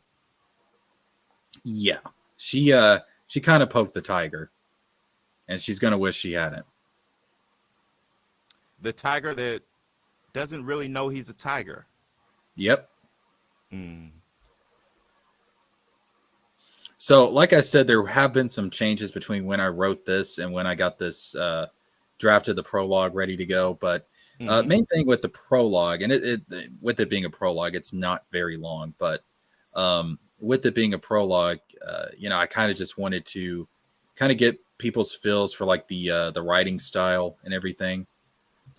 So I will actually, because I've got it pulled up in Google Chrome. Give me one sec. I will actually screen share for people to see. Let's see here. Do that. And what's your goal in 2024 regarding this story? What's your resolution, one might say? Geez. Probably to try and let's see, did that not? Okay, that did not pop up. Hold up 1 second. So my resolution with this is first half of the year, I would kind of like to have the whole first book, as far as like a draft, or well, not a first draft, but kind of like nearing the final draft done. And then we'll kind of take it from there. I mean, I would like to have the first book finished by the end of the year, but I don't really know, because as far as like when it comes to writing this stuff, I mean, sometimes it just it takes a life of its own. Yeah. So let's see. But it's good that you're planning. Planning is a good step to basically sort of keep you on track. Yeah, and sometimes I just have bursts of inspiration, like the changes I made to this prologue. Actually, and that'll never stop happening, by the way. Yeah, it came to me in a dream last week. Like I literally, like this version of the prologue, I wrote out after a dream. I mean, it was just like I had this wild dream about where the characters could go and stuff, and so that's where this came from. So I am going to show it on screen right now. And I probably need to zoom that in a little bit, actually. Let's see. How does that look? Is that better? Yeah, I can see it fine. I don't know how people on their phones will be able to see that, but I can see it fine. I'm on a big 27-inch iMac, so it's fine for me. Yeah, I'm using an iMac too. I'll make Yeah. it a little. Let me get it to 200. All right, how's that? And what I'll do is, I mean, this will make it easier for you to read too. Let's see. Can I see if I can post a link to this in the private chat? Um,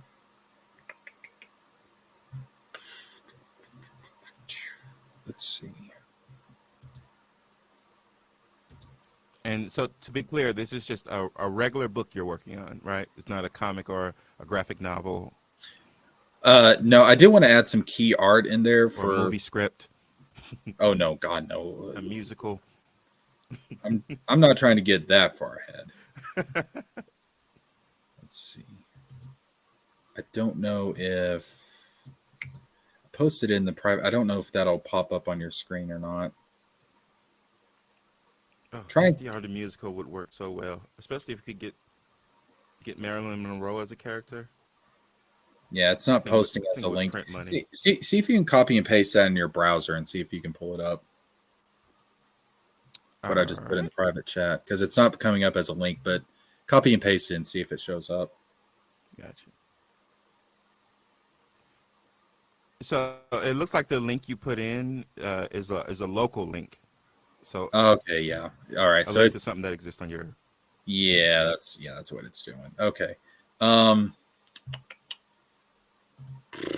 Let's see here. All right. Send me your email and I'll just email it to you. Put your email in the private chat and I'll just email it to you. All right.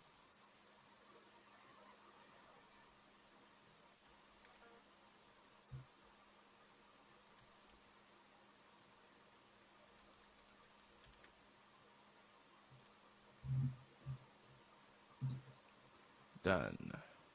All right. Copy. All right. Let me go to my email and I'll email this to you.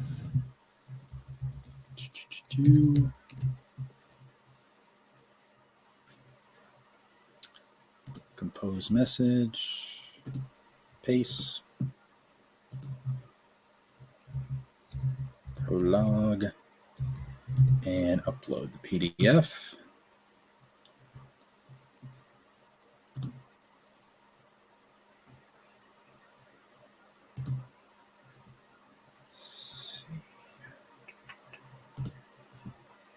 Yeah, that's the right one. Okay. And so. All right, I sent it. All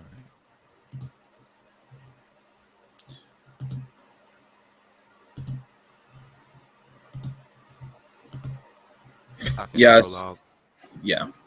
I sent it as a PDF because I do stuff on Apple and not, Apple doesn't play nice with Windows stuff all the time. So I don't know if people have a window or, whatever kind of PC they've got. But I completely agree. PDF is pretty universal. great because yeah.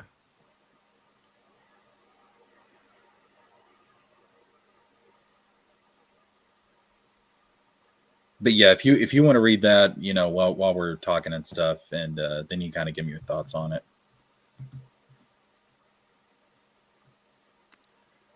Will do. But yeah, it's not even 4 full pages. It's just like 3 and a little bit that got put onto a 4th page. But yeah, you can kind of see where some of the changes came in from the bio that I wrote for Astra. Because again, I just had a dream that kind of inspired this. I thought it would kind of stick with the reader more doing it. So this is whose point of view is this from? That is a mystery. The first paragraph, that is a mystery. Oh, okay. Yeah. Now the rest of the prologue is from Theo's perspective. But the first paragraph, it's meant to be ambiguous who that's coming from.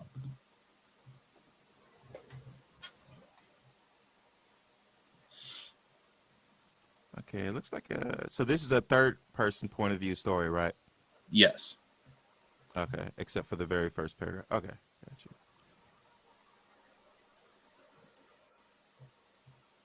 Now, I will say later on in this particular book, I do have it planned to explain from like who's actually whose perspective it is in the first paragraph. Right. So it's It's not something. almost as if I'm reading a letter that someone's writing to someone else.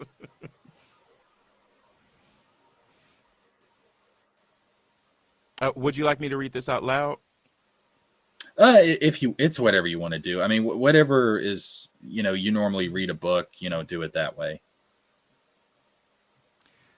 Usually read a book out loud. I'll tell you that. All right. If you want to read it out loud, yeah, go for it. And then I'll kind of scroll. As you're reading. That way people can follow along. Oh, okay. 1 second. Darkness, darkness. All that I can see is darkness, though I have no eyes for which to see. Anxiety building in my non-existent chest. My heart, if I had one of that sort, would beat at the speed of fear. I reach out and try to swat away the darkness, yet I lack the limbs to take such action. All I can do is feel the dread of what awaits beyond the darkness. No, in the depths of darkness. And then there is a rush as though wind is forcing me forward. But there is no wind here, only darkness.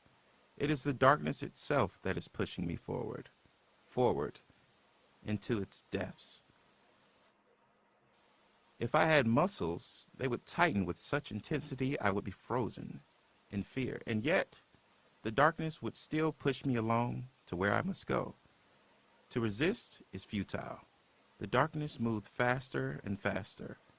If I could breathe, my breath would be caught in my throat as a fearful gasp. Finally, my long fall ended. And as if it were the ocean, I felt myself being plunged into the deepest depths of darkness. And then I was drowning in those same black waters. Yet I did not die, could not die. I resurfaced from the dark waters and beheld a dark world. That's a lot of darkness, sir. That is a lot of darkness. And it's about about in space. It's about actually it's inspired from something I believe happened to me. Oh, okay. Yeah. Oh, talk about staring into the abyss and having it stare back at you. All right. Yeah, I'm a pretty fucked up dude. I had a friend who was showing me some images she made as a mentally ill child, and then she got to one page where it showed her, but it was just like a blacked out creature, and then she was like, "Okay, that's enough for now." And I was like, "Oh, this is what I see. This is like stuff I see in movies where it's like, okay, this creature is going to come back at the end of the movie or something like that." Like, but yeah, I'm gonna continue. Okay. Let's see. I don't see any eyes, so this must be a different part. A world where an orphan boy could be orphaned once again. He knelt on the bed with his sister at his side, the daughter of the parents who took him into their small cabin home. In that same home, he and his sibling bore witness to their mother bringing down a rusty dagger into the back of their father. The man's screams blocked out by a roar of thunder accompanied by a flash of lightning. "Dad, look out!" cried the boy, though his warning came too late. The man fell back. The blade stuck in his back, pushed forward deeper as he hit the floor, and it pierced his heart. "Daddy!" cried the girl as tears flowed down her face. The 10-year-old girl rushed to her father's side and begged him to awake. But he could not speak, for the life had left his body. The boy, whose eyes were filled with tears and whose face bore an expression of sorrow and righteous anger, glared at his mother. Why? He demanded her to justify the act of matricide. That sentence could use Mariticide. He demanded her to justify. That sentence could use some work. The mother only stared at her adopted son and turned away without a word. She rushed out the door into the wilderness, and the boy gave chase. The rain soaked his pajamas. The mud dirtied his bare feet. Thunder was almost deafening, and the lightning nearly blinded him. But he could still make out the fleeing silhouette of the target of his burning rage. That rage, I'm reminded of Harry chasing Bellatrix. Uh, that rage was like a blue fire that fueled his 8-year-old body to move forward and faster into the dark woods. Suddenly, the silhouette vanished, though the boy kept running until the blue flame flickered out and he found himself on the muddy forest floor with only tears that melted into the rain on his cheeks. He screamed to the dark clouds above as he pounded his small fist into the ground below. With no way to continue his hunt, the boy made his way back home, his clothes heavy and his body, which was once warmed by fiery vengeance, was now numbly cold. He entered the home, no, the site of the murder, not even noticing the large chest which had been left on the floor next to the fireplace. His mind was only focused on getting back to his sister. He found his sister resting her head on the bare chest of her father, a puddle of his blood having emerged beneath them. Here he stood, an orphan once again. There she laid an orphan now as well. He lacked the tears to cry anymore this night, but his heart stirred with empathy nonetheless. He knelt down and attempted to take his sister into his arms, though she resisted, unwilling to give up the grip of her father's corpse, as though she retained some small hope he would awaken and take her into his arms instead. The boy didn't try to force her away, letting her remain where she lay and simply patted her hair. Finally, she spoke with such a soft, shaken voice. Theo, why? Why did Mama hurt Daddy? Theo couldn't answer because he had no answer. What sort of answer was there to this? Their mother had shown no signs, given no indication of such murderous intent. I don't know. Is Mama coming back? She asked as her body shook with fear, a fear of suffering the same fate as her father at the hands of her own mother. She thought of her life being taken away by the very woman who had given her life. I know this isn't a critique, but you basically said the same thing twice there. Maybe merge those two sentences into one. Though Theo was the younger of the two, he seemed to exude a spiritual strength beyond his years and answered with a firm confidence, I don't know, but if she does, I will not let her hurt you. At least he would not let that woman hurt his sister any more than she had already had. I promise you, Azra. The rain continued to pour outside the home and inside their hearts, and the siblings felt as though the droplets of sorrow would flood the hole their mother had carved into their souls until the pain pulled together into a great dark ocean, and they would drown beneath the waves. Yet they did not. They found a lifeboat of safety within the arms of one another, as Azra finally relinquished her father and embraced her little brother. And for the first time that night, they felt warmth. The dawn brought forth the morning sun, whose light shone through the windows of their small cabin and caused the contents of the chest next to the fireplace to glimmer. Filled with fine jewels, the chests had enough wealth to last the children for their lifetime, but no amount of riches nor any stretch of time could truly heal the wounds left that night, not even 7 years' worth of time. There we go. And our prologue. That is the Let me see. prologue. So let's see. So who's the brother? Is the brother Theo or is it someone else? Yeah, it's Theo. Okay. All right. So yeah, at this point they'd already taken Theo in. Okay. and he's only 8 years old, but he tried to chase his mother. Dude, you're not gonna beat the speed of a grown woman. I'm sorry to tell you, kid. Yeah, that's part of the hopelessness of the situation. Yeah. Yeah, so But she clearly knows. She clearly knows something that Theo doesn't know that's important.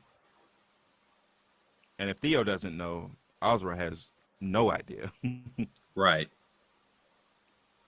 Yeah, at this point, Theo has no idea that there's something special about him.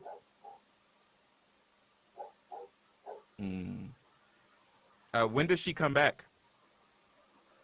What, the mother? Yeah. Later in the same book. So who takes care of these kids in the meantime? They take care of each other. That's where They clean up the corpse and bury it by themselves? Yep. Yeah, that's fucking dark. That is dark. I never said this was going to be a happy story. You promised me happiness. I made no such promises, sir. You said it was a feel-good romance. I said there would be romance. I said nothing about it feeling good. You said there would be romance, you said there would be feelings, and there would be good at some point. There will be good at some point. All right. But yeah. So they have all this treasure. Somehow they'll have to convert that into food. How do they do that? Selling it at at town and stuff. They in Osra's bio, I mentioned a place called Lake Town, so there'll be like merchants and stuff and places they can sell it. Upstanding merchants or people who will just take anything, no questions asked. Well, like the real world, a combination of both. Yeah, because I imagine these kids can easily be taken advantage of by unscrupulous salesmen. Especially if they, because obviously kids don't know the actual value of stuff. I feel like I think they need one more, I don't know, I think they need some sort of mentor figure. So you think they probably need somebody to take them in? They need someone who knows how to, in the modern day language, adult a little bit, even if they're not like that close. But there are certain things that be very useful to have an actual adult to deal with. Just because, like I say, adults and other kids would take advantage of them. So they need something, even if it's like a dog or something, like they need something to be like an intimidating presence. And sometimes that can come from Theo's magic. If he must be left alone like this. Lester Dog says, I think Extra Hero is saying they need a Gandalf. They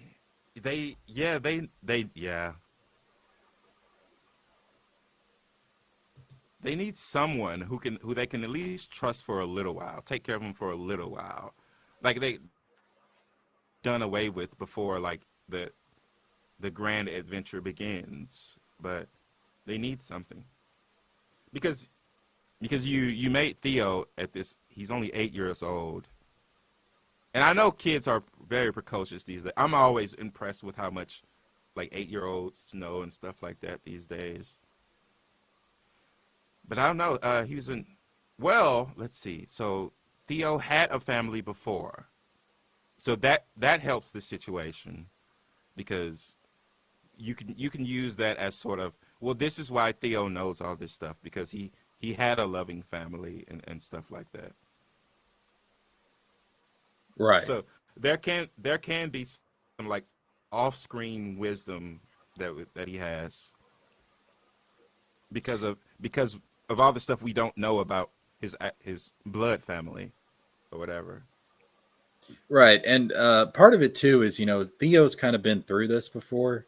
Astra hasn't. So in some ways, even though he's the younger of the two, he's kind of guiding her and taking care of her more than she is of him. Because even though go ahead. So tell me about Theo's original family. Are they well known and well respected? And does the normal person know that they're dead? Well, the thing is about Theo's original family is that no one really knows anything about them. Oh, okay. So in my mind, I was thinking another way they could work without a grown up is that if people already respect his family enough or fear his family enough, that could work as sort of a protective thing for them both, because it could work as a shield. Well, but if no one actually knows them, then they can't have that shield. Yeah. In my mind, kind of the backstory with Theo being found is that he was really little, and he doesn't really have memories of his parents. He just remembers being alone. Now he assumes that he assumes his parents abandoned him, but he just remembers being alone and then being found by Astra's family. Okay, so mark off all the stuff I said about it could be a benefit of him having been loved for a while, because he doesn't seem to have that. No. All right. It's his birth family is kind of a mystery. All right. Well, Osra's family must have been exceptional then. If this kid is going to be able to make it on his own, they've had to have taught him some stuff before things went wrong that night. Well, the dad did.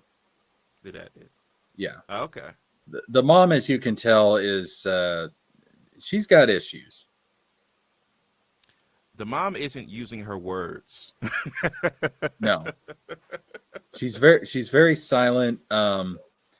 There's going to be some things to come about her later in the book, but the dad is kind of a. Did she even meal prep before she left? No.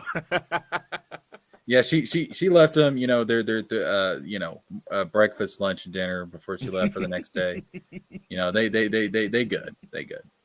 But no, you do have to question like where the jewels came from in the first place, because they're just there. Right. Yeah, that's definitely a question, and also the nature of the jewels. Like, are some of the jewels actually coins, like money that they don't need to convert because it's already just money? Or is it just things that need to be converted into currency? It could be. The idea I had was mostly stuff that needed to be converted, but Okay. if having coins and stuff there kind of helps it to further the story along faster to where it needs to get. It could be that. Yeah, because right now they're at this point in the prologue, they're in a really bad place. You don't say. Yeah, because how are they going to get food? Although I don't know, are they living on a farm or something like that? The idea is that they're on the outskirts of a town. Outskirts of a town. So kind of think. So not necessarily any sort of prosperous situation. No, they don't seem like producers. They don't seem like the type of people Eric July panders to in his comics, the farmers and shit. No. There is some stuff about the dad and his backstory, because he's a little more. There's more with him later on, even though he's not alive. Later on, there's more to like his backstory and who he is, and they kind of it's a mystery. It's a J.J. Abrams mystery box, as you would love. Yeah, except we're actually going to answer some stuff in the first book. Like I can tell you right now, the whole thing about the prologue is answered in the first, like by chapter 3 or 4, depending on where the story goes. There is some stuff about the dads answered a couple of chapters after that. So, and then you find out more about the mom towards the end of the book. Though I have no eyes for which to see. I'm trying to figure out what that could be. Well, part of the think about kind of like everything that is being said here about body parts. No eyes, no chest, no heart if I had one of that sort. So not necessarily an emotional heart, but a physical heart. Wait, is this the city of Gotham? Darkness. All I can see is darkness. I have no eyes. This is the city of Gotham. This is the true origin story for Batman. Well, I mean, they're in both stories. The kid witnesses the parents' death, and there's jewelry around. You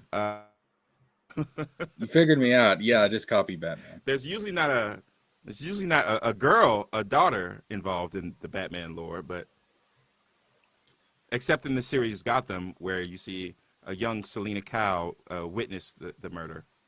Oh, I forgot that happened. Well, yeah. But no, if you look at it, you know, he talks like this. Or at least she said she witnessed it.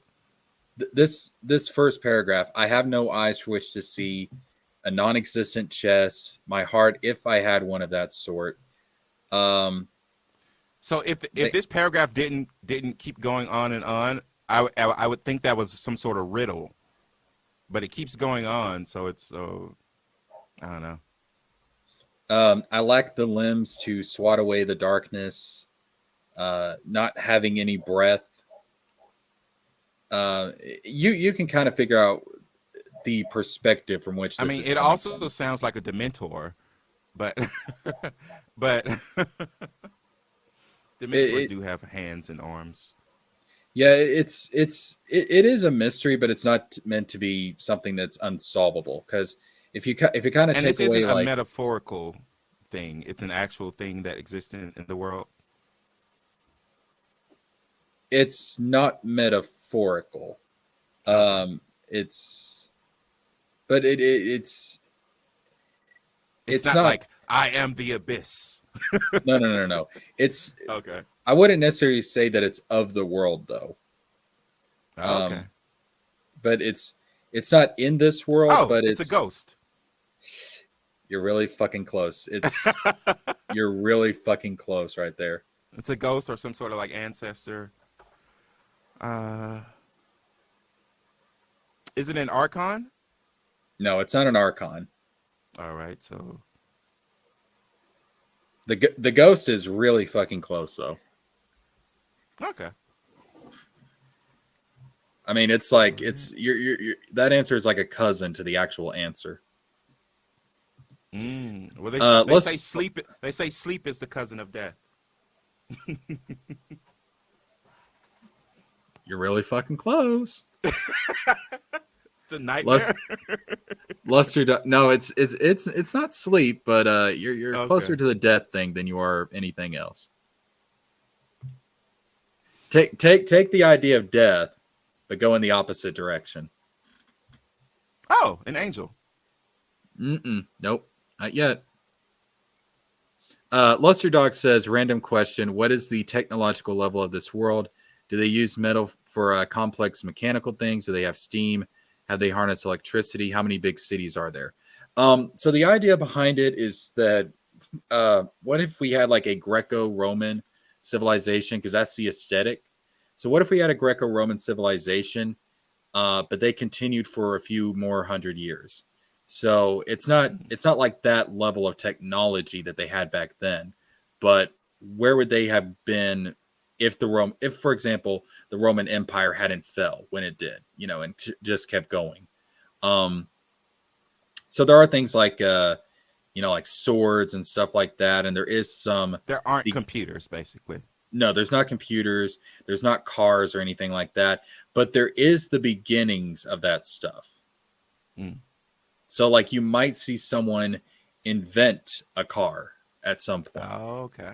So it's kind of on the precipice of that age.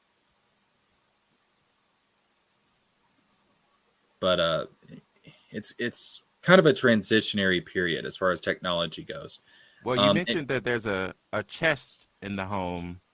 Is a chest something that people still use at this time, or is it an old chest? it would be something that people would still use. Yes. Okay. Yeah. So there would be like wooden ships and stuff, but there's also kind of like a because we do have the civilization of Nahara, which was very, very advanced, and they use magitech in Nahara. That stuff doesn't exist, as far as like the common usage. Obviously, there's like ruins and relics and stuff, and the keepers of Nahara have found some of this stuff, but as far as it being in wide use, it's not in wide use. There's been a regression of society since then, mainly because of How the does how does the cat-eyed witch get around? magic. She floats or she teleports? She can float. Okay. She can't teleport, but she can float. And I will go ahead and say this, because she is based on the Wicked Witch of the West. One of her primary abilities is storm magic. So like tornadoes and stuff like that. Ah. Kind of building up the whole Twister from the Wizard of Oz. So she floats unaided? Like without a broom or a cloud or... She could... I'm sure this doesn't matter for the actual story, but... No, she could do that, but she doesn't need to do that. She might do it as far as like an aesthetic type of thing. You know what I mean? Mm-hmm. Kind of like Goku doesn't need to use the Nimbus cloud, but he does sometimes. Wait, remind me, could Goku fly as a kid?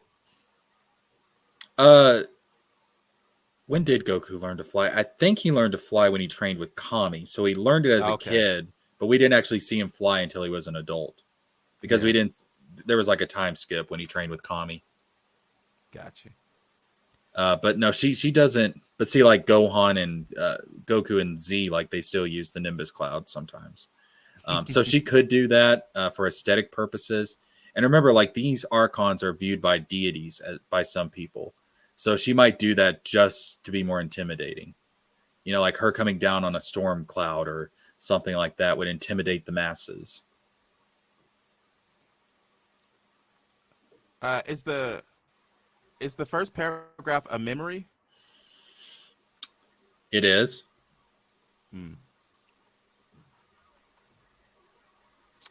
Is it important whose memory it is? It is.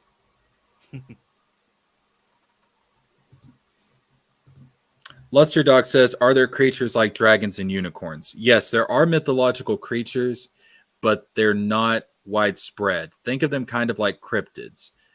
There's stories about them. They exist in the shadows. They do appear here and there, but they're not widespread. Well, what's the cute, adorable cryptid that you can use to market toys? You know what? I've actually thought about giving them a fucking mascot. I've actually seriously considered that, and I've kind of been brainstorming what it could be. With all the stuff about EVS and Father Hostage and stuff, I thought about a frog, but then I was like, no, that's too similar to Naruto. I don't want to get sued. But I have actually seriously considered. Frogs, when they don't belong to Neville Longbottom, seem to symbolize wisdom a lot. Like some sort of, like in Legend of Zelda, they symbolize wisdom. And see, the thing is about Theo, he is kind of a wondering. He's a philosopher type of character. Like he is like the wizard. He is kind of like, well, kind of think of like a young Gandalf type of thing. But like, just learning stuff. And as he learns, he also teaches people. Who does Theo learn from?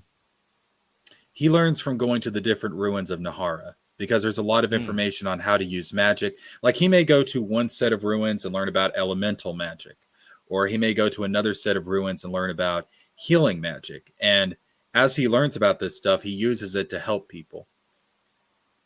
Okay, so he's going around to the ruins of Nahara. At this point, he doesn't know Garen, right? No. Okay. Does Garen ever see him before rescuing him? Like, That does is he recognize like the boy who used to the weird boy who used to come around looking at their ancient ruins? that is actually tied into the backstory of Asura's father. Oh, okay.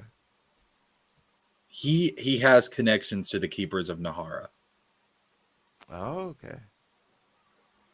Let's see. The mother killed him and ran away. Is the mother being compelled by the Cat-Eyed Witch? Because I know the Cat-Eyed Witch has a thing with women. She is connected to Letha, yes. Oh, okay. Let's see.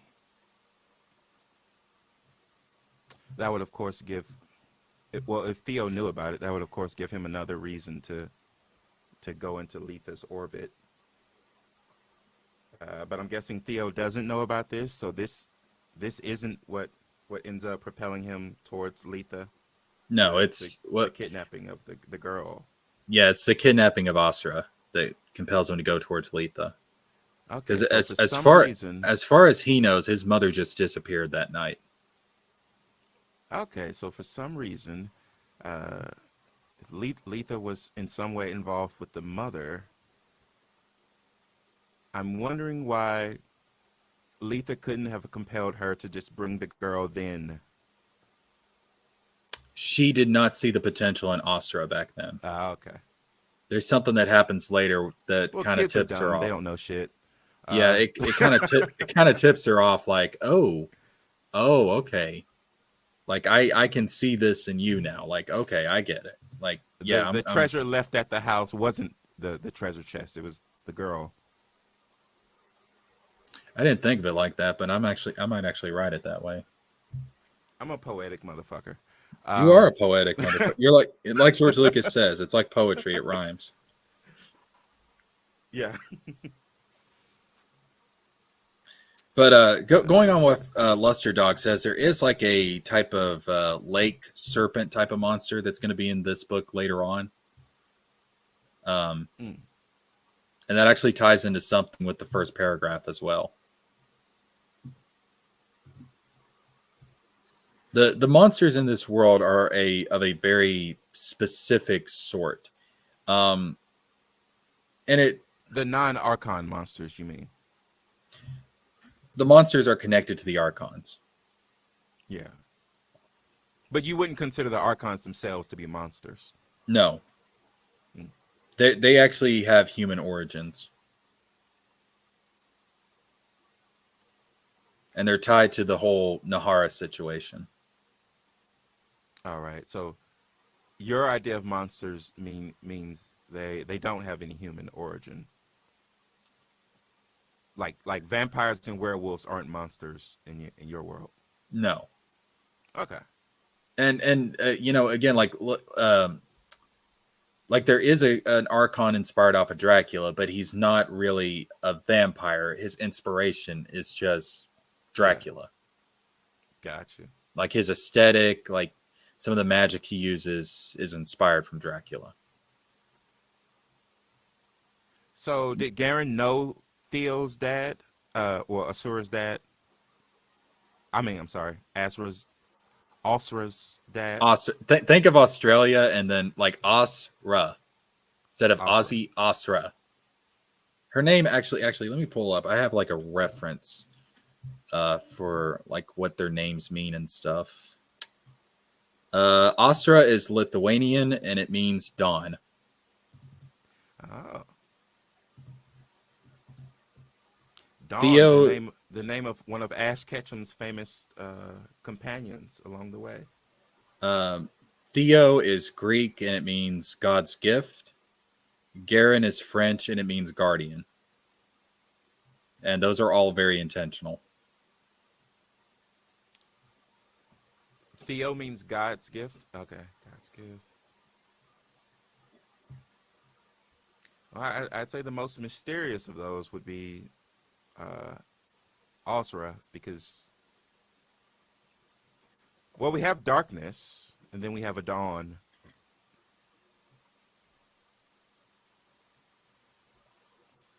Is there a twilight? Uh, no, there. Well, the world of Mallow, like Mallow is actually. Let's see, where was it? Mallow is Celtic for shining hostage. Shining hostage. Okay.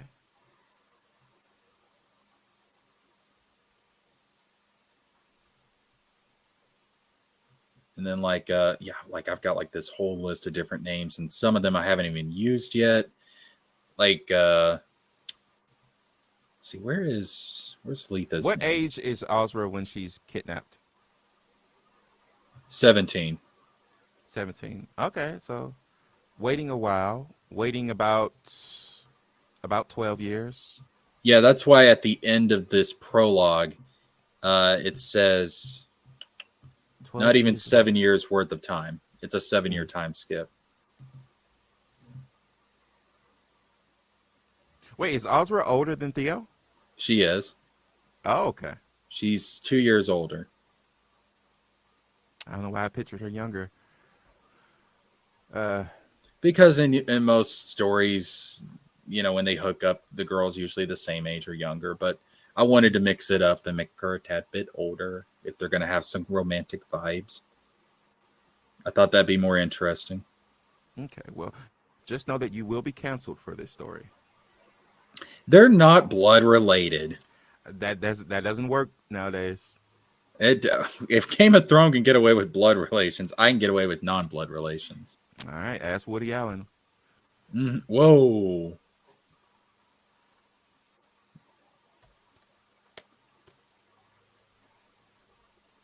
But I mean, there is kind of an is they or will they or won't they type of thing going on. Gotta love those. Yeah, and I mean, hell, if Aaron can get away with liking Mikasa, I mean, I think I'm good.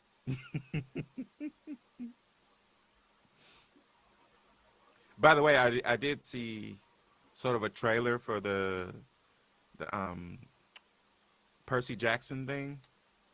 Mm-hmm. Apparently, it's a TV show now. I don't know. Were Yeah. you excited about that? Well, I haven't checked it out yet, but I do want to check it out. It's on Disney Plus. But I'm hoping it's going to be better than the movies because I didn't really care for the movies. Has to be. Has to be. And to be fair, I've not read the books, but I do know that like the whole Chronos thing that they did in the second film is not something they do until the fifth film or the fifth book. So apparently it was very, very rushed and abridged. I did try with the books because obviously that was one of the books that people was like, oh, well, if you like Harry Potter, you'll like this. I did not find that to be true at all, but I can see how it would be appealing to people. Yeah. You have a group of young protagonists, basically a golden trio. Yeah. But maybe if you're more into like the Greek myths, which I remember being big into the Greek myths in school. That was one of the coolest things you learn in school is like the Greek myths. I know when I had my 6th grade world history class, dude, that was so much fun. Dude, the learning Greek about myths and World War II are like the biggest things that you learn. Well, see, You're like, this is so cool, and then you're like, wait, a villain like this existed in real life. well, see, a lot of the inspiration for this story, like again, it's like a Greco-Roman type of aesthetic. Yeah. And then also it's based off of, I wouldn't say Greek mythology necessarily, because there's not like Zeus or any of that running around. But, the Archons you can kind of view as a corrupted version of the Olympians to a certain extent, because they are viewed as gods. And then it's also based on a lot of Greek philosophy. Like one of the things I've said is that one of the big inspirations for this is Plato's allegory of the cave. Yeah. So if you understand Plato's cave, then you have a good idea of kind of the big overarching message of what this story is. And like who the archons are, like all the characters, the primary characters play a role as far as like different characters in the allegory of the cave. I do like when stories do that. Like for instance, did you watch the first season of Yu-Gi-Oh or any of the first series of Yu-Gi-Oh? I watched the entire they first tied series a lot of of Yu-Gi-Oh. Oh, okay. Well then, yeah, they tied a lot of it back into like ancient Egypt stuff and stuff like that. Yeah, I Oh, this love is that great. shit. Yeah. You could kind of view Theo as being inspired by Plato and Aristotle and people like that. Oh, thank God. I thought you were gonna say Joey Wheeler. No, Lord, no. No one in my story is going to have a Brooklyn accent. Well,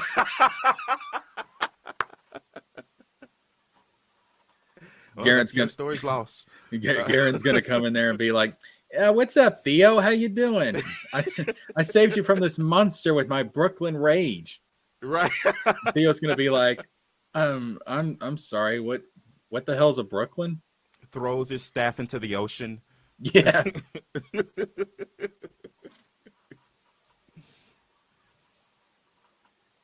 But no, there's not going to be any Brooklyn accents in here, unfortunately. I mean, unless you want to read it in a Brooklyn accent, you're free to do that. Go for it. Absolutely not. I would not recommend it, but go for it. That's not the intention, but go for it.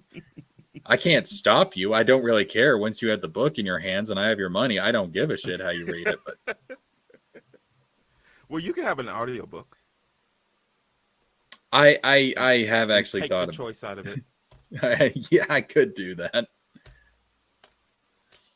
I think everyone who writes like a new story should get an audiobook version just because it makes it seem more important.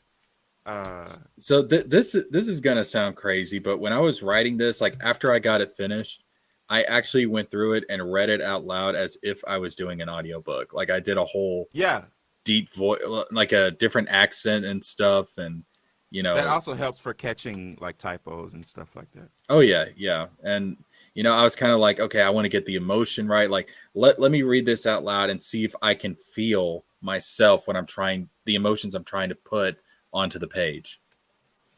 That way I kind of have an idea. Away from creating a musical. That way if I have an idea of, like, is the reader going to feel what these characters are feeling in that moment? Yeah. Because one of the things I'm really trying to get through with the prologue is Astra and Theo are very close to one another. Yeah.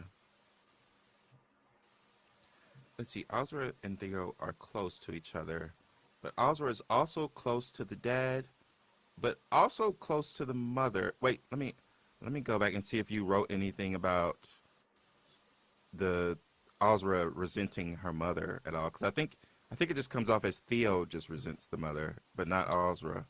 Asra's still waiting for her to come back. Yeah, well, no, Astra is supposed to, at first, like, she's just in shock. Because one of the things is that Theo is really the more emotionally mature of the two, even though he's younger. Yeah.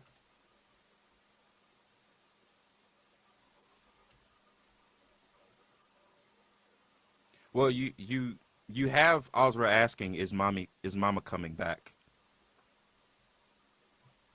Yeah, and then followed after that. Oh, okay. It looks like she's scared her mom. Yeah, she asked as her body shook with fear. Yeah, because she's afraid. Yeah, she's afraid her mom's going to come back and take them out.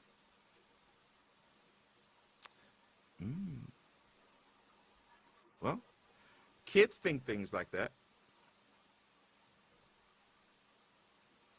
Yeah, the whole idea is that Theo is mentally and emotionally, he's more mature than what his age represents. And again, that kind of it ties back to something in the first paragraph.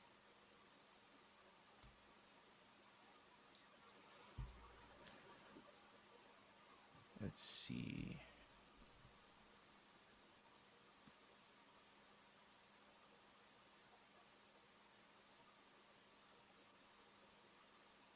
that first paragraph, it represents a lot of the things in the story.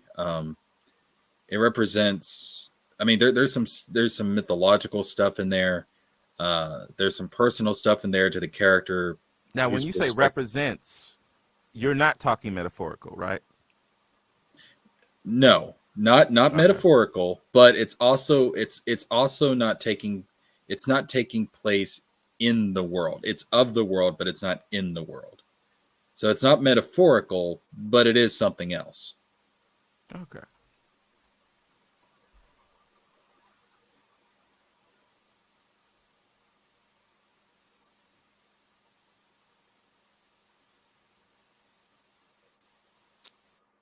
Let's see. So the mother does eventually come back. So I'm guessing all that stuff is smoothed over when she comes back. She comes back into the story. I didn't say she came back home. Oh, She okay. she appears later on in the story. Gotcha.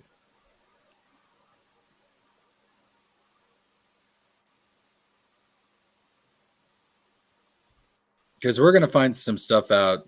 There was some stuff that went on between Astra's mother and father that kind of led up to all this. Yeah, I'm assuming a woman doesn't just stab her husband one day and leave. Yeah, she didn't just finish dinner. She was like, "Well, that was nice. I'm gonna go get a knife and Right. murder your father now." Oh, you know what else this knife could be used for? Murder. Yeah, she's like, "Wow, this cut the steak very well." Right. You know what? I wonder how it would do on human flesh. It's a shame not to be using this more.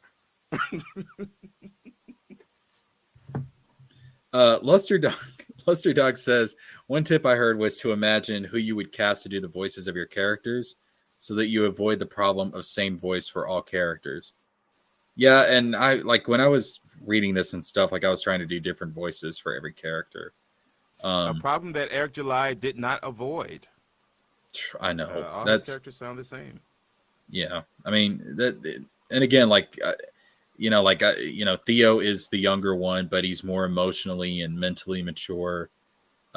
Astra, you can tell like she's more, you can tell like how she clings to her father. Like she's was more of a daddy's girl.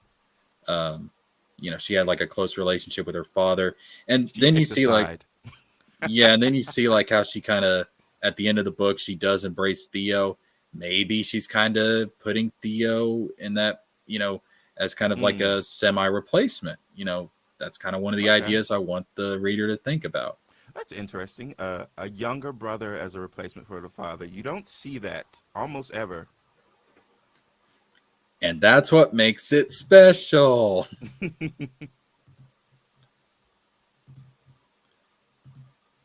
Yeah, because I at one point I considered Theo being older, but I found like with the way I was writing the characters that it didn't really work.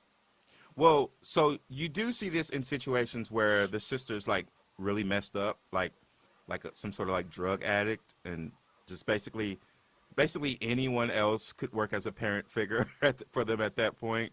But she seems like she's got it all together, though. We'll see.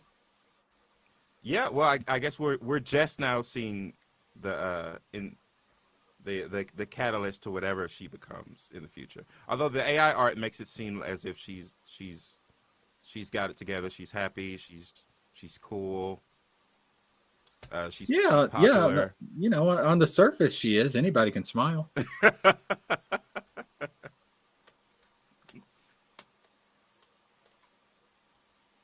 It's fun to pretend.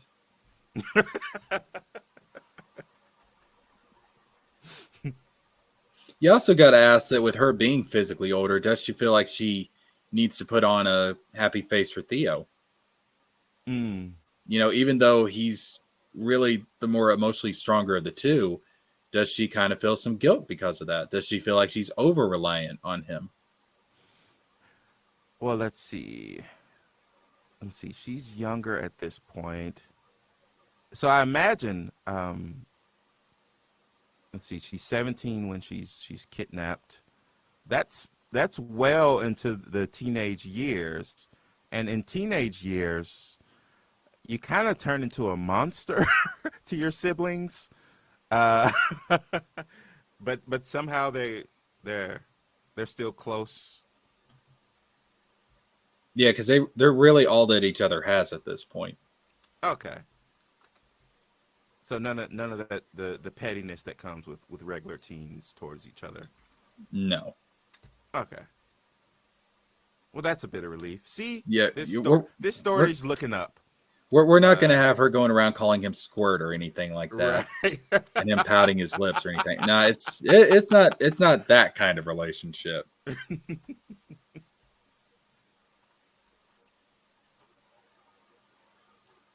And then you have to think about when Garen comes in, like how does that shake up the dynamic between them? Well, what do you know about the rest of Ozra's family besides the mother and the father?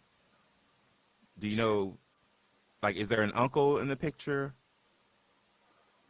We will find some more extended relatives later on. I don't know if they would be prominent in this book, but later on, like I do have plans to bring in other relatives.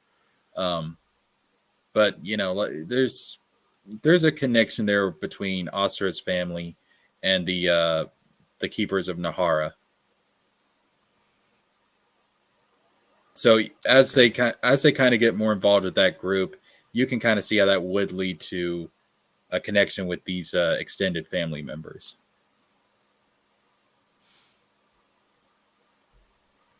Because remember, like they can't, like if they're spread out across the world or something, they can't just keep in contact. There's no phones or anything like that in this world. So it's possible that they don't actually know that anything bad has happened. Yep. There's a chance of that. They don't know that it's possible they don't know that the mother stabbed the husband, or they don't know that Azra was kidnapped later. Right. Because remember this group, keepers. They need Facebook. The keepers of Nahara, they have to work in the shadows. It's an organization, but how organized they are is very questionable. It's not like an Order of the Phoenix type of thing. It's not like that. It's more so. I would actually compare it more to like the Underground Railroad, to where it's like there's these people spread out and they have this common goal and this common desire, but how much contact they can keep with each other, it's right. It's difficult.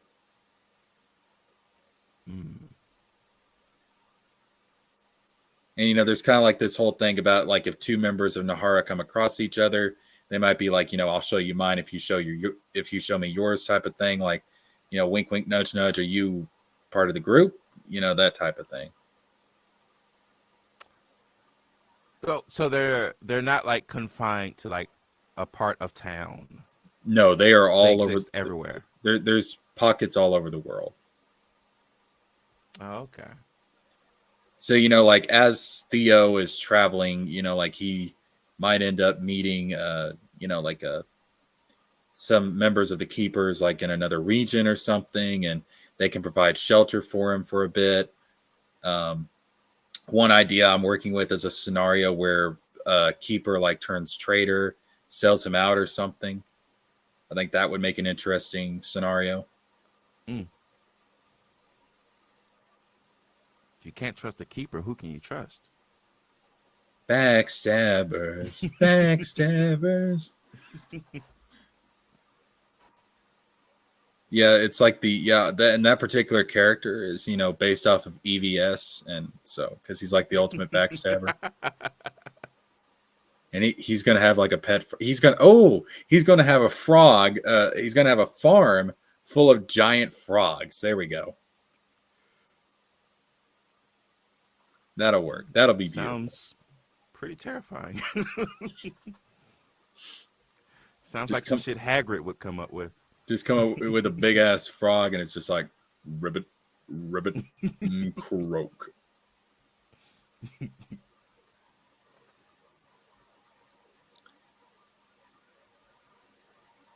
What would the frog eat? Giant flies. I mean, what else would a giant frog eat? When you set forth on this path of introducing giant frogs into your universe. It's a weird butterfly effect where now you have giant flies. I mean, there are going to be some creatures that are like unique to this world and everything. You know, kind of like kind of like in Avatar: The Last Airbender. There's some creature, you know, like the sky bisons and stuff. Like we would consider that mythological, but you know, in the world of Avatar, they're really not. You know, they're kind of Right. common. So there would be that whole setup, but there would also be creatures that people in this world would consider to be more mythological, and I would consider them to be more like cryptids or something like that. Yeah. And those type of creatures are not very nice creatures. Mm. They have a very specific. Those type of creatures have a very specific origin, and they are tied to the archons. Are they animalistic or are they sort of They are the opposite of they human. think like humans? No, these cryptid monsters are the opposite of human. So Eric July? I could. Oh, ooh. Should I put something like that in there? You should not. Um, let's see. All right, so Theo, at what age does Theo set out traveling? 15. 15. All right. Okay, so Theo and Oswald, they set out traveling together. Well, I'm sorry. When I say traveling, I mean because you said that he visited the ruins of Lahara. Is that the name? Lahara? Nahara. Nahara. Yeah. He visited the ruins of Nahara. When was he doing this? Was he doing it with his dad? He will actually do this after the whole kidnapping plot with Osir is resolved. Oh. The Okay. first book is dealing with her kidnapping. So where does his wisdom before that come from? That's a very good question, isn't it? I would point you back to the first paragraph of the prologue. That whole paragraph is hinting at something. All right. If you take that paragraph and then you take Plato's allegory of the cave, you start to get the idea of where Theo gets some of his early wisdom.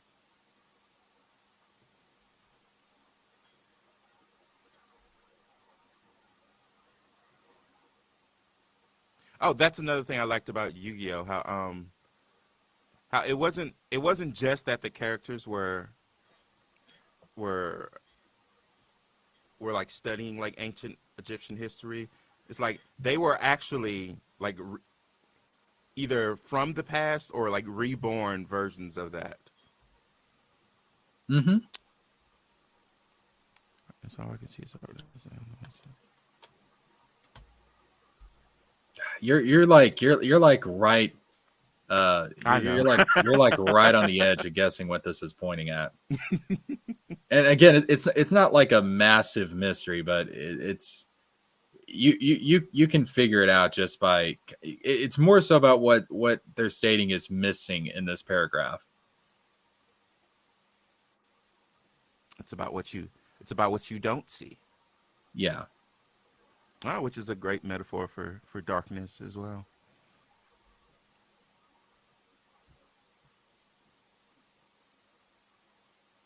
So it's kind of like a watery darkness, like an ocean, and it's not meant to be metaphoric, but it is meta something else. I think I know exactly what it is. All right, shoot. It's a fetus. Very, very, very close. You're close. You're close enough. I'm just going to go ahead and say it. It's a soul coming into the world. Yeah, that's what I was thinking. Yeah, it's a soul coming into the world because Okay. they don't have any of the things you would associate with a physical body a heart, muscles, eyes, anything like that. Yeah. It's a soul coming into the world. Now, how long has this soul existed? That I'm not going to tell you. Okay. That would spoil too much of the story.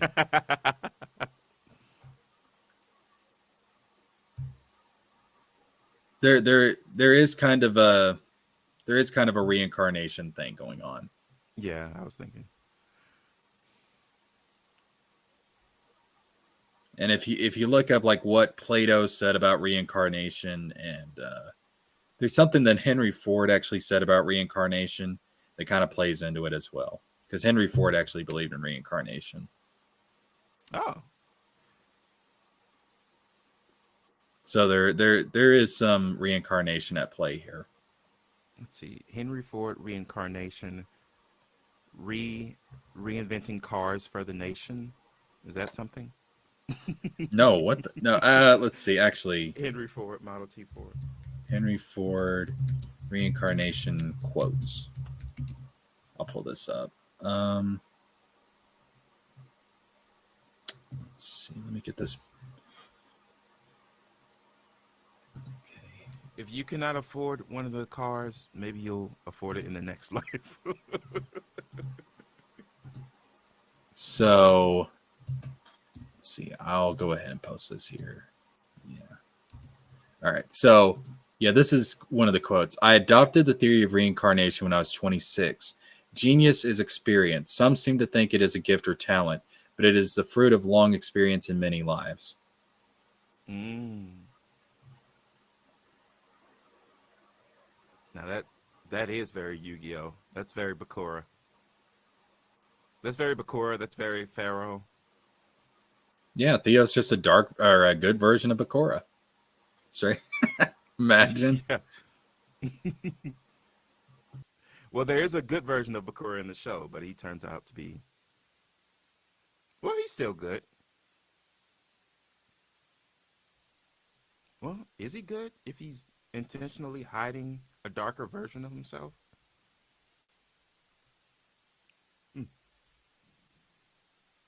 Who's to say? He doesn't seem like he has that much control.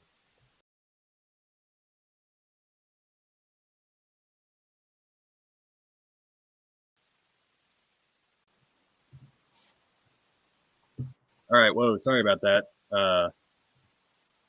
Yeah, I kind of cut out there for a second.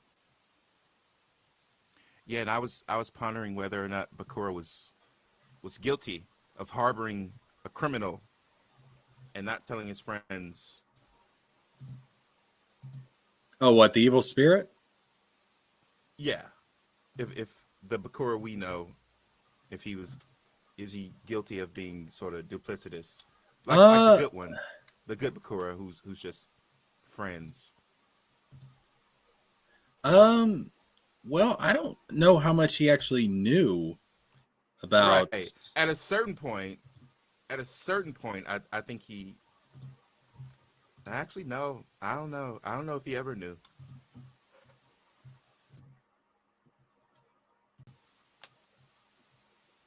There we go. All right, that's back to normal. Okay. Well, I think he had to have some kind of understanding, about there was something going on with the ring, but as far as like the extent of it, like I don't think he knew that Yami Bakura was like Zork or like this ancient darkness or anything. I think he just like this is something to do with ancient The Zork Egypt. part was sort of jumping the shark. Yeah. Yeah, pretty much. But I think he obviously knew something had to be up because, I mean, hello, you have this evil spirit inside of you and you have these moments where you kind of black out and you don't know what's going on. And surely to God, his friends told him about this evil spirit at some point. And that's the thing. I think they did say something to him, like after the Pegasus chapter. Yeah, I'm pretty sure Tristan said something to him. It was like, oh, dude, you went crazy for a while. But then he threw away the necklace. You went crazy for a while. Yeah, like, dude, you fucking lost your mind. You were doing some crazy. You were about to kill some motherfuckers. But then he threw away the necklace. So let me see. He told him that the necklace was a problem. But then good Bakura went and got the necklace again. So I don't know. So he has some idea of how evil, but not exactly. Well, he has some idea that there's a counterpart with him, but not exactly how evil this counterpart is. Right. And it could have been that counterpart, when he went to go get the ring again, he could have taken control of Bakura at that moment, got the ring, and then hid it somehow without the good Bakura even knowing. Ah. Theo's not possessed by an evil spirit, though. I will say that. No, I don't think no. But no, there is kind of a reincarnation thing kind of going on here. And the first sentence, it's from the perspective of a soul entering the world. And as you can see, not a very happy soul coming into the world. Yeah. Actually, you know what this also reminds me of? This also the first paragraph could have also been taking place from the view of a phoenix who just died and was being reborn. A phoenix does play a role in the story later on. Oh, cool. Not with Theo, but with another character. But yeah, this whole first sentence, and this is going to sound crazy, but one of the earliest memories I have is what this first paragraph is based on.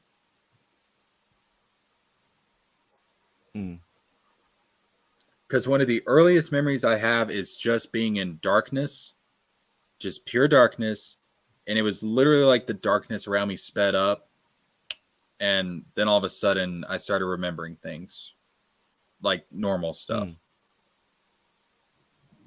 And I remember like I don't know if it was like me in the womb. I don't know if it was literally like some kind of pre-life type of thing, but I remember this and I remember being scared as fuck. So that's what I base this on. Yeah, could have been anything at that age. But that's kind of where this whole first paragraph came from. And again, it doesn't necessarily have to be any particular character that this is for. It's just, it could just be some random soul. But it's kind of it's almost sort of part of the world building, so that you know that this can happen, that souls can be brought into the universe in this way. Right. And it does, like the whole talk about darkness and going into darkness and a dark world kind of sets the reader up for what kind of world Mallow really is. It's not really a world you want to go into. It's Gotham. Yes, it's Gotham, but on a global scale.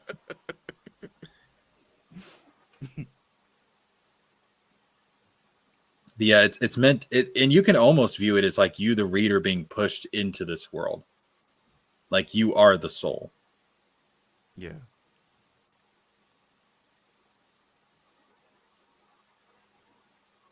But yeah, that's the prologue. So what did you think about the writing style in general?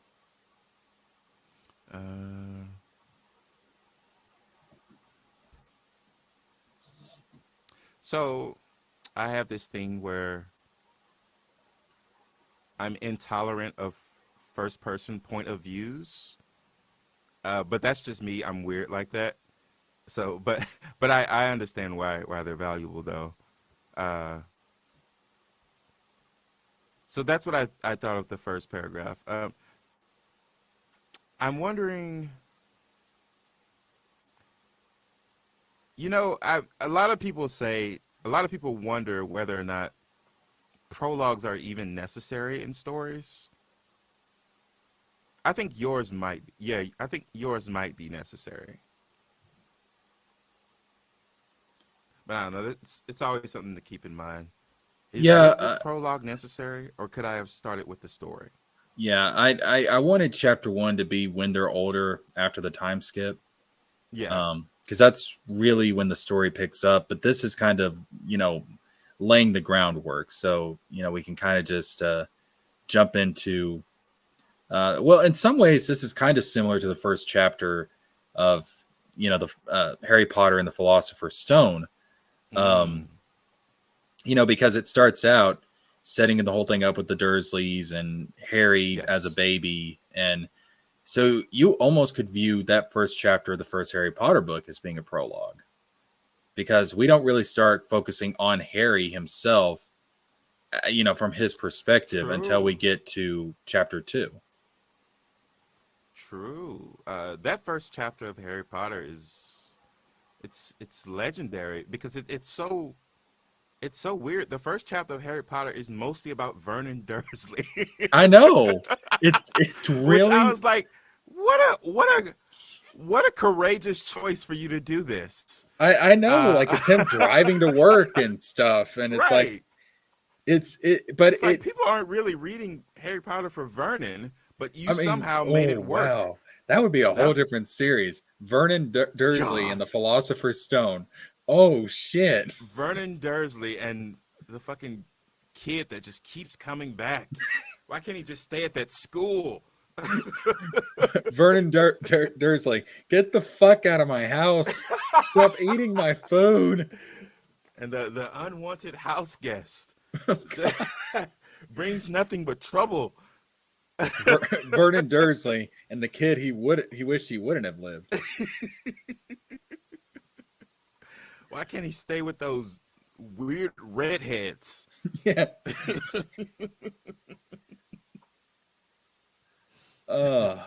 God, that oh my god, in some alternate universe, imagine that being what we got.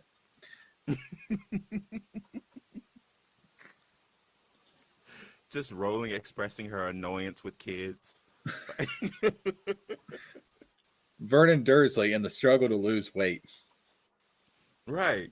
He's struggling to lose weight, but in the first chapter he goes and buys a donut. Uh, That first chapter though, it is it's legendary for amazing. just Yeah. I mean, because you have to think at the time. I mean, now of course Harry Potter is one of the biggest things that there is, but you have to think at Right. the time that it was very risky. Like I wouldn't advise a new author to do that. No, Like I it's wouldn't like either. really? I mean, as you can see, like with the prologue, I don't go that far. Like I wanted the first paragraph to be something that makes the reader kind of uneasy. But here's what I Um, like about that first chapter of Harry Potter. It does a great job at world building. hmm It does it world builds from almost like your first paragraph. It world builds from an outsider, that outsider being Vernon Dursley, and basically showing a juxtaposition of what's normal in his world and the things that he knows aren't normal. Right, and we kind of need that because Yeah. we're muggles. We the Right. reader, we're muggles, like we don't understand the magical world. So we kind of need a muggle perspective. Oh my God, that's brilliant. Yeah, she started off with a muggle perspective because the muggles were reading the book. Bingo. I mean, again, the woman's a freaking genius, dude. Yes, she is. She's a freaking genius. I Oh, can't. by the way, the first stream of yours I saw, someone commented that Roland stole the idea from a Neil Gaiman, I want to say graphic novel or something like that. That's not true. It's a popular. Well, it was a popular thing to say, but it was never true. Yeah, and I mean the thing you got to remember too is, there's nothing entirely new under the sun. So there's always going to be Right. things that are going to overlap with each other. I mean, like I said, you can see overlap between Harry Potter and the X-Men, for goodness sakes. You can see overlap between Harry Potter and just normal British kids. Yeah, like the similarities that they mentioned for that Neil Gaiman thing, just very, very superficial. Like the actual story is obviously nothing alike. It was just two white kids, sort of magical. There you go. Yeah. And I mean, like, even this, like, I've pointed out some That could things. describe any white kid. Sort of magical. Sort of magical. I don't know. There's some black kids I know that are sort of magical too, like Eric July. Yeah. But I compare that magical more in the Death Eater sort of way than anything else. Yeah, and in that particular case, sort of an archon level of of power he has. He rules over the region of warehouses. Yeah. He doesn't have a temple. He has a warehouse. Yeah. Leave the castles to Blood Ruth. Yeah. But see, like, even like with this story, I pointed out some similarities with things like, like Avatar, for example. And, you've noticed a couple of Yu-Gi-Oh! Similarities, but, even coming up with this idea, even I recognize all there was these some are great overlaps similarities to have, by the way. Yeah. But of course, some writers would be like, no, I got to make it even more different, more different. Like, well, No. Yeah, this reminds me of Alpha Core or some bullshit. Ooh, I'd probably just scrap The story is everything. very reminiscent of ISOM 2. I'd probably just scrap everything. Although I will say this, because Alita is based on the Wicked Witch of the West, there will be some monster monkeys. I will say that. Okay. So there's like I said, the whole cryptid things and stuff was kind of a idea for the monsters. Well, Bigfoot is a cryptid, and he's kind of a monkey type of cryptid. So you can see how that might get it on record that this is the multiverse that Eric July warned against. Yes. This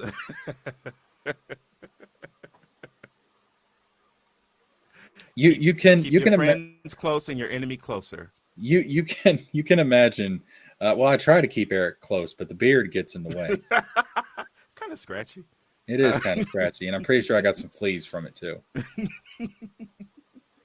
But you can picture a scene where like Theo and Garen are kind of approaching this mountain where Letha's temple is at, and maybe they hear something in the woods, and they kind of make out a silhouette of something that almost looks human, almost appears human, and it could be a Sasquatch type of thing.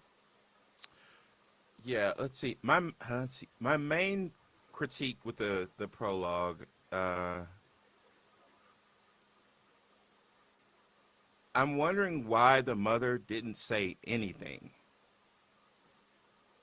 Like for me, if you're gonna have the mother not say anything, it better be because she wasn't the mother at the time.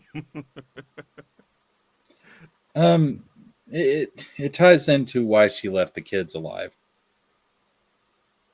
Because I mean, she could have taken out the kids too. Did she love the kids? I mean, she obviously did up to this point, at least. That's not obvious. Just because you raise them, don't mean you love them. Go back to the Dursleys. Dang, are you speaking on some experience here, or No, I'm speaking the experience of the Dursleys. They raised Harry, but they didn't love him.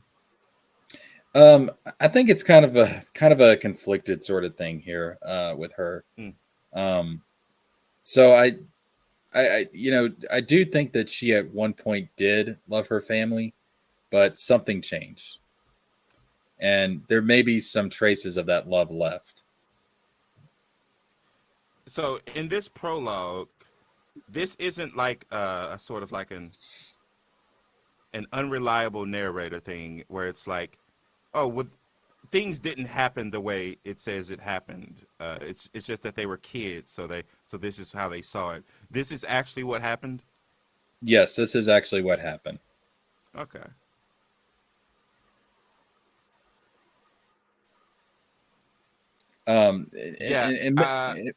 The mother is the only thing that's causing me real question. Well, Just well, because part I would need to know her state of mind at the time of running away, you will learn it later which on I'm sure is important. Yeah. when she reappears in the story, because even the kids are wondering, why did she do this? Right. I mean, that's part of the trauma they're dealing with. You know, like, why did she do this? Because And you saying that she returns, uh, it's an even bigger question, because it's like, okay, she had all this time to return. Why did it take her so long? And no, then not when I say return, I don't mean she comes back to them. I'm saying she just shows up in oh, the okay. book later on. Um, Oh, she, okay. yeah, So she could be dead. they find her at some point. Okay. They do find her at some point. So it's not like she's going out and seeking them. And it's not really Oh, like they're okay. going out and seeking her at this point, because it's been 7 years. But they do, their paths end up crossing. Gotcha. And at that point, there's kind of a confrontation. Because you could tell how angry Theo was in this whole prologue. That anger doesn't go Yeah, away. he was an angry little boy. He is an angry little boy. A very angry little boy. Has the rage of a fiery blue flame. Yeah. And there is like some color coded stuff there, because Theo's even though he wears like a gray tunic, that's how his design is. His there's like his main color is blue. That's kind of the color that represents him. Because again, he's like a philosopher type of thing, you know, a wandering philosopher, kind of the wizard archetype. So, you know, he has this whole wisdom and, you know, spiritual maturity to him, and blue is the color of wisdom in a lot of cultures. So the dad is stabbed in the front, right? No, he's stabbed in the back. Go to the sentence. The man fell back. The blade stuck in his back, pushed forward deeper as he hit the floor, and it pierced his heart. Yeah. It wouldn't push further deeper if he was... Well, let me see. The man fell back. Oh, he fell backwards. Okay, got you. Yeah. So the idea is like he's got it stuck in his right shoulder, pretty much where the heart would be. It's stuck in his back, and when he falls forward and hits the ground, the floor pushes the blade even deeper to pierce his heart. You mean when he falls backwards and hits the ground? Yeah, it falls backwards.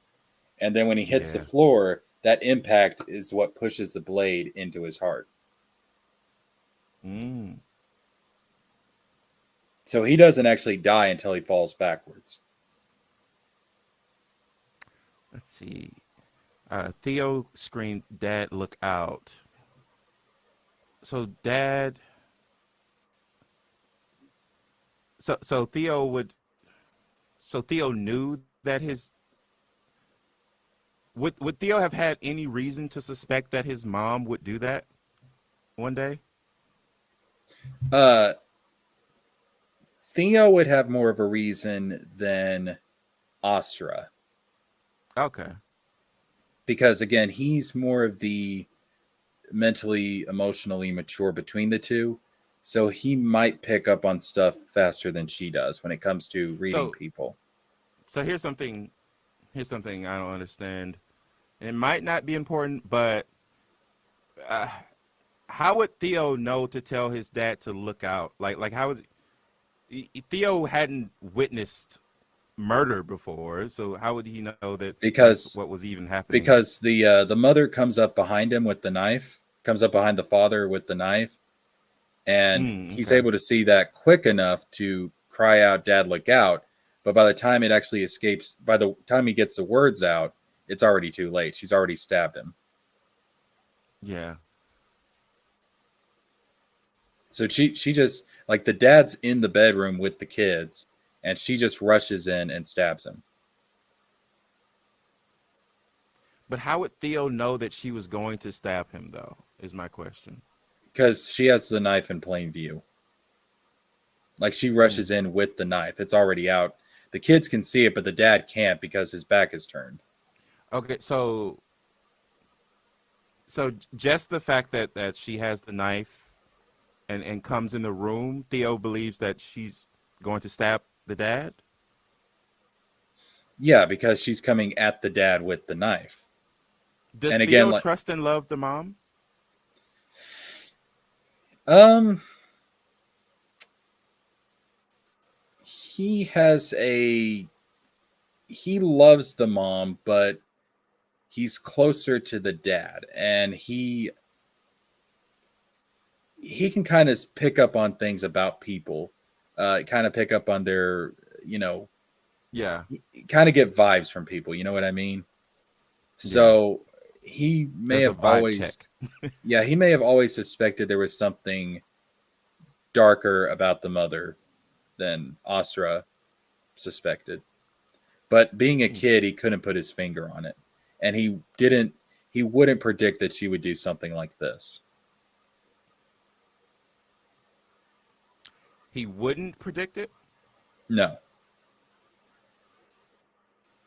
I don't know. I don't. For some reason, I'm stuck on the fact that he warns his dad when he doesn't seem to have a reason to suspect her to actually stab. Like, because obviously mothers walk around with knives all the time, but they don't stab the fathers. They're usually doing something with a knife. But yeah, so yeah, I was just wondering. Well, it would be like the body language she's displaying, because she rushes in to the room.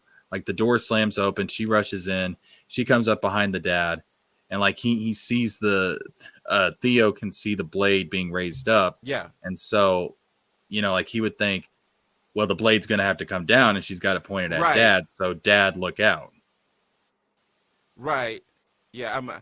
I guess I'm wondering. I think it would be smoother in my mind if Theo had some reason to believe that there was some sort of hidden animosity that his mom was harboring towards his dad, so that it just makes it sort of cleaner in my mind when he suspects her of doing something and she actually does it. So you think I should probably But here's the thing. You know more about what's actually going on with the mom, so I don't know that would be appropriate. Like, I don't know if this, I'm going to call it a heel turn, could have been foreseen in any way. Right. Could the heel turn have been foreseen by Theo? If he was older, he probably would have. Oh, okay. But see, like, even though, like, he's able to pick up vibes off of people and stuff, he's still, you got to remember, he's still a kid. So he's he's going to suspect something, but he may not take it to its logical conclusion yet. Right. He may suspect, oh, there's something wrong with, between mommy and daddy, but right. He's not going to take that up to, oh, she's going to kill dad. Yeah, even having Theo basically, like, hear a story about someone who stabbed someone else or something like that, just to put it in his mind that this could be a possibility, or having a story about something dad did to, like, piss off the mom or something like that. Yeah. Well, again, kind of, getting a little bit deep into the trenches on this. This is actually taken from an experience I had as a kid. Oh, okay. And I'm not saying my mom killed my dad or anything, but there was an incident where she tried to. Yeah. And it was very similar to this, minus the adopted sister. I don't have an adopted sister. But you did have a chest full of jewelry left behind. I did, and jewels and stuff. And so I am cool. I'm a very wealthy man because of it. Yeah, you're good now. Yeah. I have so many Lamborghinis, you have no fucking idea. Well, tell me, from your personal life, did you have any semblance of any animosity between them? Oh, yeah. Oh, okay. Yes. Oh, definitely. Oh, God, yes. That's what I'm getting at. Yeah. Yeah, in abundance, trust me. Ample Samples. Okay, got you. Yes.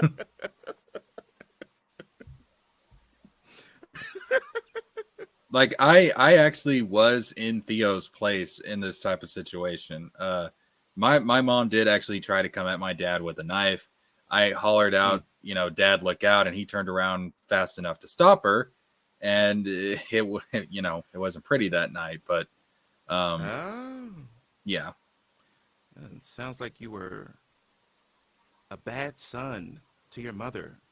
Just ratting her out. Just Yeah, trust me. If me and my mom don't have the best relationship, which can kind of give you an insight as to where Theo's relationship with his mother, or well, technically Yeah. it's Asra's mother, but she raised him. yeah. Yeah, I might end up having Asra and Theo hook up, but they're not going to be blood siblings, folks. We're not going full Game of Thrones here. It's funny, Harry. I don't think Harry ever. Well, I'm sure in the beginning Harry thought of Aunt Petunia as his mother, but at a certain point that was broken.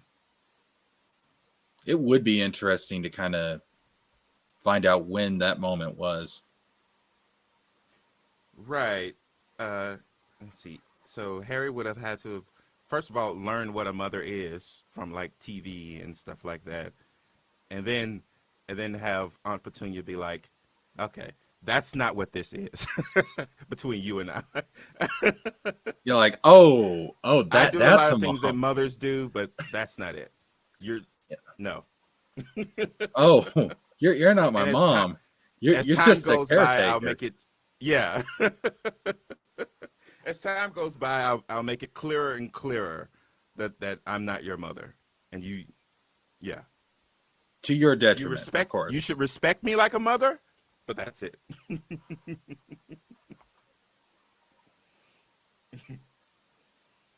I always think about how at a certain point, Aunt Petunia got mad at Harry and swung a wet frying pan at his head. I always think about that. I'm like, damn, that's brutal. But in my mind, I'm picturing a cast iron. I guess a Ooh, regular frying pan wouldn't be as brutal, but I like the way I like the way you describe that. Well, yeah, she threw a frying pan at him, but it wasn't cast iron. right.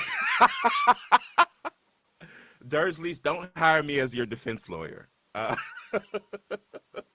get you Yes. into more trouble. Oh God, Vernon and Petunia should be in jail. Oh, Lock them, absolutely. lock them up in The shit they Azkaban. pulled. Yeah, even before Dudley was old enough to start pulling his own shit, the shit they was pulling.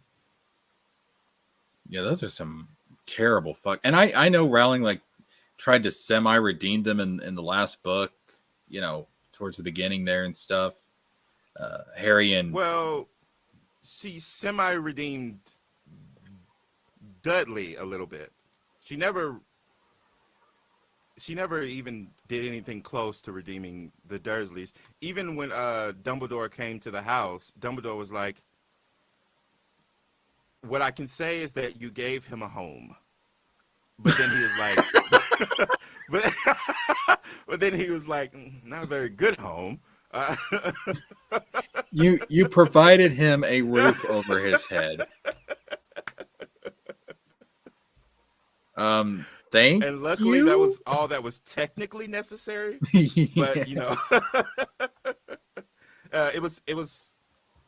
it was only when you say redeem, are you referring to childhood version? Well, I mean, there's that too, but I kind of meant the whole thing where Petunia, kind of showed Harry that she she says, like, you didn't just lose a mother that night, I lost a sister. So it kind Oh, of shows that there was some love she still had for Lily. Um, yeah. there was something there, but There was something there, but not much. yeah. Not much. Dudley at the end, he was like, "Okay, you're taking us away to safety, but where's Harry gonna go?" So Dudley at the end, after he sort of realized that Harry saved him from Dementors, Uh, he sort of came. Well, he came around the most out of all of them, out of all the Dursleys. The only reason we sympathize with Petunia at all is because we know what happened when she was a child. Right. Nothing adult Petunia did really makes you sympathize that much. All the good things that she did was because Dumbledore threatened her basically, and said, "Hey, don't throw that boy out." Dumbledore was like, Petunia, my dear. If you think Eric July's beard is horrifying, you have no idea the terrors that lie beneath this bushy thing on my face. I have the second most iconic beard in nerdom. He's like, I tell you now, there is not a basilisk hiding in this beard, but something far worse. It is in fact Isom Volume 3. It's worse than a Horcrux. It's a bucket of Glenn Beck's Gooding chicken. Oh no.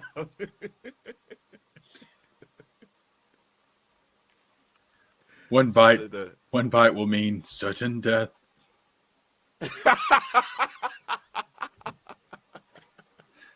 Oh my God! And you know who's going to be the first to take that bite? Dudley. Oh God! Dudley's going to be like, "Look, chicken's chicken, man." Dumbledore's like, Petunia, I know your sweet little fat dumpling of an angel cannot You won't resist be able food. to resist. Yes. Don't make me do this. Take care of the boy, or I will leave the bucket. Don't make me do this. She's like, fine. And they do not swap for fingertips in the wizarding world. No one will ever know, Petunia. No one will ever know. I can kill that boy, and they won't do a damn thing about it. The Muggles will blame it on fatty food. He died The of Muggles will cardiac blame it on arrest. cholesterol. He died of cardiac arrest, Petunia. That's what the autopsy will find. His heart stopped. So just remember, take care of the boy, because if you don't, I'll take care of yours. It's true. I mean, Dudley canonically cannot resist a snack. That's right. He can't do it. So, And let's be honest here. Dumbledore has done some shady stuff, so I could see him pulling something like that. I can see him doing that because it's a creative way to hurt someone. Using chicken, it's like it's not the most basic way. A normal wizard would have made a more common threat, but I could see Dumbledore using something as silly as chicken. Yeah, I mean that's a very that's the Dumbledore cool thing. to do. That's one of the cool things about Dumbledore is he's powerful, but he's also silly in a way. And that's what makes the power hit harder when it's like, okay, he's a fun guy, but you don't want to see him when he's not being fun. Yeah, and I think you see that with a lot of super powerful characters that, they have like these more laid back kind of, kind of eccentric personalities. And I think that's part of the reason why they can be that way, because they know they're so freaking powerful and they know there's not a lot of people that could mess with them. So they can afford to behave that way. Yeah. Although in Dumbledore's case, you wonder if he'd always just have been like that. He just happens to also be really powerful. Because obviously, the people Dumbledore hung around with and grew up with, they weren't necessarily happy-go-lucky people. Some were basically Hitler analogs. Yeah, well, his dad hated Muggles, didn't he? Yeah. Well, dad went to jail for for killing Yeah. some Muggles. But maybe the Muggles had it coming. Who's to say? I don't want to victim blame, but you know, they Well, shouldn't have messed with Eric. actually, what wasn't it because the Muggles were like picking on Ariana or something? Yeah, the way Rowling wrote that, it can be interpreted as just like teasing her or doing something worse. Oh, okay, yeah, I get what you. I don't think we're allowed to say that on YouTube, but yeah, I get what you're saying. Yeah. That. Oh wow, I never really read it that way, but damn, I would have probably killed those Muggles too. Shit. See, there you go.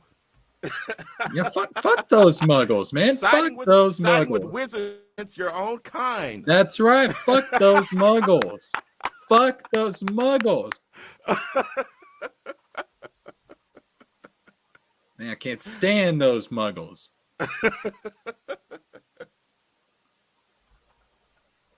would have killed their ass too. I would have that cadavered them as well. Fuck those Muggles. It's like you already got one strike being Muggles, and then you pull some shit like this. Oh. You just call me the Uncle Ruckus of the Muggle world. That's what I am. just a traitorous son of a bitch. A lot of people think I'm a Muggle, but I'm not.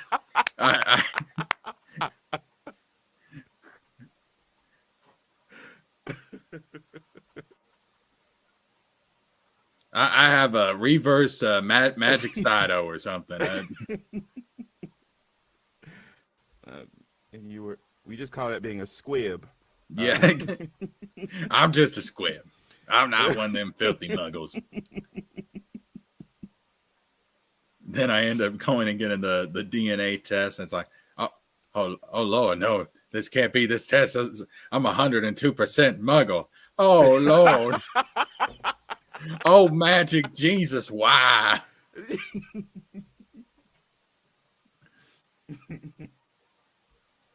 No wizard has the heart to tell him. Oh yeah, just let him believe it. Well, how are you pretty little magical children doing here today now, huh? Oh, you Muggle children, go on somewhere. You ain't never gonna be auras or professors at Hogwarts. Where you gonna be? You're gonna grow up to be accountants or doctors or something. Get your ugly Muggle asses out of here. Now this is the multiverse crossover we needed. That's straight up.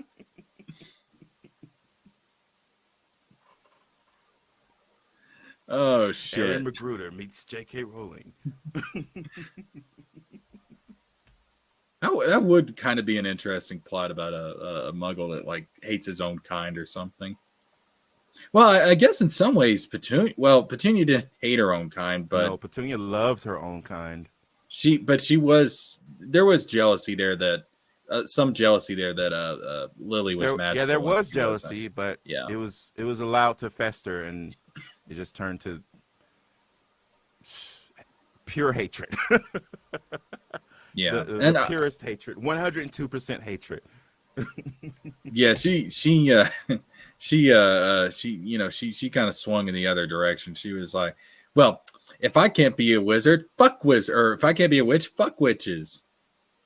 Yeah, there weren't really any Muggles who basically were just like,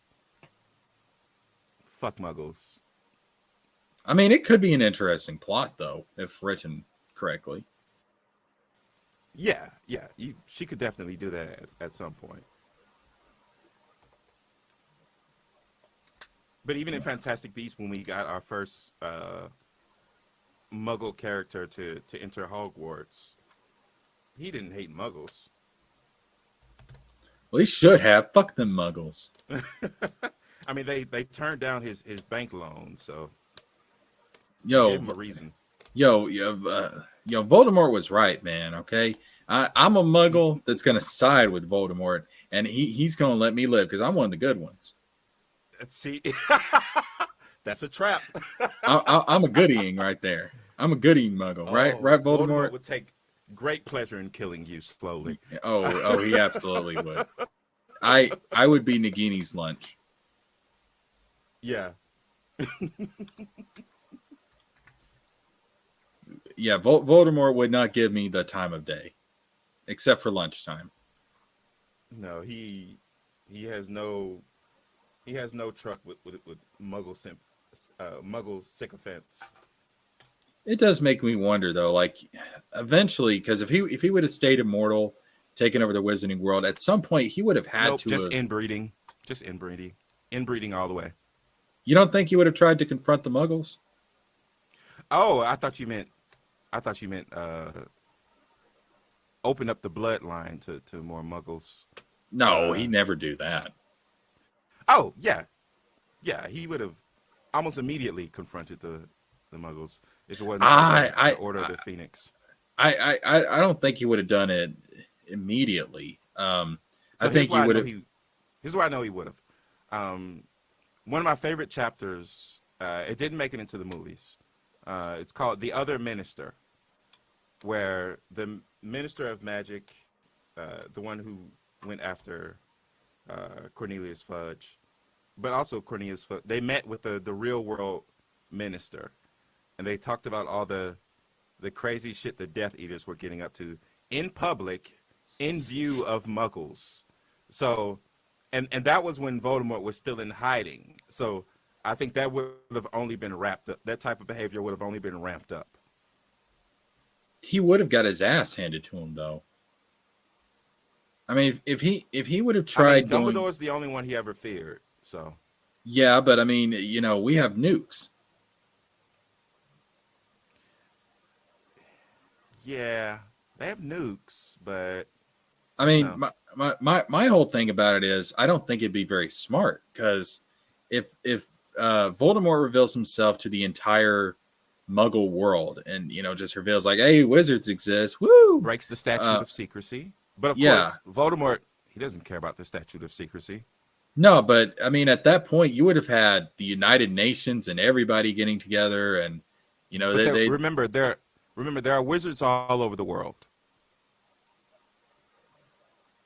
So, and those wizards also have control of their country's governments in a way.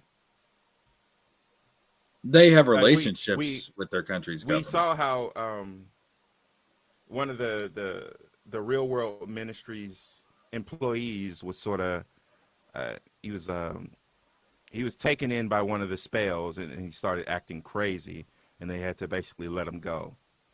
But does Voldemort have followers on the inside of all these governments? Because my whole thing is, I think he would have to, what's the wizarding government in the United States? The MACUSA, yeah. I think MACUSA. Because so let's say he takes over the British magical government, the Ministry for Magic, and I think he would have to also then take over MACUSA. I think he would have to take over whatever the one in France is and the one in Japan, all these different wizarding governments, and then basically one up what Grindelwald did. Yes, and he would have and to. He could absolutely do that. He would have to create a united front of the wizarding world in order to then step out and oppose the Muggle governments. Because I think if this would happen because he would rule by fear, right? Fear of him, but also fear of the Muggles. But that would take years to accomplish before he could actually start going after the Muggle governments. Because to accomplish when apparition is a thing. Yeah, because Voldemort can't just go in there and take him over by himself. He's powerful, but to try and fight all the wizards in North America, you got Death Eaters. You got Death Eaters. You got run-of-the-mill wizards. Well, were there Death Eaters like in America and stuff? That's a tale for another day. That's what I'm saying. Grindelwald definitely had a bunch of supporters in America, so there's no reason why Voldemort couldn't do the same. I think he could create a following anywhere, basically, because I'm sure that the sentiments that he holds are shared among a lot of wizards. Yeah, and that's another thing. But it would take time. That's assuming that people were in full opposition to what he was saying. A lot of people agreed with Voldemort. I think what would And happen is Grindelwald. let's say that Voldemort kills Harry and he wins the Battle of Hogwarts. Okay, so now he's got control of the Ministry of Magic. He basically makes a deal with the British Prime Minister. He's like, listen, you stay in your lane, I stay in mine. But that's only a temporary deal. That's just to kind of keep the British government off of his back until he starts spreading his influence in America. He starts spreading his influence throughout the rest of Europe. He starts So the way it's spreading worked his in the influence past, in Asia. the way it's worked in the past is the wizards reveal themselves only to the Muggle Prime Minister of the day, and that's it. So the top figure would always know, and that's just under the time when Voldemort wasn't in charge. So Voldemort might actually tell even more people, just to break the traditions and pave his I own way. I think he would reveal himself to who he needs to in order to create agreements to where they don't get involved in wizarding affairs so that he can take over the rest of the wizarding world. But then once he's taken over the rest of the wizarding world, then all of a sudden he's like, nope, psych, I'm actually coming after the muggles now. And at that point, he's got the power. He's got enough of the numbers he needs to overrun the rest of the muggle governments around the world. And at that point, he's got the muggles subjugated. Yeah. You'd have to ask, what would be his end game? Would it be to just would he be satisfied with subjugating the Muggles? Would that be good enough for him? I think he would turn the muggles into a slave race, essentially. Yeah. And because I don't see him going around wiping out humanity. Now, I think it's possible he may, essentially, wipe out large numbers of humanity. That way, they're less of a threat. Yeah, But I just think just because war he'd never keep. changes. I think he'd keep enough of them around to serve as slaves and stuff to Yeah, remember wizards. there's wizards all over the world, and they still need resources. Yeah. I mean, they could make a lot of the resources themselves through certain spells, but there's limitations on that. So, And then I think once he has that, I think once he has the world under his grasp, at that point he would leave, the governing of things to some of his higher ups, like Bellatrix, people like that. And then I think he would kind of go into the shadows to study more dark magic, become more powerful.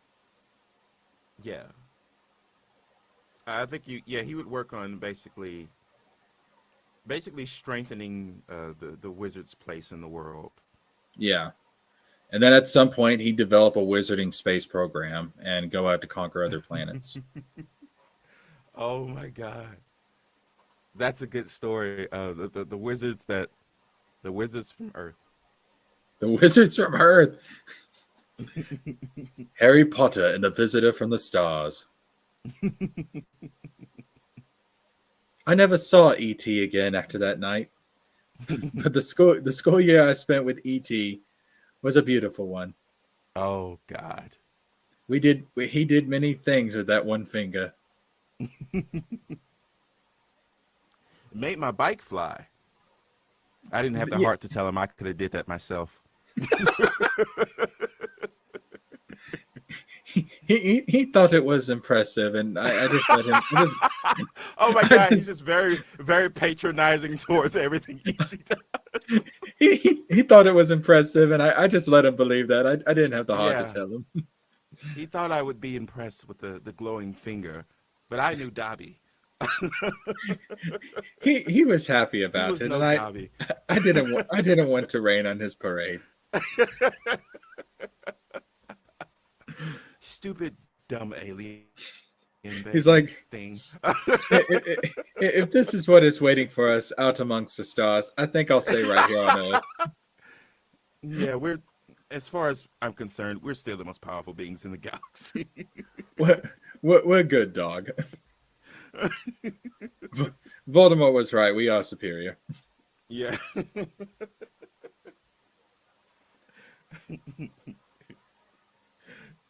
Wait a minute. Doesn't Warner Harry's Brothers? like, well, not all his ideas were bad. Yeah. It's like, I mean, listen, it's like that SNL skit with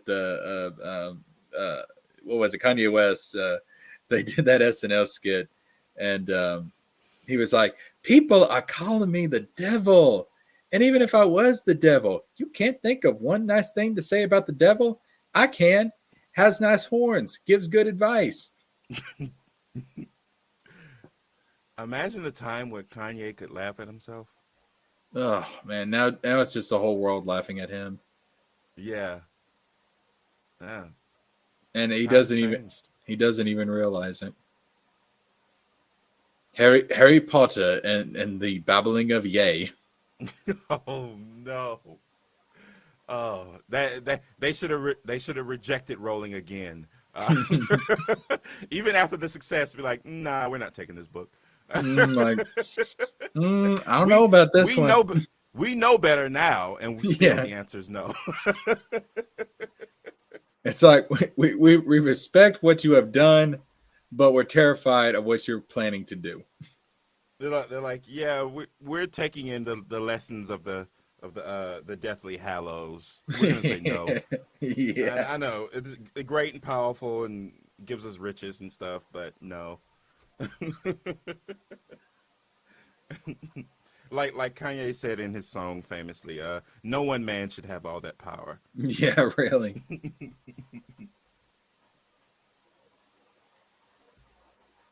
Oh man. And then Rowling's like, oh, I'm sorry, I mixed up the manuscript. This was actually from my detective series. This character gets murdered. My bad. This. They're like, oh, well, now we're suddenly interested. Go on. Tell Sorry, us more. I already have a publisher for this, but sorry for the mistake.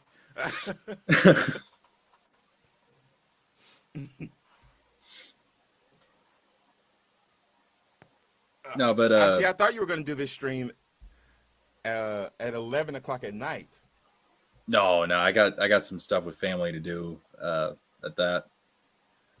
You start streaming and you just hear fireworks and no one can hear each other. It's just like, oh, okay. This is Yeah, right. conceived.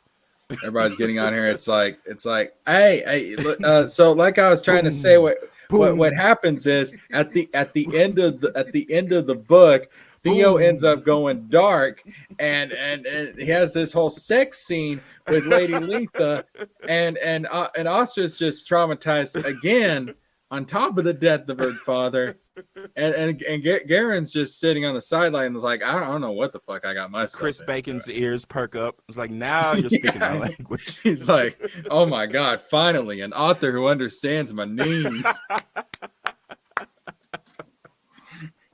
That's funny. He's like, I will fund this book myself, dog. Like, let's talk. What if in response to this whole the whole anti-woke thing, they like overcorrect in the exact opposite direction, where they make everything filthy and and politically and very, very politically incorrect? Or it's just like, even Friday Night Tights are like, well, we didn't want this. Oh shit. Hey, this is a bit much even for us. Like, the only person on board at this point is just Melanie Mack. Like, Eric's just in there like, oh man, I created a monster. I didn't mean to start this. like, well, guys, I'm going back to music. Yeah. No longer consider me a nerd. I'm out. EBS is just sitting there and he's like, oh man, I should have just stayed on the lily pad. Yeah. Comics were a mistake. I always talk about how I mainly care about making this comic. I really should have just did that. I could see that happening though. I really could. Just the most outlandish stuff. Yeah. Because at a certain point they'll have to find a new grift, and maybe that grift will be basically creating the exact opposite of whatever they call woke these days. I mean, Shad's already kind of doing it. Like his novel, Jesus Christ, it was like Oh yeah. the redemption arc of Hitler. It's like, my brother in Christ, I don't want to see this. Right. I don't want to You're sort of sympathize with Hitler. yeah. You're sort of jumping to like the end of all this. Like no, let us ramp up over time. Yeah, and like every female character, it's rape, rape, rape, rape, rape, rape, rape, rape, rape, rape, rape. It's like, Uh, ugh. and honestly, that's one of the reasons I had to check out Rebel Moon. I was like, okay, Oh, it's too much. I don't expect this in my basically Star Wars. yeah, you got to know Ha- your audience. has there been any grape in Star Wars? Um, as far as I know, no. Well Especially then, not in like, especially not. I mean, unless there's like some novel out there where it happens. But as far as like the yeah. films, no. No. Okay, well at least they have the common sense not to do that. Yeah, Zack Snyder, not so much. they don't even get. I mean, they don't even get close to something like that.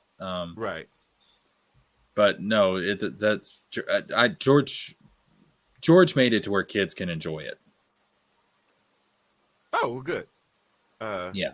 and I'm sure kids can enjoy Rebel Moon, but it's just like, but why though? Why these choices?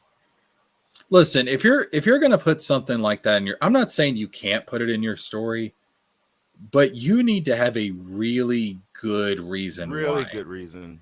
I mean, there has to be a reason why this is necessary to tell the story you're going to tell, or maybe you're And also, trying. do it in the right way. Yeah, Do it in the right way. Don't every other minute threaten us with a rape scene.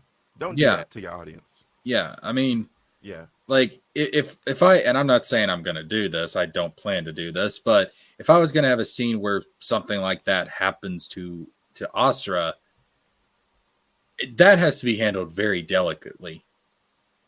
And like, Yeah. and you know, the way that Theo would respond to that would have to be handled very delicately.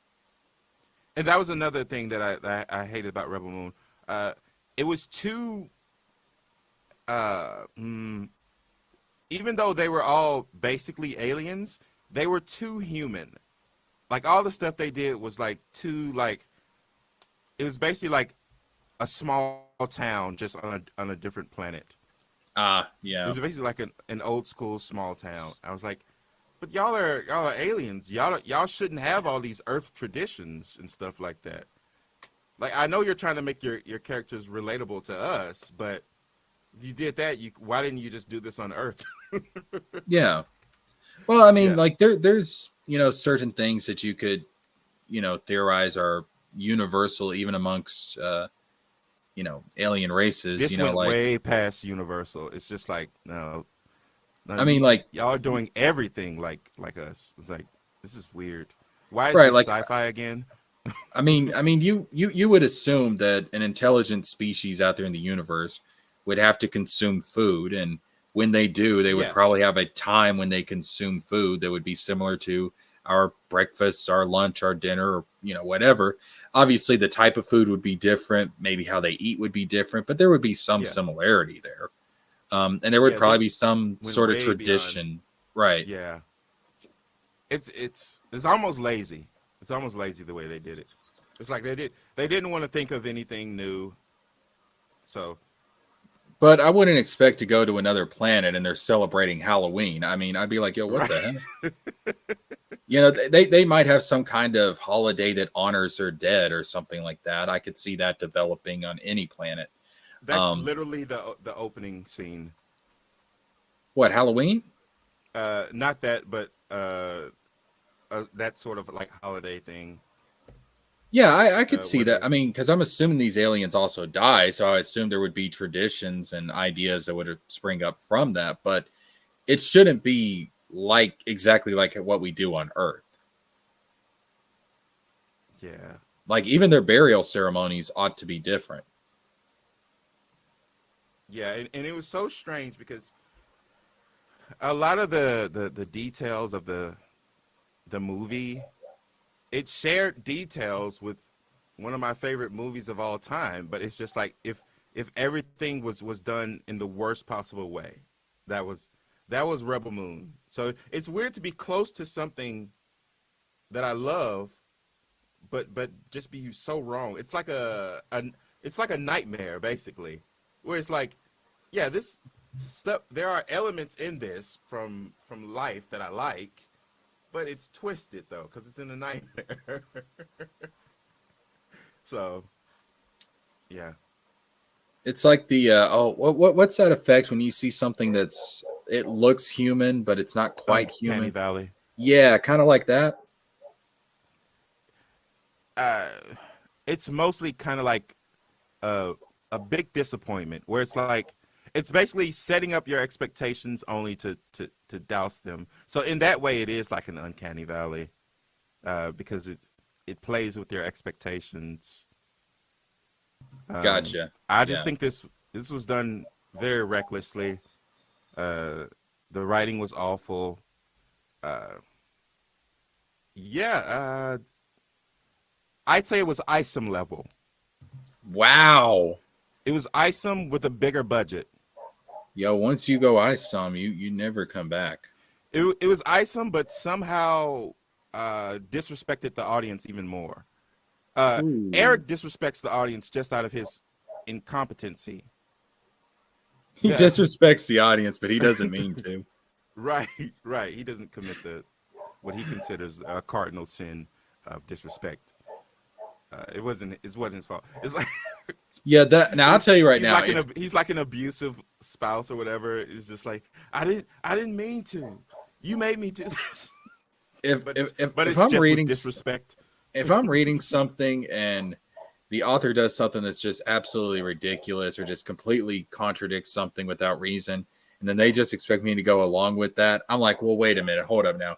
You are not about to insult my intelligence like this. Like that is Right. like I'm not just about to just ignore this other thing that came before that completely contradicts this. You've given no reason as to why it contradicts this. You're not going to insult my intelligence like that. That is one of the biggest ways to lose me as a fan. Yeah, and another turnoff which Rebel Moon did is they made characters cartoonishly evil because you knew that they were going to get killed by the good guy. So it's like I know we always have good evil characters killed by the good guy, but they just kept ramping it up. It's like, no, we understand that this character can be a good guy, but have an enemy or two or three or whatever. You don't need to like baby feed us with like multiple. This is why I didn't like the Joker movie, because the Joker was bad. He was down bad on his luck, but they didn't trust the audience enough to like basically have one of those reasons. They had to keep stacking on more and more and more and more reasons as to why he went crazy or whatever. I don't know. I feel like they just didn't trust the audience enough. Yeah, and that's something. And when he did go crazy, he was still close to his normal self. So it's like none of this was necessary. Yeah, and that's something too. I mean, it is difficult balancing that out as a writer because, like, you know, like even in this stream, like I've been tiptoeing around some details and stuff because it's like, you know, I don't want to give too much away, but you know, it's kind of like I want to give people enough to where they can kind of figure out what's going on, but not enough to where it feels like, you know, I'm hand holding or something. But then you look at something like Isom, and there's not enough there at all for me to get invested in the story. And that's one reason why I kind of went with this particular type of prologue, because I want you to kind of get invested in Theo and Astra's, you know, whole trauma here. You know, I want you to kind of be like, you know, especially because they're kids, to be like, oh my God, poor babies, you know, like that type of reaction. You know, like how they kind of cling to each other. You know, the sentence I've got here, you know, like, Astra finally relinquished her father and embraced her little brother, and for the first time that night, they felt warmth. I want you to kind of feel like, you know, like I want to give them warmth. I want to hug them. You know, I want you to have that same kind of feeling. Yeah, if the writers of Rebel Moon wrote this first prologue, the mother would have done a lot worse to the father, and then she would have laughed, like she would have stood there laughing before she left, and maybe said something awful to the children before she left. I just killed your dad. Go fuck yourselves. Yeah, she would have Bellatrix Lestranged it up, basically.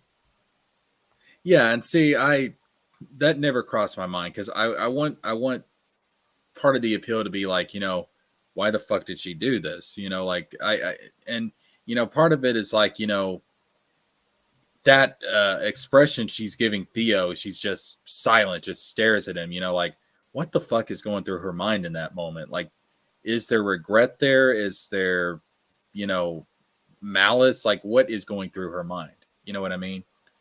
So I felt it better to kind of leave it vague, and I didn't want to just have her being, like, I'm so fucking evil, like good luck living on your own, brats. So there's two parts of the spectrum. There's Isom, where you don't tell the audience enough, but then there's Rebel Moon, where you tell the audience way too much and you repeat yourself, and it's just like, okay, we understand you're trying to get us to feel this emotion, like okay, back off a little bit. You could have done this in a subtler way and less times. Yeah. Yeah. Just because someone's evil doesn't mean they have to be evil to every living and non-living thing. Like, right. We get it. I mean, we get it. This is a bad guy. You can dispense with him. It's fine. Even when she kills the father, like I could have written it to where, she just stabs him over and over and over and over and over again. But no, like it's bad enough that she just kills him. Like one stab does it. And she kills him in front of the kids. Like that alone is traumatic enough. She didn't stab him in the nuts. Yeah. Like that is going to be traumatic enough. If I go any further than that, it runs the risk of being, gore fest, horror porn. Pretty much. Like the Saw movies. Like we're not going that direction. Yeah. Just I don't know. Writers just need to be. Just give the audience a little credit. We know that evil can come in many forms, and it can be a subtle thing and stuff like that. And definitely don't do it. Don't make characters more evil than they need to be if you're only doing it to try to prop up one of your good guys. Yeah. It's like, okay. You like, for instance, if you made a movie about World War II and you had a soldier kill Hitler, you didn't need to make Hitler that bad in order to make that soldier look good. Like like basically, yeah. Yeah, it's like we get it. Hitler's pretty fucking bad. You could have toned it down. Yeah. Like, yeah, we get it. You're the good guy. Like, like that's kind of one thing I have to be careful with Letha because, her personality is kind of, she's very seductive. She is kind of, she does kind of represent like a lot of carnal desires, that type of thing. Yeah. There is that aspect to Letha. I kind of compare it to being like a very evil version of Aphrodite in a certain sense. Ah, okay. So there is that aspect to her, but I don't want to go too far to where it's like, oh, she's a slut. Like I don't want to go that far. I don't want to make her so hammy to where it's just like, oh, this is kind of cartoony. I want that to be there, but I want it to be subtle. It's weird thinking of a higher being as a slut. Yeah. Usually we reserve that term for people who we think are lesser than us. Right. It's weird thinking of like a goddess as a slut. It's like. Yeah, I mean, like I said, like I'm been working on a scene where she does kind of get seductive around Theo and stuff, and you got to think like Theo's 15, and so her kind of getting that, like it's meant to show, like she doesn't really play by, any sort of rules, when it comes And to that's type the of thing. stuff. In your world, this isn't Earth, right? No, it's not Earth. So there's no reason to think that all of Earth's laws should translate directly to your world. Right. And also, there's no reason to believe that she would care about the laws anyway. Right. Well, I mean, she doesn't. I mean, what are laws Right. to a god, to a goddess? In a lot of ways, her and her kind make the laws. So, Yeah. no, The laws are she wouldn't basically care. whatever she says. Yeah, pretty much. Yeah. Pretty much. I am the law. So, there's that aspect to her, but I don't want to make it so cartoony and stuff to where she's just, I don't know, like you can take that type of personality type and you can make it just cartoonish in all sorts of ways. Yeah. If you're not careful. And I don't want to do that with her. I want her to be seductive, but I want there to be that sense of danger there. Almost like a snake tempting Eve type of thing. And it's kind of like, Theo has to resist that type of temptation, or that type of thing. Okay. I feel like that'll be easy to do because I'm assuming that Theo, let's see, he's barely at the age where he's interested in girls at this point. He's interested in one girl, that's for sure. Yeah.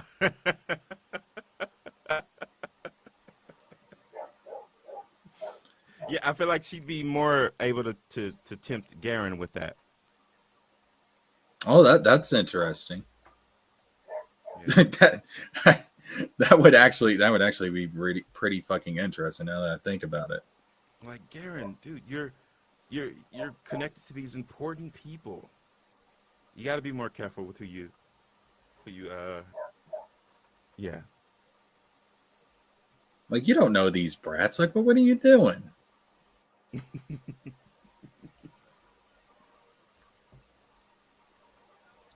Like, I got this whole coven of witches surrounding me, but I could use a warlock.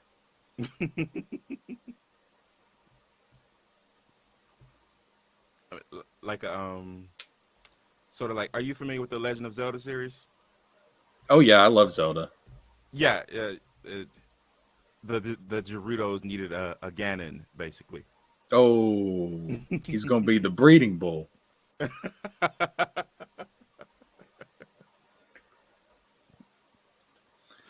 Oh God, I just pictured a scene with Lita being like, Garen, listen, I've always wanted to be a mommy. He's Although like, in current day parlance, she would be described as a mommy, whether she has a child or not. And Garen would be like, it'd be like that scene from Holes, and he'd be like, I can fix that.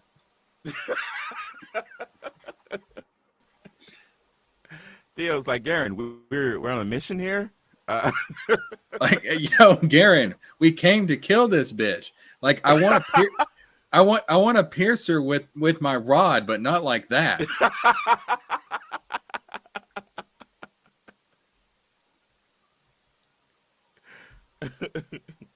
Like, hello, Garen's she like, still has my. Everyone needs love. My kind are scattered all over. It's hard for me to find someone. He's like, love Find my someone I ass. can relate to. At least she has magic. Yeah.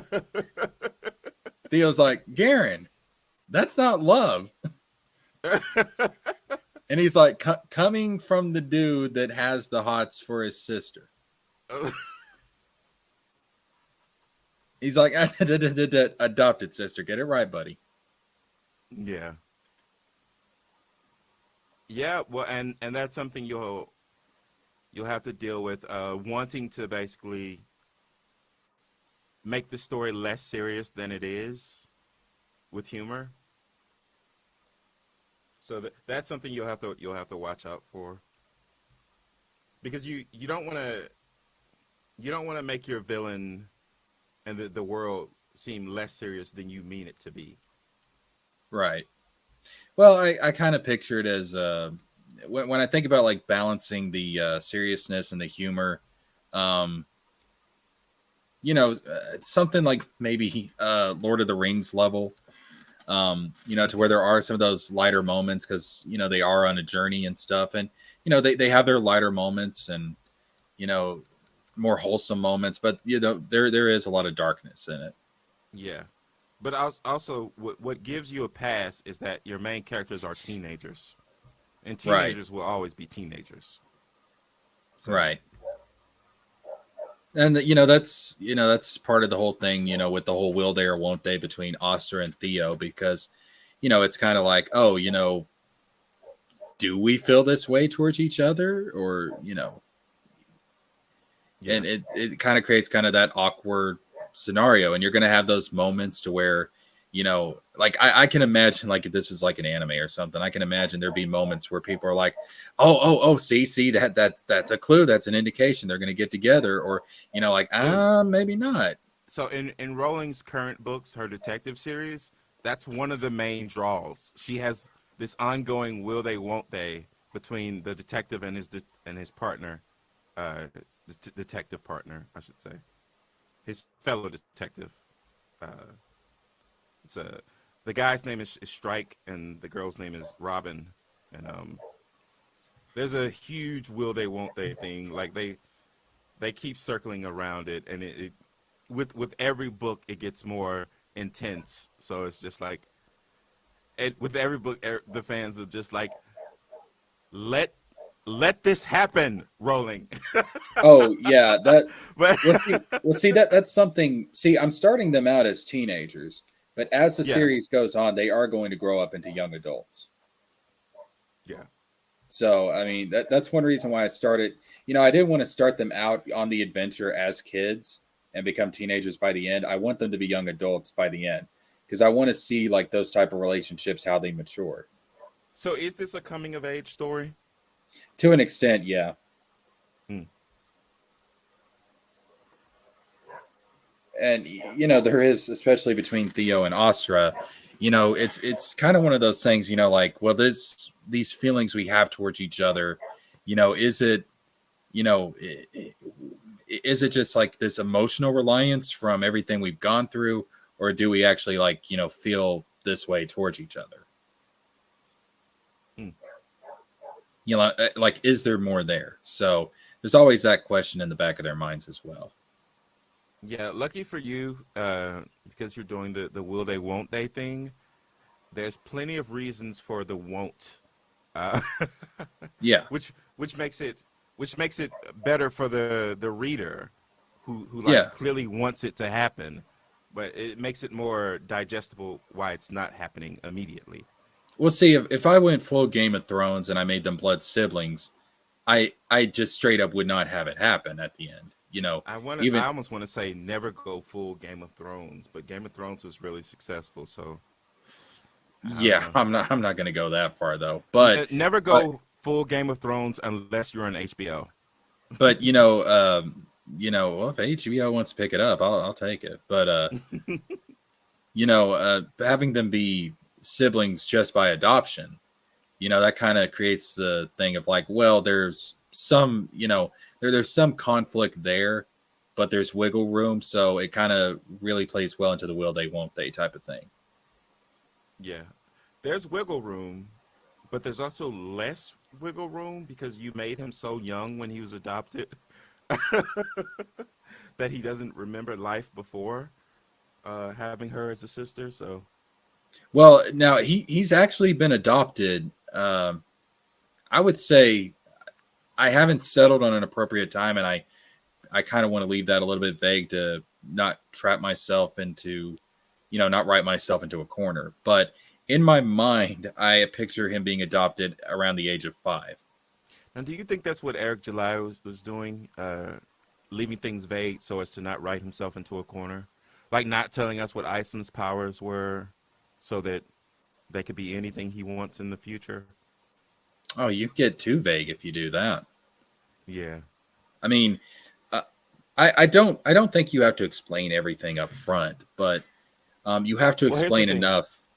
Chuck Dixon wrote Alpha Core, and Alpha Core has almost no ties to Isom, the actual comic. Yeah. And I'm wondering if part of that was to not restrict what Eric wants to do in the future, or what one of Eric's other artists wants to do in the future regarding the universe. That's But he fine. accidentally just made it a really disconnected story. That's fine, but you need to have enough there to connect it. Yeah. Obviously, like, I can't explain everything about Theo's powers right at the beginning. Number one, it would make him too overpowered. Number two, it defeats the whole point of the journey of him going to learn more about his capabilities from the ruins of Nahara. But I need to have enough there to where you kind of get a general idea of his abilities, to where it's like, okay, this is not everything he can do, but this is kind of the nature of his magic. This is kind of what it is at its core. You know what I mean? I just realized something. I read Alpha Core multiple times, and I could not tell you if it takes place before or after Isom 1 or 2. I couldn't tell you where it takes place in the timeline. There's literally no clues, which is very strange. Yeah, it's like It's I said. almost as if it was done on purpose, where it was like, no, do not reference any characters from Isom except for fellow Alpha Core members. And That's then it just feels like it takes place in another universe. Yeah, even though the villains existed in Isom 1, they were just sitting in a club. That's it. So this and at the end of Alpha Core, those villains are still existing. They're fine. They're still rich. So again, this could have taken place before or after this story. Like they're not in jail. They're not hampered in any way. It's basically a standalone. Basically, you don't need to have read Isom to, I don't want to say enjoy Alpha Core, but to read Alpha Core. And you get nothing from it if you're going from Alpha Core to Isom. Right. Nothing. This was a badly put together universe. Well, I don't think he spent a lot of time putting it together. Yeah. I really don't. I think he had a general idea, but I don't think he really filled in the details. Like Maybe me, he's like just waiting for his artist to do it for him. Like I mean, the Soska sisters, they're like,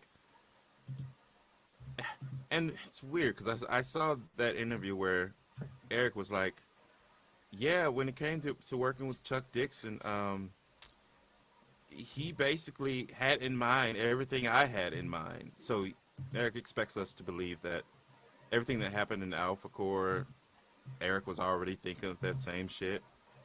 When right. Clearly that's impossible, but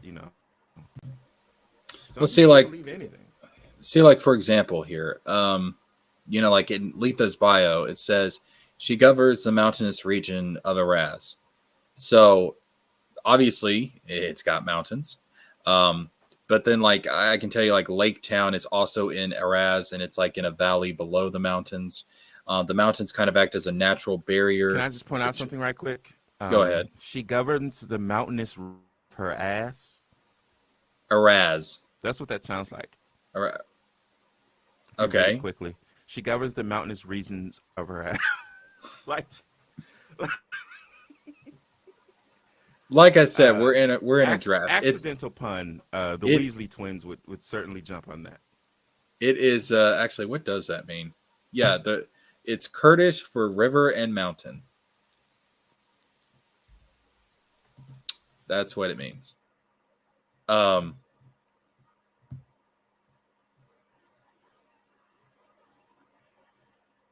hello. I think we lost. Yeah, there we go. He's back. Oh, all right. I thought I lost you. Okay. I mean, it can change. I just thought it was a cool name for a mountainous region because is this the way the sentence is worded? It leads to unintentional puns. So that it's like a mountainous region where the mountains act as a border. Yeah. And it's obviously with her being based off the Wicked Witch of the West. This Yes. area is in the western region of Mallow. Mm. So she governs like the area where Theo and Asra live. Okay. And then there's like some weather phenomenon there with storms and stuff because, Wizard of Oz, Wicked Witch, Twisters, all that good stuff. She's got some, there's like some monkey cryptids and stuff. And she's going to have cat eyes in the final design because, So witches and this is cats and interesting. stuff. So she represents the Wicked Witch of the West, but are you keeping the similarities just to that character or to the Wizard of Oz story as a whole? You could take a little bit of Asra's red design as being kind of based off the ruby slippers. Oh yeah. In fact, honestly, Azra looks like Dorothy. There is some inspiration there. And again, Theo is meant to be a wizard-like character, Wizard of Oz. Oh shit. Theo sounds like Leo the lion. That Traveling might with be the a lion. that might be a little bit of a stretch. Really, Theo's inspiration again, it came from like Greek philosophers, but also in terms of his aesthetic, in terms of his, Well, we know Theo has capability. a brain, so that's good. Yeah, it's more based on like I kind of thought like young Gandalf or something. Yeah. But no, there is some stuff there from like Oz and stuff. So again, like And that's another thing that show what was it? We talked about it before, the Disney show where they told retellings of the fairy Once tales. Upon a Time. Yeah, that's another thing that show did really, really fucking well. love that show. Oh, Fucking it's so love good. that show. Just To this, oh God, I love Rumple on that show. Disney, do more of that. Yes. Oh, and the casting was so perfect for those characters. Yes. I was like, yeah, Belle looks like Belle. Like this, like I was so. And then Robert Carlyle as Rumpelstiltskin is it is fantastic work. I love it. Yeah, the Little Red Riding Hood analog lives rent free in my mind. Yeah, Ruby. Yeah. Yeah. Yeah, I mean, and the way they would take these stories and then add a twist to them. Yes. And then like That's how you Zelina. got to do it. Zelina being the Wicked Witch of the West and being the sister to the evil queen. I mean, Yeah. it was so good. It was so good. I loved it. I watched that show religiously when it was on ABC, and I watch reruns of it all the time. I can show some of my search history here. I mean, good gracious, I've been watching. I watch clips of that show all the freaking time, dude. I watched so much of that show. Well, that's cool because now you're sort of doing your own version of it, in a way, at least in this character. Well, in this character and all the other archons. Yeah. There's like a Dracula archon, obviously Dr. Frankenstein archon. Figuring out what to keep and what to leave. Yeah. Aspects of their stories and their characters. Yeah. Their counterparts.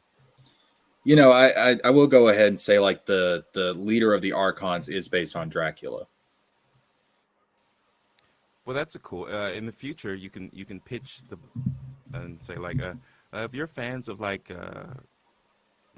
you can say if you're fans of like the Wizard of Oz, then this could be up your alley.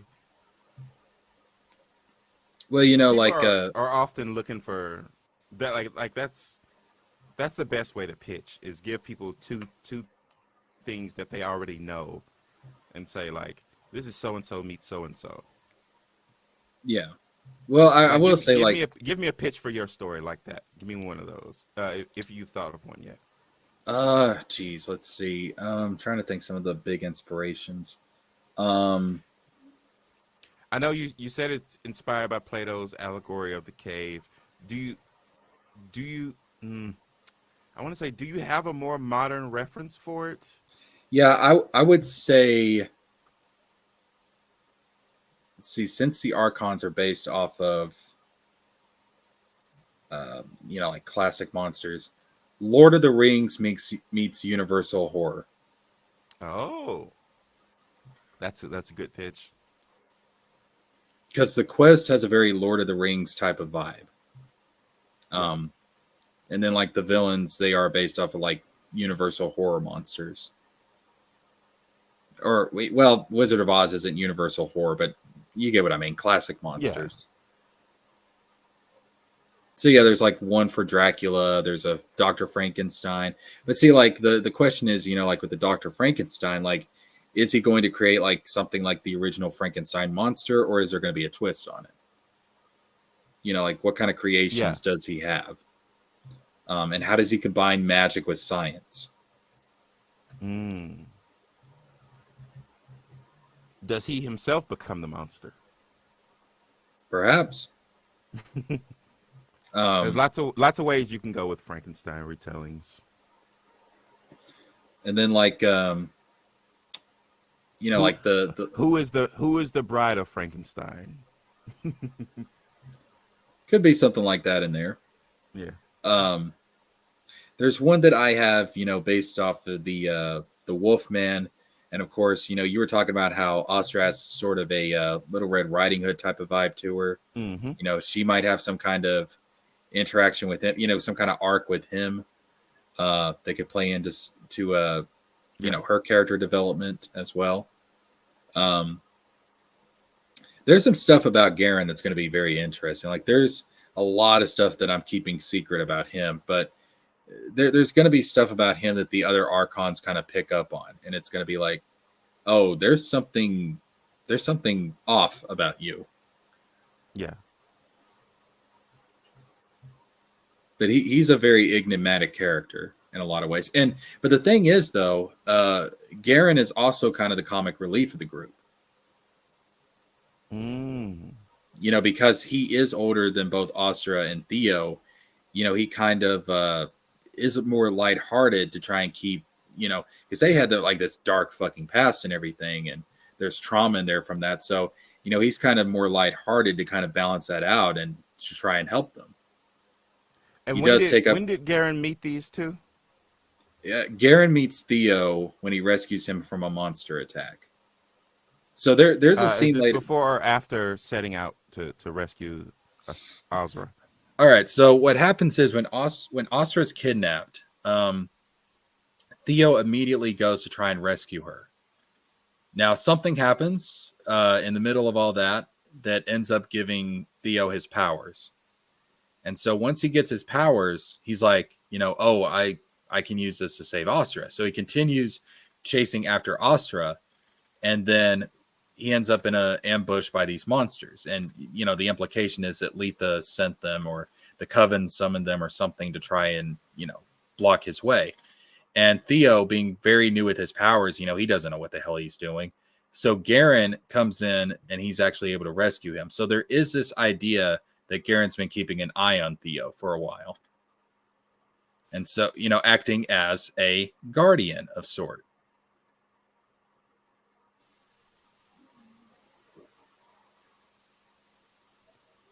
Let's see. Does Garen have anything to do with that first paragraph of the prologue? No. Okay. But, that's was kind of the inspiration for his name, because he's a guardian. Yeah. And we do see that later on, to where like Theo and Astra could be in certain dangerous situations, and he goes out of his way to protect them. He does develop kind of a big brother relationship with them. Yeah. Almost a Brock from Pokemon, but probably a little more mature. Yeah. And he's not as much of a pervert, though I could work that into his character. Not as much of a pervert, but I will say there is kind of a ladies' man aspect to him, but no, he's not. Yeah. He's not pitching a tent every time he sees a woman. The thing I loved about Brock was the consistency, where running gags can get tired, but at a certain point, if the consistency is there, it sort of makes it okay again. Right. Yeah, and I plus Brock just has that personality where he's just really charming and endearing. Yeah, yeah, he's harmless. But yeah, Garen is kind of the more the comic relief of the group as time goes on. Yeah. Well, Garen didn't witness his parents murder each other, so No, and we will find out more about his backstory as time goes on. We don't find out in this particular story arc, but as time goes on, we will find out more about his backstory. Because even though he is kind of the comic relief, there are some things that he's hiding from the other two, and from the keepers as well. yeah, it's interesting that the Archons will be able to recognize it. Will Theo and Ozra, will they recognize anything off about him? They Or do will they as not know enough yet? well, not at the beginning, but as time goes on, I think they'll start to pick up on some stuff. Okay. Like you could probably imagine a moment where we're getting ready to lead up to the reveal, and Theo's like off with Garen alone, and he's like, so are you finally going to start being honest with us, or Yeah. and he's like, wait, and Garen be like, wait a minute, what you mean you knew? And he's like, I had my suspicions. That type of thing. I mean, you could see stuff like that playing out. Yeah. Those reveals can be really good. In fact, they're often really good whenever, because you, as the audience, you don't want to know something before everyone else knows it, like before your characters know it. Yeah. Yeah. That's a big no-no. Right. So, and some of the arcs I have in mind, like you can imagine, like if they're going to one of the ruins of Nahara, to learn healing magic or something like that. Because the way it is, there's like different branches of magic. It's not just like elemental magic or, like, oh, you got to learn. It's not like Avatar, like, oh, we got to go around the world and learn fire and fire bending and water bending and earth bending and all that stuff. It's like, no, there's like one location that talks about elemental magic. Like elemental magic is all in like one category of magic. But then healing magic is kind of its own other thing. And so like specifically like with healing magic, it could be tied into a larger story about there being a plague in a village or something. And, people are hearing about Theo's travels and they're like, oh, this is that wandering mystic. And, we can, maybe he can help us and stuff. And Theo's like, I don't know how to heal people. Like, I don't know how to do this. So he has to go to, these ruins, and there's a bunch of challenges and stuff to get in his way. And he has to figure out how to heal people. Why do you think my dad's dead? Yeah. It's like, if I could heal people, my dad would still be alive. And then Oster's just over there mumbling like, it's too soon, Theo. Like, no. But like that would be like, one big arc or something to where he'd have to learn how to do healing magic and fix this plague or some kind of disease or something. And then of course, there is the whole thing with him being so young, people are going to question him. Like, like, oh, what can you offer us? Like, you're just a kid, basically. Right.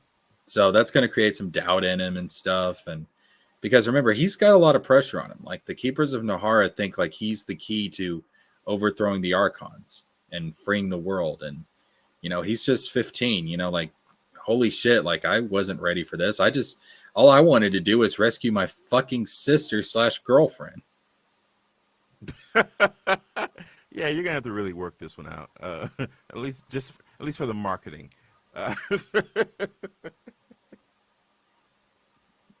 Because sister / girlfriend line, it's not gonna work for people. We'll get to the point to where they don't even call each other brother and sister at some point. It'll just be like, oh, he's a family friend. Yeah. But it'll work for the demographic, which I'm going for, which is all of Japan. Oh. That book sold like shit in the States, but in Japan it made millions. Which in turn made it sell millions in America because people were trying to basically hop on whatever's hot in Japan. Yeah, hop on Japan's dick, pretty much. Yeah. I'm like, hey, they've been right so many times before. Look, man, they give us the Toyotas and the PlayStations and the Nintendos and and the toilets that clean your butts for you. You know, like we'll go with whatever they say.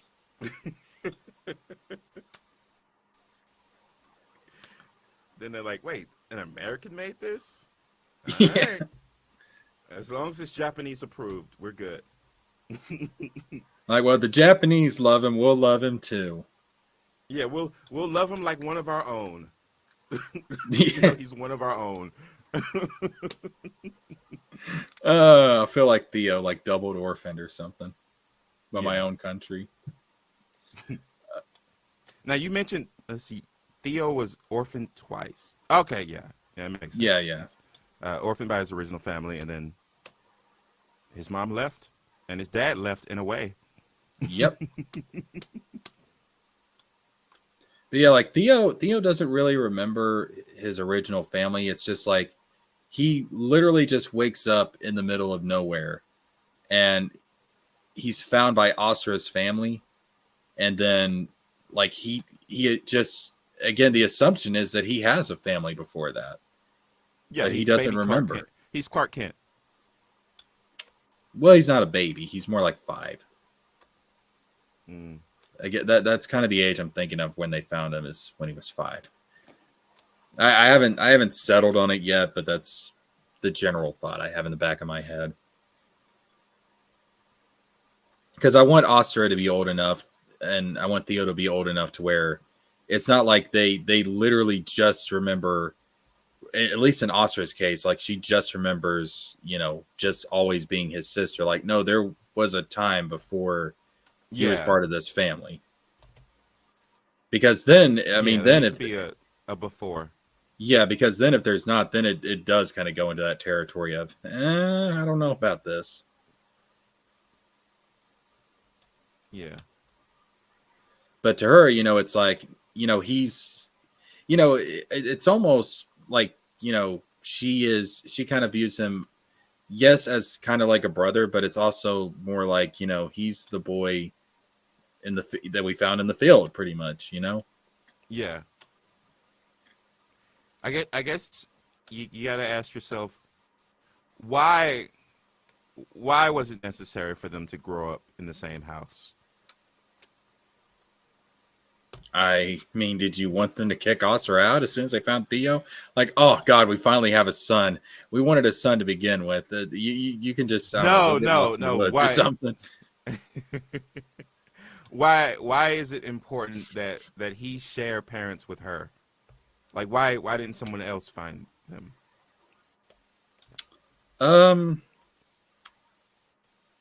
Part of it really was just, I didn't want to add another parental figure into the mix.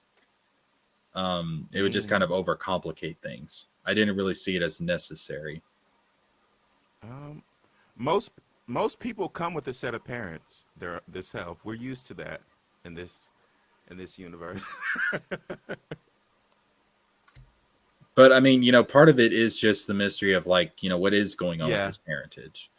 But also, you also wanted, presumably, you wanted them both to be orphaned. I mean, yeah. They both do end up orphaned. So I mean, I guess I could have gone in the direction of maybe having Astra, even older. Like, why couldn't Asura have surviving parents, and he just be the orphan? Because it comes in again. There's like this whole backstory with her dad and like his connection to the keepers, and then there's some Right. stuff So surrounding. when I say mom. why, I just mean that you need to know this, like, basically. Oh so that yeah. it all makes sense in There, your mind. there. I know the reason why her mom killed her dad, and I know, again, I know like his backstory and stuff, and how it ties into things. And it does also, there is somewhat of a connection there to Garen, because he has kind of been keeping an eye on Theo for a little bit. I mean, not for years. Another way of me asking this is why couldn't Theo have met her like 2 years before she was kidnapped? Why did they have to grow up together? It ties into his backstory. He has to be a certain age.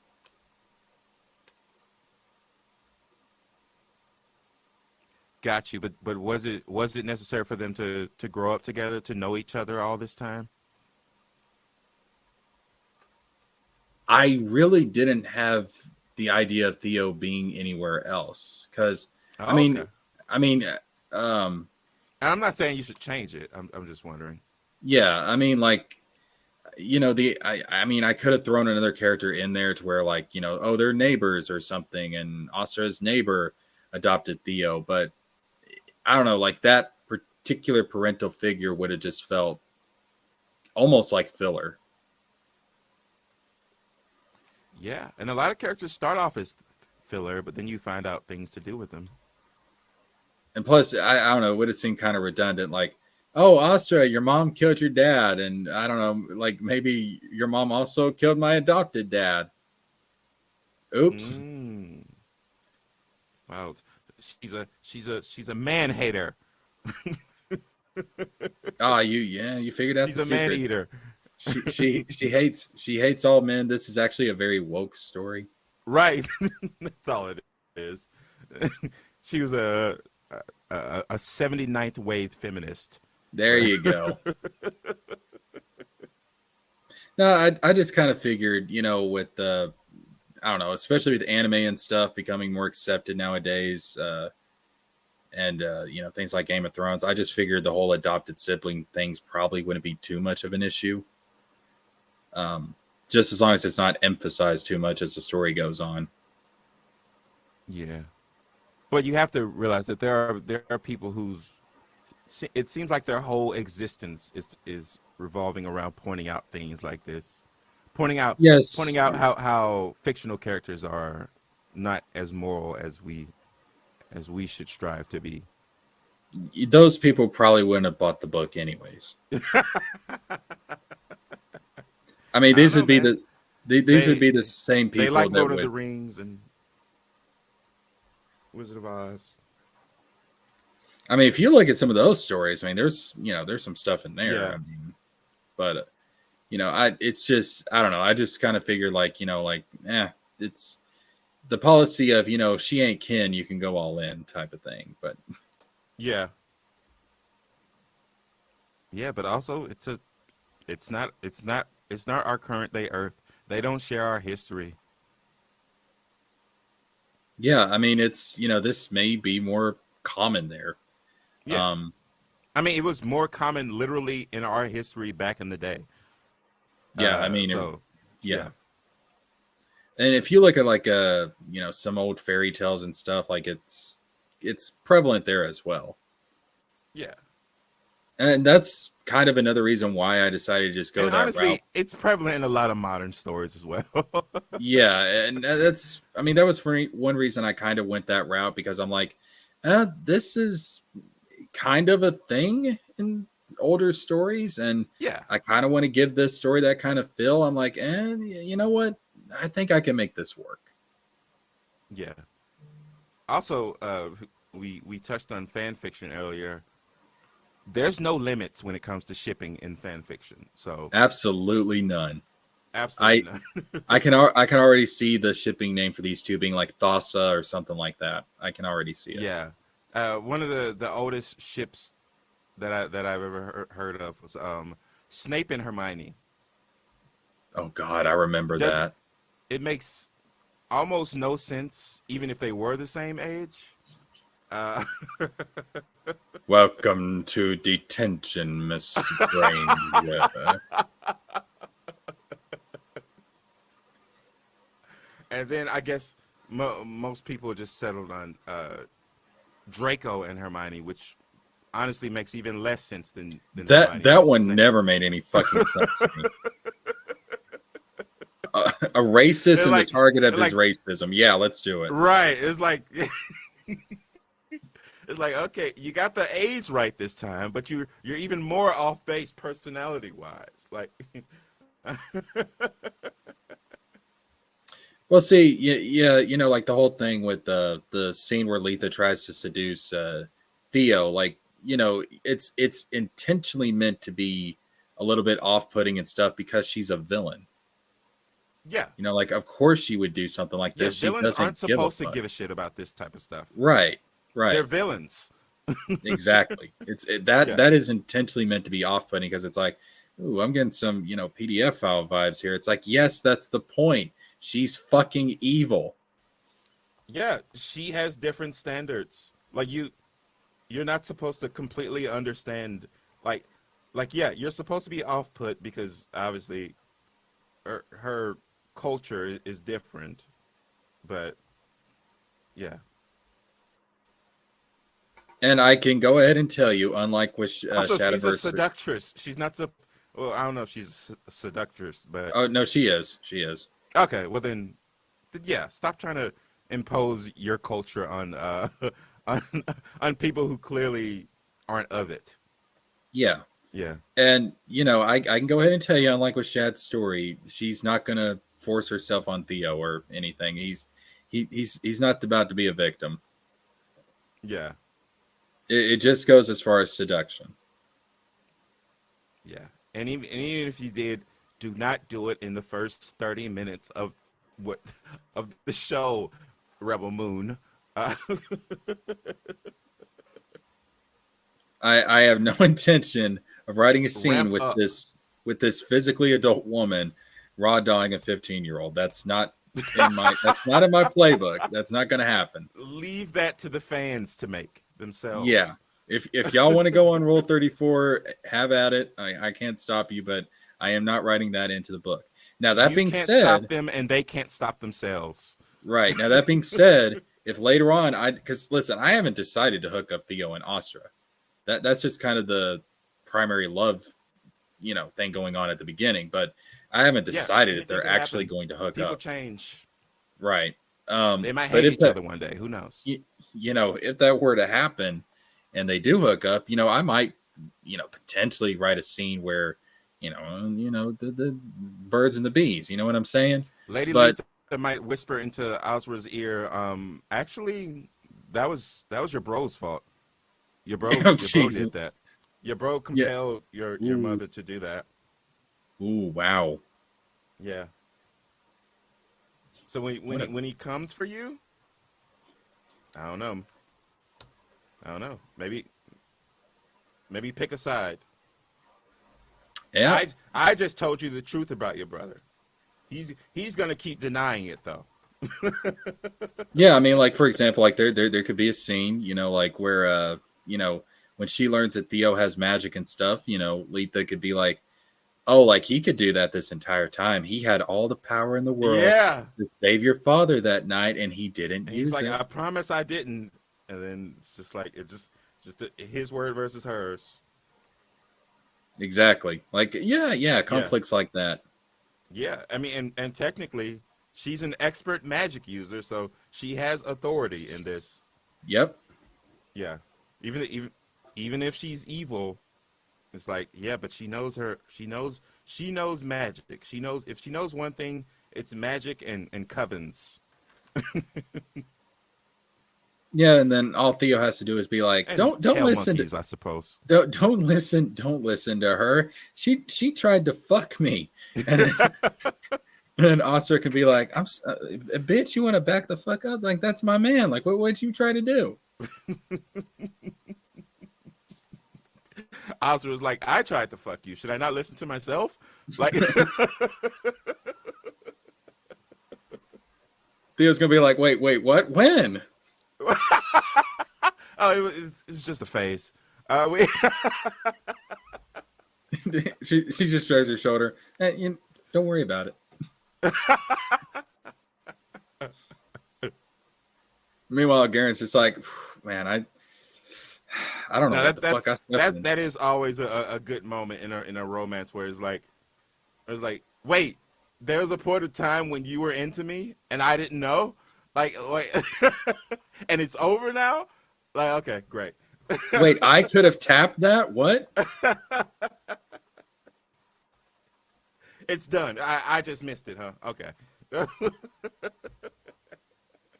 It's like, you can't do this to me, damn it. Why'd you even tell me at all? Haven't you ever heard ignorance is bliss? Right.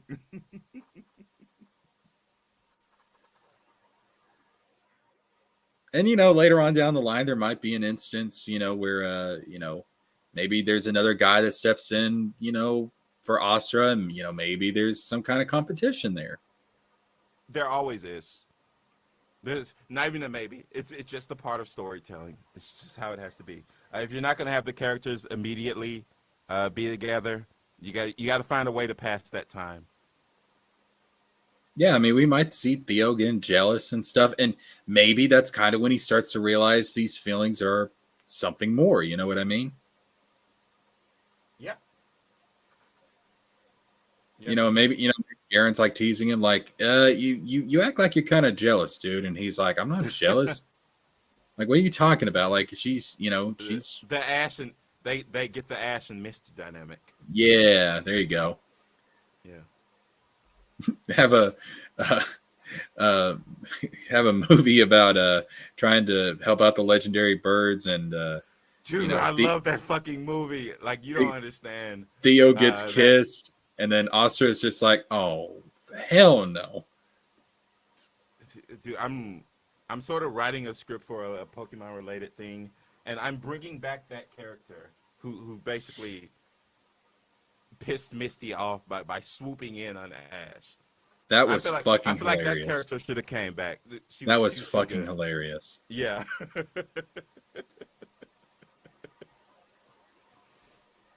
That movie is great though. Holy shit. Yeah. God, those first two movies, they really knocked it out the park, and then proceeded to drop the ball over and over. I like the third one. Yeah, the third is what people say is like the last of the good ones. The fourth one's not as grand scale, but I do like the Professor Oak twist that they had in it. Oh yeah, it's always fun. Yeah, I was like, you know what, that's cute. Yeah, the Darkrai movie, I thought that was great. Yeah. And didn't they have one where a Pokemon flirted with Ash? That was the third movie. That was the one you said you liked. No. The third one was like Entei and the little girl and stuff. The third one. I thought you were talking about. See, third. I was thinking of third generation of Pokemon. No, the Johto Latios one. Latios and Latias. Now, that's the one where the Pokemon flirts with Ash. I forgot they squeezed in another movie in between those. Yeah. Yeah, that one was kind of like, I mean, even back then, I was like, man, this don't seem right. He's a human and that's a Pokemon. Like, that don't seem right. Yeah, it doesn't seem right, and yet it's Pokemon. It is Pokemon. So it's okay. It gets. I'm sure people have done some weird things. I'm sure people have done stranger things with Pokemon in that world. Yeah. I don't like to think about it, but I'm sure it's happened. Yeah, that's a story for the internet. It is, and I'm not going to go look for it either. Yeah, and some of that lore sort of leaks into games, but I'm sure it's just like the developers having fun. Whereas, like at at a certain point they put in a book in one of the libraries in the games. They were like, at a certain point, there was no difference between human and Pokemon. Yeah, Implying that, yeah. yeah, we're kissing cousins in more ways than one. Yeah. See, I did actually consider at one point like making Astra's family, like her mom and dad, Theo's aunt and uncle. But then I thought, is that better or worse than the adopted sibling thing? Because then it's so much worse. Yeah, because then they're actually blood related, and I'm like, which I know that was more common back in the day, and in some parts of the world, Japan, it's still kind of common. But I was like, that makes me feel weird. You know what's weird? Let's say if Harry dated Dursley, it wouldn't seem as weird, even though it's the exact same situation. No, it would seem weird, but for all the wrong. Oh, you know what? For other reasons. Yeah, it's weird for a lot of other reasons. One being that they are actually blood related. Yeah. I mean, like, I guess yeah, they were always so different that they never seemed related. But yeah. Yeah, I don't know. When I thought about that idea, I was like, that's no. Like my gut just said, no, that's too far. No, but the consistent thing in between these are that you definitely needed them to be close growing up, like very, very close. Yeah, that they have to be like each other's anchors, pretty much. Yeah. Like when she gets kidnapped, like that has to be a moment. Have you ever seen Inuyasha? No, it would have been a long time ago. Ah, shit. Okay, well, see that has to be like that has to be Theo's Kagome moment where he's like Kagome, like just freaking the fuck out because it's like no, like I'm not losing her. Like that's my last tether to sanity. I'm not losing her. It has to be that kind of moment. Yeah. I guess in the future, people will say, well, why didn't you just make these characters neighbors? Yeah, but I don't know. That didn't feel right either. So I kind of made a happy medium. Yeah. I mean, I could have, but it just felt like I was adding too many, characters that really didn't play any sort of role. As you sort of flesh out the story, you're going to end up creating more characters anyway. It's going to be unavoidable. The cast won't stay as small as it is now. Oh no, it definitely won't because we're going to different regions and stuff. Yeah, and I mean you had 151 Pokemon in this first region, but now we're up to like 1,000.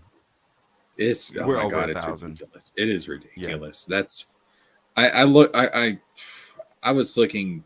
I mean, this was years ago. This is like 2 years ago. I was looking up how many Pokemon there was, and I was like, I think we may have gone too far in a few places, folks.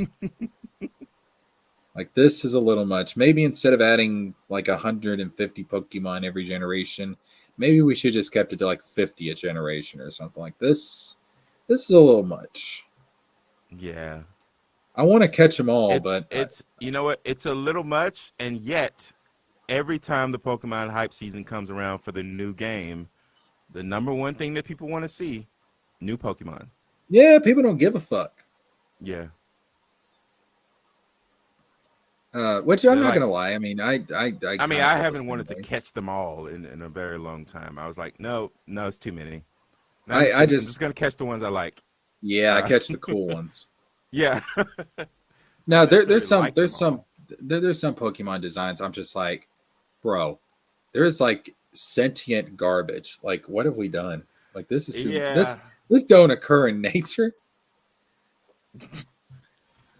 What are we doing? And at the same time, I think that opens up the actually in a recent game that opened up a good opportunity for some cool character-based storytelling because they had a character whose all her Pokemon were like very beautiful Pokemon, but her ace was the garbage Pokemon, and she Ooh. turned out to be she turned out to be evil. She turned out to be garbage. Her ace turned out to be garbage. She didn't understand what the concept of an ace was. But then they came out with a little anime, and it turns out she loved that Pokemon for a long time, even when it was like a baby garbage Pokemon. So it's like, okay, well, this is wholesome again. So, Aw. so Yeah, even the garbage Pokemon, they say that almost every Pokemon is someone's favorite, besides like maybe like 4 of them. But even if you brought up those 4, I'm sure there'd be someone be like, no, that's my favorite. So, yeah. I mean, at this point I wouldn't take away any Pokemon, but maybe we got to slow down. yeah, they're doing a lot of forms of Pokemon we already have. So that way, you're not really introducing a new Pokemon, but at the same time, you are, because they're only like aesthetically similar, and they might share the same name, but they're from a different region. So, Right. So it sort of have your cake and eat it too. Speaking Speaking of having cake, I'm starving. yeah, I got my pizza here, and I've still not jumped in on it. So, but I apologize. It's my Oh, no, you're worst good. crime of the year, coming in at the last second. Nah, you good, man. Trust me, I enjoy doing these streams. Yeah. Oh, yeah. These streams are great. Yeah, I mean this stuff is fun, and plus I like bouncing these ideas with people. Yep. Um, You happen to find someone whose hero is a writer. So and is a writer himself. So it worked out. yeah, Somehow, some way. And I guess we have to thank Eric July. we gotta thank Eric July. The beard acted like a magnet We have and to brought thank- us together. We have to thank someone who's a terrible writer.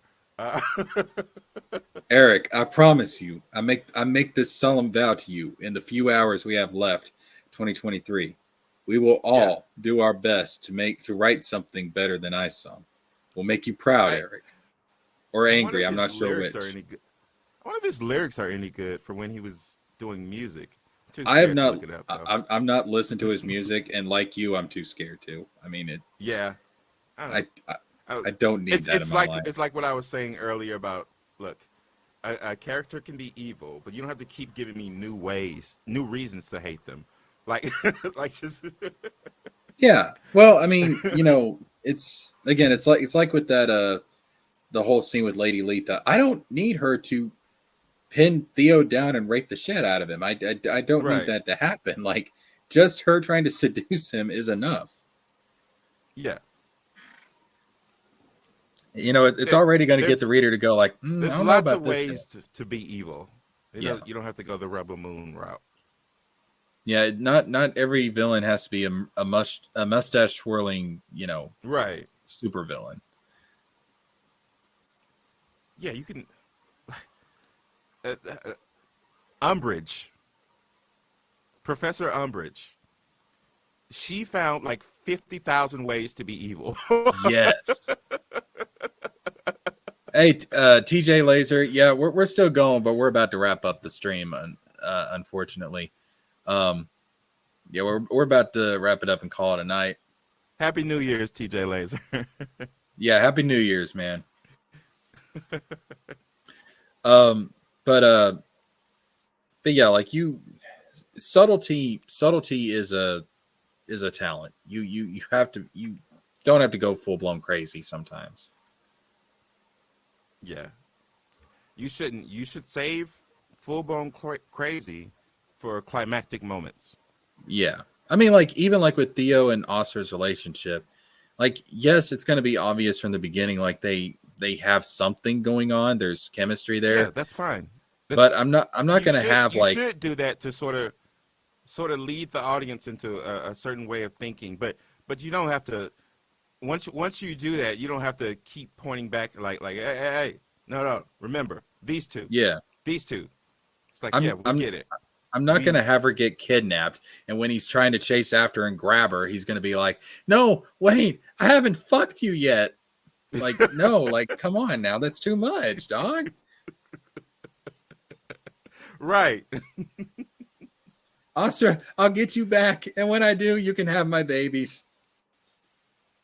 Yeah. Like, let that be part of the doing better in 2024. Yes, absolutely. I want people to speculate if they're, because I don't even know if they're going to hook up together. I may get down the road and, be like, like have this other idea for a character and be like, oh, I think she would be a good match for Theo instead. But I want people to speculate. Unlike Eric July, I actually want people to speculate. I want them to theorize. I would love to go online and like how they do with like animes and stuff, they'll have theories about like One Piece or whatever's going on at the time, and people have like entire channels dedicated to stuff. Do you know how honored I would feel if somebody had a channel dedicated to my shit? Yeah, but I think before that can happen, you either have to become a big success or a big monster who's also successful. Who are you talking about on the monster part? Eric July. Oh, really? I couldn't guess. But no one's talking about ISOM. Everybody's just talking about him. Yeah. Now I don't want that. I don't want that kind of coverage. Yeah. But I don't think you're that type of person. At least not yet. I guess we have to wait and see if you somehow get corrupted by money once you're monetized. Oh my God, dude! Listen, it's never too late to be a monster. Thanks for the vote of confidence. I think, dude, if I was to put this story out, and like it makes like $3 million, do you know how that would make me feel? I like if I woke up and I saw that in my bank account, I'd be like, I would probably like just get out of my computer chair, go to the middle of my room, get on my knees, and just start crying. Like, oh my God, people. Before you said that, I was like, oh, he's gonna say he's gonna throw up. No, to the bank account is like, I might, okay. I might, but it's just because I'd be so emotional. I'd be like, all these people are actually depending on me. People actually like. Well, there would be that too. That would come later. I'd be like, people actually like my shit. Oh my God. Yeah. People actually like my shit. Yeah, the way publishing works, you can't just have one book. Yeah, I know. So I gotta really keep this going. I'll be like, okay, let's see. Book 2.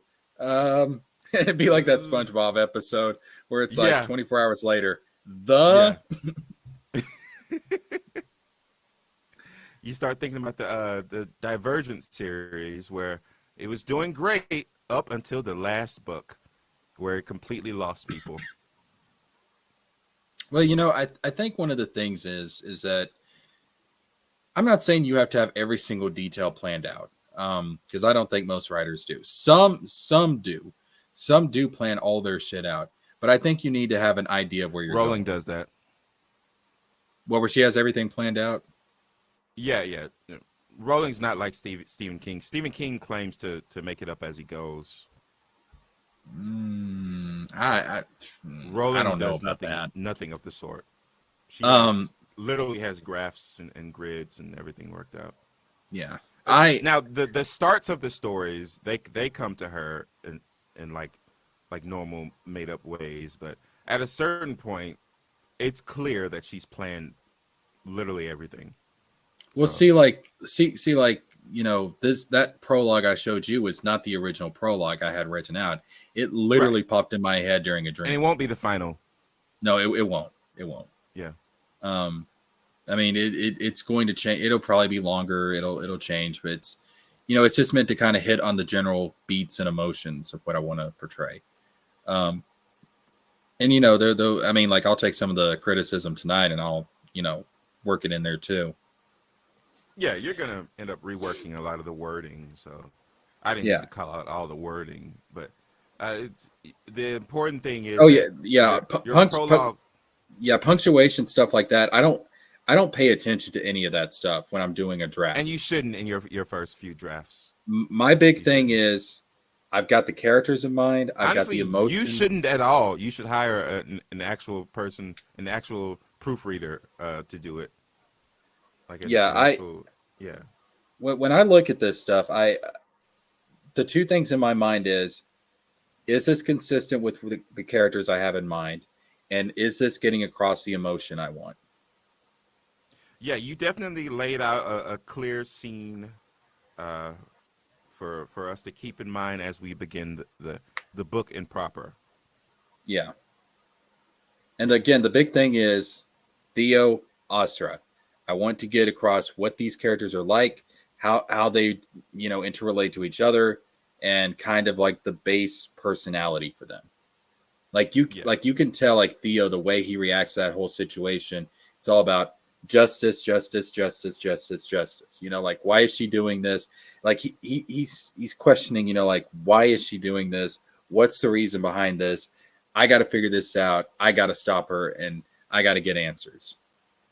Yeah. Speaking of justice, in Rowling's latest book, she actually has a prologue. I'm pretty sure all her detective stories have a prologue, but in this one, the prologue, the story is about they have to investigate a cult, and so the story is about an ex-member of that. Well, the prologue is a letter written from. Well, it's multiple letters, correspondence between someone who was in the cult, corresponding with both the lawyer of the cult and also someone who's trying to get someone out of the cult. So that way, it tells you basically everything you need to know about the cult going in. So when the chapter 1 starts in the beginning, like you already know about the cult in question. So you don't have to worry about including that and ruining the pacing of the story, because you already laid it out in a fun way in the beginning. Yeah, and there was kind of like some subliminal messages I wanted to give with that first paragraph, because there's actually an idea I have for a creation myth behind this whole world, and that first paragraph has some connection to that creation myth. Oh yeah. But now go ahead. It sort of sounds like the sort of creation myth of the Pokemon Arceus, sort of how it. Well, and that's of course based off the Big Bang as well. Yeah, the cosmic egg theory. Yeah. But yeah, there is some stuff there, and again, if talking about, I was talking to TJ Laser earlier about, how I believe what's true in the microcosm is true on the macrocosm, and there's like different patterns to stuff and things. So, could you view a soul entering the world as being a microcosm of the creation of the world? Like there's maybe some connection there. Like maybe every soul coming into the world is like a, repetition of the creation of the world. Yep. There's a lot of that in Pokemon. Yeah, it's I love shit like that. I love shit like that. TJ Laser says Elder Scrolls also has the cosmic egg theory. Yeah, I love basically patterns. Yeah, I eat that shit up in stories where it's like literally I love it when it's like poetry and it rhymes. Yeah. Like in real life, one of the main things about me is that I'm very good at picking up on what I call coincidences. I still see them as coincidences, but I love pointing them out. Yeah. A different version of me would be like, oh, well, this is all a sign. But no, I think my mind just connects these things, which makes me think maybe that's why I love Rowling's detective books now. And even the Harry Potter series was a whodunit. Yeah, I was about to say, like, I can imagine Rowling's detective stuff working really well because a lot of the Harry Potter books it's really dark detective stories. Yeah, it's really dark. Some of the research she had to do for this stuff, I was like, I wouldn't wish this on an enemy. I still want to know. I still want to know how Horcruxes are made, because Oh, she says that is extremely dark, yeah. the process. It's cool that I've she left it to the fandom's imaginations. So yeah, it's almost better that we don't know exactly how. It makes it scarier. It's yeah. The Um, unknown, one of humans' most famous fears. yep. Yeah. Um, but Also, yeah, the name like of a Pokemon, a mysterious Pokemon that. yeah, that's what the Yeah. third movie was about. Yep. TJ Laser says, "I love cosmic and quantum stuff. That's why I find DC and Marvel multiverses boring." Um, yeah, Oh, is that what there's y'all were saying earlier? That multiverses were yeah. boring. Well, I was saying that Mm. I was saying they can be abused. There's a right way and a wrong way to do them, and I think DC and Marvel, especially in the comics, have been abusing their multiverses Mm. because they overuse them. Um, Yeah. but I think there's a right way to do it. There, there is some cosmological stuff in this story I'm writing, but it really doesn't come into play until much later down the line. Because Mm. you start going into that stuff too early, and it just becomes more about the world building and less about the characters. And Yeah. For sure. I want the characters to be your anchor into this world, and you learn about the world building through their eyes. Yeah. To me, multiverses are a reward for an ongoing story. Like Yeah, it rewards readers who like basically like at the end of Harry Potter, she says, and this is for all you who stuck with Harry to the very end. Like this is it should be a reward for like people who remember like different Spider-Mans over time and stuff like that. Well, I guess it's only been one Peter Parker. Well, no, there's been multiple Peter Parkers. let's see. Like obviously, with this whole magic system and stuff, like I talked about elemental magic, healing magic, but there'll be stuff that's more higher tier, like cosmic type of stuff and things like that. So, and Yeah. when we start getting into stuff like that, you start to learn more about the universe and the reality of this world. Yeah. But Yeah, next time, TJ Laser, next time I talk to you, I'm gonna ask you what you meant by multiverses being boring. Because and one of the things is I'm sure I haven't experienced nearly as many multiverses as like you or TJ Laser have. So whenever I see it, it's still novel to me. It's still really cool to me. So even Enter the Spider Verse, even though I'm still pissed at that second movie for I don't know ending before I thought it should end. you'll Uh, forgive it when the next one comes out. I You absolutely will. will. But at the time, this was like during the writer's strike. So for me, that felt like, oh, well, this is never going to come. That was never going to last forever. It seemed to last a long time. It did, but damn it, those people deserved better working conditions, anyways. Yeah. I Yeah. mean, I I was was never fine. mad at the actors and the writers. It was No, just like, okay. I was like, y'all take as long as you need. Get your shit. This is real life stuff. My obsessions can wait for later. I'm Yeah. fine. It's weird that this corner of the YouTube universe was very very anti. I know they're always mad at Hollywood and stuff like that, but there was very anti actor and writer. Like, okay, but Oh, I don't know I can tell. I can tell who are you you. actually siding with then, I can because tell those you people right. don't like you either. I can tell you right now. The one thing that right wing capitalists hate more than woke Hollywood is workers just struggling to get by. Mm, How dare you be poor? yeah, How dare you try to survive? yeah. Oh, there's going to be.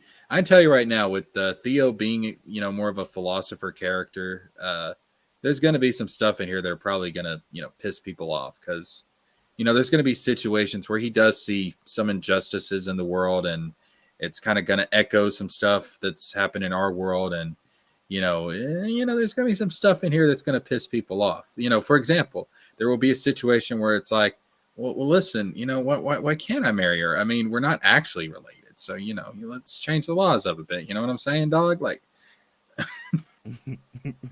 Well, but no, yeah. like, As long as you aren't too heavy-handed, but at the same time, you also do want your audience to sort of get the reference, unless you don't want them to get the reference, and you just want it to seem like just I want part to of do it. it. I want to do what you're supposed to do, and to be subtle about it, but Yeah, firm.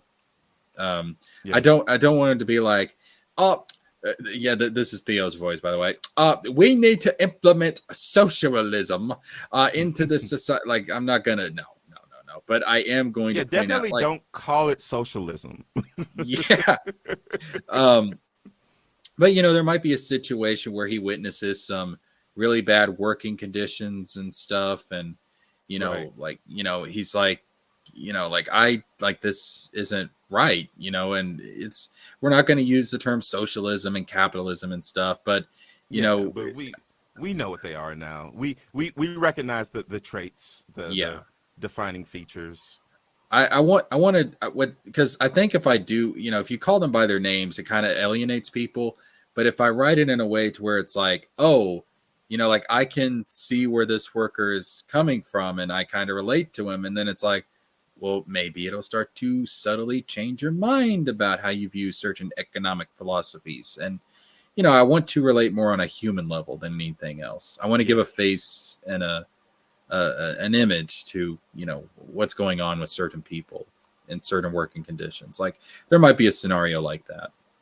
Yeah. So in order to make this podcast go full circle, tell me something you like about multiverses. Okay, so when it comes to multiverses, one of the things I do like is that it does allow you to play around with what if ideas and what if scenarios without actually affecting the canon. So for That's cool. example, That's cool. yeah, like, so for example, Injustice, I would never want Right. I would never want mainline Superman to go evil, ever, ever, ever, ever, ever, because No. he's above that. But the No. idea of an evil Superman is a cool idea. So if you set it in I another don't like universe, Superman, and I don't want him to go evil. right? But if you set it in another universe, I can get that without worrying about mainline Superman, because Yeah. it's not mainline Superman, it's another Superman. Yeah. So it does allow it's a you, thought exercise, which right? we as humans should like, because it gets us a chance to exercise these muscles. Right. And it Yeah. creates more self-contained stories that way that don't affect the main canon. I do like multiverses for that to be a sort of a creative playground. I do like that. Yeah, I love getting something new out of something old. So Right. I mean, like, I don't have any plans for multiverse stuff with this story. I mean, let me well, get through the you shouldn't off the yeah, gate, obvious. unless Yeah. that's just the type of story you're telling. No, But the no, whole no, no. point is Let's that, yeah. no, maybe Like when maybe Eric says that no fucking multiverses, you haven't done shit yet. What are you talking about? yeah. You Yeah. no. There's going to be a multiverse where Theo and Oscar don't get together. Well, how the fuck can I create that if I don't even know if they're going to get together in the main universe? Like, what the fuck? There's gonna be an Isom multiverse whenever he loses his company and has to sell it to someone else, and they decide, no, we're gonna actually write good comics, but we will be using this name. That would be fucking wild. Yeah. I would start off that stream. I'd get on here. I'd be like, And then they eventually bring back Eric to be like, oh, and guess what, guys? We got a treat for you. We got Eric writing an issue of The Amazing Adventures of Isom. Just Glenn just a throwback Thursday for you. Glenn Beck just pushes him out on stage, and he's like, "Now, Eric, remember, keep your mouth shut. Just smile and be a goodieing." It's not yours anymore. She's not yours anymore. She's not yours anymore. She's moved Oh, on. that'd be kind of a sad moment for Theo. Like, Garen just, like, she ends up with somebody else. Garen just comes up behind him, puts his shoulder on his hand on his shoulder, and he's just like, "She's not yours anymore. Just remember, she's not yours anymore." And honestly, that's life. That's That's life. the start of the villain arc, and he's like, "You're right, but she will be again." Theo's robes turn all black or Yeah. all red or something. Yeah. He's like, now I am Vader. Yeah, his blue aura turns red or Yeah, just you know. blood red. Just Yeah. gets an evil smile on his face. Like, It'd be funny if it turns blood red. It's like, okay, well now everyone knows something's wrong with. yeah, You can't even hide it. yeah, and it's like, yo, I heard that Theo kid is kind of fucked up. You can't even pull a Bakura. Yeah, straight up. Just does away with the British accent entirely. Right. Fuck it. Like, I was never British to begin with. Right. It just adopts like a Southern American accent, just like, well, I was never British to begin with. I was Like, part oh, of the wow. good old South. I mean, like, I did not see this coming. Like, you are deep south. Now, see, if I wanted to make Theo deep South, I would just make them straight up brother and sister. I would, no well, fans yeah. or buts about it. Just be like, this right here is my sister Astra. She's real pretty, don't you know? Yeah, some sort of cousin situation at the very least. Yeah. We're trying to go for European vibes. We're not going for Can you guys hear me? Yeah, we can hear you. Yes. What's up, TJ Laser? For I'm the last outside, by the way. time this year. Yeah, You're outside. the mall isn't What is open yet, outside? so I'm just waiting for it to open. Oh, you're at the mall? Okay. Yeah, I'm supposed to meet my family at the mall. And I got nothing better to do until it opens, so I'll just talk to you guys. Did you become orphaned like Theo?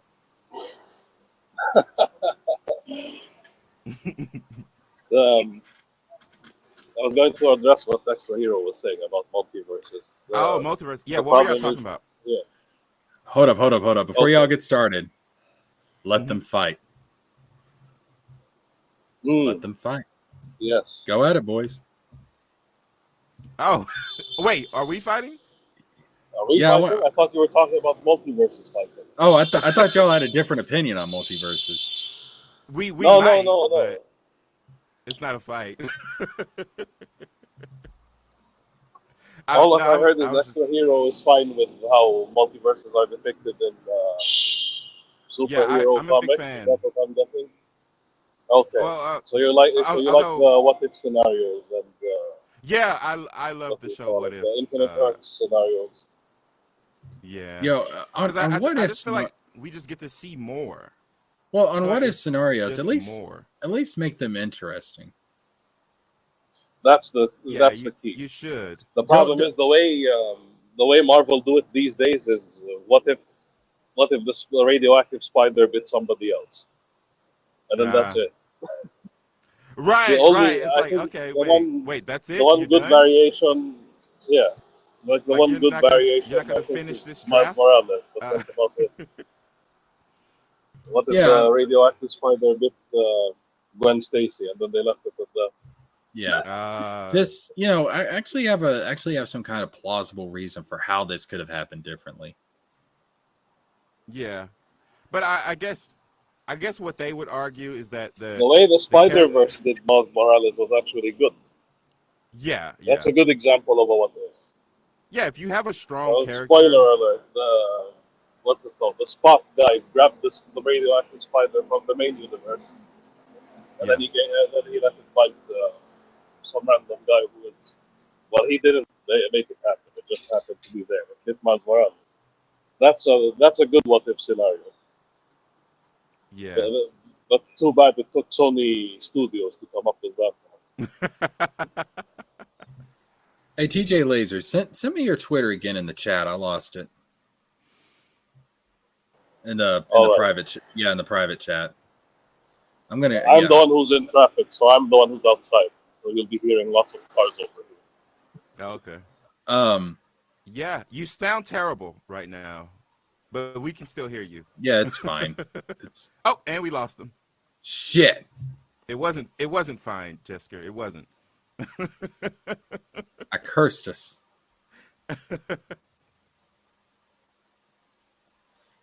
But no, yeah, I think when it comes to multiverses, yeah, just have a good reason for why we're doing this. Like, don't just abuse it. What I think happened was, I think someone at a certain point, multiverses, like in the modern era, they popped off in someone's story, and then other writers were like, I want that for my story too. I have ideas too, and so I think we started seeing a bunch of them.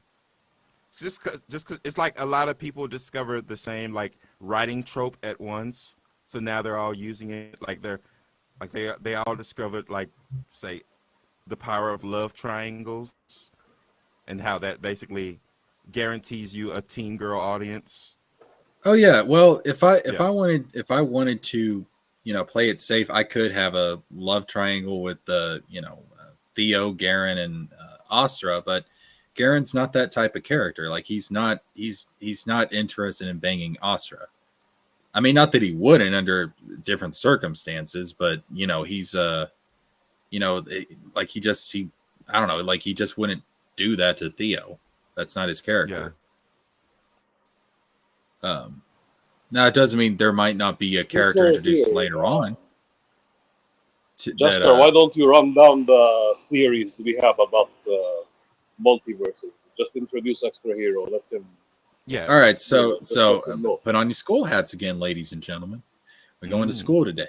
So there are different types of multiverses. There's like a quantum multiverse, which is basically, the idea of, when you make a choice, there's another universe created where you made the other choice.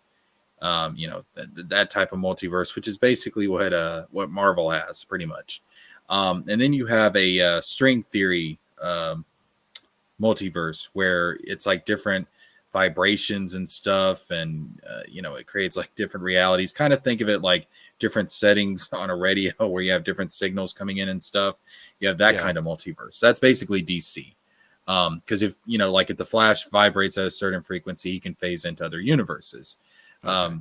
I don't think I like that kind. That's DC. So there's not as, like with Marvel, there's like tens of thousands of universes out there. Like literally every show that Marvel has ever done, every comic, every movie is all in its own universe. That's fun to think about them as multiverses. Yeah, and that's how Marvel does it. Like the Tobey Maguire Spider-Man movies are their own separate universe that canonically exist in the Marvel multiverse. The MCU is its own canonical multiverse or universe in the Marvel multiverse. The 90s X-Men series is its own universe in the Marvel multiverse. Literally everything they've done is part of their multiverse. Now, DC is a little bit different. DC has 52 universes, and it gets rebooted all the time. It's ridiculous. It gets rebooted, reset, all that good stuff. And then you have what is known as a bubble universe, where you have like a base level of reality, like a primordial chaos, and then you have like different universes popping up out of that primordial base level of reality, but they're not related to each other. There's not like alternate versions of people in each universe. It's like it's its own universe with its own set of laws and its own individual people that are doing their own thing, completely disconnected from all the other characters and other universes within that multiverse. Dragon Ball does that type of multiverse. Me and Jesker like that one the most. Oh, yeah, I don't like that one because there's less fan servicey bullshit that I love. Well, what we're talking about is Dragon Ball operates. It does have what we were talking about is that in real life, we think if there is a multiverse, that's probably the type of multiverse that exists. Well, yeah, that's probably true. Because I was bringing up, what I wish would happen? What? I wish there would be a new tournament arc where the OG Broly ends up being in one universe, and then they have to fight him. That would be wonderful. I'd be throwing money at them. Well, actually, there was originally 18 universes, but 6 of them got erased by Zeno because he went on a temper tantrum. Extra hero Too much power. Yeah, Zeno is he's also known as the Omni King. He's like the ruler of the multiverse. Oh, okay. Yeah, and he's a child. Oh, okay. All right, Um, Dragon Ball. Yeah, he's a child, and he's very, very, very, very, very naive. Oh. But all the other gods are fucking terrified of him. Like literally the Kais and the gods of destruction, they're all like, "Yes, whatever you say, great Omni King." No, no, no, no, no, no, no. Oh wow. So yeah. But yeah, we were saying that we think like the bubble multiverse is probably the most likely. If there is a multiverse in reality, that's probably it. Because I said I don't think a quantum multiverse can exist because there was actually this experiment that was done with particles, and they shot this particle out, and there was like 2 slits that it could have gone into, and when it was being observed by a person, it went into 1 slit, but when it wasn't being observed, it actually split off and went into 2 slits. Yes, the theory that observing something is enough to change it. Yep. So the idea is that particles actually know when they're being watched, which means that Goodness. yeah. So it's like the universe itself knows it's being watched by us, which means the universe responds to consciousness. Now, if that's the case, what it would suggest is that while there are other realities, other possibilities in theory, they only exist in a hypothetical or a state of potentiality.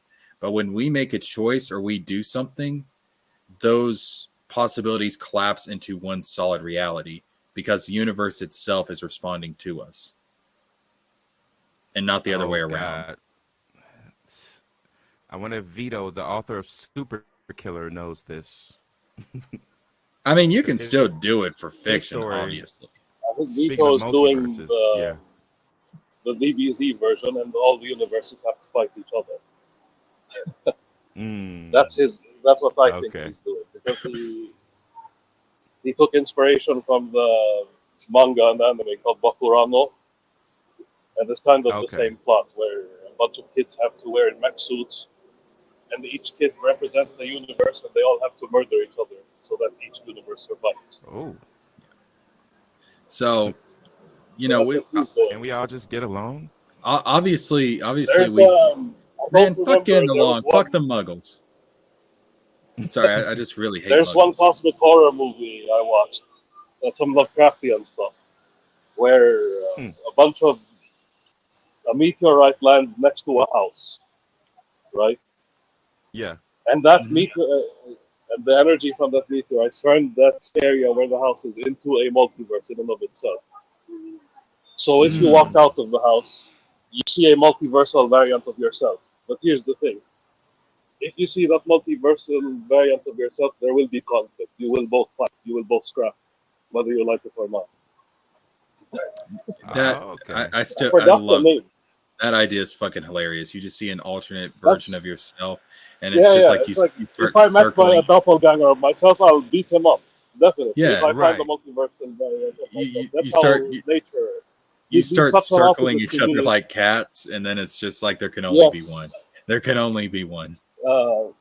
Mortal Kombat did the same thing, except they have one variation.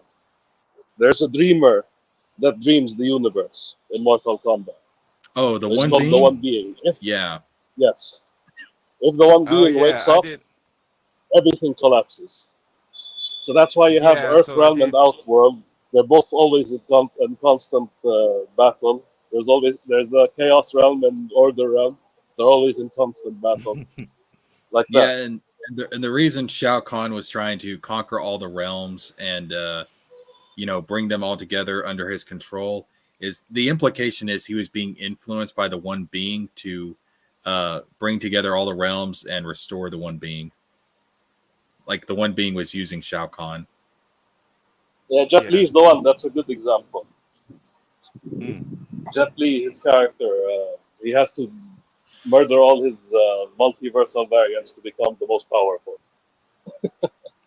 That's also sort of the plot of the movie Gemini Man, the Will Smith movie. There's a bunch of Ah, different versions of Will Smith, and they basically have to fight it out until the end. So here's the problem. Well, here's one of the reasons why multiverses are popping off right now. A bunch of companies realize they have these long histories of beloved characters and storylines, and they want to reintroduce a lot of this stuff to the modern audience and maybe even make some money off of it. So multiverses was just a way to do that. Oh well, hell, let's just have a universe where the Titanic didn't sink. Why don't we? it's also Marvel's excuse to justify the existence of movie universes and all that. Yeah, Which yeah. I I don't sort I of don't blame mind. Nintendo.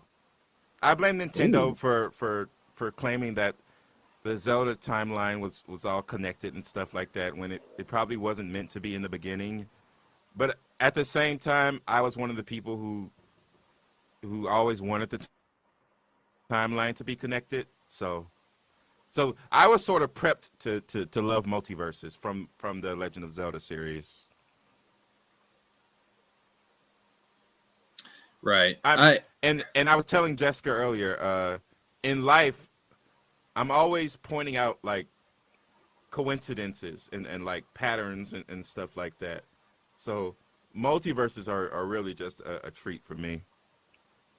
When I can say, oh, but that's like the other thing, but not in that way, another clever way. I don't know. I love gimmicky bullshit like this. I don't mind it. I just think don't abuse it. Just do not abuse I it. would say Mortal Kombat, they sort of abused it. And I don't know that they had I think their reason was possibly worse than Marvel's. They gotta stop rebooting justification. that fucking timeline. They've got to stop rebooting that fucking timeline. Just stick to a plot and let's move the fuck on, people. Yeah, we used to just have variant basically variant outfits for the characters where it's just like we know, we get the reference. But now it's like we had to turn it into a multiverse. So it's like it's not just an outfit. It's this is the one you loved when you were young. Right. Yeah. So, are we yay or nay on a multiverse in this story I'm writing? What are we doing, folks? I don't know enough about your story to determine that, but I don't have any intentions for a multiverse. But well, here's the thing. I think anyone who's writing a story they think will be lasting in the memories of the consumers should leave themselves open to multiverses in the future. Oh yeah, just in case there's even one fan who they think would like to see these characters again. Let me okay, TJ Laser's family is coming. Hey, that's fine. TJ Laser family comes first. You do you. You do you, dog. Absolutely. No, respect comes first and then family. Man, get the fuck out of here and go to Eric's stream.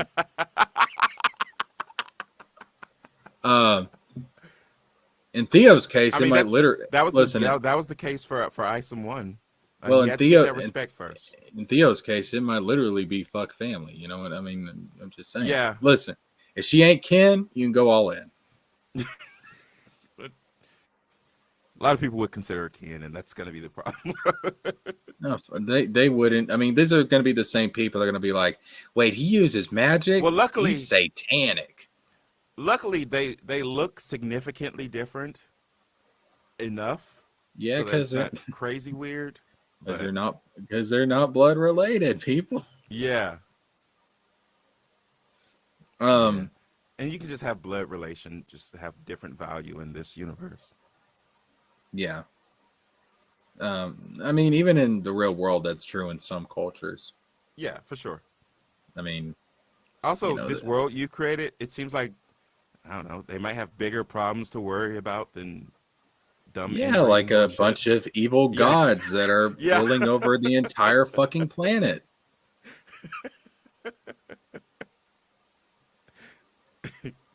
Yeah, maybe in this line, bloodlines aren't important almost at all.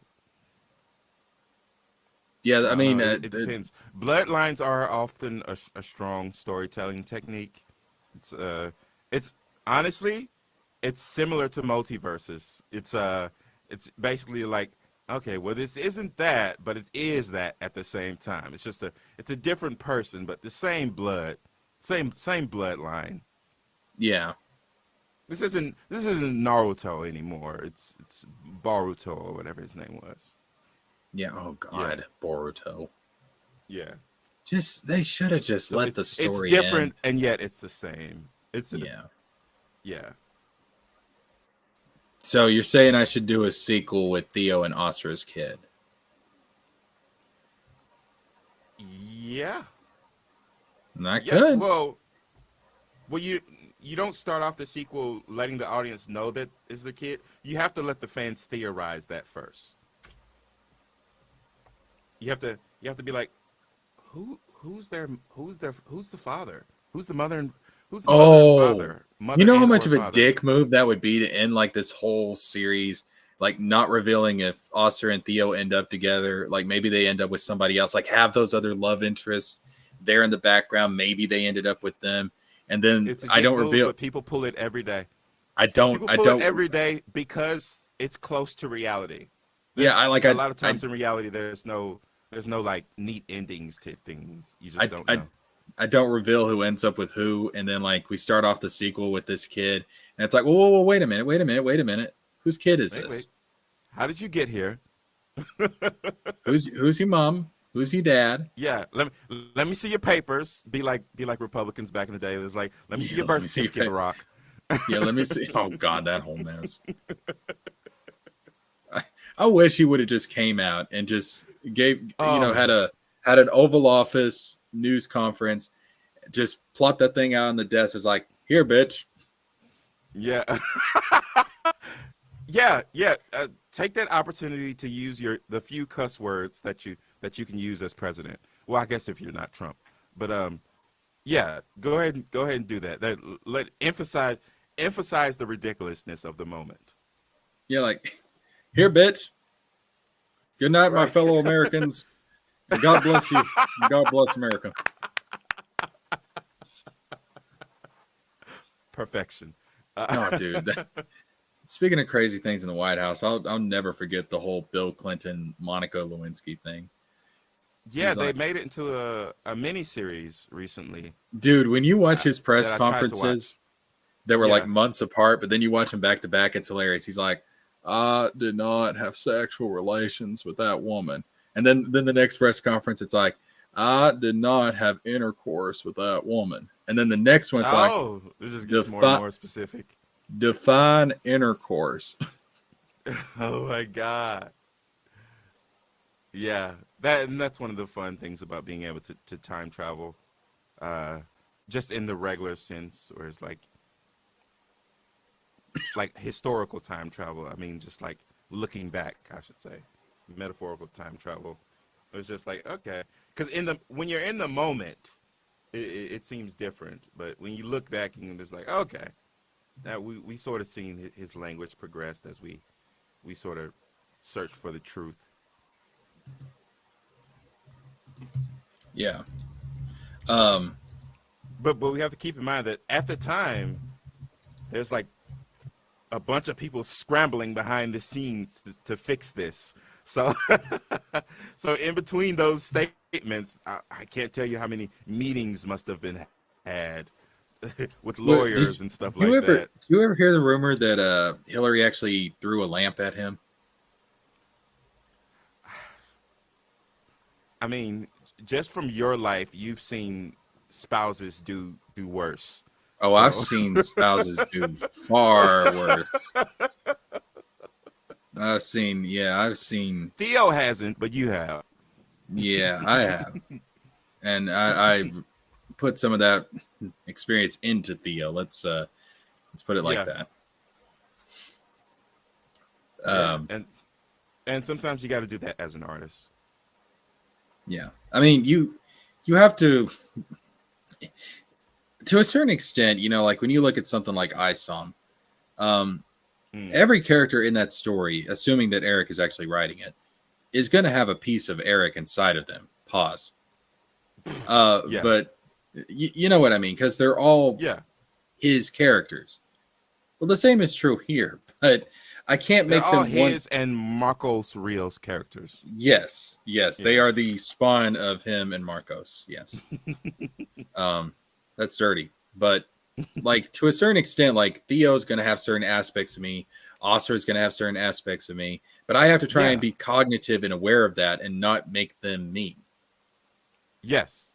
Yeah. As long as you're aware and you have other eyes looking at it, so it's just like, okay, Yeah, well, this one's you, but also this is you, yeah, and not Or- in a multiverse way. right. You know, or you know, certain characters can represent people in my own life. You know, just Yeah. it's different scenarios or different relations to one another. Just don't necessarily use their real names Right.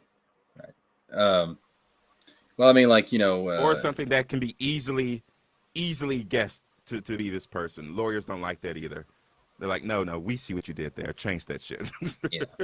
Well, like for example, like there is a lot of Theo that I see, or a lot of myself that I see in Theo that I am putting in Theo.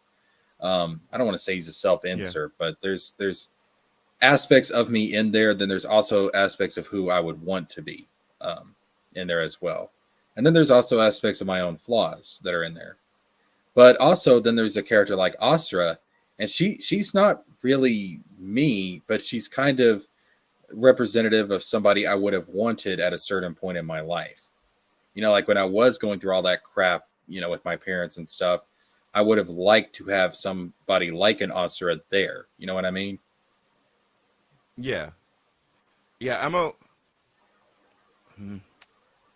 I want to say, so self-inserts aren't always bad, but I don't like when it's an obvious self-insert. Like I was reading Emily St. John Mendel's latest book. She's the one who wrote Station 11. You might have heard of that. But in her latest book, she has a character who's basically an analog for her as a writer. Like the character is also a writer, and the things that the character is asked in the book are things that she was asked in real life. I felt so betrayed by that. I was like, no, I'm not doing this. Theo's This feels actually got insulting. Theo's actually got a YouTube channel. He's on a quest to get monetized. Yeah. It's like this is one of the weirdest quests that you've been on, Theo. Your quest to get monetized. That's gonna be the name. That's gonna be the name of like the Get a third job. book. Theo and the quest to get monetized.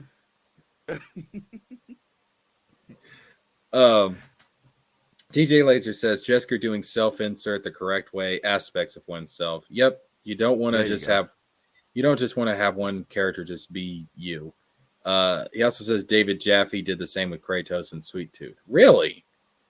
It's fun imagining That- what part of Kratos is David Jaffe. Yeah, I was about to say David Jaffe's one fucked up dude. Yeah. And then, like, obviously, you can tell, like, with the mother character, like, there's some aspects there of my own mother.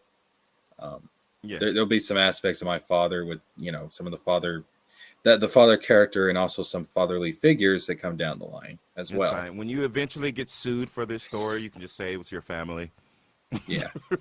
Listen, Your Honor, this is my great grandfather Theo. Here's his grave right here.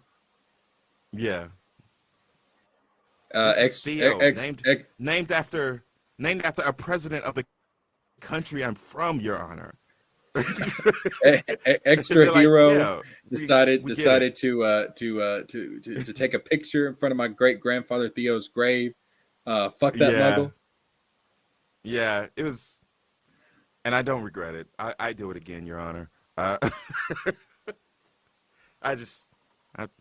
I think it was a shitty graveyard, and someone needs to do something about it. I wanted to bring attention to it.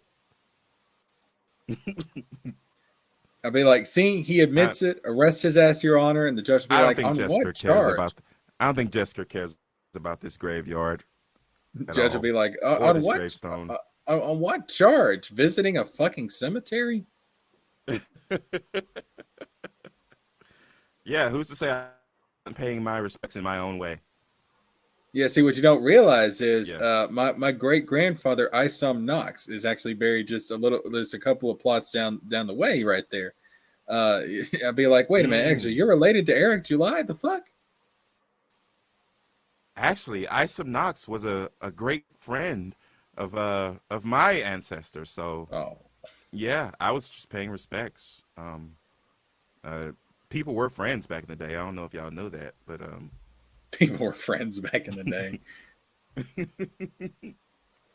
You know, I know it's a strange concept now, but people were actually friends back in the day. They were actually cordial to one yeah, another. like actual friends, not like I pressed the friend button on Facebook. No, like actual friends. You mean they formed Yeah. connections? Yeah, they got burgers together and shit. That's weird. Oh, everybody just faints. They just can't They believe it. they split a pizza instead of just eating separate pizzas.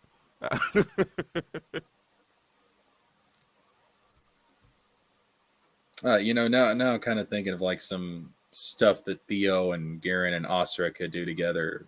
You know, as far as like Yeah. friend, you know, like different things that could kind of strengthen the friendship and stuff. I still want to kind of have a mascot. You gotta have. I feel like he ought to have a mascot because Harry had Hedwig and Naruto's got a frog. Yeah. So Sailor Moon had that cat. yeah, Sailor Moon had a cat. Dragon Ball Z, I believe, had a cat as well. But I don't know that it Oh was as no! popular. Oh Yeah. no! What? No! Why is he here? No! Oh, Chris Bacon. Good evening, What's gentlemen. up, man? How's our boy Theo? He is. We are Theo talking. has gone through some shit. Yeah, we there's some parental issues at play here, and some let's just say Theo and his adopted, and I want to make that very clear, adopted sister Asra are trying to work through it together in a very intimate way. Wrote a story where Theo is hooking up with his sister. So Jesker doesn't believe that it will be that issue for reasons. I was just explaining to him that people won't love that. We live in a post Game of Thrones world. I think I'm fine. This is gonna look like a downgrade in comparison. People are gonna look at it and be like, oh, they're only adopted. Jeez. I'll be like, well, I see I'm not the problem. It's the rest of the world. Yeah, that's assuming that you have the exact same audience as Game of Thrones. I will not say the audience of like Lord of the Rings or Wizard of Oz or something like that. I'll take George R. I'll take Fat Fuck's audience. I'll overlap there. I'm fine with that. Well, calling him that, it's gonna. I say it enduringly. Hopefully his fans will see it that way. Let me make this clear. I love George R. Martin. Okay, I do love the guy, like straight up. Huh. There we go. I'd love to have a beer with this guy. Let's see. My Life with the Walter Boys has that going on. See, that's what I'm talking. See, Extra Hero, you worry too much. It's fine. Incest is cool now. I've been told I worry too much about things that happen in people's stories. Chris Bacon says, hopefully that's true. Just waiting for midnight so I can go to bed. You think the fireworks will stop at midnight, huh? Yeah, hell no. Naive. Well, given where I live down here in the deep south, I'll wait for the gunfire to stop. Yeah. Like, yeehaw. Yeah, I'm gonna get. It's sort of a weird tradition. In the projects where I grew up, on 4th of July, just a bunch of like guys from the neighborhood would use this opportunity to break out their guns and just fire them up in the sky. I don't know whatever happens to those bullets, but hopefully everyone's okay. They never come back down. They just go out into orbit. Yeah, yeah. They go into a different multiverse, and Yeah, I don't know, maybe cause havoc there. But as long as we don't observe it, it didn't happen. that's right. Out of sight, out of mind. No, I think it'll be fine. People get over it. They're both hot, so it'll be fine. Now fans will be rooting for it no matter what. But fans are different. Fan fiction is different. So everything's safe in fan fiction. Anything goes in fan fiction. Yeah. Because you can hide behind, well, it's not real. Yeah, it's like that's not canon. Well, I'm not saying that their thing is going to be canon either. I'm just, but it is going to be kind of like that ship where it's like, oh, like, is this going to end up being, like Ash and Misty type of thing, or actually now that Pokemon or in is your over, case, it's more Arrested Development early seasons. Wow, I have not seen that show in a long ass time. Well, wait a minute. No, they were actually related though. Yeah, well, it's complicated. At a certain point, we find out that Maybe's mom isn't actually the sister of the family. She was adopted, which I'm pretty sure they did just to sort of clean things up. All right, there you go. She ain't kin. You can go all in. Yeah. Well, yeah, that was the episode they found out that she was adopted. That happened. Or was about to happen. That's going to be the catchphrase on the back of the book. Like before you see the summary, it's just going to say in quotes, "If she ain't kin, you can go all in." That's going to be the fucking a weird thing to read on the back of a fantasy novel. Chris Bacon says 50 Shades of Grey was Twilight fan fiction. So yeah, anything goes in fan fiction. I mean, yeah, you're not wrong. Oh, that's what I should do. I should have a 50 Shades of Grey scene with Theo and Astra at some point. There we go. Yeah, 50 Shades of Grey also describes Zack Snyder's film style. Oh shit. Yeah, that's to color this guy. Well, like I said, like the idea for this is that eventually they will become young adults. So at that point, I can kind of do whatever. Yeah.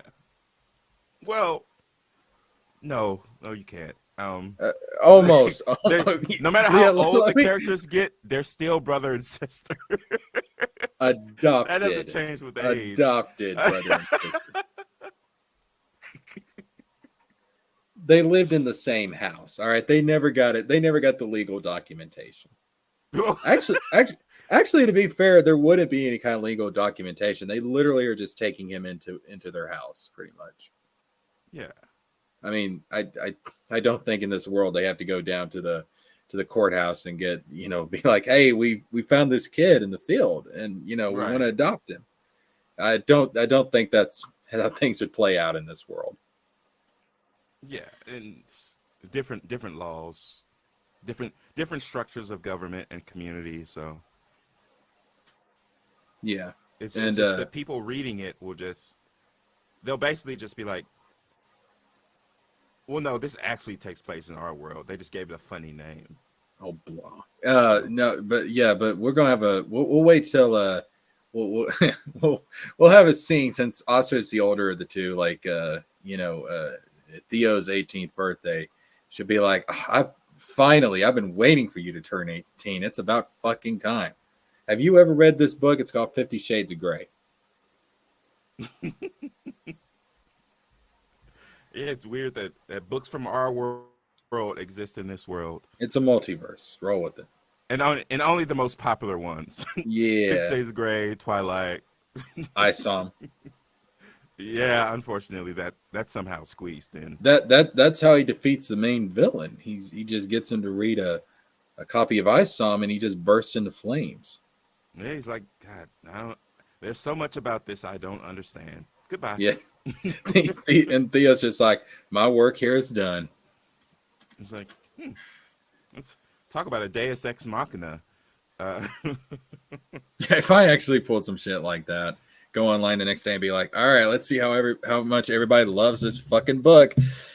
One There's gonna be star, so one many star, people- 1 star, 1 star, so 1 many star, people 1 star, 1 annoyed. star. They're like, what the fuck is ISOM? Yeah.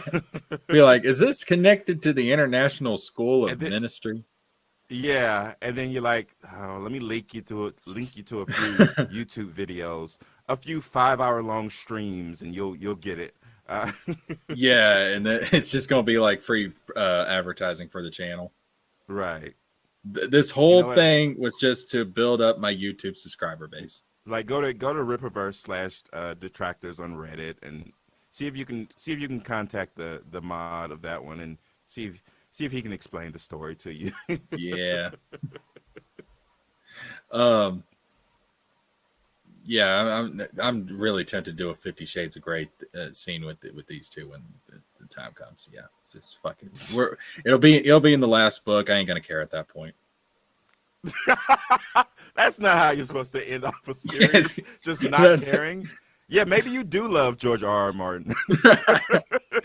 Just end off the series with the 50 Shades of Grey scene between these two, and be like, well, my name's going down in infamy. You're welcome, America.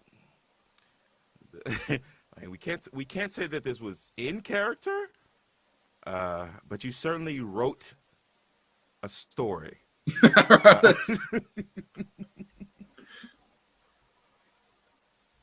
New York Times review. This was certainly a story.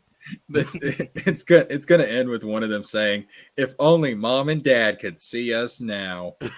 Oh God. Oh, the mom character would have a reason to kill more members of her family at that point. she just comes back as a ghost or something. She's just Yeah. like, I gotta finish the job.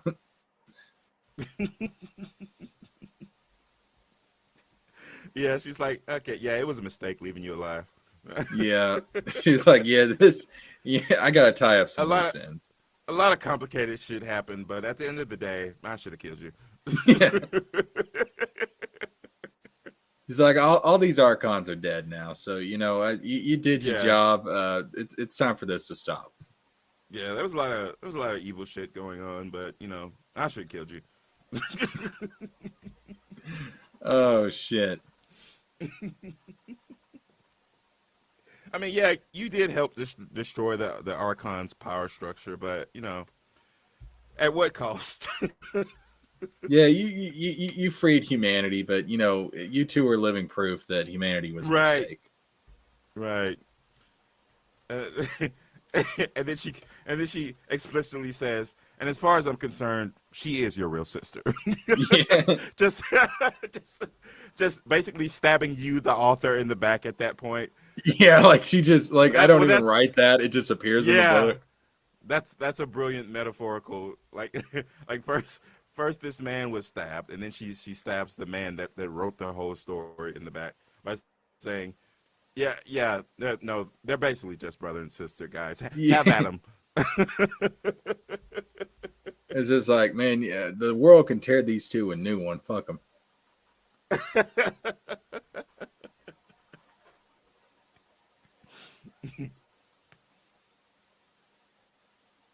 But no, it's just like it's just like you were talking about everything being wholesome on Glenn Beck's ranch.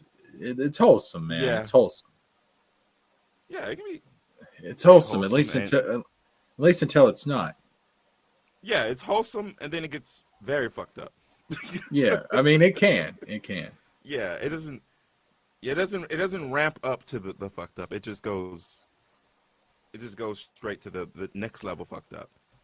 I don't know though. Like in all honesty, that, it was pretty wholesome.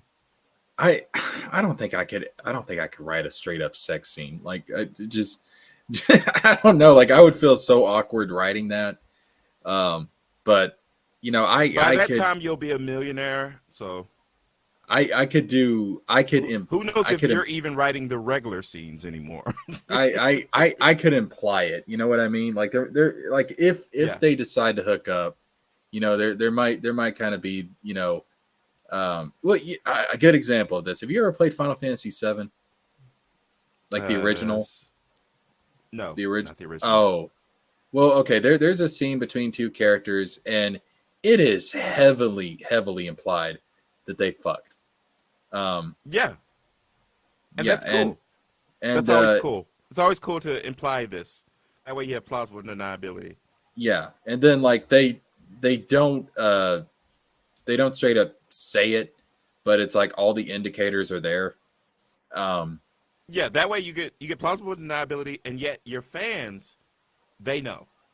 Yeah, and I could see myself doing something like that. Who in the ISOM universe do we know have hooked up with each other?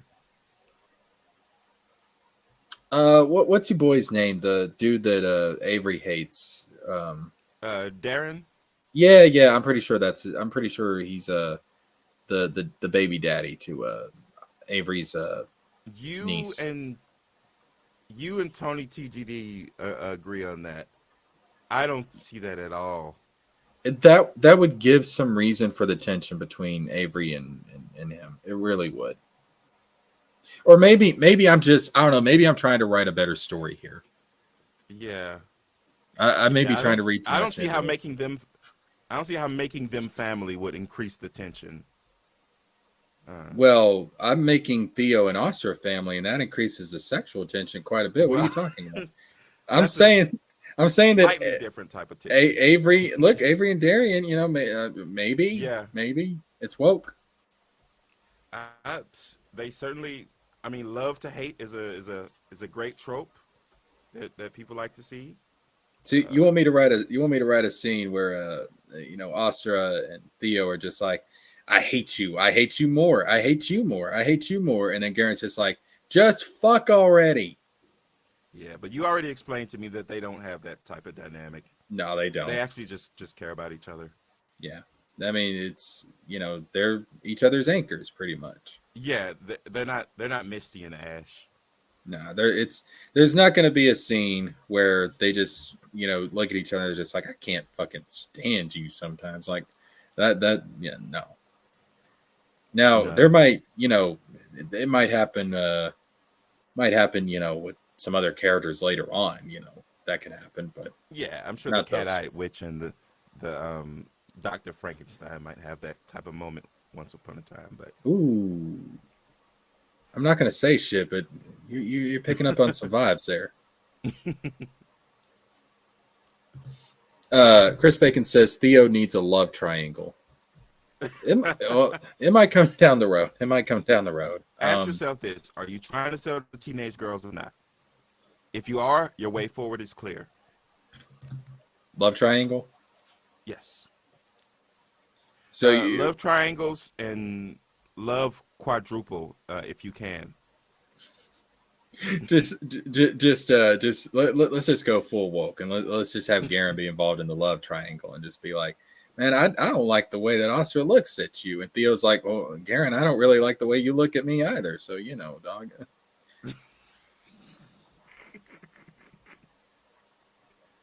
The love quadruple just works in any configuration. Yeah, there you go.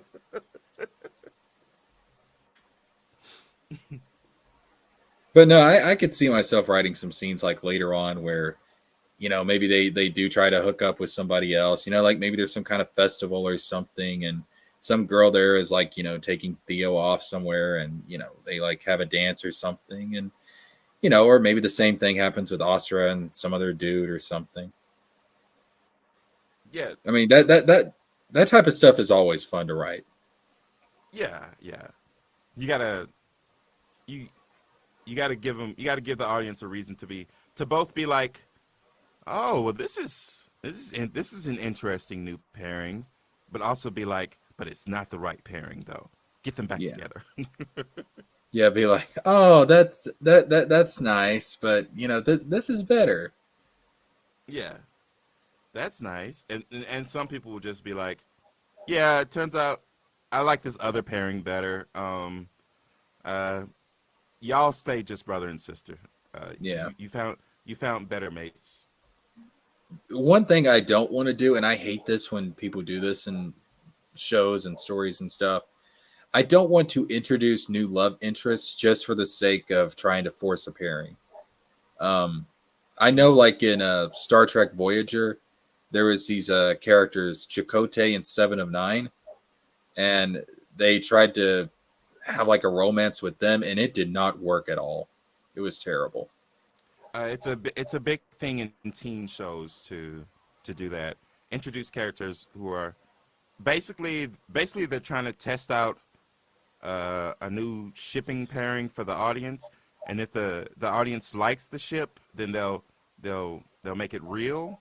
But if they don't like it, then they'll make that character either go away or just be part of the cast. Yeah, in a different capacity. It made no fucking sense because, like Chakotay always had more chemistry with Captain Janeway throughout the entire show, and it just made way more sense for them to end up together. This whole Chakotay and Seven of Nine thing, I was like, did these guys even really interact like at all in the show up until now? Yeah, it's kind of heartbreaking whenever the official story gets the shippings wrong. It's just like, no, this wasn't what it was supposed to be. And like if I feel like Oster and Theo like that just fits better, that's what I'll go with, because it's like I'm not gonna come up with something that's not just gonna work. Like, but no, I do want to have fun with it and play around with it. And well, you joked earlier that you might make it so that the audience never knows, and that's almost what happened with Ash and Misty. It's just that Pokemon can never stop, so eventually they did have to bring the characters back. Yeah. And I was talking about, there's a chapter where Theo saves a prostitute and stuff. Like, I could set up a scenario where maybe that girl, later on she becomes a reoccurring character, and maybe she kind of develops feelings for Theo because it's like, oh, this guy was really nice to me and stuff. Like a hooker with a heart of gold is a great trope. Yeah, I mean, I could go down that road, and maybe that could be a possible alternative. Yeah, and then I mean, Theo already has major savior vibes, so I don't know. Yeah, the Mary Magdalene to his Jesus. Oh, I'm sorry. Did I say that out loud? Yeah, and that's gonna be an issue. If you make the parallels too obvious, then people are gonna be like, well, we don't want to hear about Jesus doing any of this. He's not Jesus, and he's not dying on a cross. I can guarantee you that he is. I know I said this world down, lowercase t. I know I said that this world has Greco-Roman vibes. The Romans are not nailing him to a cross. Okay. Now there may be some persecution, because you got to remember there's followers of the Archons out there. Well, so this seems sort of manga inspired, and the Japanese love putting people on crosses and stuff like that. They'll put non-people on crosses. I don't know. They love making that reference. The most recent season of Digimon, they put Digimon on the crosses. I'm not putting Theo on a cross, but I am not ruling out a torture scene with Theo. Because again, like, he's disrupting the world order, so some people aren't going to like that. Yeah, he has to go through hardships. Yeah. And, there may come a point, where he looks at Astra and he's like, listen, this journey, it's harder than I thought it was going to be. I'm putting you in danger. Go back home, or something like that. That could be a point of conflict. Or, maybe he does have feelings for her romantically, but he tries to distance himself from her because he doesn't want her to be persecuted with him. Yeah. I mean, there's just a bunch of different ways to go with it. And that's one reason why I really do like this idea, is because I have all these different ideas in mind for where it could go, what could happen. And if I have that type of playground to play with, I to me that says I've got something here. Yeah.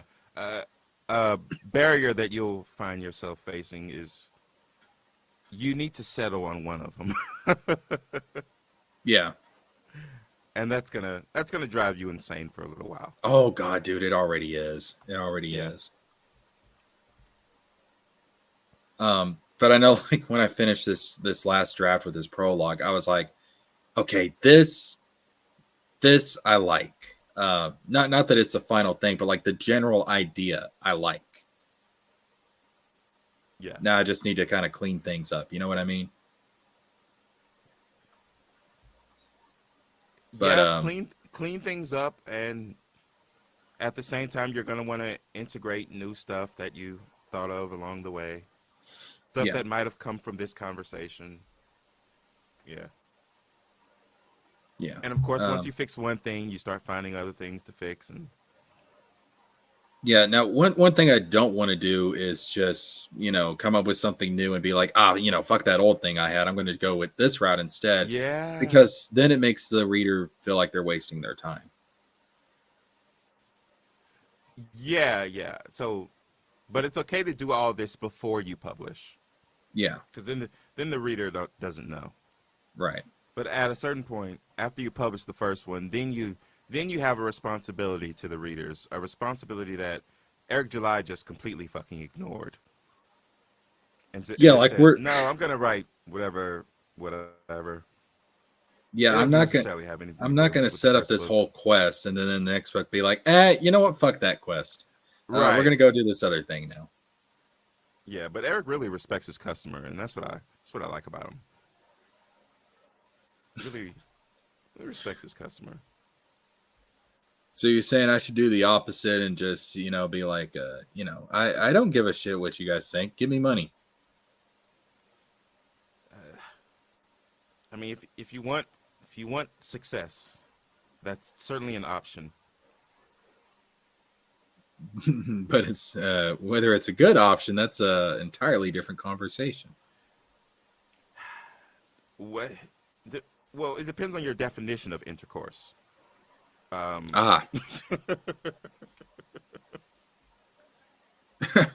just, I just imagine like having one of those like implied sex scenes with Theo and Astra, and then Garen like he just sees them like just coming out from nowhere, and they got this vibe around him, and he's just like, he's like, did y'all, and Theo's like, definition. Yeah, Theo's like, define intercourse. Yeah, at first he'll be like, well, I didn't have relations, if that's what you're saying. But holler at me in like a month or two. I'll have something different to say. Well, we didn't kiss. and then and then and then Garen's like, well, I never said you kissed. Like it's like Theo's denying stuff that he was never asked about. Yeah. It's like, well, we didn't steal anything. It's like, what does that have? Like, damn well that's not what I asked you. It's just, like, I'm sure there's a lot of things you didn't do. I was asking about what you did. It's like, well, we didn't burn that village down. Like, all right, well, holler at me when you want to tell me the truth. I'm going off to look at some ruins. No, he'd be the type to be like, listen. Y'all don't have to say a damn thing. Yeah. The scent that you guys have just be like, look, sweat and shame. You don't have to tell me, but the audience knows. Yeah. It's just like, feels like, what's in the audience? Yeah, if it was like a show, it'd just be like, y'all don't have to tell me a damn thing. Garen looks at the camera and winks. Yeah, but Be like, they know. He was like, who's they? Who's they? Some sort of spirits or something? Yeah, something like that. There's just some otherworldly beings. And then they get to the final villain, and he's just like, Theo, Astra, listen, I want you to know, I saw everything. Yeah. And they're just like, saw what? It's like, you know. And they know. We all know. Yeah. But I guess as long as you don't do multiverses. Nah, just don't do multiverses. It doesn't matter if they actually hook up or not, because in another universe they did, you know, and in this universe Yeah, they in did. another universe they did or they didn't, and it's all so. So if you're mad at if you're mad at me putting this in this book, just know that in a different universe, they Yeah. didn't do anything. Nothing They're happened. still It's fine. pretty pure. So this was just the version we saw. Yeah, it's like, you know, in this universe, you know, Oscar and Theo hooked up. In another universe, they didn't hook up. In this other universe, Theo and Garen hooked up. In this other universe, And Garen then and your Oscar audience is hooked up. like, yeah, but we don't care about those other universes. We paid for this. you just saying that other things happen in other universes doesn't make it right. It's like an author writes a bad book and the author comes out and says, well, this is just the multiverse. Yeah. The story's actually great in a different multiverse. And they're like, we want our money back. in another universe, Eric July actually has talent. Yeah. And oh my goodness, I don't want to give LGM Renown zero ideas, but they can be like, yeah, so actually all your criticism doesn't matter because in a different universe, story's the best thing you've ever read. So So it doesn't matter. Yeah, and you refusing to acknowledge that just means that you're just being belligerent and you're just not even trying to understand. Oh God. That sounds like some bullshit. Who that would they we would be say. if we suddenly had to become Ripastans? If we had to use our powers for evil? I hope y'all become stands of this story and just, you know, just fucking just chill. I want entire channels just dedicated to this shit in all the wrong ways. I don't want you to theorize about what's gonna happen. I don't want you to talk about the story. Fuck the story. Just talk about me. Yeah. Defend me. Yeah.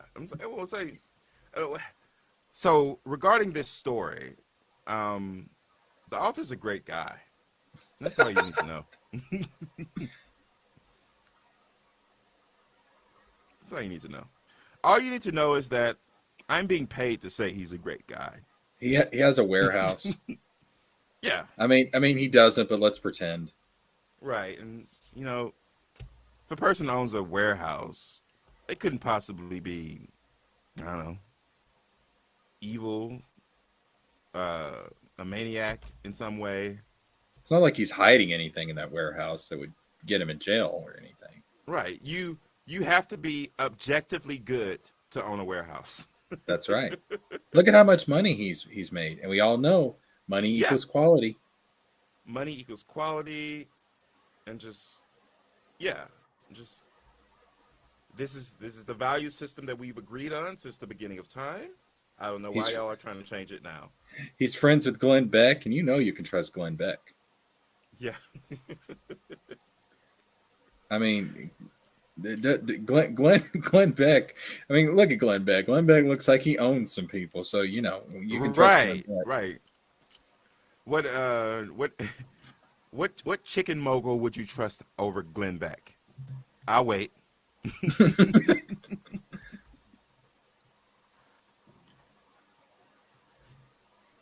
I'm actually gonna try to catch some of these fireworks. So, it was great doing another show with you, sir.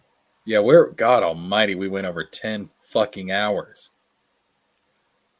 Amazing. Jesus Christ. All right, thank you for showing this is a up. phenomenon I'm familiar with in my life, but this is strange.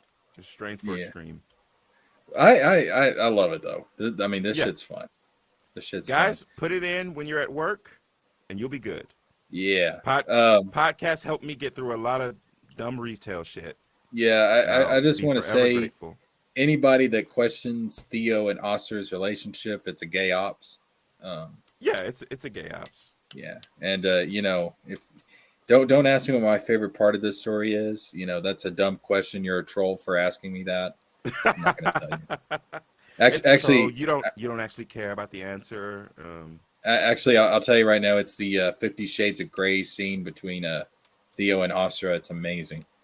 Yeah, and I shouldn't have even had to have told you my favorite part. It's a gay question. So yeah, it's a gay question. Do you own a warehouse? No. Stop asking questions. You don't get to ask questions if you don't own a warehouse. Right. Look, we can critique you after you pay us to work for you. Don't make me set Garen on your ass. Don't make me set Garen on your ass. He's a goodieing. Oh no. He's. I can't wait until I forget what a goodieing is, what a bloodruth is, all this, what a chadron is. Jesus Christ, Chris Bacon. It's not gay if it's in a three-way with a girl up in the middle. There's some leeway. Dude, bars. That was a great rhyme. Yo, I'm sure Chris Bacon actually agrees with the catchphrase for this story. If she ain't kin, you can go all in.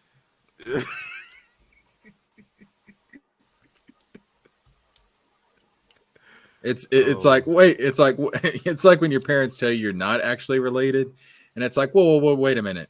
So she's not my blood sister? Damn! All of a sudden, you looking real fine, girl. Oh, wait a second. I think you've just stumbled onto the what comes next after anti-woke. What? Just the opposite. Just pure degeneracy.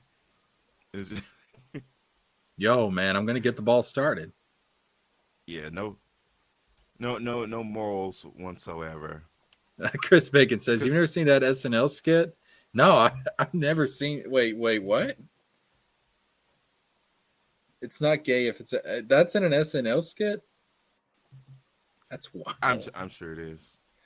It's probably in a skit that I've seen before. But, I'm gonna have to look that up later. Also look up the Brooklyn SNL skit. Yeah, he says gentrification. He says, Google SNL, the golden rule, man. Oh, okay. Yeah, oh, God. Y'all are making me think some terrible thoughts about these characters. These are like my children, man. And then my children that want to fuck each other. But anyways, the point is, like, I just imagine, like, Theo holding Oscar's hand going up to Garen and being like, Hey, Garen, me and Oscar were talking. You want to try something together? Listen, I know what you're thinking, but it's not gay if it's in a three-way with a girl up in the middle. There's some leeway. Right. And Theo's like, oh, you didn't mention the girl at first. You said, do you want to try something together? and then you waited until I said no to expound. It's like, well, I was keeping the offer on the table. However you want to do this. Now, was the girl always a part of this? I guess we don't know. It's one of those things. It's Schrodinger's girl. Schrodinger's girl. She's there only once we observe her. Yeah, she's only there if you want her to be. Right. Maybe she is. Maybe she's not. I don't know. Well, it seems to matter to me. Yeah, maybe it's gay, maybe it's not. Oh my God. You know that if this I would like actually, a definitive answer on that before. If this it's a multiverse, it don't matter. Right. Oh, okay. Right. Even if it's gay in this one, it wasn't gay in a multiverse. So what's gay in one universe is not gay in another. Right. There's different degrees of gayness depending on what reality you're in. Your characters just think multiverses are just a pass for everything. Yeah, y'all know this whole conversation's just, if this story kicks off, we're just fueling the Rule 34 community. You know that, right? Yeah. Yeah, but hopefully by then, once you become a money hungry monster, you'll have bigger problems to deal with. So Yeah, I'm gonna sue Rule But 34 for doing bigger this to my money to deal with characters. as well. Yeah, if I ever become like Eric July, just somebody please just end it. You Just no. just once I see you start dunking on smaller comic book creators by giving them money by saying, yeah, here's $700 to finish your fucking stupid campaign. Uh, I'd be like, Jesker, you lost the plot a little bit. Uh, just have a copy of my book and just be like Golan, be like, my precious, my precious. or no, have my warehouse and be that way. My precious, my precious. yeah. Ice him, ice him, ice him. I bring in an old copy of your script and like, this is who you used to be. Is I'd there be any like, chance you can get back to this person? And then you're like, actually, I'm perfectly fine in a multiverse. And it's like, okay, I'm gone. I'll start reading the book and just start crying. I forgot the most important lesson of this story. Don't Right. don't be an Eric. You start reading the book and you start crying and you're like, wait, this used to be a story. Now it's just about this boy and this girl hooking up and them being sisters. Like, wait, I used to have a thing about archons and stuff. None of that made it to the final draft. It'd be like, it's just about this brother and this sister hooking up, and there's this other guy, Garen, and like sometimes he gets involved, but it's not gay, it's a three-way. Fantasy. This is not a fantasy story at all anymore. What have I done? I'd be like, what happened? Like, wait a minute, which books actually make more money? Oh, the degenerate stuff. Fuck it. Oh, absolutely, yeah. And then your agent pats you on the shoulder and is like, it's okay. In the multiverse, you wrote an upstanding fantasy book. Yeah, it didn't get degenerate at all. Yeah, you. All right, sir. I'm gonna let you go. I will see you next year, of course. All right, see you next year. Yeah, people. Peace out. I've got a pizza with my name on it. Probably cold as fuck now, but it is what it is. Everybody, get like him. Get you a pizza. Yeah, straight up. Oh, I do this thing where I eat like one half of a pizza slice in 1 year and the other half in the next year. Oh. Yeah, it's. Go ahead. What were you gonna say? It's stupid. It is stupid. Yeah. It's completely dumb, but I've done it ever since I was a kid. It's tradition. Yeah. All right, people. Remember. Have a happy New Year's. Keep this. My last lesson for you, as we sign off, is if she ain't kin, you can go all in. Goodbye. And that's what you leave them with. I'll see you. Peace out.